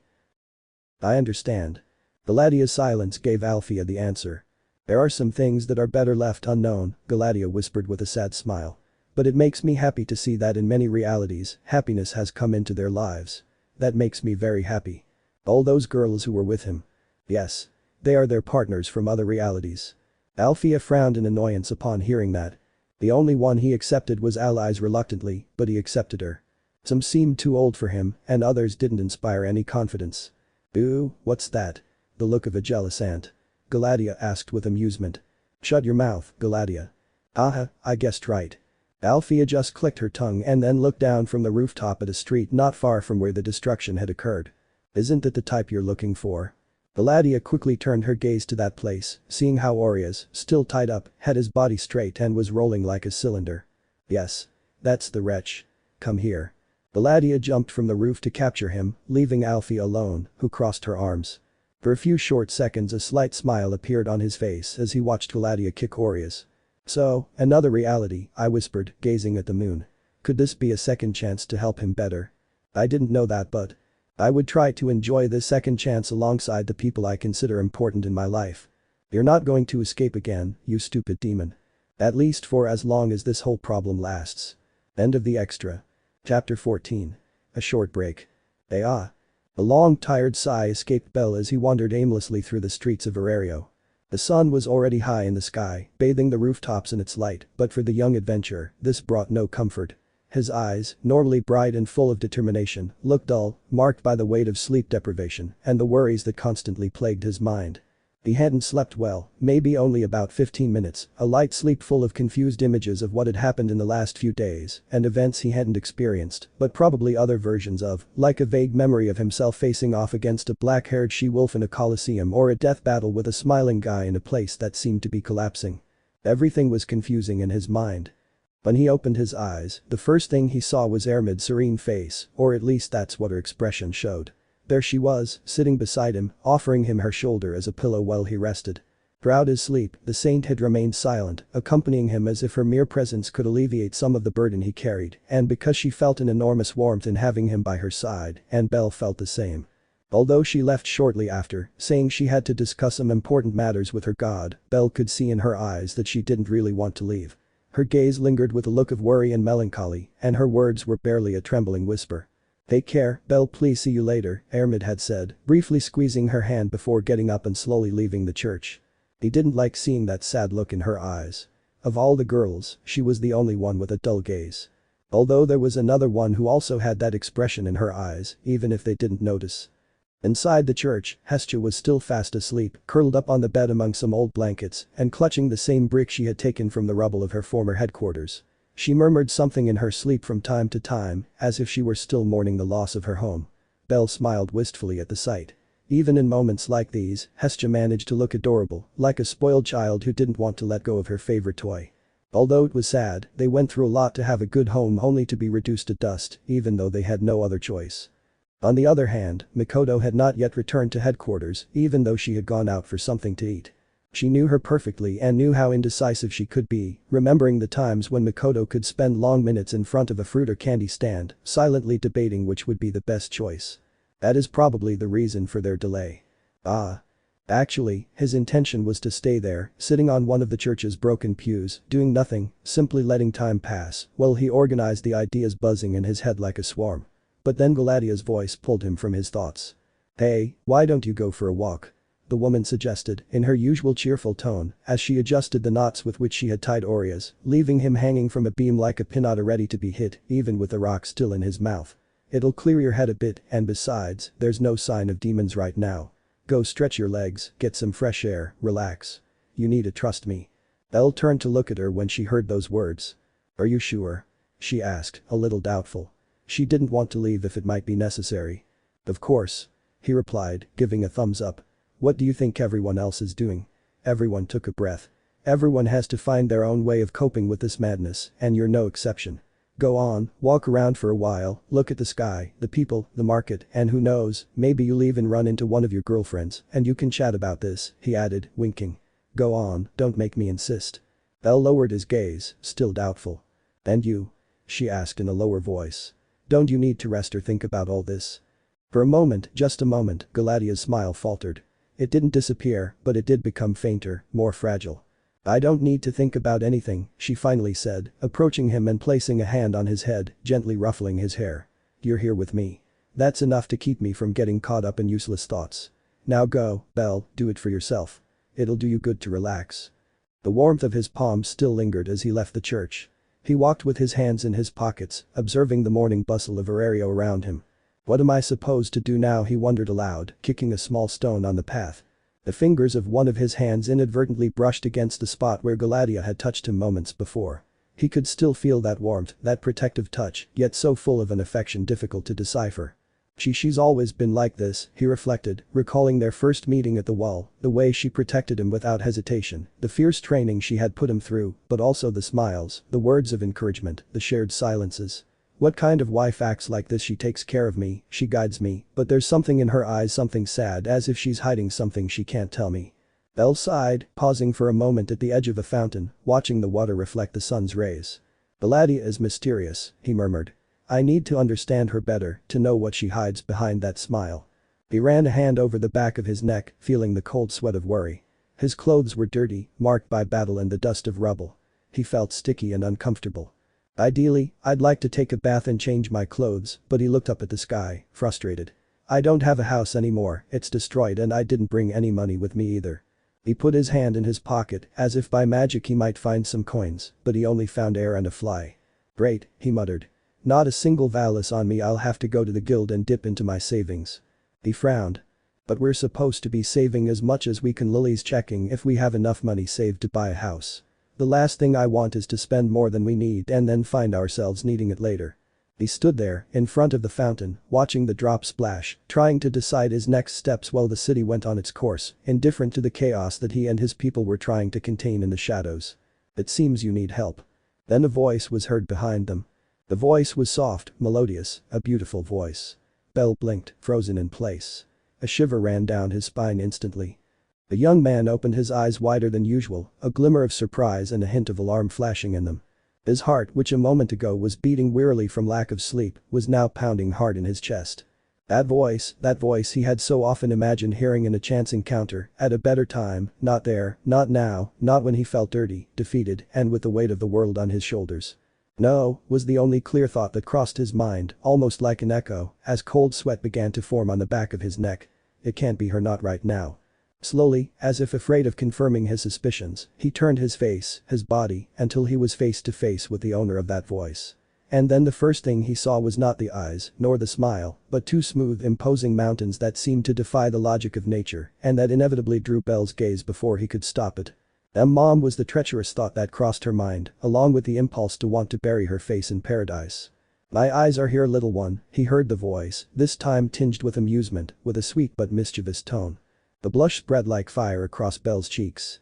With an almost heroic effort, he looked up, meeting the radiant face of a certain beautiful goddess who smiled at him affectionately as the wind stirred her long hair. She was Demeter. Beautiful and serene. Belle felt he had to muster all his willpower to avoid making the typical silly face he was so afraid of showing in front of someone like her. "Are you serious?" he thought desperately to himself as he tried to maintain his composure. "I've wanted to see her so many times, and when it finally happens, that's when I'm most devastated. Life definitely hates me." Life definitely hated him. That was the fault of that idiot Orizas and the damned government. The goddess tilted her head slightly, still with that tender smile, when she saw that the young man did not react. "Beluu," he repeated, drawing out the word with a mischievous tone that made it clear he wasn't going to let it go without getting a response. Belle's soul leaped. Excuse my lack of respect," he finally exclaimed, making an awkward bow without properly gauging the distance that separated him from the goddess. And then, disaster, a blessing happened. His forehead collided directly with what he had tried to look away from. The softness, the warmth, the fragrance of flowers and wheat, it all hit him at once, and the world seemed to stop for an instant, as if he were in paradise. The color red immediately took over his face. Belle recoiled as if he had been burned, bringing both hands forward, trembling. "I am so sorry. I didn't mean to. I am sorry," he stammered, lowering his head even further in shame, fervently wishing that a rift would open at his feet and swallow him or send him to another reality. Demeter let out a soft, charming giggle. "Ahaha, don't worry, it was just an accident," she replied calmly, her expression showing not a hint of discomfort. On the contrary, her tone was understanding, almost amused, like that of a mother seeing her child in trouble. Belle felt like his heart was going to jump out of his throat. The way Demeter was looking at him, the warmth of her words, only made his embarrassment worse. This couldn't be more awkward. Her mind screamed as she tried to compose herself, taking a deep breath. The goddess let the silence settle for a moment and then, with a slight sigh, her smile became more serene, more melancholic. "I heard what happened to you in Hestia," he said in a lower tone, almost like a shared secret. "I'm so sorry your headquarters was destroyed, Belle. You didn't deserve this." The young man looked up and his embarrassment lessened somewhat, replaced by a mixture of gratitude and sadness. Demeter's words were sincere and that touched him deeply. I don't know exactly what happened," she continued, brushing a strand of hair away from her face. "And I'm not going to interfere in what's not my business, but Hestia is my friend. I love her very much and it hurts to see her go through this. No one should lose their home like that." Belle took a deep breath, nodding as he managed to calm himself. He no longer saw the goddess as that impossible figure who left him speechless, but as Hestia's loyal friend, as someone who was genuinely concerned. Even so, he still felt nervous in her presence. Don't worry, Demeter-sama. And thank you so much for your words, they mean a great deal to me," he finally replied, bowing again, this time with more respect and without any embarrassing mishaps. "Kami-sama is very saddened by what happened, but I am certain we'll get through this. We'll find a way to rebuild everything. I can't allow her to suffer any longer." Demeter's smile lit up again, like the sun after the clouds. "That's the spirit," he exclaimed enthusiastically, stepping closer to place a hand on Belle's shoulder. "We must be positive above all else, young adventurer. Hope is the first step to making things better. And believe me, Hestia is very lucky to have you by her side." The warmth of Demeter's hand comforted him more than he expected. Belle, still blushing, managed a shy smile. "I will do my best not to disappoint her or you or anyone," he said softly, but with a determination that sprang from the depths of his heart. Demeter looked at him tenderly, as if she wanted to hug him to erase all her sorrows. "You're a good kid, bellcranel," he whispered with a smile. "If there's anything I can help you with, don't hesitate to tell me, although it's more than that I'm going to help you." "Hey?" Belle looked at her, bewildered, his eyes wide, as if he couldn't believe what he was hearing. The slight blush remained on his cheeks because of everything that had happened, and now this unexpected offer made him feel even more out of place.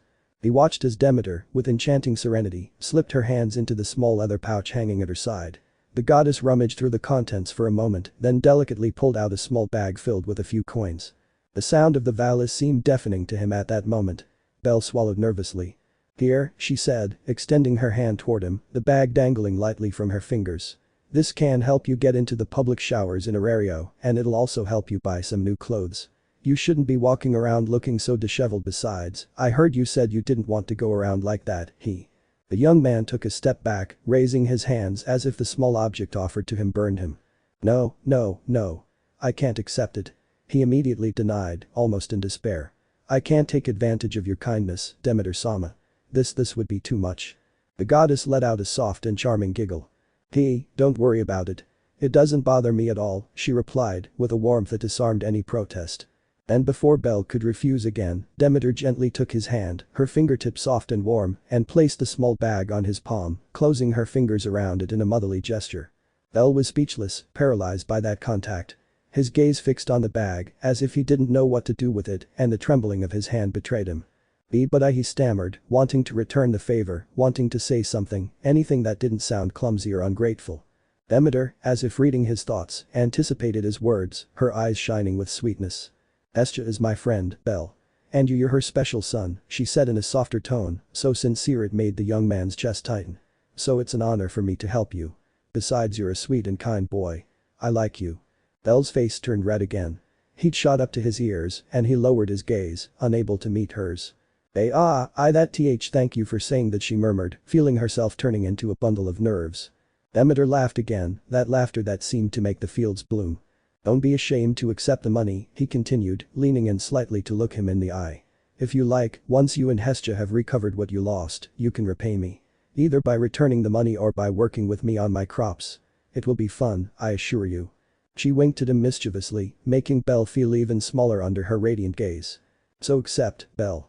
It makes me happy to be able to help you." The young man swallowed, took a deep breath and looked at the small bag in his hands.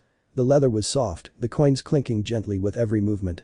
It seemed to weigh more than it actually contained because he felt the weight of the goddess's kindness, of her selfless gesture. Thank you Demeter-sama," he finally whispered, embarrassed but grateful, bowing his head. "You're welcome, little one. It makes me happy to help," she replied, and without warning, she took a step towards him and wrapped her arms around him, enveloping him in a warm protective embrace. Belle didn't have time to react. He felt his face trapped, helplessly, in the soft welcoming embrace of the goddess's breast. The scent that enveloped him was intoxicating, wildflowers, a perfume capable of relaxing anyone. Belle's eyes widened, a shiver ran down his spine, and all coherent thought vanished. The color in his cheeks could no longer be any deeper. Then no. This is too much for my heart. She screamed in her mind while her hands trembled at her sides, not believing that this was happening. But Demeter's voice comforted him, tenderly caressing his hair as if she wanted to erase all his sorrows. "You seem to need a hug after everything you've been through," she whispered gently. "Cheer up, Belle. I'm absolutely certain that you and Hestia will pull through. You're not alone." Upon hearing those words, Belle closed his eyes and, for a moment, let the weight of his worries fade away. He allowed that warmth to envelop him, even if only for a moment. "Thank you," she whispered as her shoulders relaxed and her heart beat a little more calmly. "Thank you for this, for your words." The goddess gently released him, her hands brushing against the young man's shoulders before she stepped back. Her smile, like a ray of sunshine, remained etched in Belle's memory. "I know they'll succeed, so don't give up," he added, with a wink that completely disarmed the rabbit.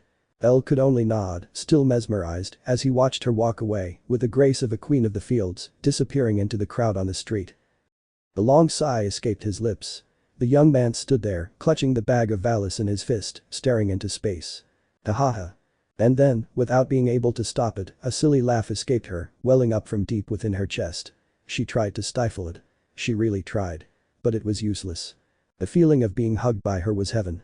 The echo of his grandfather's teachings, or rather, his perversions, resonated in his memory. Old words, unsolicited advice, images his youthful mind hadn't been able to erase. That perverted old man who had so shamed him in the past, however much he tried to ignore him, many of his words remained etched in his memory. "Ripe ones are better, and I'm not referring to fruit." "Oh, Grandpa, you and your crazy ideas," she thought, putting a hand to her face, trying to hide the blush and the silly smile that still danced on her lips. Perhaps Demeter did not come from another reality as he wished, but this what had just happened was like a reward for him, a small reward. "I hope no one saw us," he thought nervously, looking around in case any of the girls were around. Fortunately not, there was nobody there. He sighed wearily again as he saw the bag of valise. "Well, whatever, I'll pay you when all this madness is over." 1 hour later. The sigh of satisfaction escaped Belle's lips as he left the public baths. Steam still swirled behind him, and the fresh air caressed his face, erasing some of the weariness that had gathered in his eyes. Her steps were lighter now. She felt as if an invisible weight had been washed away along with the grime and sweat. Her white hair still dripped a little, unruly and damp, and she ran her hand through it as she looked at her new clothes. She was modest.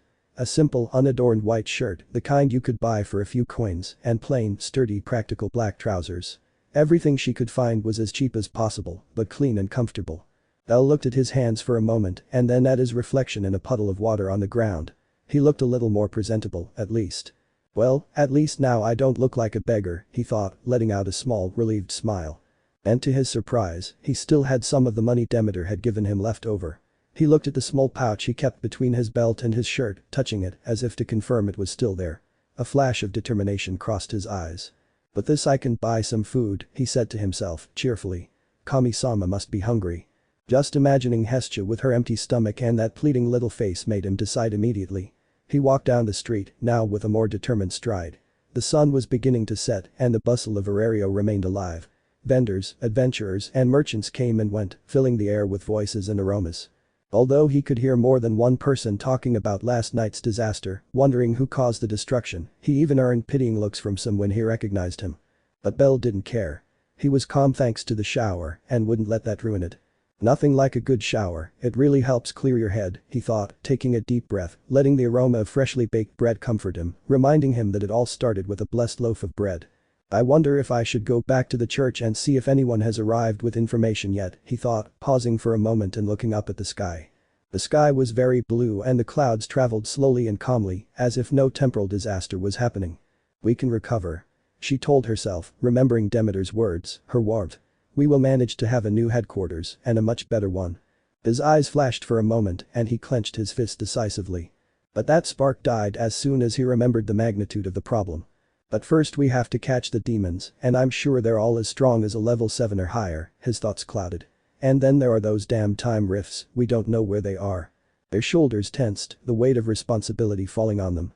And to find the people who don't belong to this reality, she closed her eyes for a moment, the echo of her own exhaustion rumbling in her head. The slight pain in his neck made him turn it, trying to release the tension. His head throbbed with those small memories that sometimes appeared without warning, like painful flashes.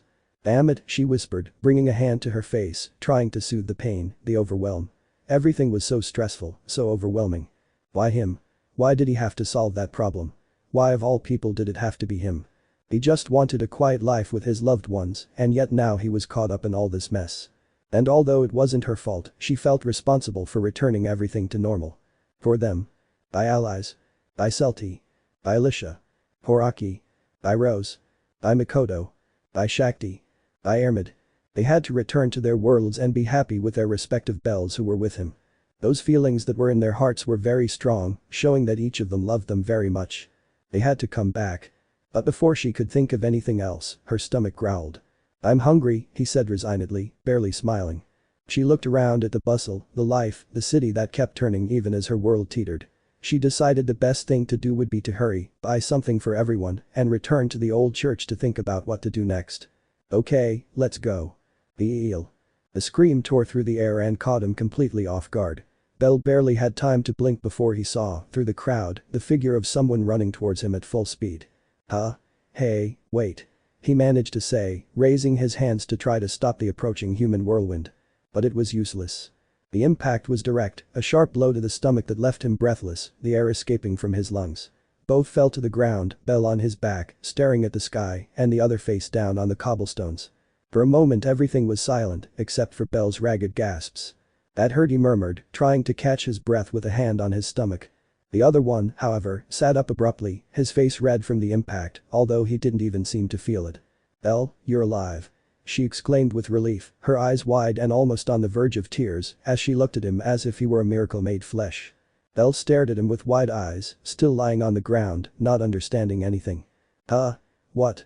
The boy in front of him was speaking rapidly, not giving him time to react. Dude, something weird happened. Someone went right through me. Belle looked at him, blinked, and remained silent. The air around him seemed to stop. The boy froze for a second, realized how that had sounded, and nervously waved his hands. Wait. That sounded weird. That's not what I meant. He corrected himself, forcing a laugh and scratching the back of his neck. What I mean is, I had a vision. A horrible vision. Belle stood up, rubbing his stomach, still confused and somewhat dazed. Vision? He repeated, frowning since he didn't even know him. Could it be? Yes. I saw that damned Fulax kill us all, one by one. It was horrible, Belle, horrible. Even I was dying. But here I am. I'm alive. Belle remained silent, absorbing the words as he stared at him. And I also dreamt how they killed Irene. My girlfriend who wasn't even my girlfriend yet. It was terrible. I saw how the boy's voice trembled, his hands flailing in the air. It was like a damn theater of horrors. I even saw someone who looked like Welf's little tadpole. Let continued, waving his arms wildly as he paced in circles in front of Belle, who was still flustered. But it wasn't him. That guy was already a teenager. Could it be his brother? Probably. They have the same idiotic face. He added, tapping his chin, frowning, and staring off into space, as if he were trying to solve a complicated riddle.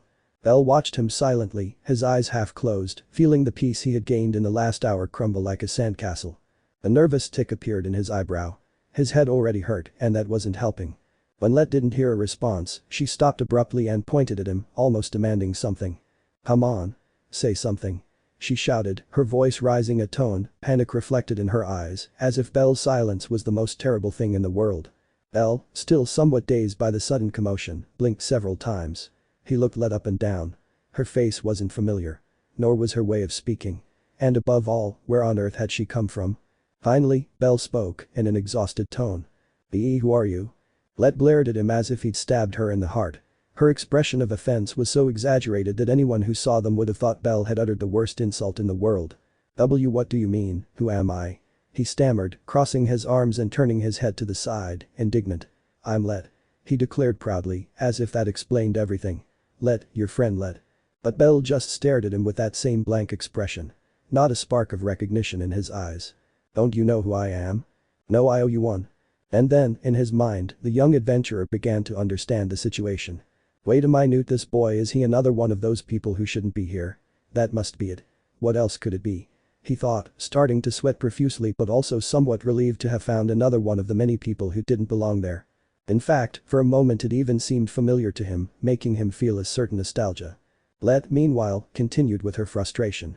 "Knees, your girlfriend did the same thing," he said, agitated. "I ran into her a little while ago and she looked at me like I was some kind of freak. Like she'd never seen me before in her life. What's going on here?" He was waving his hands in front of him, on the verge of collapse. "Could it have something to do with those damn bells yesterday? I feel it, Belle, I feel it in my gut." Belle took a deep breath, trying to stay calm. His head was starting to throb again. He looked at Let and then at the sky, as if searching for patience among the clouds. He just watched him in silence, his face as empty as that of a statue. "Do something. Move. Say something." That dream was horrible. So real. So damn real. "Fulax was killing us all, Belle. All of us." She yelled as she grabbed him by the shoulders and shook him from side to side. Belle let him do it, feeling his shoulders shake slightly from Let's grip, and in the end, he let his arms fall with a long sigh. "Well, it seems my moment of peace didn't last long," he thought as a drop of sweat slid down his forehead. He looked around. People were starting to stare at them, a couple of vendors were whispering, a group of adventurers were pointing at them and laughing, and some passers-by were avoiding them as if they were two crazy lunatics. Some girls even said they were a couple arguing while laughing. At that point, Belle didn't care anymore. He was just relieved it wasn't another demon. Elsewhere. Why was an almost inaudible whisper that escaped Armid's lips as he slowly made his way through the cobbled streets of Verario, with slow steps, almost dragging his feet. The dry leaves of the nearby trees crunched softly under her boots. Armid walked on, oblivious to her surroundings, lost in her thoughts, entangled in emotion she couldn't control. "Why me?" she repeated in a low voice, as if the question weighed more with each word, as if it hurt just to formulate it.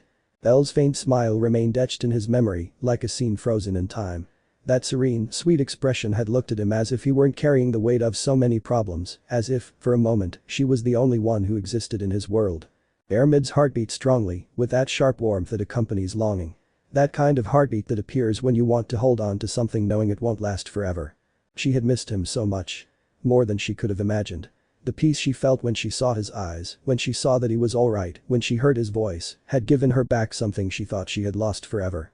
And now, fear began to envelop her. Because sooner or later she would have to return. "I didn't belong to that world.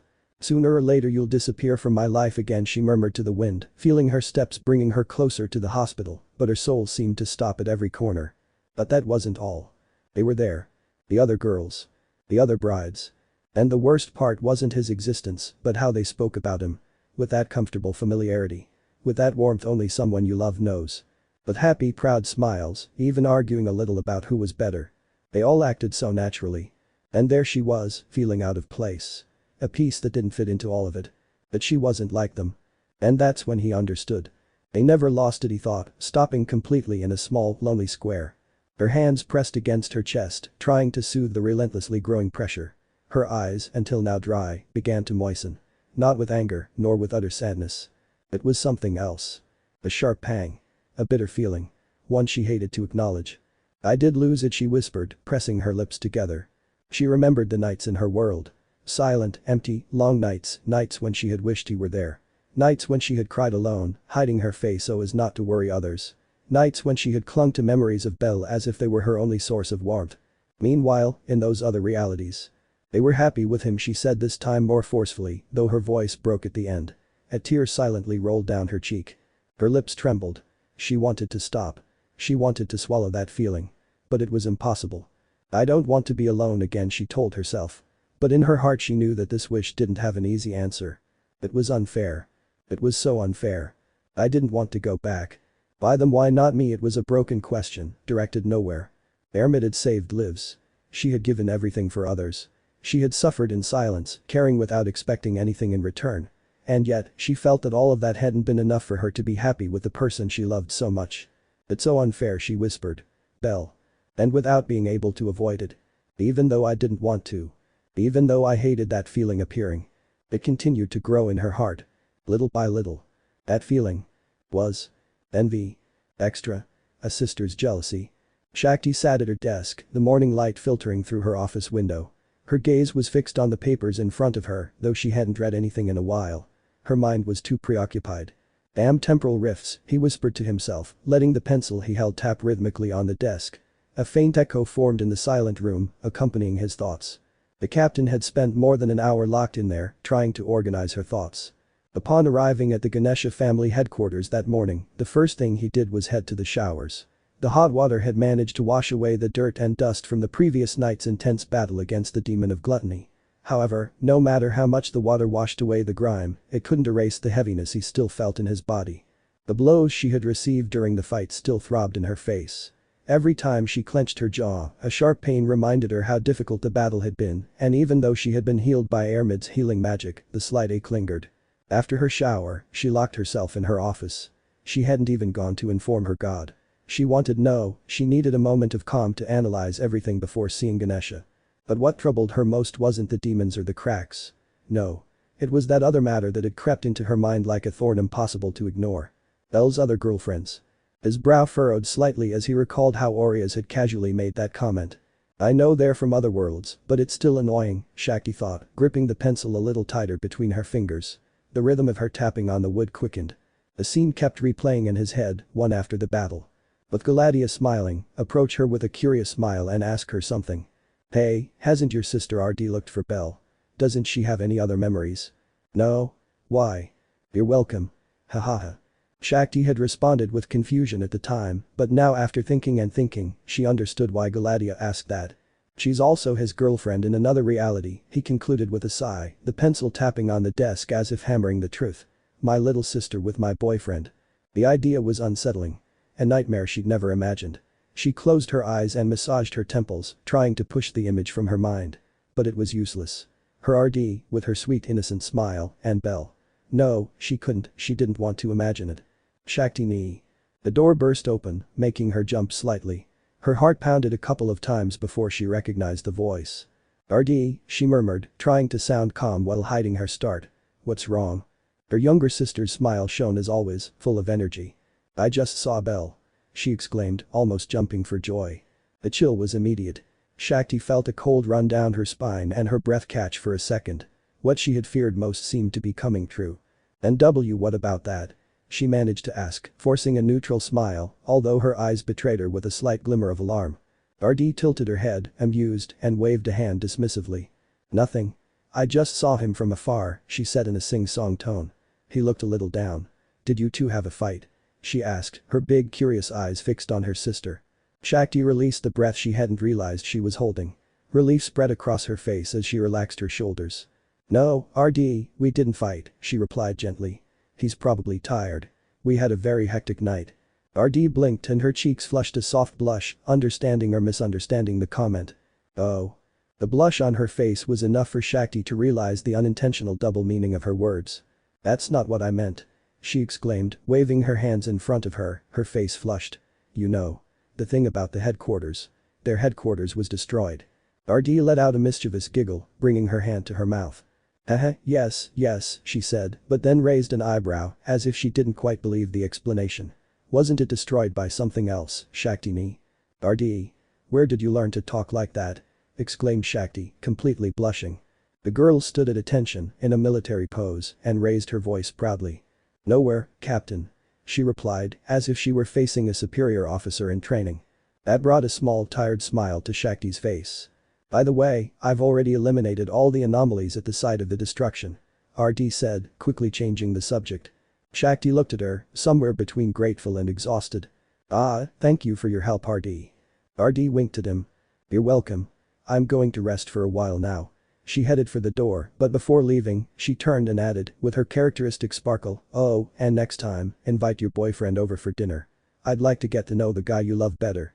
He's my brother-in-law, after all, he. And with a cheerful wave, he disappeared behind the door, leaving it open on purpose, as he always did, even though Shakti had asked him 1,000 times not to. The captain slumped back in her chair, letting out a long deep sigh. She stared at the ceiling, as if seeking divine guidance. That silly little girl, he muttered, shaking his head, though with a soft smile on his lips. Deep down, she was grateful that her little sister was the same old RD. Not the one from another reality. Because if it were that other version, she knew she'd be lost. She, Shakti, the serious warrior, the captain of the Ganesha family, wouldn't stand a chance against her own sweet little sister. My little sister in love with my boyfriend, she repeated, covering her face with one hand. It sounds like something out of a horror story. And so, the room returned to silence, only interrupted by the faint sound of the pencil which, once again, began to tap on the desk as Shakti tried to calm the whirlwind of thoughts that shook her mind. End of the extra. Chapter 15. An angry goddess.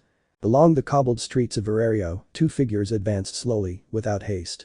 The city was quieter than usual, perhaps due to the tiredness from the previous night or the unease that hung in the air about the murdered elves and not knowing who was responsible.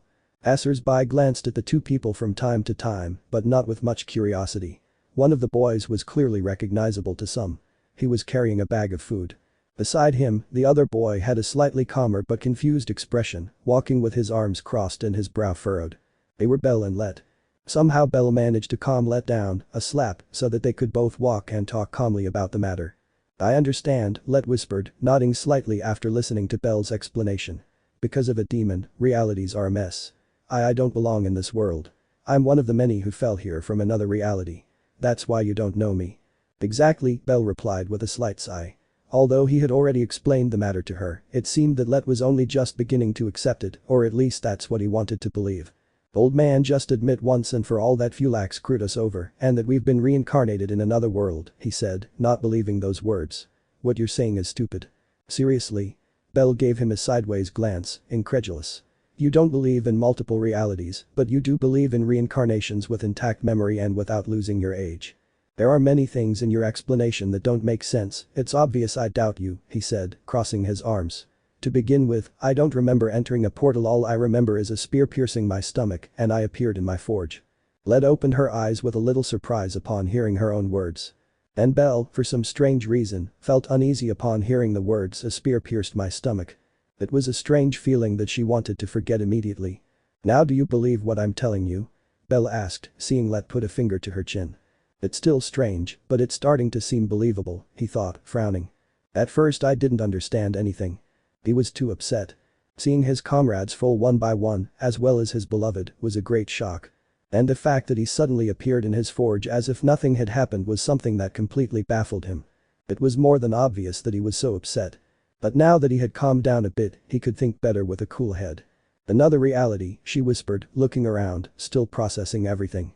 So you don't belong to the Strife family here. Huh? Belle's eyes widened in surprise at that. Did she belong to the Strife family? Yes, you were a very special member for all your girlfriends. Well, they weren't your girlfriends, but it was clear in the eyes of each of them that they were attracted to you, he said with a silly mocking tone. Belle became nervous upon hearing that. Is he in the Strife family? Not even in his wildest dreams did he imagine something like this. Weren't they supposed to be an all-female family? How did the sardines manage to get in? Obviously, he believed Let since she came from another reality like everyone else. In reality, he was head and son. In another, he was married to Galatia. In many other cases he had different girlfriends. And now a reality where I was part of the Strife family. She had just realized that her life was very normal compared to her other versions, well, that was until now with the appearance of time rifts, demons and all that stuff. It was very interesting to know all that. So what are you going to do? Belle asked curiously, turning his face slightly to watch Let as they walked. About what? Let asked, raising an eyebrow, as if she didn't immediately grasp the point. You know, Belle insisted calmly, though his gaze turned a little more serious. Now that you know you don't belong to this reality, what will you do? Let's stop for a second. Literally. He stood still in the middle of the road, slowly crossing his arms. Then he brought a finger to his chin, tilting his head slightly, as if he wanted to delve into his own thoughts. He drew out the sound as he pondered. I suppose I'll help you, he said matter-of-factly, as if it weren't such a big deal. This whole thing sounds really complicated, but I don't want to go back to my reality just to die again. It's no fun, he added, shrugging with a sarcastic half-smile. Belle blinked, somewhat confused. He hadn't expected such a light response. He had assumed, perhaps naively, that all the people trapped in his world wanted to return to their own. Wasn't that the most logical wish? Returning home, to what is familiar, to loved ones. But her answer was so simple that it left him thinking. Belle narrowed his eyes, thoughtful, remembering something. It wasn't the first time someone had expressed doubts about returning. Armid? The clear image formed in her mind. Armid sitting in the old church, the way she lowered her gaze when the subject of realities was brought up. How her lips tightened in fear. That slight tremor in his hands. That sadness in her eyes. Didn't he want to come back? Belle swallowed hard. What if not everyone wanted to return? What if forcing the rifts closed and restoring order meant robbing someone of their only chance at happiness? Was he helping or condemning? The thought hit him hard, sending a chill through him. He stood silently for a few steps, staring straight ahead with a slight frown. Let's nonchalant voice broke the silence again, stretching dramatically as if the matter were already settled. Well, never mind. She exclaimed, interlacing her fingers behind her head and arching her back. For now, I'm going to help you with those cracks, the demons, and all that mess. Then I'll see what to do with my life if I don't die first, she added with a playful laugh. Belle returned to reality, shaking off some of the dark thoughts. Thank you for the help, Let-san, he said with a small bow of his head, sincere but still thoughtful. Let grimaced, pausing to look at him. Come on. Just call me Let, he insisted, flashing a grin. You make me feel like an old blacksmith master when you call me San. Belle nodded with a slight laugh, caught up in the blacksmith's personality. Okay, Let. That's better. And so, they resumed their walk towards the old church, their voices fading into the soft sounds of the city. But Belle couldn't stop thinking about that little seed of doubt that had been planted inside him. A seed that I could no longer ignore. What if not everyone wants to come back? What if some have already found here the life they could never have? The cracks didn't just affect time and space.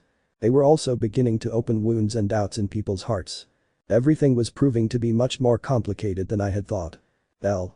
The melodious voice resonated with enthusiasm, causing both Belle and Let to stop immediately in the middle of the cobblestone street. As he turned around, the rabbit felt something inside him throb with warmth, a very familiar feeling. Two female figures approached with calm steps. It was Alicia, with her long golden hair moving slightly in the breeze, and Aki, walking beside her with a slight smile, happy to see him. Belle. Alice repeated, her eyes sparkling, and without waiting for permission, she threw herself upon him in a loving embrace. Whoa. Was all Belle managed to say before being enveloped in the elf's arms. Their bodies joined in that warm gesture. Alicia's scent reached him, a sweet floral aroma. And without realizing it, she returned the hug as if it were something normal. Let, a witness to the scene, discreetly took a couple of steps back with one eyebrow raised. We were just coming back to the church to see you and see if anything interesting had happened, Aki said with a slight smile, taking Alicia's arm to pull her away from the rabbit. There, you're overwhelming him. Sorry, Alicia apologized, a little embarrassed. Girls hi, Belle greeted with a nervous smile, scratching her cheek as she tried to maintain her composure. Her heart was beating faster than normal.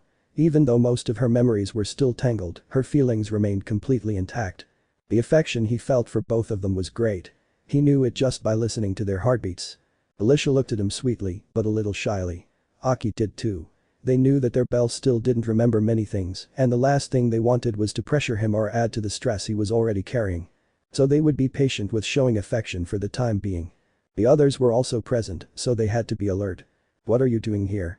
Asked Alice curiously, noticing that Belle's hair was somewhat damp and he was wearing different clothes. I went out for a walk, he replied, scratching his cheek. And to use the public restrooms in Arario.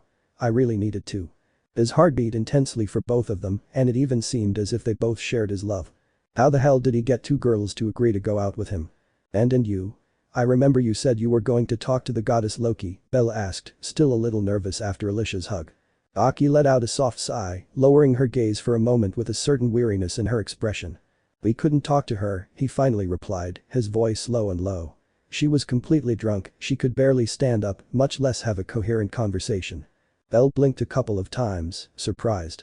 Drunk at this hour? It's still morning. Believe me, it's more common than it seems, Aki replied calmly, though a hint of disappointment was evident in her voice. It's not the first time, but it was useless today. She barely managed to stammer a couple of nonsensical sentences before collapsing onto a sofa. Alicia nodded with a small, apologetic smile, gently stroking a lock of her long golden hair. She's a good goddess, she really is, he commented gently. But sometimes she doesn't take things as seriously as she should. Especially when there are important things to discuss, Aki added, maintaining her calm tone. She takes things seriously, but trying to talk to her when she's drunk, well, it's pointless. So we couldn't tell her anything about the realities, Alicia concluded, lowering her gaze slightly. We thought that if she knew, perhaps she could do something, or at least give us some help. Belle nodded slowly, understanding. It was a shame, but there wasn't much they could do if they couldn't even speak to their goddess. We also wanted to speak with the captain, Aki added. But he wasn't at headquarters. One of the family members said he'd left for the guild, possibly to discuss some kind of protocol or report. Or try to find out something about the topic from last night, Alice whispered. So Belle asked curiously. We just decided to go back, Aki said simply. Although we took a bath before that. Alicia laughed softly, very slightly, bringing her hands to her front and stretching out her arms. After last night's battle, the dust, the blood, the sweat, well, we needed to feel clean again, she remarked with natural gentleness. Even though I didn't fight much, just being near the fighting left me drenched in dust. I understand, I felt much better after my shower too, Belle commented, scratching his cheek. And well, I got these new clothes thanks to Demeter-sama. As soon as he uttered that name, Belle realized his mistake. The silence that followed was brief but heavy. Alicia blinked a couple of times, and although her expression remained calm, a small spark of something more difficult to describe appeared in her eyes. Perhaps surprise, perhaps a hint of jealousy. Demeter-sama. She repeated softly, turning her head slightly as if she didn't want to appear affected, although the way her hand lightly squeezed her dress said otherwise. Belle felt an imaginary drop run down the back of his neck. I think I said too much, he thought nervously, feeling the atmosphere change slightly, like when you say something without realizing the impact it will have. Did the goddess Demeter help you?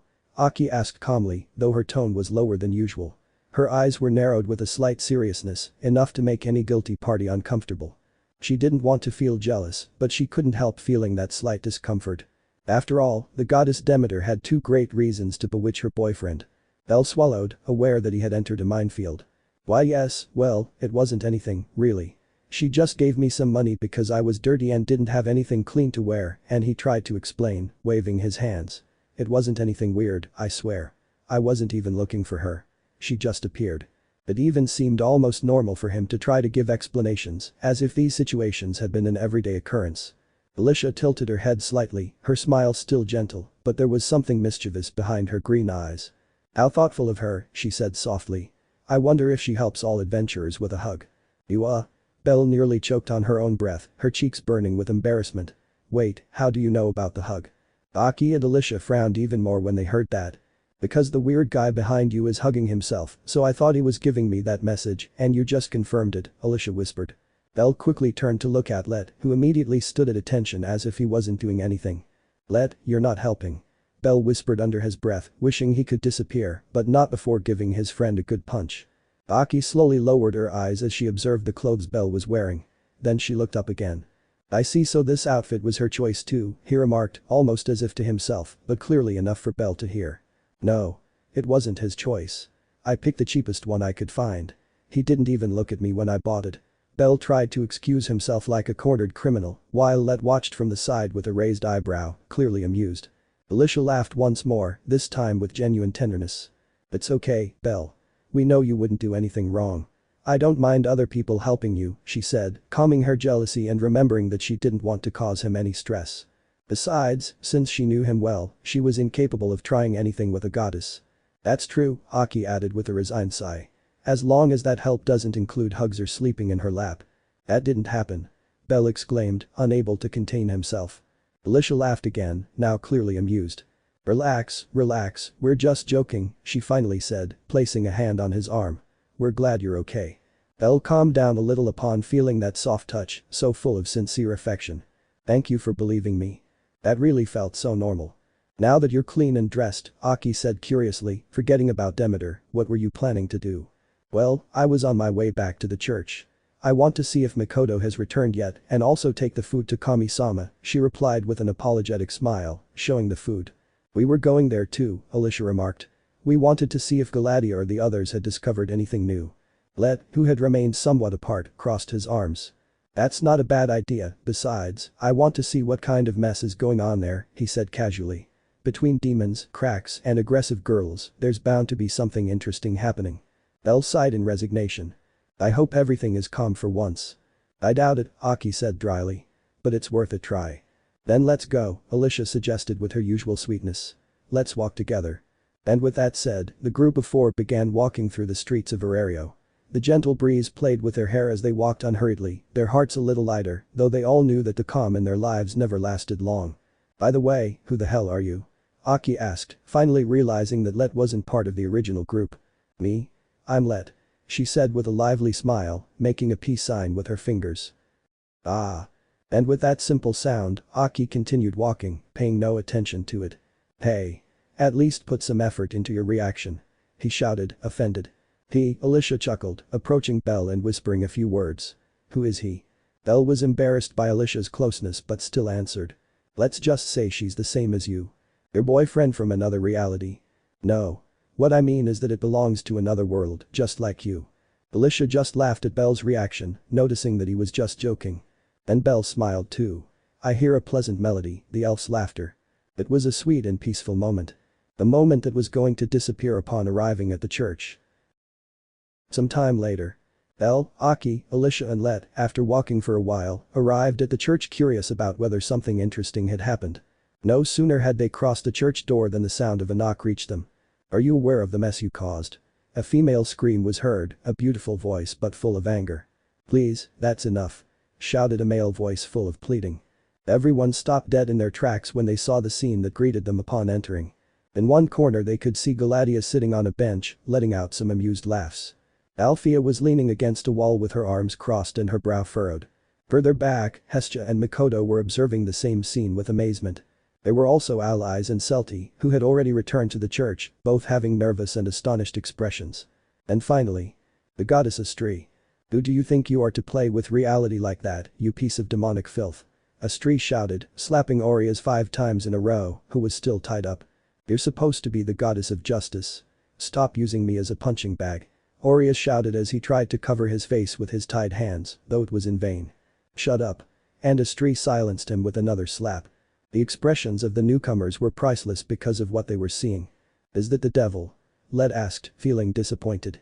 Believe me, we'll probably see a real one later on, Belle whispered, surprised to see the goddess Astri like this. Is that the goddess Astri? Aki whispered in shock, since the last time she saw her in her reality was before the Astri family died, but she didn't remember her like that. Incredible, Alice whispered. From what I had heard, she was a kind, benevolent goddess, full of love. But what I was seeing was priceless. Astri-sama, stop. You've already slapped me 20 times. That's not justice, it's anger. Allies pleaded, seeing the demon's inflamed face. There's no point in continuing to hit him if he's already confessed everything. Please, please, breathe and count to 10. Celti begged, not wanting her goddess to show her face like this. Come on, goddess Astri. Keep going. Galadia exclaimed excitedly. Althea just let out a tired sigh, resigning herself to the fact that noise would be a daily occurrence from now on. Each day surpasses the last, Belle thought with a nervous smile. And for some reason I felt that the days would bring more surprises each time. I just hope they weren't major problems. Meanwhile, elsewhere. Very far from Arario. Too far. In the Far East. In a huge oriental house that seemed to be one of the main houses of one of the many towns. Is something wrong, sir? Asked a tall man with a rigid presence, wearing a ceremonial black robe that complemented the skull mask covering his face completely. His voice was formal and low. Facing him, walking barefoot on the floorboards, was he. Something that could not be considered human, elf, or dwarf. A being dressed only in pants, barefoot, with very white skin, white hair, a blindfold, and a huge eerie smile on its face. My brother was murdered, a deep mocking voice came out of him as he said those words. Brother? The confused human whispered. Yes, they killed Gula, I just felt it, she said, still smiling. I didn't know demons had brothers, the man whispered, a hint of wonder in his voice. Yes, we were born of the same demon. They call us brothers for convenience. It's not that I feel affection for him, demons don't have those kinds of weaknesses. We don't feel attachment, but we do feel it when one of us dies like now. Her bare feet moved softly across the floor until she reached the throne that dominated the center of the room. A majestic seat reserved for the clan leader. He stopped in front of him. He peered through the blindfold, as if his vision could penetrate beyond the deforested area. Slowly, he sat down with a satisfied expression. I wonder who killed him. I doubt it was a mortal. Could it be another demon? He whispered, tapping his chin with a finger. Well, never mind, she said, letting her body fall loosely back against the chair, crossing one leg over the other with a wicked elegance. If he died, it was because he was an idiot. This world is a jewel, and he didn't know how to appreciate it. I, on the other hand. From his position he observed the surroundings, seeing the man who appeared to be his subject. And then his face rested on that girl who was standing there, who felt even more terrified when she saw that he was looking at her. That girl was wearing a pretty kimono, a kimono that she wrinkled with her hands out of fear. You? Why yes, she replied, her voice trembling. Her tone was barely louder than a sigh. What's your name? He asked, smiling even more. She swallowed hard. She was afraid of not answering. She was afraid of answering wrong. She was afraid of dying. Harem, she whispered, as 2 tears ran down her cheeks, feeling that at any moment she would be killed. As happened with his father. It all happened so suddenly. The news that the neighboring clan had been completely massacred reached his family and village. But not even 5 minutes had passed when that thing and the other man appeared at the doors of his clan's main house. They quickly learned that that thing was the cause of the massacre. His father, being proud and stubborn, tried to pit him against his best warriors. And in less than 10 seconds the mansion's courtyard was filled with dismembered corpses, creating a pool of blood. The rest of the family begged for mercy. She was so terrified she couldn't say anything. And that thing took over his home, now sitting in the seat his father used to occupy. Harem, he whispered, making the Renner tremble. What are these lands called? Far East, he answered as best he could while tears streamed down his face. I couldn't help it. I was terrified. But that demon didn't seem to care whether she cried or not. Far East, the demon repeated as if savoring the name. Then, he stretched his arms out to his sides, gazing with glee at the architecture, the columns, the curtains, the ceiling. This place is incredible. And to think that in hell there are only corpses, mud, and filth. But here humans live as if they were gods, being so pathetically weak. The masked man moved slightly forward. Will you be staying here, sir? Of course, she replied in a sing-song voice, lowering her tone slightly. This place is perfect. Her fingers moved across the wooden armrest with a disturbing rhythm. And then she turned her attention back to Harem. Hey Harem. Why yes, she answered, still with fear in every word. Give a message to the people of your village. To all who live in this place, he said calmly, as if speaking of a sunny day. If they wish to continue living, if they wish to preserve their miserable and cowardly existences, they will obey me. From this day forward I am their lord. Harem gritted her teeth. Her heart ached. Every word was a dagger. And if any of those proud clans, as they call themselves, decide to resist, he continued, still smiling. Then they'll meet the same end as that stupid neighboring clan. Not a single stone will be left standing. Do you understand? I said, do you understand? He repeated in a darker tone. Harem nodded quickly, shedding more tears. Why yes, I understand. Perfect. He exclaimed with a loud, almost childlike laugh, happy as if he had a new toy. This place will be my kingdom, my jewel. Let the rest of the Far East know. Let the word spread. Let everyone tremble. Because they have a new supreme being in these lands, ha ha ha. A demon's sick laughter filled the room like a dark wave. Harem squeezed her eyes shut, wishing she could wake up, wishing it was all just a bad dream. But it wasn't. That thing was there. Sitting in the seat that once belonged to his father. And now? Everything he ever knew. It belonged to him. I love this place. Extra. Who is it?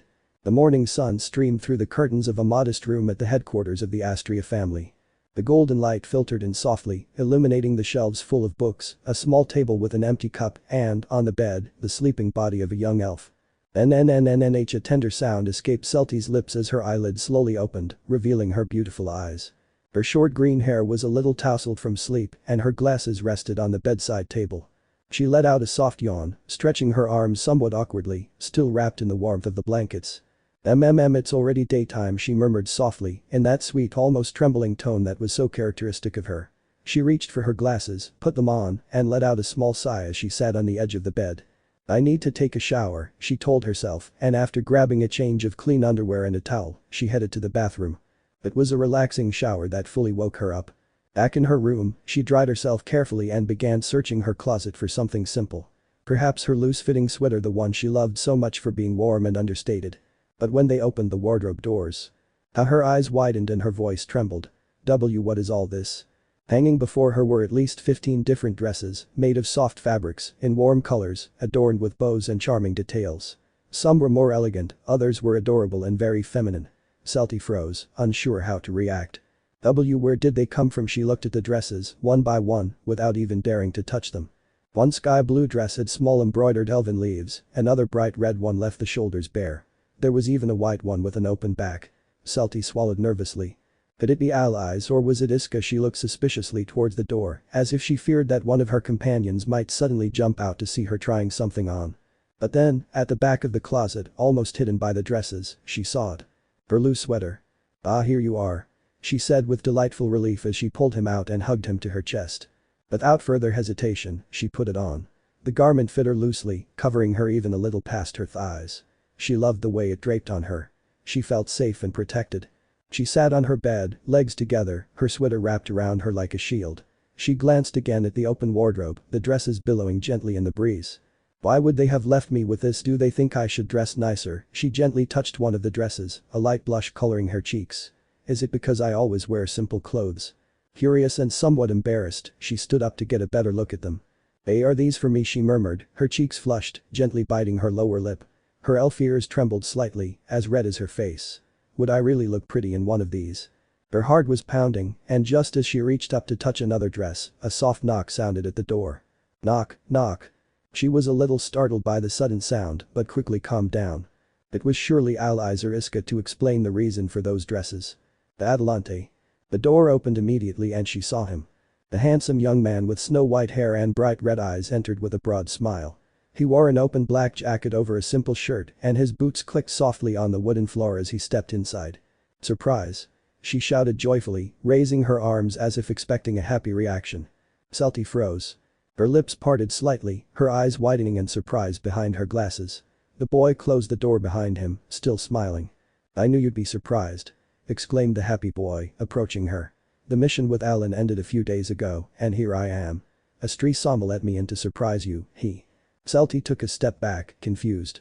What she stammered, unable to control the tremor in her voice. Her face had instantly turned red. Who was that boy? What mission? What was he saying? But he didn't have time to ask anything else. The boy stopped in front of her and without losing his smile, wrapped his arms around her in a firm but tender embrace. The warmth of his body, the scent of his clothes, the way he held her, it was all so sudden that Celty couldn't react. I really missed you, he whispered affectionately. And then, he leaned in gently and kissed her. His lips brushed against Celty's tenderly, with a warm and affectionate touch. It was a delicate respectful kiss, but also deep and full of love. The boy closed his eyes, waiting for her to respond as she always did but. He said in surprise when he noticed that she wasn't moving away. Celty's eyes were wide open. Frozen. Speechless. Airless. N. Her face turned such an intense red that it looked like it was going to explode. A b-boy. A cake kiss. A cute boy. And I don't know him. She screamed in her mind, unable to believe that this was happening. Was it a dream? Did it have to be? And as if a lightning bolt had struck her heart, Celty fainted, falling backward with a small, adorable sound. But before she fell to the ground, Belle caught her in his arms. Celty. Celty. But the elf no longer responded. She had fainted in his arms, babbling. A cute boy kissed me, a cute boy kissed me, she whispered, her eyes swirling, the huge blush still on her cheeks. What's wrong? Are you sick? He asked affectionately, caressing her cheek. That morning was the most shocking for the little elf Celty. End of the extra. Chapter 16. Message. Arch 2. Milan and Lust. Today we find ourselves in a different place. It was not the good Arario, the city of the labyrinth, where the exploits of adventurers echoed in every corner. This time the story moved westward, beyond the rocky paths and the great forests. It was Milan.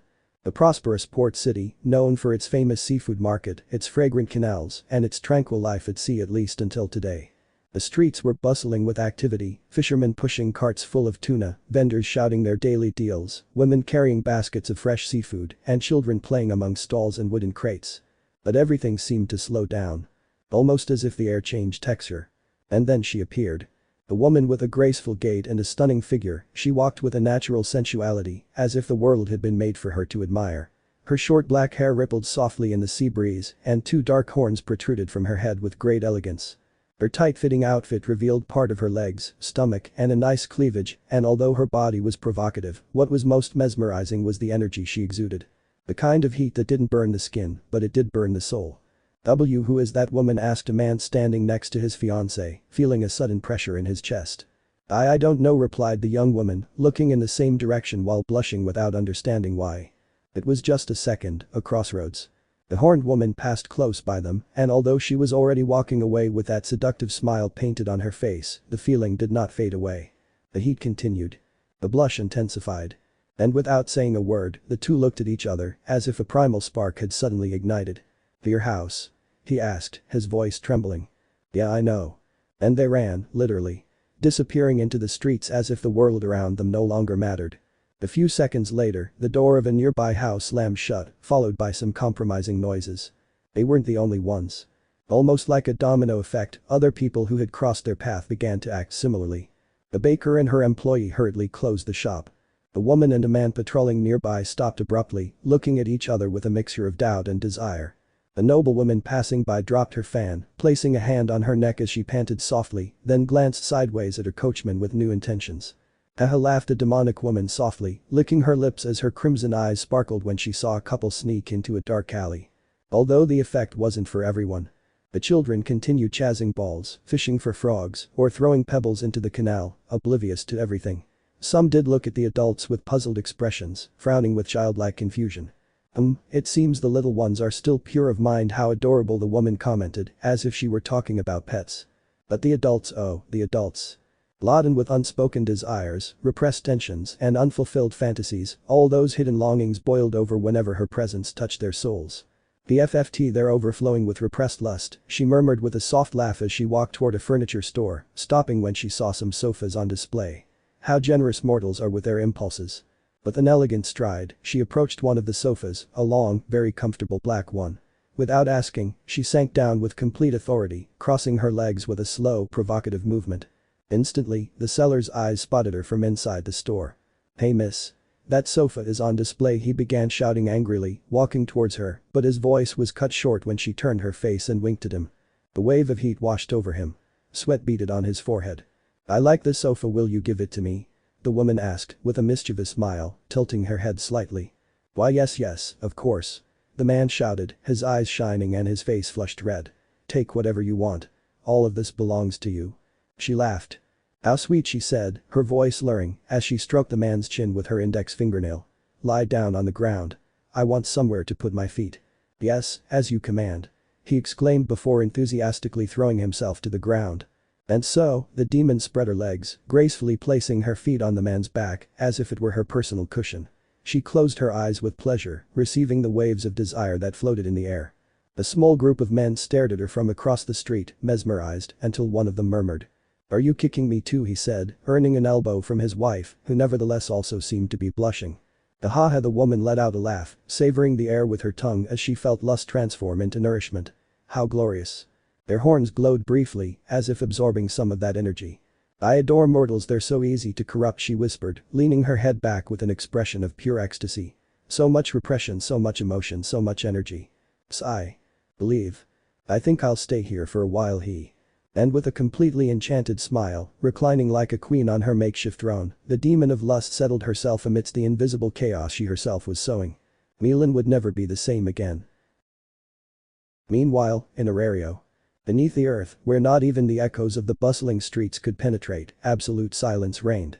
Only the slow dripping of moisture on some distant stone accompanied the somber atmosphere. There, deep within the guild, lay an ancient circular hall, carved from black stone, marked by the passage of centuries.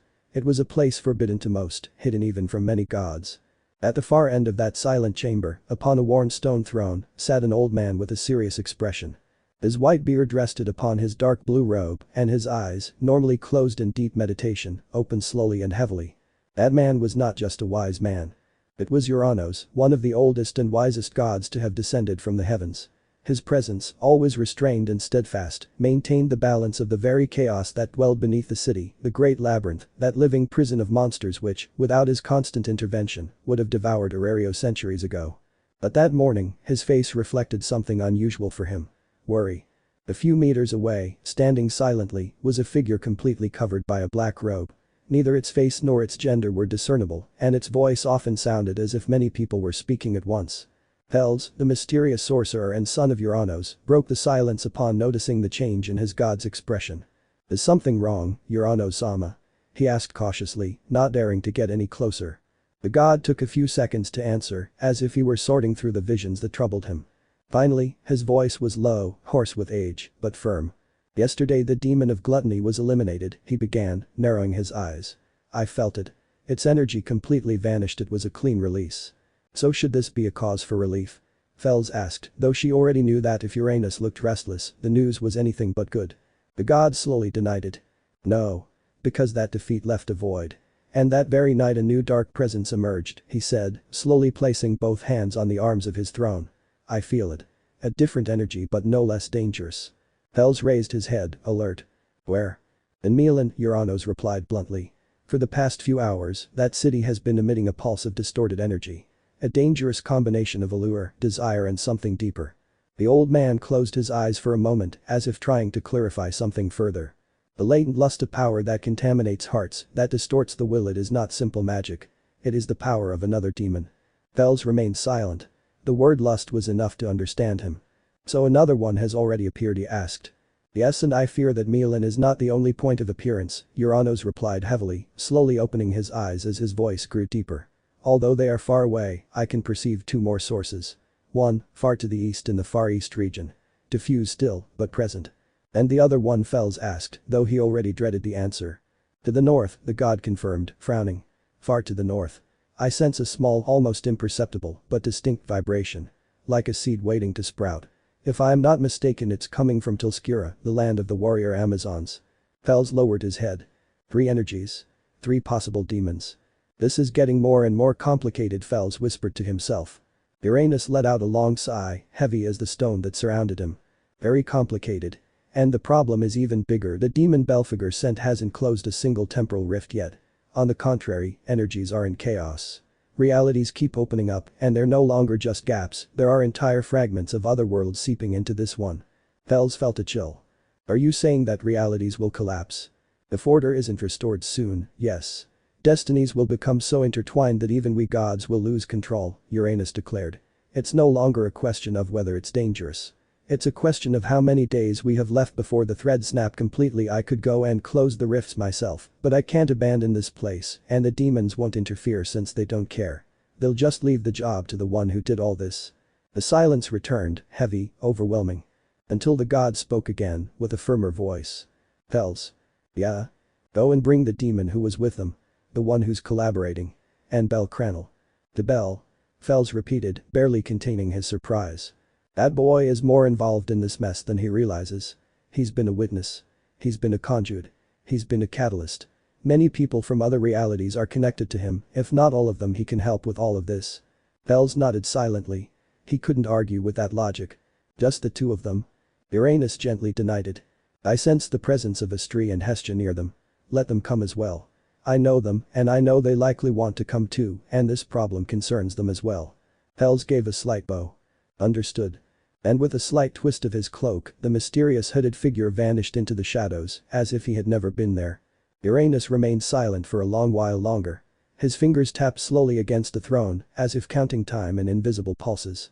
Then, he looked up at the high, dark ceiling of the room. "At what point did this become a critical problem?" he murmured. But there was no one left to answer him. Only the echo of his own doubt resonating between the walls. Even in Arario. The old church, that structure worn down by time but full of memories, had become, almost by imposition of chaos, the temporary base where efforts to restore the balance between realities were concentrated. Since dawn, the place had not had a single moment of silence. Between comings and goings, hushed discussions, and tense conversations between members of different families, the rest of the morning had been spent. And now everything seemed to be getting worse. "Please, Astri-sama, calm down." Allies pleaded for the 4th time, holding her goddess's right arm with both hands, trying to prevent her from raising it again. The demon Orizas, sitting on a wooden bench, had a face so swollen that he no longer seemed to have a nose. Astri's harsh slaps had left him scarred. "It's unforgivable," Astri murmured again, frowning, her teeth clenched in frustration. Her voice wasn't that of a loving goddess. It was firm and laced with icy severity. To play with reality, to alter the very fabric of destiny, to use people's lives like pieces on a chessboard. She closed her eyes for a moment, trying to compose herself. It's despicable. Celti's footsteps sounded nearby. Seeing her goddess so angry, she was afraid to approach, fearing she'd be slapped as a courtesy, but somehow she found the courage to go near. As he calmed down now, he asked cautiously, looking first at the goddess's hand and then at the demon who could barely hold his head up. Astri took a deep breath. The air entered her lungs in a trembling motion, and as she exhaled, her shoulders drooped slightly. She glanced down at her own hand, which was a little reddened from the constant impact. "Yes, I'm fine now," she said, barely audible, letting out a long sigh and taking a couple of steps back. Her posture remained upright, but her face betrayed discomfort. Astri, a goddess who had always championed harmony, balance, and just compassion, had just given in to anger. A slap would have been understandable. But more than 20, that was another story. "Ahaha, he deserved it," Galadia laughed from a corner of the room, reclining on one of the benches with one leg dangling and a smile full of amusement. "Those were great hits. I want more." Galadia, don't encourage her, Althea told her, no longer wanting to hear any more shouts that would disturb her already non-existent peace. "Oh, come on, it's not every day you see a goddess dispensing justice with her bare hands." Astri didn't answer. She simply sat on a bench next to Hestia, who was lovingly holding her rebuilt brick, hugging it like a teddy bear. And right at that moment, Al's eyes looked up, finally noticing who had arrived. Belle. Her eyes sparkled and her body moved almost instinctively. She walked briskly toward him, with Celti following a few steps behind. Belle blinked a couple of times, still not fully understanding what he had just seen. "What happened?" Belle asked, scratching the back of his neck. "Well," Celti began in a low voice, glancing briefly at Alicia and how close she was to the albino, "we explained the situation with the time rifts to Astri-sama and did he get angry?" Belle asked with a nervous smile. "Like never before." Al's eyes exclaimed, throwing up both hands, clearly still a little shocked. "We'd barely finished telling her when she jumped up and said, 'That's unforgivable.' And came straight to the church. She didn't let us say another word. She just asked where the person responsible was and well." He turned his face towards where Orizas was still semi-conscious, his face swollen. "This happened," she finished with an awkward smile. Brutolette whispered. Meanwhile, Hestia was calmly conversing with Astri. Or at least she was trying to. "Ahaha, I haven't seen you this angry since Poseidon accidentally destroyed your house in the sky," laughed the little goddess, remembering that day with amusement. "It was funny when your house was destroyed because of him and the angry face you made." Astri glanced at her out of the corner of her eye. "Just like your headquarters was destroyed." Hestia was petrified upon hearing those words. "Ugh, that was low," she muttered in pain, hugging her brick tighter as if her heart had been punched. "My poor little house." Astri sighed. "I'm sorry, Hestia. I'm still upset," she said softly, bringing a hand to her forehead. "Well, I understand. Just don't destroy my brick too, okay? I'm not promising anything if that demon speaks again," he said, making it clear that next time he would hit him with that brick. And while Orizas muttered something that could not be understood, probably a help, although they ignored it. The atmosphere in the church, however strange it had been, was calming down. Or at least he tried. "Ugh, I want to go back to hell," Orizas muttered in a voice so weak it sounded more like the moan of a squashed fly. Did he say something?" Galadia asked excitedly, tilting her head as if she'd heard a provocation. "Go back to hell. Can I help you?" "He didn't say anything." Mikoto shouted, wanting things to calm down. "We just need to relax." "DSK, boring," huffed Galadia, crossing her arms but without losing her smile. Astri, with her elbows on her knees and her face in her hands, tried to compose herself. The voices around her did nothing to calm her. The guilt and anger still lingered within her. "It was a mistake to let myself get carried away," she whispered. "Technically, the mistake was that guy's face for not dodging," Hestia said, though upon feeling her friend's serious gaze, she raised her hands in surrender. Okay. I'm not joking anymore, although it was somewhat satisfying actually, very much so. There were currently 12 people in that church. Belle, Hestia, Astri, Let, Althea, Galadia, Aki, Alicia, Mikoto, Allies, Celti and Orizas. Of all of them, and leaving aside the goddesses and Orizas, only Belle belonged to that reality. Everything was a complete disaster and it didn't look like it was going to get better for a long time. "Well," Galadia said, elegantly crossing her legs, her nonchalant tone contrasting with the tension in the air. "What will we do now?" The silence that followed was awkward. What do you mean?" Mikoto asked, turning her head towards her with a somewhat tired expression. Galadia leaned forward slightly, resting her elbow on one knee while letting her chin rest on her hand. "It's obvious," he replied with a sigh. "We can't just sit here in the church all day, breathing in stale dust. We have to start looking for those temporal rifts and find the demons before things get even more out of control. And who knows, maybe that way everything will go back to normal." Her voice faded in that last bit. Just when they thought she had finished speaking, she murmured, almost wistfully. "Although I don't want to go back, I'm fine here." Althea, leaning against a column, raised an eyebrow. She had heard every word, including that selfish whisper. Her eyes fixed on Galatea, and she quickly understood why she had said that. "So how?" Aki asked, carefully sitting down on one of the benches. "We don't know anything at all, so we're not sure where to begin. We don't even know where the cracks are or if the demons have already moved on. We'll just be going around in circles not knowing where to go," added Alice, who was still standing very close to Belle, so close that their shoulders were almost touching. Salty watched them from a little further back. The slight purse of her lips and the way she hugged her own arms betrayed her. She wasn't comfortable with that closeness. Despite her shyness, her jealous gaze betrayed her. We don't even know if the rifts or the demons are in Arario," the elf whispered, lowering her gaze slightly, but clearly speaking to Alicia more than the entire group. Galatea let out a long sigh, tilting her head back. "You're right," he said, his tone more serious than usual. "We're blind." His gaze then turned to Althea, with a glint of reproach. Apparently, the demon of gluttony knew something. If Althea hadn't destroyed its head, perhaps we would have some useful information now. Her voice was annoying, Althea replied without blinking, not bothering to defend herself beyond that simple comment. Besides, she only mentioned some kind of demon of wrath or something. She didn't say anything concrete. "Wrath, that sounds dangerous," Alice murmured, lowering her voice and looking at the ground. Her imagination conjured up a raging fiery creature, possibly worse than gluttony. Amid the tense atmosphere, Belle sat on one of the benches, his back slightly hunched, staring at the floor as if the answers were written on the ground. He lightly scratched his cheek and snapped his fingers, as if an idea had just arrived. "Hey, Oreo," he called to the demon.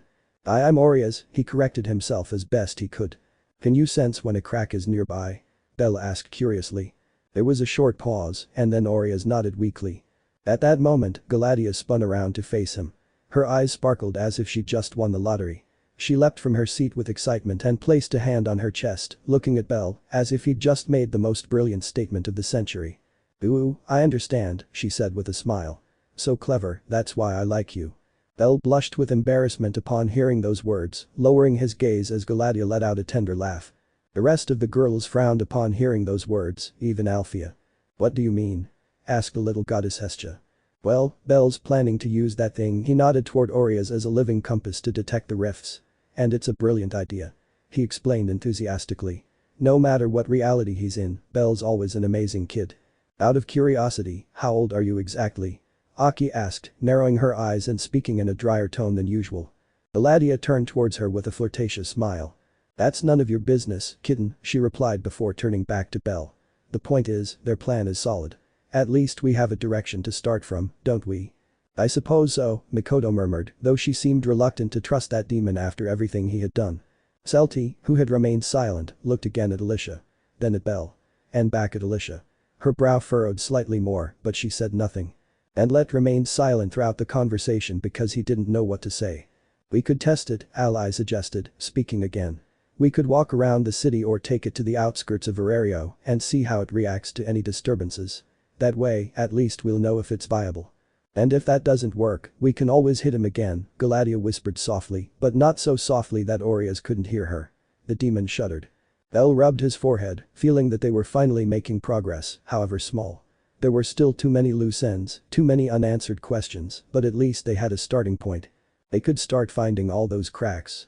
But just before anyone could say anything else, the creaking of the old hinges echoed throughout the church. The enormous front door, which had remained closed for hours, slowly opened as if drawn by an invisible force. The midday light filtered through the opening, casting a dark figure across the entire church. Everyone present turned at once, and the atmosphere immediately became tense. Belle got up from the bench. Aki instinctively brought her hand to the hilt of her sword. Althea narrowed her eyes. Allies gripped her sword as she took a step forward, ready for anything. Even Galatea stopped smiling. "Do," Alice whispered softly, taking a small step back. The hooded figure crossed the threshold slowly and silently. The long cloak he wore covered his entire body, and the hood completely concealed his face. Not an inch of skin was visible. And then, unexpectedly, "There's no need to be alarmed," said a deep resonant voice that echoed throughout the place. Everyone was surprised. The voice was difficult to identify, ambiguous, neutral, as if it belonged to someone neither young nor old, neither male nor female. They thought he was an enemy. Until someone broke the silence. Belle's Estrie whispered, lowering her shoulders as she recognized him instantly. The goddess stood up and walked forward with a serene expression, which was enough to make the rest of the group let go of the tension. Belle's. Belle repeated, blinking at the name. That's right, Estrie stated calmly. He's someone who often acted from the shadows during the Dark Age. A silent ally. A sage. Belle's, the mysterious magician who worked as a direct emissary of the god Uranos, barely raised his face from beneath his hood and a faint greenish light shone through the shadows within. It was impossible to discern his features, but everyone could sense a distinct, ancient, and melancholic energy emanating from his presence. "Do not fear," he said finally, his voice firm, echoing subtly off the walls. "I have not come as an enemy, but as a messenger." He stopped in the center of the room and everyone surrounded him at a safe distance, attentive. "Messenger? From whom?" Hestia asked, still clutching her brick, looking suspiciously. "Uranos Amaphel's replied clearly. He requests your presence immediately." And his voice echoed throughout the church, surprising more than one person. They would soon have a new destination to depart for. The long journey. Chapter 17. A clear path. Silence. A heavy silence reigned in the ancient underground chamber. The echo of the faint dripping of moisture, resonating against the cold stone walls, was the only thing that broke the silence. High above, seated on his usual throne of stone worn smooth by years and responsibility, sat Uranus. His expression was serious, that of a bored old man, as always. But this time his gaze observed with a mixture of gravity and resignation the small group in front of him. He narrowed his eyes slightly, silently assessing each of those present, and then turned his gaze to one side, where a hooded figure stood with a respectful posture. It was Fels, his faithful servant and disciple. Although his body was nothing but skin and bones, the way he was sitting betrayed him. He was nervous. "Why?" Uranos finally asked, his deep voice echoing in the room, but it wasn't an angry voice, rather a tired one. Fels spoke. Despite having neither lips nor eyes, a clear sense of discomfort emanated from him. He humbly placed his bony hands in the center of his chest. "I tried to tell them they couldn't come," she replied in a low voice. "I assured them the audience was only for 4. But they didn't listen to me." There was a pause. One threatened to turn me into soup, another looked at me as if he wanted to throw me against a wall, and the other simply ignored me completely, he added in a defeated tone. Uranus sighed wearily upon hearing that explanation, turning to look at the group in front of him. They were all there. As agreed, in theory, only bellcranel, Orizas, Estrie, and Hestia were supposed to be present. The first was visibly uncomfortable, the second was tied to the ground with thick ropes, and the goddesses stood side by side. But in addition, 3 uninvited people were standing behind the group with their arms crossed and no intention of leaving. "We're part of this, so we have to be here too," Galatea finally said, her voice serious, lacking the playful sparkle that usually adorned it. Her eyes shone with determination. It wasn't a whim. She meant it. Uranus did not respond. Althea, as expected, said nothing. Her silence was louder than any words. She simply looked away as if even considering an explanation would be an insult to her dignity. The third intruder, an elf with a sharp gaze and upright posture, spoke firmly as he adjusted his glasses. "I know it's disrespectful to show up at a meeting I wasn't invited to," Hedin said without hesitation. "But if that brat is involved, I should be here too." Hedin arrived at the church just as Fels was giving the explanation. Obviously, he would go even if they told him not to. Belle shrank slightly in his seat. He turned his head to the side, muttering in embarrassment. I am sorry," she said in a barely audible whisper, rubbing the back of her neck. Her eyes moved between the 3 familiar faces. People who had profoundly marked her journey in other worlds. Although she still didn't know why that woman named Althea was present, apparently she was a friend of Galatea or something like that, she hadn't spoken to her since she appeared. "I just hope she wasn't another wife who hasn't confessed anything yet." Hestia glanced at him sideways and raised an eyebrow. "In fact," he said, waving his brick around as if it were nothing, "the others wanted to come too." Estrie let out a long tired sigh, as if she were remembering a battle that wasn't physical. "It was really hard to convince them to stay behind," she admitted softly. "Especially allies. She absolutely refused to stay. It was complicated." "If she's going to a dangerous meeting, I'm going too," Hestia repeated, poorly imitating the Redeed's voice with her arms crossed. "The others thought the same, but in the end we managed to stop them from coming. I knew they'd give you more gray hairs, Uranus." Uranus rested his elbow on the armrest of the throne again and brought a hand to his forehead. Another sigh. Slow and heavy. Since he finally murmured, lowering his hand and looking wearily at the trio who shouldn't have been there. They too will be of vital importance, being first class. Belle, for his part, looked down. He felt he was at the center of something he couldn't even fully understand, and yet all roads led to him. In one way or another, everyone who didn't belong to that world had a history with him, whether good, bad, or hostile. Uranus leaned back against the throne once more. His posture was that of someone who had carried centuries of responsibilities and now had to shoulder a few more. Alright, everyone's here. Let's get started. The voice of the god resounded like a sentence. And the true purpose of that meeting was about to begin. Meanwhile, in the abandoned church. The tension was palpable in that abandoned church. 8 girls stared at each other. Rose. Shakti. Allies. Celti. Here. Alice. Makoto. And Armid. Those who were not present earlier returned to the church after doing their things, believing that Belle was there, but only found the other girls. And Let, who quickly left upon sensing the tension in the air. Rose, with her arms crossed, was the first to speak. Where is Belle? His tone was firm, without beating around the bush. Allies, with her typical exaggeratedly proud smile, responded almost immediately while giving a flirty twirl with her red hair. She went out to buy my engagement ring, she said with such confidence that she seemed completely convinced of it. An eyebrow was raised among those present. Shakti, with her arms also crossed and her eyes half closed, uttered a phrase in a low voice. As if Belle would marry an immature girl. Allies' face contracted instantly. Immature. I'm the perfect match for Belle. Unlike you, who could easily be his grandmother. The comment made a vein pop out on Shakti's forehead. Literally. Grandma, she began, but anger stopped her. Her eye was trembling. From the other side, Rose hid a slight smile. She didn't laugh loudly, but she didn't do much to conceal it either. Shakti, upon seeing her, raised an eyebrow. And what are you laughing at? They called you Grandma, Rose repeated calmly, trying to maintain her composure. How funny, Shakti whispered. Don't you want a bone to play with? I'm a wolf, not a dog, stupid, Rose replied, still smiling, although she was now a little offended. Meanwhile, Celti kept her eyes fixed on Allies. Her arms were crossed, and she wore a cold expression. Finally, she spoke. It's not that I'm defending Shakti, but at least she's not a. He left the words hanging in the air. Allies snorted, knowing perfectly well what was coming. Come on, say it. I know you're dying to say it. Celti tilted her head slightly, without changing her tone. Hat rat. You said it. Yes, Celti replied shamelessly. I said what everyone already knows. Big-eared dwarf. Obese. They stared at each other as if engaged in a silent duel. The air seemed heavier. Aki, who was in a corner, rubbed his forehead with both hands. Not this again, don't they ever get tired of it? He whispered, annoyed. At that moment, Alicia, who hadn't spoken much until now, turned to look at her with a smile. Flea-ridden. Hey, why is that? Aki shouted, offended. I didn't even say anything. Sorry. I just wanted to participate too, said Alicia, scratching her cheek with a somewhat awkward giggle. Aki clicked his tongue but didn't continue arguing. The only ones who weren't talking were Makoto and Armid. Makoto because she didn't know what to say, and Armid because she still felt uncomfortable being with all of them. She was just sitting on a bench watching each one argue. And to think that they all shared the same boyfriend was still hard to believe. I think they should calm down.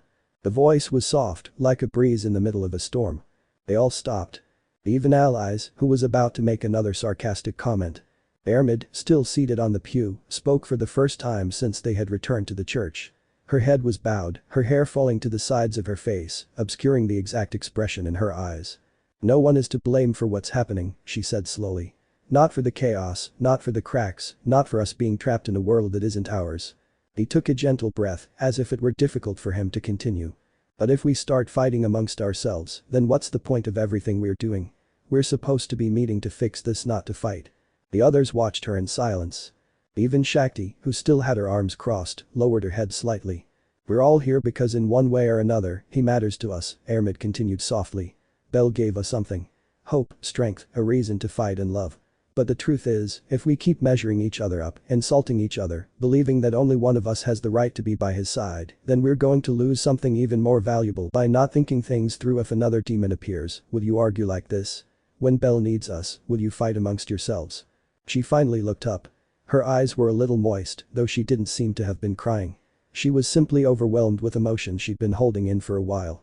Armid smiled a little, melancholically, hugging herself. I don't want Belle to come back and see us like this. Arguing, insulting each other, trying to be the one who loves him most. Because if we truly love him, we shouldn't make him feel guilty for everything that's happening. There was silence. A deeper, denser silence than before. The tense atmosphere gradually disappeared. And Armid lowered her gaze again, perhaps a little embarrassed for having spoken so much. "I'm sorry, I don't usually say these kinds of things," he murmured. But there was no need to apologize. Nobody interrupted her. Nobody said anything. Because they all knew that the beautiful saint was right. No one had to say it out loud. Armid had managed what no one else could. To make them lower their guard. Her voice, so soft and honest, lingered in the air. Belle's lowered her head and awkwardly scratched her cheek. Her cheeks were slightly flushed with embarrassment at the realization that she had actually let herself be carried away by something unnecessary. She glanced up at Shakti, who was still watching her with her arms crossed. "I'm sorry, Shakti, for calling you grandma, you know," he murmured in a softer little voice than usual. Shakti frowned slightly, but then sighed and relaxed her arms. "Please forgive me for calling you immature. I got carried away," he said, almost with a tired smile. "And I apologize to you too, Rose." Rose, who was watching them both from the side with her usual calm demeanor, wagged her tail slightly and narrowed her eyes amiably. "Relax, I laughed too much too. I guess it wasn't the right time," she whispered, lowering her head slightly. The atmosphere, which had previously been tense, was now beginning to feel calmer. Allies, now a little more relaxed, glanced sideways at Celti, who shrank slightly and looked away. Her face, already a little pale, was slightly flushed. Sorry, allies," he murmured softly, almost like a sigh. Allies tilted her head and gave a small smile. Excuse me too, Celti," she replied with a nervous giggle. Makoto, who had been silent until now, broke into a genuine smile. Seeing everyone apologize gave her some peace, although inside she was still worried about many things. Her eyes went straight to Armid, who still had her head down, as if she didn't want to be the center of attention, despite having been the one to calm things down. Just a few words and it was enough, Makoto thought. She's definitely a saint. From the opposite corner, Aki watched them with her arms crossed and eyes squinting. She didn't say anything at first, but she couldn't stop thinking about Armid's gaze. The look full of sadness. One that didn't seem new. One that seemed to have been kept for a long time. Her eyes reflect a great sadness, Aki thought, looking down for a second. Why is her expression like that? Since this whole mess started, her expression has barely changed. The cat didn't know why, but she couldn't ignore it. Ahem, to answer your question again, Rose, Belle went to see the god Urano's allies finally interjected, turning to the wolf to resume the topic. Rose blinked a little as she remembered that, in the midst of all that tense atmosphere, she had been the one who started the conversation. "The god Uranus?" Shakti repeated, crossing her arms. "Yes," replied Alice, who was still sitting down. "Apparently he has important information about what's happening with the rifts and the demons." Astri-sama and Hestia-sama also went with him, Celti added, still in a low voice. "And what was the name of that silver-haired woman?" Makoto recalled, tilting her head. "Oh, and Galadia, and also the grumpy-looking elf from the Freya family." "And the stupid demon," Aki huffed in disgust, raising her voice slightly. "So it was like a meeting," Rose whispered, finally sitting down on one of the benches and crossing her legs. "If it was the god Uranus himself who summoned them, then it must be something serious. Although for some reason, I feel like that means the path to resolving all of this will be clear." "That's what we hope," said Makoto, sitting down near Rose, with a thoughtful expression. "Because all this seems to get more complicated every day. And even more unreal," Shakti added, lowering her voice. "Do you think we might ever be able to go home?" Alice asked quietly. No one answered at once. Only the soft creaking of the floorboards under someone's feet could be heard. Silence returned, but it was a calmer silence. One that at least was no longer filled with anger, but with doubt and a glimmer of hope. Armid gently closed her eyes for a moment. I knew that moment of peace would be brief. But for now that was enough. He always calmed everyone with his smile, the saint thought, remembering her boyfriend's smile. Belle. Returning to the Uranus room. "Meal in the Far East until Skura," Hestia whispered after hearing Urano's words. "Are you telling me there are more demons in those places?" "And the cracks?" Galadia asked. "There are likely cracks in those places as well," Uranos replied. "And there's probably one here in Arario too. I sense some strange energy in the city, besides the demon they already defeated. So we have to find the time rift that's here in Arario," Belle whispered. "And once that rift is closed, we can start going to any of those places I mentioned," Galadia finished. "Exactly." Everyone in the room fell silent for a few moments after hearing Urano's statement. The magnitude of the situation was difficult to ignore. It wasn't a simple mission, it wasn't a local problem. This was affecting the very fabric of reality in various parts of the world. It would be a long and stressful journey. Hestia hugged her brick tighter, her expression tense. "And to think it all started when I sent Belle come to buy bread." Astri frowned, her face stern. "How many more are there?" If those 3 places are affected, does that mean each demon is acting separately? Most likely, yes, Uranus replied. Each one following their own desires and corrupting the places they inhabit. What they did with gluttony was important, but it didn't stop the problem. It was merely a step. Belle, who until now had been silently observing, clenched his fists and looked down at the ground for a moment. So, shall we start with Aurelio? Yes, the god replied. If you can find the crack here and close it, you'll at least have a secure base. Galadia, standing with her arms crossed, sighed. And what if those cracks change location? Or if the demons move? We can't just go there without knowing if they'll still be there when we arrive. That's why it's vital to find the one in Aurelio first. Besides, the rifts won't move, and I doubt the demons will either, Urano said, glancing sideways at the demon tied to the ground. If Orizas can truly perceive the rifts, then that's his key tool. Ugh. Orizas only let out a groan, still lying on the ground. Hedin, with his serious demeanor, finally intervened. If what he says is true, then we need to get organized. We can't all move around as one giant group. Believe me, big-eared one, the more the merrier, you didn't see Gula, Galadia whispered. Don't call me that vulgar woman. In fact, his idea isn't so bad, but for now, first locate the Aurelio rift. Belle looked up, determined. Then we'll start today. Do you have a plan? Galadia asked, tilting her head with interest. Belle nodded slowly. Yes, using Aurelios as a sensor will be key. But it won't be easy. Aurelio is huge, and if the rift's energy is well hidden, it will take us time. Astri nodded as well. Divide the city into sectors. Look for any strange signs. Changes in weather, fog, areas where the weather seems different. Cracks affect everything. If something feels out of place, Uranos added, then follow that lead. Well, we have several people to collaborate with, we'll be able to cover many places in the city, Galadia said confidently. Silence returned to the room for a few seconds as everyone looked at each other. No one said it, but they were all thinking it. This was just the beginning. Hestia was the first to speak again, with a forced smile. I guess there's no going back now. There never was one, Astri whispered. Milan, Far East until Skira. At least now they knew exactly where they needed to go to solve the problem. They wouldn't be going around in circles anymore. Although at that moment Belle felt a chill down his spine, turning around to see how Galadia, Hedin, and even Althea were looking at him. It was more than obvious because they were watching him. Ugh. Belle let out a slight groan, knowing that training from today onwards would be more intense and painful, but he wouldn't back down. I would endure anything like a man. All I can do is trust you.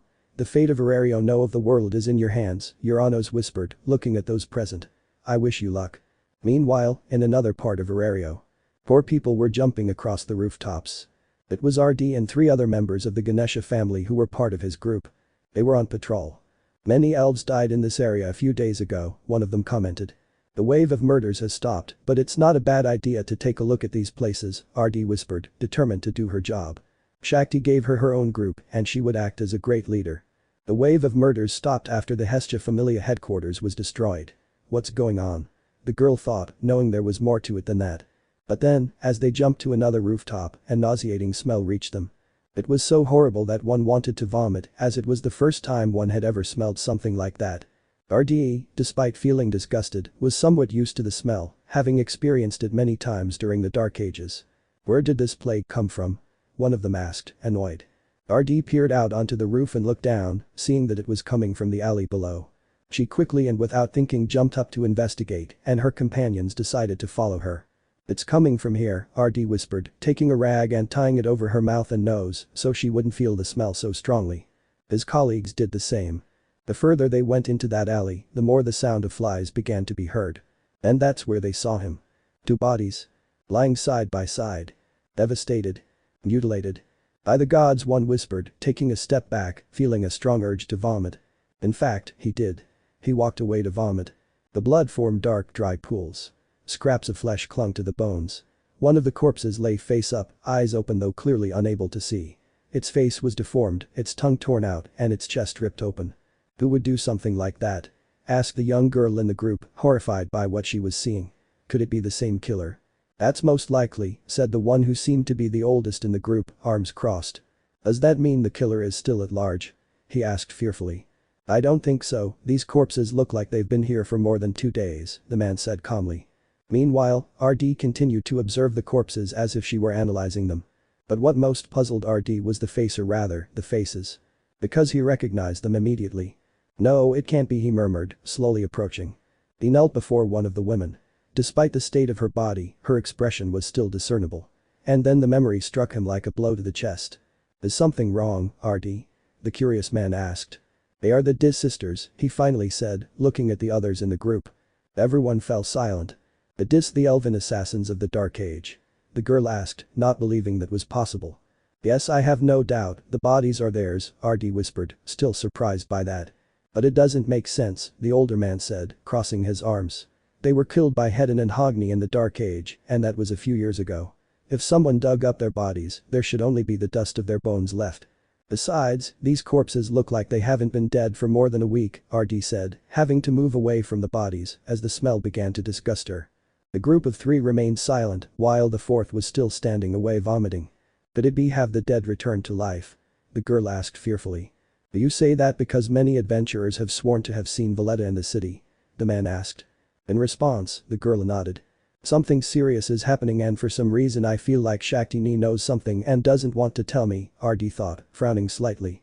Those corpses looked like they had been devoured, so there was no doubt that it was the same elf killer whose identity and whether he was still in the city were unknown.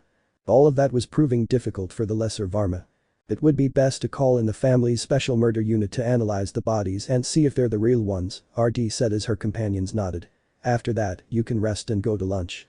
"I'm sorry, boss, but I've already lost my appetite," said the young boy in the group before vomiting again. "Haha, you'd better get used to scenes like this because it'll be normal in this job," laughed the older man, making it clear that the boy was still a rookie. While RD continued staring at the corpses, seeing the horrified expression on each one. "For some reason I feel that this will bring problems," she thought, biting her lower lip. Meanwhile, in another part of Arario. In a forgotten corner of the city to the north, where the bricks crumbled and the tiled roofs were covered in ivy and mold, the silence was absolute. Only crickets, the creaking of a rusty door, and the distant whirring of the wind broke the stillness of that abandoned place. In the middle of that place. Something was floating that shouldn't exist. A temporary crack the size of a person hung suspended above the ground, as if defying logic itself.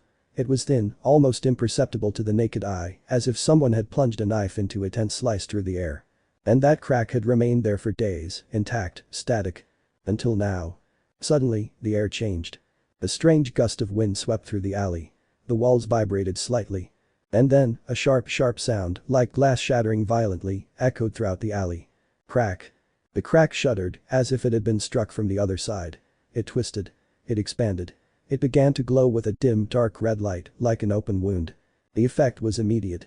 The crack began to widen. First 1 meter. Then 2. Something could be heard. A faint buzzing sound in the air. Like a lament. Like an echo. As if the crack itself were hungry. As if the death of 2 elves caused his growth to accelerate. And then, when it reached the size of 2 people, a foot emerged from it. Black, barefoot, followed by a leg covered with ripped pants, then a torso, and finally a face. A man of somewhat tall stature, thin, with skin as pale as paper. Her hair was dark and messy.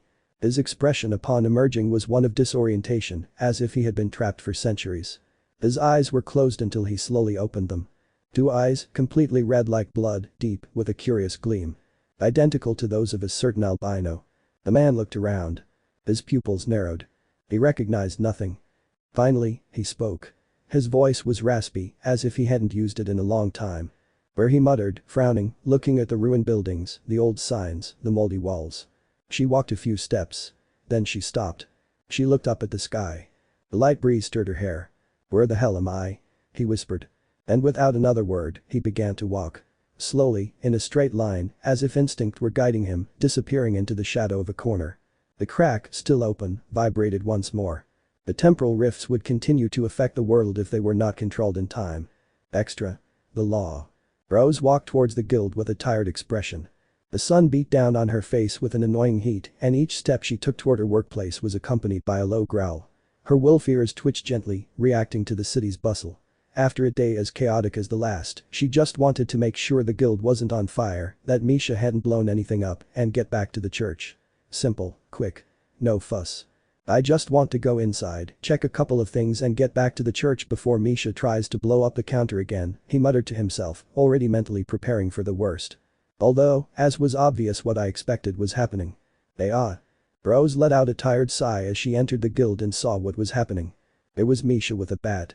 threatening to approach the same elf from the day before who was provoking her with insults while an advisor stood between them preventing a fight from happening.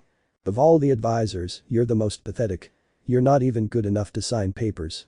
Shouted the elf, arms crossed and with a conceited expression, as if he had just humiliated a rival. Oh, really? Whispered Misha, raising the bat like a sacred staff. Tell that to Lucille, my reinforced wooden friend. She thinks I have talent but for shrinking your head. Wait, Misha. Shouted her partner, grabbing her shoulders. Come here, you filthy human. The elf taunted. Misha, stop. Move out of the way, Eugenio, the human demanded, wanting to pass. Move out of the way, Eugenio. Move out of the way, Eugenio. Get out of the way, Eugenio. You both calm down. Shouted the advisor, no longer knowing what to do to stop them both. If I didn't do something soon, blood was going to be spilled in that place. Rose watched all of this with a blank expression, letting out a long tired sigh before shaking her head slightly. He said nothing. He just rolled up his sleeves a little and walked towards where the fight was taking place. When advisor Eugenio saw Rose approaching, he decided to back away. Misha thought he could finally smash that elf's head with his bat. Hahaha. No exceptions. Shouted Misha. But before he did anything, the powerful punch struck her head, slamming her hard to the ground and leaving her unconscious. Hahaha, he deserved it. Before the elf could say anything else, he was also hit with some powerful punches that slammed him to the ground. Despite having fauna and being level 1, Rose's powerful blows were enough to knock him unconscious. The rest of the advisors and adventurers were speechless when they saw that scene. The guild law had arrived. Anyone else? Rose asked, raising her fist which cracked as she moved her knuckles. The rest of the people looked away and went on with what they were doing, not wanting to provoke the she-wolf. Even a stray cat that came in threw itself to the ground and pretended to be dead. Despite not having a fauna, Rose was frightening and very imposing. Here comes the cradle robber. Huh? Rose, with a dead expression, turned to look at the one who said those words, seeing Ina, who turned pale. What did you say, Ina? Wait. I didn't say anything. The half-elf cried, frightened. It was her. Ina quickly pointed to a white-haired elf standing beside her. She was startled when she saw Rose's gaze full upon her. It was just a joke. An innocent joke. Between friends. Between colleagues. Between coworkers who care about each other. Stammered the elf, starting to back away and tripping over a chair. The cradle robber, huh? Rose was already in front of her, tilting her head slightly while raising an eyebrow. Are you telling me I look like an old woman? No. I didn't say that. It's just that you know you look mature. Experienced. Elegant. Yes, that. Dangerous elegance. Like fine wine. The elf was already cornered against a table, shaking her arms. So I'm a lady with dangerous elegance. Rose persisted, crossing her arms. The slight twitch of her tail didn't help. It was like watching a wolf preparing to pounce on its prey. An hour ago I was saying you were sick for kissing someone younger than you. You did it because kids your own age don't pay attention to you. An advisor shouted in the background, leaving the place silent. Hee hee. The elf just laughed in fright as she saw Rose's gaze darken. I thought you were my friend and it turns out you talk behind my back, hypocrite. I'm sorry. I'm under a lot of stress and it's a shame I'm not at home to hit my punching bag, but here you are. No, wait. The others looked away, not wanting to see the beating that was taking place. Rose was the law of the guild. A very beautiful rose, but dangerous because of its thorns. Thorns that only didn't harm a certain rabbit. But the others were not so lucky if they made her angry. But at least now the guild returned to tranquility with Misha and the elf out of action and the unconscious hypocritical friend. Just 10 minutes with Rose present was enough for everything to return to normal. End of the extra. Chapter 18. Searching for a crack. There's nothing here. Not here either. It was another new day in the city of Arario. After the disaster of just a few days ago, a semblance of peace finally returned. The streets were beginning to fill once more with everyday sounds. The cries of vendors, the hurried footsteps of adventurers, and the voices of children playing in the alleyways. But peace was absent from a certain group who, instead of resting, continued working in silence. There was no time to let their guard down. On one of the city's many rooftops, 2 people stood, intently observing their surroundings from above. The sun was beginning to rise, illuminating the rooftops. It was Shakti and Belle. That morning, as the day was just beginning, everyone sprang into action following the information Uranos had given them in the Great Hall. The threat remained. A rift, a door, a temporal distortion hidden somewhere in the city. No one knew where or what it looked exactly, but if they didn't find it soon, the balance could be shattered. Therefore, they decided to split into pairs to better cover the city's search, and each pair carried a magical communication stone in case someone found it so they could alert the others. And somehow, Belle ended up paired with Shakti. The albino had to admit that he felt a little nervous next to the older Varma, who always wore a serious expression as if she were analyzing everything. Shakti was intimidating in her own way.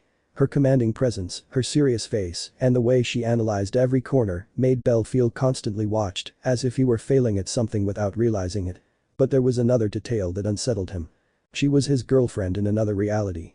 It still seemed incredible to him. We don't even know if the rift is small, or if it's inside the dungeon, or in the woods outside the city. Some travelers said there were strange things in the woods, so I sent 2 girls from the family to investigate, just in case, Shakti whispered with a touch of frustration, bringing a hand to her chin as she scanned the alleyways from her position on the roof. It's like looking for a needle in a haystack. Nobody said this would be easy, Belle remarked, cautiously approaching the edge of the roof to look down. The street stretched out like a maze. This whole thing is a headache. Shakti remained silent. Not for lack of things to say, but because those words, so simple, struck her more deeply than she had expected. He knew all too well the enormous weight Belle was carrying on his shoulders. It wasn't just the threat in the city. It was the internal chaos he'd been living with ever since those memories began to invade him. Memories that weren't his, memories of other hims, of other realities, other lives. And one of those memories was of her. Shakti looked away. She couldn't look him in the eyes at that moment. After what Armid had told them the day before, everything became clearer to her. She realized she had focused too much on her jealousy, on that need to possess him without stopping to think about what he was really feeling. He doesn't remember anything. The memories of other Belles live inside him. How is he supposed to carry that alone? That's why she had remained calm since the search began that morning. She didn't want to pressure him or make him uncomfortable. So she chose to act as always, the steady and silent captain. But Belle could notice that change in attitude. When I say this is a headache, I'm not talking about you, Shakti, he said suddenly, turning to face her. His voice was soft, and on his lips played that smile that had the strange power to make her heart race, no matter how calmly she tried to remain composed. Shakti looked at him, surprised by the gentleness of his words. That smile was real. Not fake. It was the smile her beloved Belle always gave her. I'd never think that of you, he added, glancing away slightly as he scratched the back of his neck. So well, don't act like a soldier. It makes me nervous. As she blinked, taken aback by the unexpected candor. For a moment, her facade of a strong, serious woman seemed to waver. Perhaps because the Belle of her reality was inside him, but he could speak with her somewhat naturally, as if they had been close for many years. And the same applied to his feelings. So well, it feels weird that you're cold to me for some reason, it hurts, Belle whispered, looking away sadly. Perhaps that pain was from Belle's reality, although now he felt that the feeling was part of him. As if, little by little, each person's feelings began to truly enter their heart. Shakti looked away with a slight awkward smile, an unusual one on her normally serious face, an embarrassed expression. Belle was the only one who could elicit that reaction from her. I guess I'm not good at hiding things, she said, placing a hand on her hip and looking back at the horizon. I just thought it would be better to keep a certain distance. That if I acted like I always do, I'd avoid confusing you more and upsetting you. Bother me? Why would you bother me? Because well, your life was peaceful before all this happened, before I appeared. All night Shakti was thinking about everything that had happened and understood how complicated and stressful it was for Belle in this world, that everything would suddenly change and so many girls would appear claiming to be his girlfriends. It was more than obvious that it was very difficult for him. And instead of acting like a mature woman, she started arguing like a child with the others, without thinking about him. If it weren't for Armid, he wouldn't have stopped to think about it. Belle watched her for a few seconds before moving a little closer. I'm not confused by you, Shakti, nor am I annoyed, he said firmly. This is all chaos, yes, but you're not part of the problem, you never will be. You're one of the people who make me feel safe and calm after all my heartbeats for you. She pressed her lips together and a blush appeared, as if her own emotions were bursting forth. Sure. With her. It was ironic, considering how cold she tried to appear that morning. Was the bond between their souls really that strong, even across different worlds? I'm holding back from kissing you right now, Shakti confessed bluntly, looking away sadly. It's hard to control my feelings. I am sorry, Belle apologized with a nervous smile. Don't apologize, Shakti murmured, her voice still soft, tinged with a nervous air of embarrassment, but also with the warmth of hearing what she longed for most. It's just hard. I've never felt this way so strongly. Not even when I was with you in my world. Perhaps holding back my love for you for so long is making it harder for me. Belle swallowed. Something in his chest tightened, as if those words were an invisible string pulling hard toward his heart. Was he very different from me? He asked somewhat uncertainly, keeping his gaze on her. The belle of your world. Shakti thought for a moment before answering. Then, she lowered her gaze and gently shook her head. No, actually, they're the same person. Same gestures, same awkward look when you were complimented. That's what I love most about you, she said, looking at him affectionately.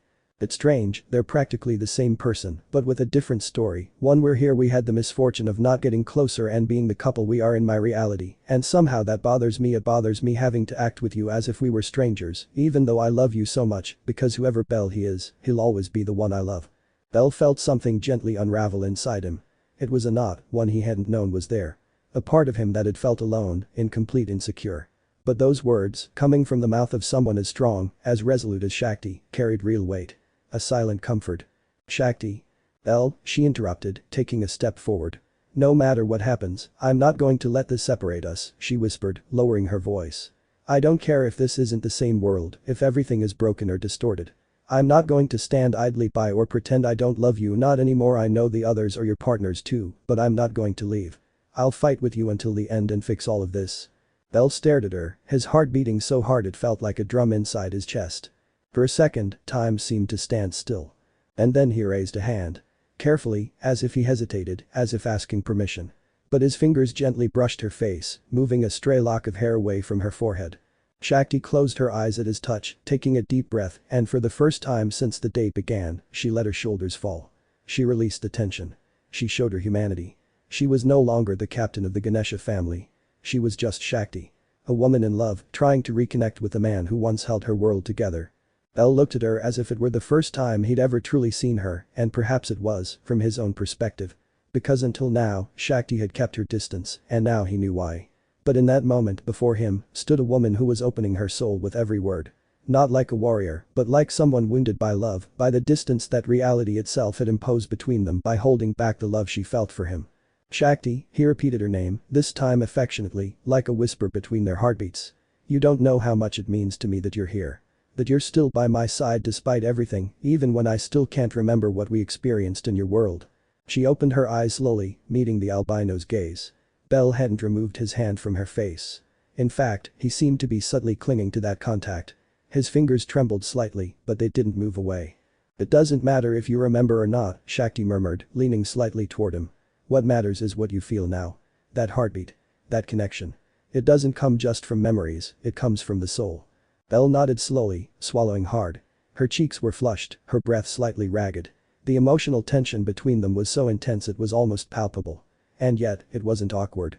It was as if they had both lived through this moment dozens of times before. So if what I'm feeling isn't from memories, and yet I'm feeling this, Belle said, pressing her lips together slightly as she tried to control her voice. Doesn't that mean that I'm falling in love with you again? Shakti felt like she couldn't breathe for a moment. That confession, so clumsy yet so sincere, pierced her completely. A gentle warmth spread from her chest, rising to her face. I love you, Shakti. I want you to be by my side in my future, not as my friend, but as my partner. I know I'm not the best match, but I promise to try hard every day, so you never regret it. She couldn't help but remember that night when Belle confessed that he loved her, that moment when she began her love story with him. And today I felt the same feeling I felt at that moment. That warmth. You're doing it and so am I, she whispered, her eyes half closed, allowing herself a sweet smile. From you. Although deep down it's always been you, no matter what the world says, that's why I love you. The silence returned, but this time it was different. Warm.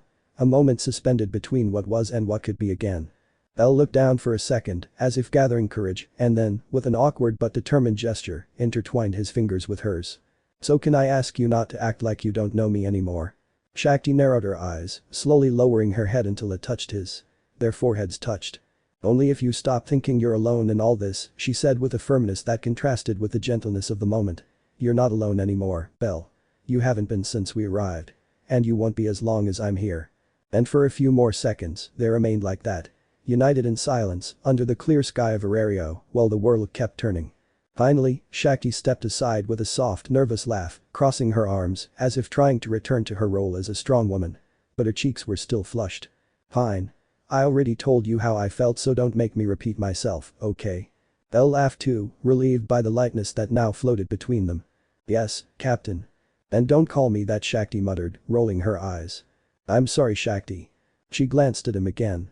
A spark flashed in her eyes before she turned away. Come on. We still have a temporal rift to find. Yes, together. Together, she repeated without looking back, although the smile on her face said it all. She was happy with that conversation she had. She felt that she had fixed things with Belle, and that little by little, she could be herself again by his side. The only thing left was to get used to the presence of the others, but that would come little by little. And with that, the duo moved once more across the rooftops of Arario. But now their steps were in sync. As if the bond between their souls, though broken by fate, was finding its natural rhythm again. Love always found its way back. Meanwhile, in another part of Arario. And then the fool said, I dedicate this monster to you, Rose-san. Ahaha, are you serious? I think that was the only romantic thing he could think of at that moment. Yes, that sounds like something Belle would do. Near the main square, two girls were walking through alleyways looking for the crack. They were Aki and Rose, a curious and unexpected duo. At first, Rose hadn't been included in the search because she didn't have fauna, but Rose didn't like that at all. She also wanted to help, she wanted to be useful to the group. And in the end they ended up joining forces, with the cat Aki as their search duo. Both of them, with their senses, could find any anomaly more quickly. At first things were a little tense, but as the search progressed that changed and they began to talk calmly. And obviously they would talk about a common topic. About the man they loved, Belle. Believe me, since I've known Belle, he's done so many crazy things I could count them on my fingers, the she-wolf sighed wearily, but a few seconds later she smiled. But hey, even with all that, I love him. Hee hee. Aki smiled crookedly when she heard that. She still hadn't gotten used to hearing other girls talk about how much they loved Belle, other than Alicia. But he was starting to like Rose. And you? What was the craziest thing Belle did in your world? Rose asked curiously. Ooh, so where do I begin? Aki said, trying to find an interesting one among so many. Once we went to the Ganesha Familia festival to see a fight with a minotaur in the Colosseum, and that idiot Belle volunteered to fight the monster. And it was only a level 1. Despite being a serious person, Rose couldn't help but burst out laughing when she heard that, imagining the scene. Haha, yeah, that's so Belle, she said, trying to stifle her laughter. But he won, right? I'm badly hurt, but I won. I felt like I was about to have a heart attack, Aki said, letting out a long sigh. He really is a big fool. But that's why we love him. Well, why yes, she whispered, embarrassed. It was low. In their respective worlds they never interacted with each other, and now they even shared the same boyfriend. It was unbelievable. I never thought I'd end up talking about this with someone else, Rose said with a small smile, as she gazed at the clear sky between the rooftops of Arario. I guess the whole alternate reality thing is more real than we imagined. I'm still having trouble processing it, Aki confessed. But I don't feel like it's a bad thing. In fact, it feels good to be able to talk about it like this, even though I already do it with Alicia. They both continued walking through the alleyways.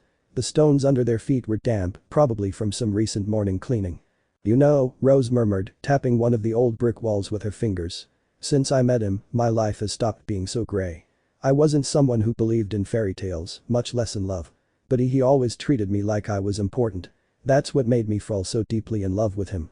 Aki lowered her gaze, nodding slowly. Belle has this strange way of seeing people. Like she can see the good in us even when we don't see it ourselves. You're right, he's very special. It was strange for Rose. Talking to someone who perfectly understood her feelings was because Aki loved her as much as she did. In a way, it was relaxing to talk about all of that, to share the things each of Belle's liked and the silly things she did. Well? Rose asked, turning to look at the cat. So what? How did you and that elf agree to share a boyfriend? The curious wolf asked. Aki's cheeks flushed when she heard those words. Why do you ask that? Out of curiosity, it's difficult to share the man you love, so it couldn't have been easy for either of you, she said, her tail wagging slightly. How did you come to that agreement? Well, it happened, Aki whispered nervously, looking away as her feline ears drooped slightly. Rose raised an eyebrow with interest, clearly with no intention of dropping the subject so easily. Did it happen? Just like that? She asked, crossing her arms with a half smile on her face. Don't tell me that one morning the two of them woke up, looked up at the sky and said, three-way kiss. And that was it. And no, it wasn't like that. Aki blurted out, clearly redder than before, waving her hands clumsily. It's more complicated than that. The she-wolf laughed softly, not to mock, but because seeing Aki like this, so upset, was amusing to her. Then tell me, Rose said, slowing her pace to talk more calmly. I'm interested to know how you achieve something like that without killing yourself in the process. Aki sighed deeply, as if preparing to confess a closely guarded secret. At first it was a nightmare. Alicia and I were constantly clashing, she whispered, remembering how they used to fight over who got to use her lap pillow. Every time one of us got close to Belle, the other noticed, and there was tension, awkward silences. And when the feelings finally became obvious it was even worse, she said honestly, lowering her voice slightly. We spent hours playing rock paper scissors to see who would win. The fact that it was very difficult. In the end we decided to each give him a chance and see if his heart leaned towards one of us, she confessed sadly. Alicia and I have always been very good friends and it was strange to compete for that between us. Rose nodded silently. She knew exactly what he was talking about. It was as if she and Misha just thinking about her made her want to punch the pink-haired girl. Belle was trying to mediate, as always. Aki continued with a smile. But it was clear he couldn't choose. He didn't want to hurt either of us. And in the end, I think that's what made us understand. We both loved him so much that the idea of forcing him to reject one of us was painful. So, I was the first to suggest it. You? Rose asked, slightly surprised. Yes. I thought that if we were both willing, it didn't have to be an either you or me situation. That he already loved us both. That we just had to learn to trust each other. Aki smiled with a touch of nostalgia. It wasn't easy at first, and it isn't always. But, now we're a team. Even friends. I think the fact that Alicia and I have been friends for a long time helped with the decision. Rose remained silent for a few seconds. Her gaze drifted through the cracks in the walls, as if she were pondering each word. That sounds more mature than I expected, he finally admitted. I thought there would be more blood. Don't be so sure, it almost happened, Aki joked with a low laugh. We're friends, and even though we love him, we would never hurt each other because we would hurt him too. That's true, the she-wolf agreed, touching her chest with one hand, right over her heart. Sometimes I wonder if I deserve it. But then I see it and I say yes, I deserve it. Ha ha ha. Aki couldn't help but laugh at those words, just like Rose, enjoying the moment a little. Then silence settled between them for a few seconds, but it wasn't awkward. It was one of those gentle silences that feel comfortable, as if words were no longer necessary. Then Aki spoke, this time in a softer voice. And you? Would you be willing to share it too? Rose looked at her and for the first time, her eyes showed a little doubt. I don't know, she answered honestly, lowering her gaze slightly. Not because I don't understand how they feel, but because I've never had anything just for myself. I've always had to fight for everything at work and elsewhere. Having something as precious as Belle, I don't know if I could let go of it, even a little. I understand that too, Aki whispered, gently touching his arm. But if that moment ever comes, don't think of it as losing something. Think of it as gaining someone who loves him too and who will take care of him as much as you would. That's what I thought with Alicia. Rose smiled, but this time her smile was smaller. More genuine. Thanks, annoying cat. Of nothing, I say gruffly. Understand. What? And have you had relations with Belle yet? Aki almost fell face first to the ground upon hearing that question. What? She shouted, embarrassed. How do you do it? Rose asked, a little shyly. Do you take turns? Or do you do it with him at the same time? Belle's got a lot of energy, so it wouldn't surprise me he already proved it to me, after all. Aki's face grew redder and redder because of those words. That's not a question. Aki shouted, completely embarrassed. Besides, Alicia and I haven't even taken that step yet. Ooh-oh. The she-wolf let out a sound of surprise upon hearing those words, not expecting them. And why do you say that Belle showed you that he has a lot of energy? Aki whispered. For nothing, Rose whispered, looking away, blushing. Perverted. Ugh. Thanks to that conversation, they both forgot their main objective, which was to find the rift. Luckily, the magic communication stone that Aki carried reminded them of that. Hey. I've found the rift. Looks like that useless Orizas can be good for something after all. I'm here in the northern part of Daedalus, a place full of empty houses. Come quick. They both remained silent for a few moments, still processing the sudden call. Galadia's voice, so direct and lively, shattered the small intimate world that Aki and Rose had built during their walk through the alleyways. Northern Daedalus area? Rose asked, raising an eyebrow as she regained her composure. Yes, Aki agreed as she put away the magic stone. It's a very deserted area, almost like a labyrinth. Hardly anyone lives there. I can imagine, after all, he is Daedalus, Rose whispered, crossing her arms. Well, let's see what that crack is like. And? Rose, although she didn't like the idea much, had to climb onto Aki's back to get to the place quickly. The cat was strong so it was nothing for her and they started jumping across the rooftops. Hey, Aki said as they walked along the narrow streets. About what we were talking about earlier, I wanted to tell you that I'm glad you're getting along so well with me. I know it's not easy for you, or for anyone, being here alone, far from your world, and with us caught up in all this mess. Rose lowered her gaze, pressing her lips together slightly. It's not easy, she admitted. But talking to you made it a little less difficult. Even though you ask me indecent questions. Hey. You were the one who asked. Aki protested with a mixture of embarrassment and annoyance. I know, Rose replied with a low giggle. But I had to. If I'm going to be surrounded by girls who also love the same fool as me, I'd better know what I'm up against. And what do you plan to do? Aki asked with a hint of curiosity, still jumping around. About sharing it, Rose replied, more seriously. I don't know yet. I'm not as generous as you or Alicia, but I'll think about it. That's a good start, Aki murmured, smiling sincerely. The problem is, I don't want to share it with anyone else anymore. So why are you giving me all that speech? Hahaha. Little by little the girls began to get to know each other, as they knew it was necessary. If they were going to face hundreds of problems, they had to learn to be united and get along at least a little. Although perhaps some wouldn't find that very difficult. Meanwhile, in an abandoned alley off Dedalo Street, in the west. Hey. I found the rift. It seems that useless Orizas can be good for something after all. I'm here in the northern part of Daedalus, a place full of empty houses. Come quickly. The message was given to Alice's communication stone, which stood in that alley. But she didn't move. In fact, I'm even ignoring the message. Normally, she would have been the first to run, excited to see a crack with her own eyes. She would have shouted something like here I come. Or don't start without me. As she leaped from one roof to another. But not this time. Alice just stood there, silent, in that quiet alley. The air was thick. The sun barely managed to filter through the weathered buildings, and yet the place felt frozen. Her gaze was fixed straight ahead, her brow furrowed, her lips pressed tightly together. Her hands, closed in fists, trembled slightly, though not from fear. But of rage. His normally cheerful expression turned extremely serious as he clenched his fists tightly. It was so much force that it shattered the magic communication stone. The tension was palpable throughout the place, even though she was the only one there. So it was true, he muttered bitterly, clenching his fists tighter. She was alone. Or so it seemed. But it wasn't like that. There was another presence, one so dense and dark it seemed to blur the very air. It was as if the shadows had materialized into human form. A figure leaned casually against one of the old walls of the alley, grinning mockingly. When I found out that people from other realities could appear here, I had a feeling that you would be here too. Valletta Alice whispered with deep hatred in her tone of voice. Hey, you've gotten quite clever. Or perhaps you were always like this, and I just didn't notice, she said in her classic mocking and sarcastic tone. Iridide had strayed from the path and separated from her search partner when she sensed a strange presence nearby. One that was very familiar to her. And he was not wrong. Valletta was standing in front of her. It almost seemed as if he had heightened his killer instinct just to get her attention. Well, and to think I'd run into that retarded bitch. This place is starting to get exciting, he said mockingly, his gaze sweeping over Alice's body as if she were worthless. What are you doing here?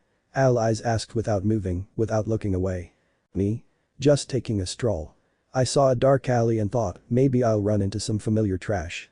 And look at that. I wasn't wrong. You're not here by chance. Of course not, Valletta laughed, shrugging. I'm looking for Belle. The mention of her name made Alice's gaze harden even more. Where is it? Valletta repeated with a crooked smile. Tell me, and maybe you won't have to crawl to walk again. Do you really think I'm going to tell you something? Alice said, her expression becoming more serious. That's more like it. Don't lose your spirit until I rip it out, Valletta said, taking a step forward. The little dog is showing her teeth.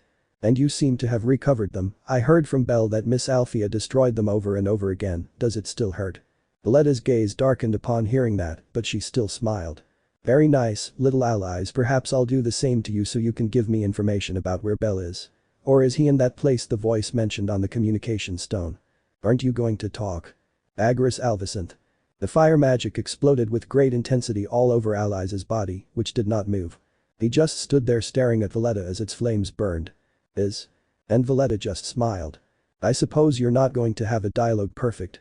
And then, both fell silent, measuring each other's every breath, every movement, like two predators on the verge of combat. The fight that wasn't just about strength. It was personal. And it had just begun.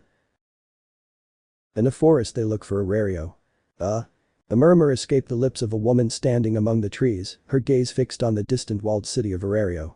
From her elevated position, barely visible among the branches of withered trees, the enormous wall was little more than a line on the horizon, but enough to capture her attention. The breeze gently swayed her long hair, and the afternoon sun filtered through the leaves, creating plays of light and shadow on her face. Her silhouette seemed serene too serene. Around him, the air was filled with a dry, metallic smell. On the ground lay the corpses of two women. Their bodies were twisted at impossible angles, with a gaping hole in the center of each woman's stomach, as if something had pierced them with a single blow. Their faces still bore the frozen expression of horror they felt in their last seconds of life, eyes wide open, mouths distorted by a scream that never escaped. They were the adventurers Shakti had sent to investigate. Now they were just another stain on the forest floor, food for the crows. How odd. The woman spoke in a soft voice, so calm that it clashed with the disturbing, bloody scene around her. Each word escaped her lips like an indifferent sigh, devoid of emotion. Sloth told me that gluttony was in the city, he continued, slowly bringing a hand to his chin, his brow furrowed in confusion. But I don't sense her presence. She remained silent for a few seconds, deep in thought. She closed her eyes and then opened them abruptly. A glimmer appeared in her pupils. In that instant, everything became clearer to her. From miles away, her view was as sharp as if she were standing right in front of the gates of Arario. She saw merchants coming and going, guards chatting, adventurers joking and passing through the gates with everyday ease. Everything seemed normal. People look so calm, he murmured. And that idiot wouldn't let them be like that if he were there. Her lips formed a slight, strained smile. Something wasn't right. She had come to this place following a trail, a clear sign. But Gula wasn't there. Not even a footprint, not a trace, nothing. Could someone else have killed him, she whispered, tilting her head like an intrigued child. Her voice was curious, almost playful. She remained like that, lost in thought, her gaze drifting across the distant city. Suddenly, her lips curled into a dangerous smile. No, I don't believe there is a mortal capable of defeating a demon. His eyes narrowed, gleaming with a touch of arrogance. They are so weak. She made a slight gesture with her hand, and an artifact appeared floating in front of her. She took it gently, as if it were something fragile. It was black and somewhat heavy. She raised it and pointed it with perfect precision toward the city. Let's see how fragile they still are, he murmured, sharpening his eyes. From a distance, the wall looked tiny, but that limitation didn't exist for her. Her gaze was fixed on a board guard, leaning on his spear, staring listlessly up at the sky. And then. Bang, he whispered with a smile. What the hell? Someone shouted at the entrance. Chaos erupted immediately. The guard's head exploded like a ripe fruit, shattering in a sudden brutal blast. Fragments of bone, flesh, and blood splattered those nearby. The spear fell to the ground with a hollow sound, accompanied by the man's slumped body. What happened? Shouted another, backing away. Who did this? Shouted a third guard, brandishing his sword and looking around with no idea where the attack had come from. The merchants fled screaming, the adventurers armed themselves. No one knew what had happened. There was only blood, confusion, and terror. Meanwhile, in the forest, the woman let out a soft laugh. It was gentle, almost childlike. She shook her head softly, amused by the chaos. It's impossible that a mortal could have killed a demon. Gluttony probably left the city without warning, like the coward he is. He sighed wearily, as if the excitement of the trip had vanished. He put the device away, making it disappear, and then turned away gracefully. He took a few slow steps, moving away from the place. His boots barely crunched on the dry leaves of the forest floor. Well, he said, shrugging slightly. I think I'll go. I have nothing to do here. And without looking back, he went into the forest, like a shadow. Extra. I don't understand. I don't understand, I really don't understand. The words escaped her lips like a frustrated sigh, as her footsteps echoed on one of Arario's less traveled streets. The sun was beginning to set behind the rooftops, painting the sky in shades of orange. The white-haired girl walked with her eyes fixed on the ground, her hands lightly clutching her dress, her face flushed with embarrassment. That girl was Denev, and anyone who saw her at that moment, with her teeth clenched and cheeks as red as tomatoes, would think she'd just come from a very tough fight. PSK, he clicked his tongue sharply, quickening his pace. He's a complete idiot. A senseless moron. The scene kept coming back to her like a thorn she couldn't get rid of. A few days ago, while she was thinking about what to do for the day, Alan, that insufferable cat with the arrogant smile, appeared out of nowhere and hugged her. But it wasn't just any hug. It was gentle, warm, filled with something her heart refused to accept. Genuine affection. What was that supposed to be, Alan? She shouted into the air as if he could hear her, hitting a nearby wall hard. The wall didn't stand a chance. It shattered into 1,000 pieces under his punch, raising a cloud of dust and sending several passers-by back with frightened looks. Denev, however, didn't even flinch. She just kept walking, furious with herself. Why on earth did her heart pound every time she remembered that stupid moment? Why had she felt that heat in her chest instead of pure anger? He can't do that. He can't touch me like that as if nothing ever happened between us. She exclaimed, stopping abruptly under a lamppost. I didn't understand it. Damn you, Alan, she whispered, clenching her fists. Why are you doing this now? After all this time. For years they had ignored each other. If they passed each other on the street, they would only exchange sarcastic remarks or insults. Never, ever, anything like what happened that day. That unexpected hug full of affection. I didn't understand anything. And the worst part of all, she murmured, placing a hand on her chest and lowering her head as her hands trembled, is that I liked it. Smoke began to come out of her ears as her face became redder and redder. People passing by looked at her with a certain curiosity, but none dared to say anything to her. She seemed like a pressure cooker about to explode. What the hell is wrong with me? She growled to herself, walking with more force. I'm supposed to hate him. I detest him for everything he put me through. And yet, when she thought of him, her chest felt warm, her breathing quickened, and a smile, as small as it was involuntary, formed on her lips. Perhaps she said through gritted teeth, deep down, I never stopped loving him. The words were lost in the air, almost as if she was afraid someone might hear them. But I won't admit it. Never. She said loudly, waving her arms like a spoiled child. An elderly woman passing by muttered youth in love with a giggle, making Denev nearly explode with embarrassment. I'm not in love. She shouted into the void, covering her face with both hands as her body shrank in pure humiliation.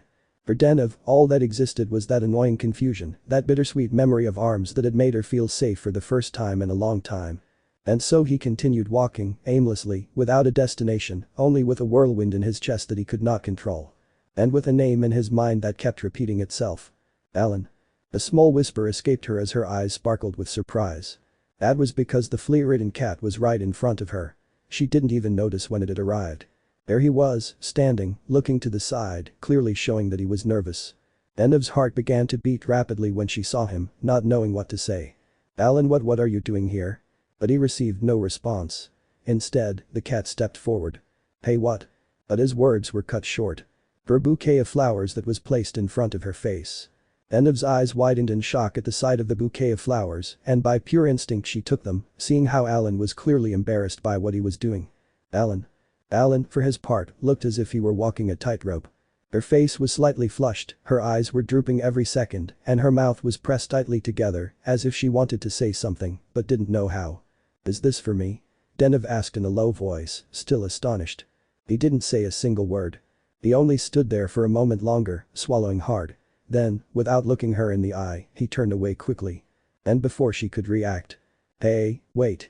He managed to say, but it was too late. With an agile feline leap, Alan vanished from sight, disappearing among the rooftops of Aereo, as if he had never been there. A gentle breeze ruffled his hair, and the only remaining evidence of his presence was the bouquet in his hands. Denev stood there, as if petrified. The flowers trembled slightly between her fingers. They were so warm, so sincere, so unexpectedly beautiful. Her heart was beating hard. Very hard. So hard she felt like her chest was going to burst. Damn you, she muttered, looking down as her cheeks flushed bright red. What am I supposed to do about this now? It was absurd. It was completely ridiculous. And yet. A small smile appeared on her lips. Barely a millimeter. Barely an instant. But it was real. And then, unable to contain it any longer, it exploded. She screamed loudly, raising the bouquet to the sky as if she wanted to throw it, but didn't have the courage to do so. I really don't understand. You're a fool, a stupid, an idiot cat. People passing by looked at her in confusion, some with fear. A small child tugged at his mother's coat to get away quickly. Denev paid them no attention. She just stood there, gasping from the scream, her eyes glazed and her face burning with shame and something else she didn't want to admit. Fool, she whispered softly, clutching the bouquet to her chest.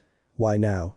She closed her eyes for a second, and in her mind she saw Alan again, with his embarrassed expression and awkward silence. She remembered his arms that day, the warmth, the tenderness she hadn't expected. And then he knew. No matter how much he refused to admit it.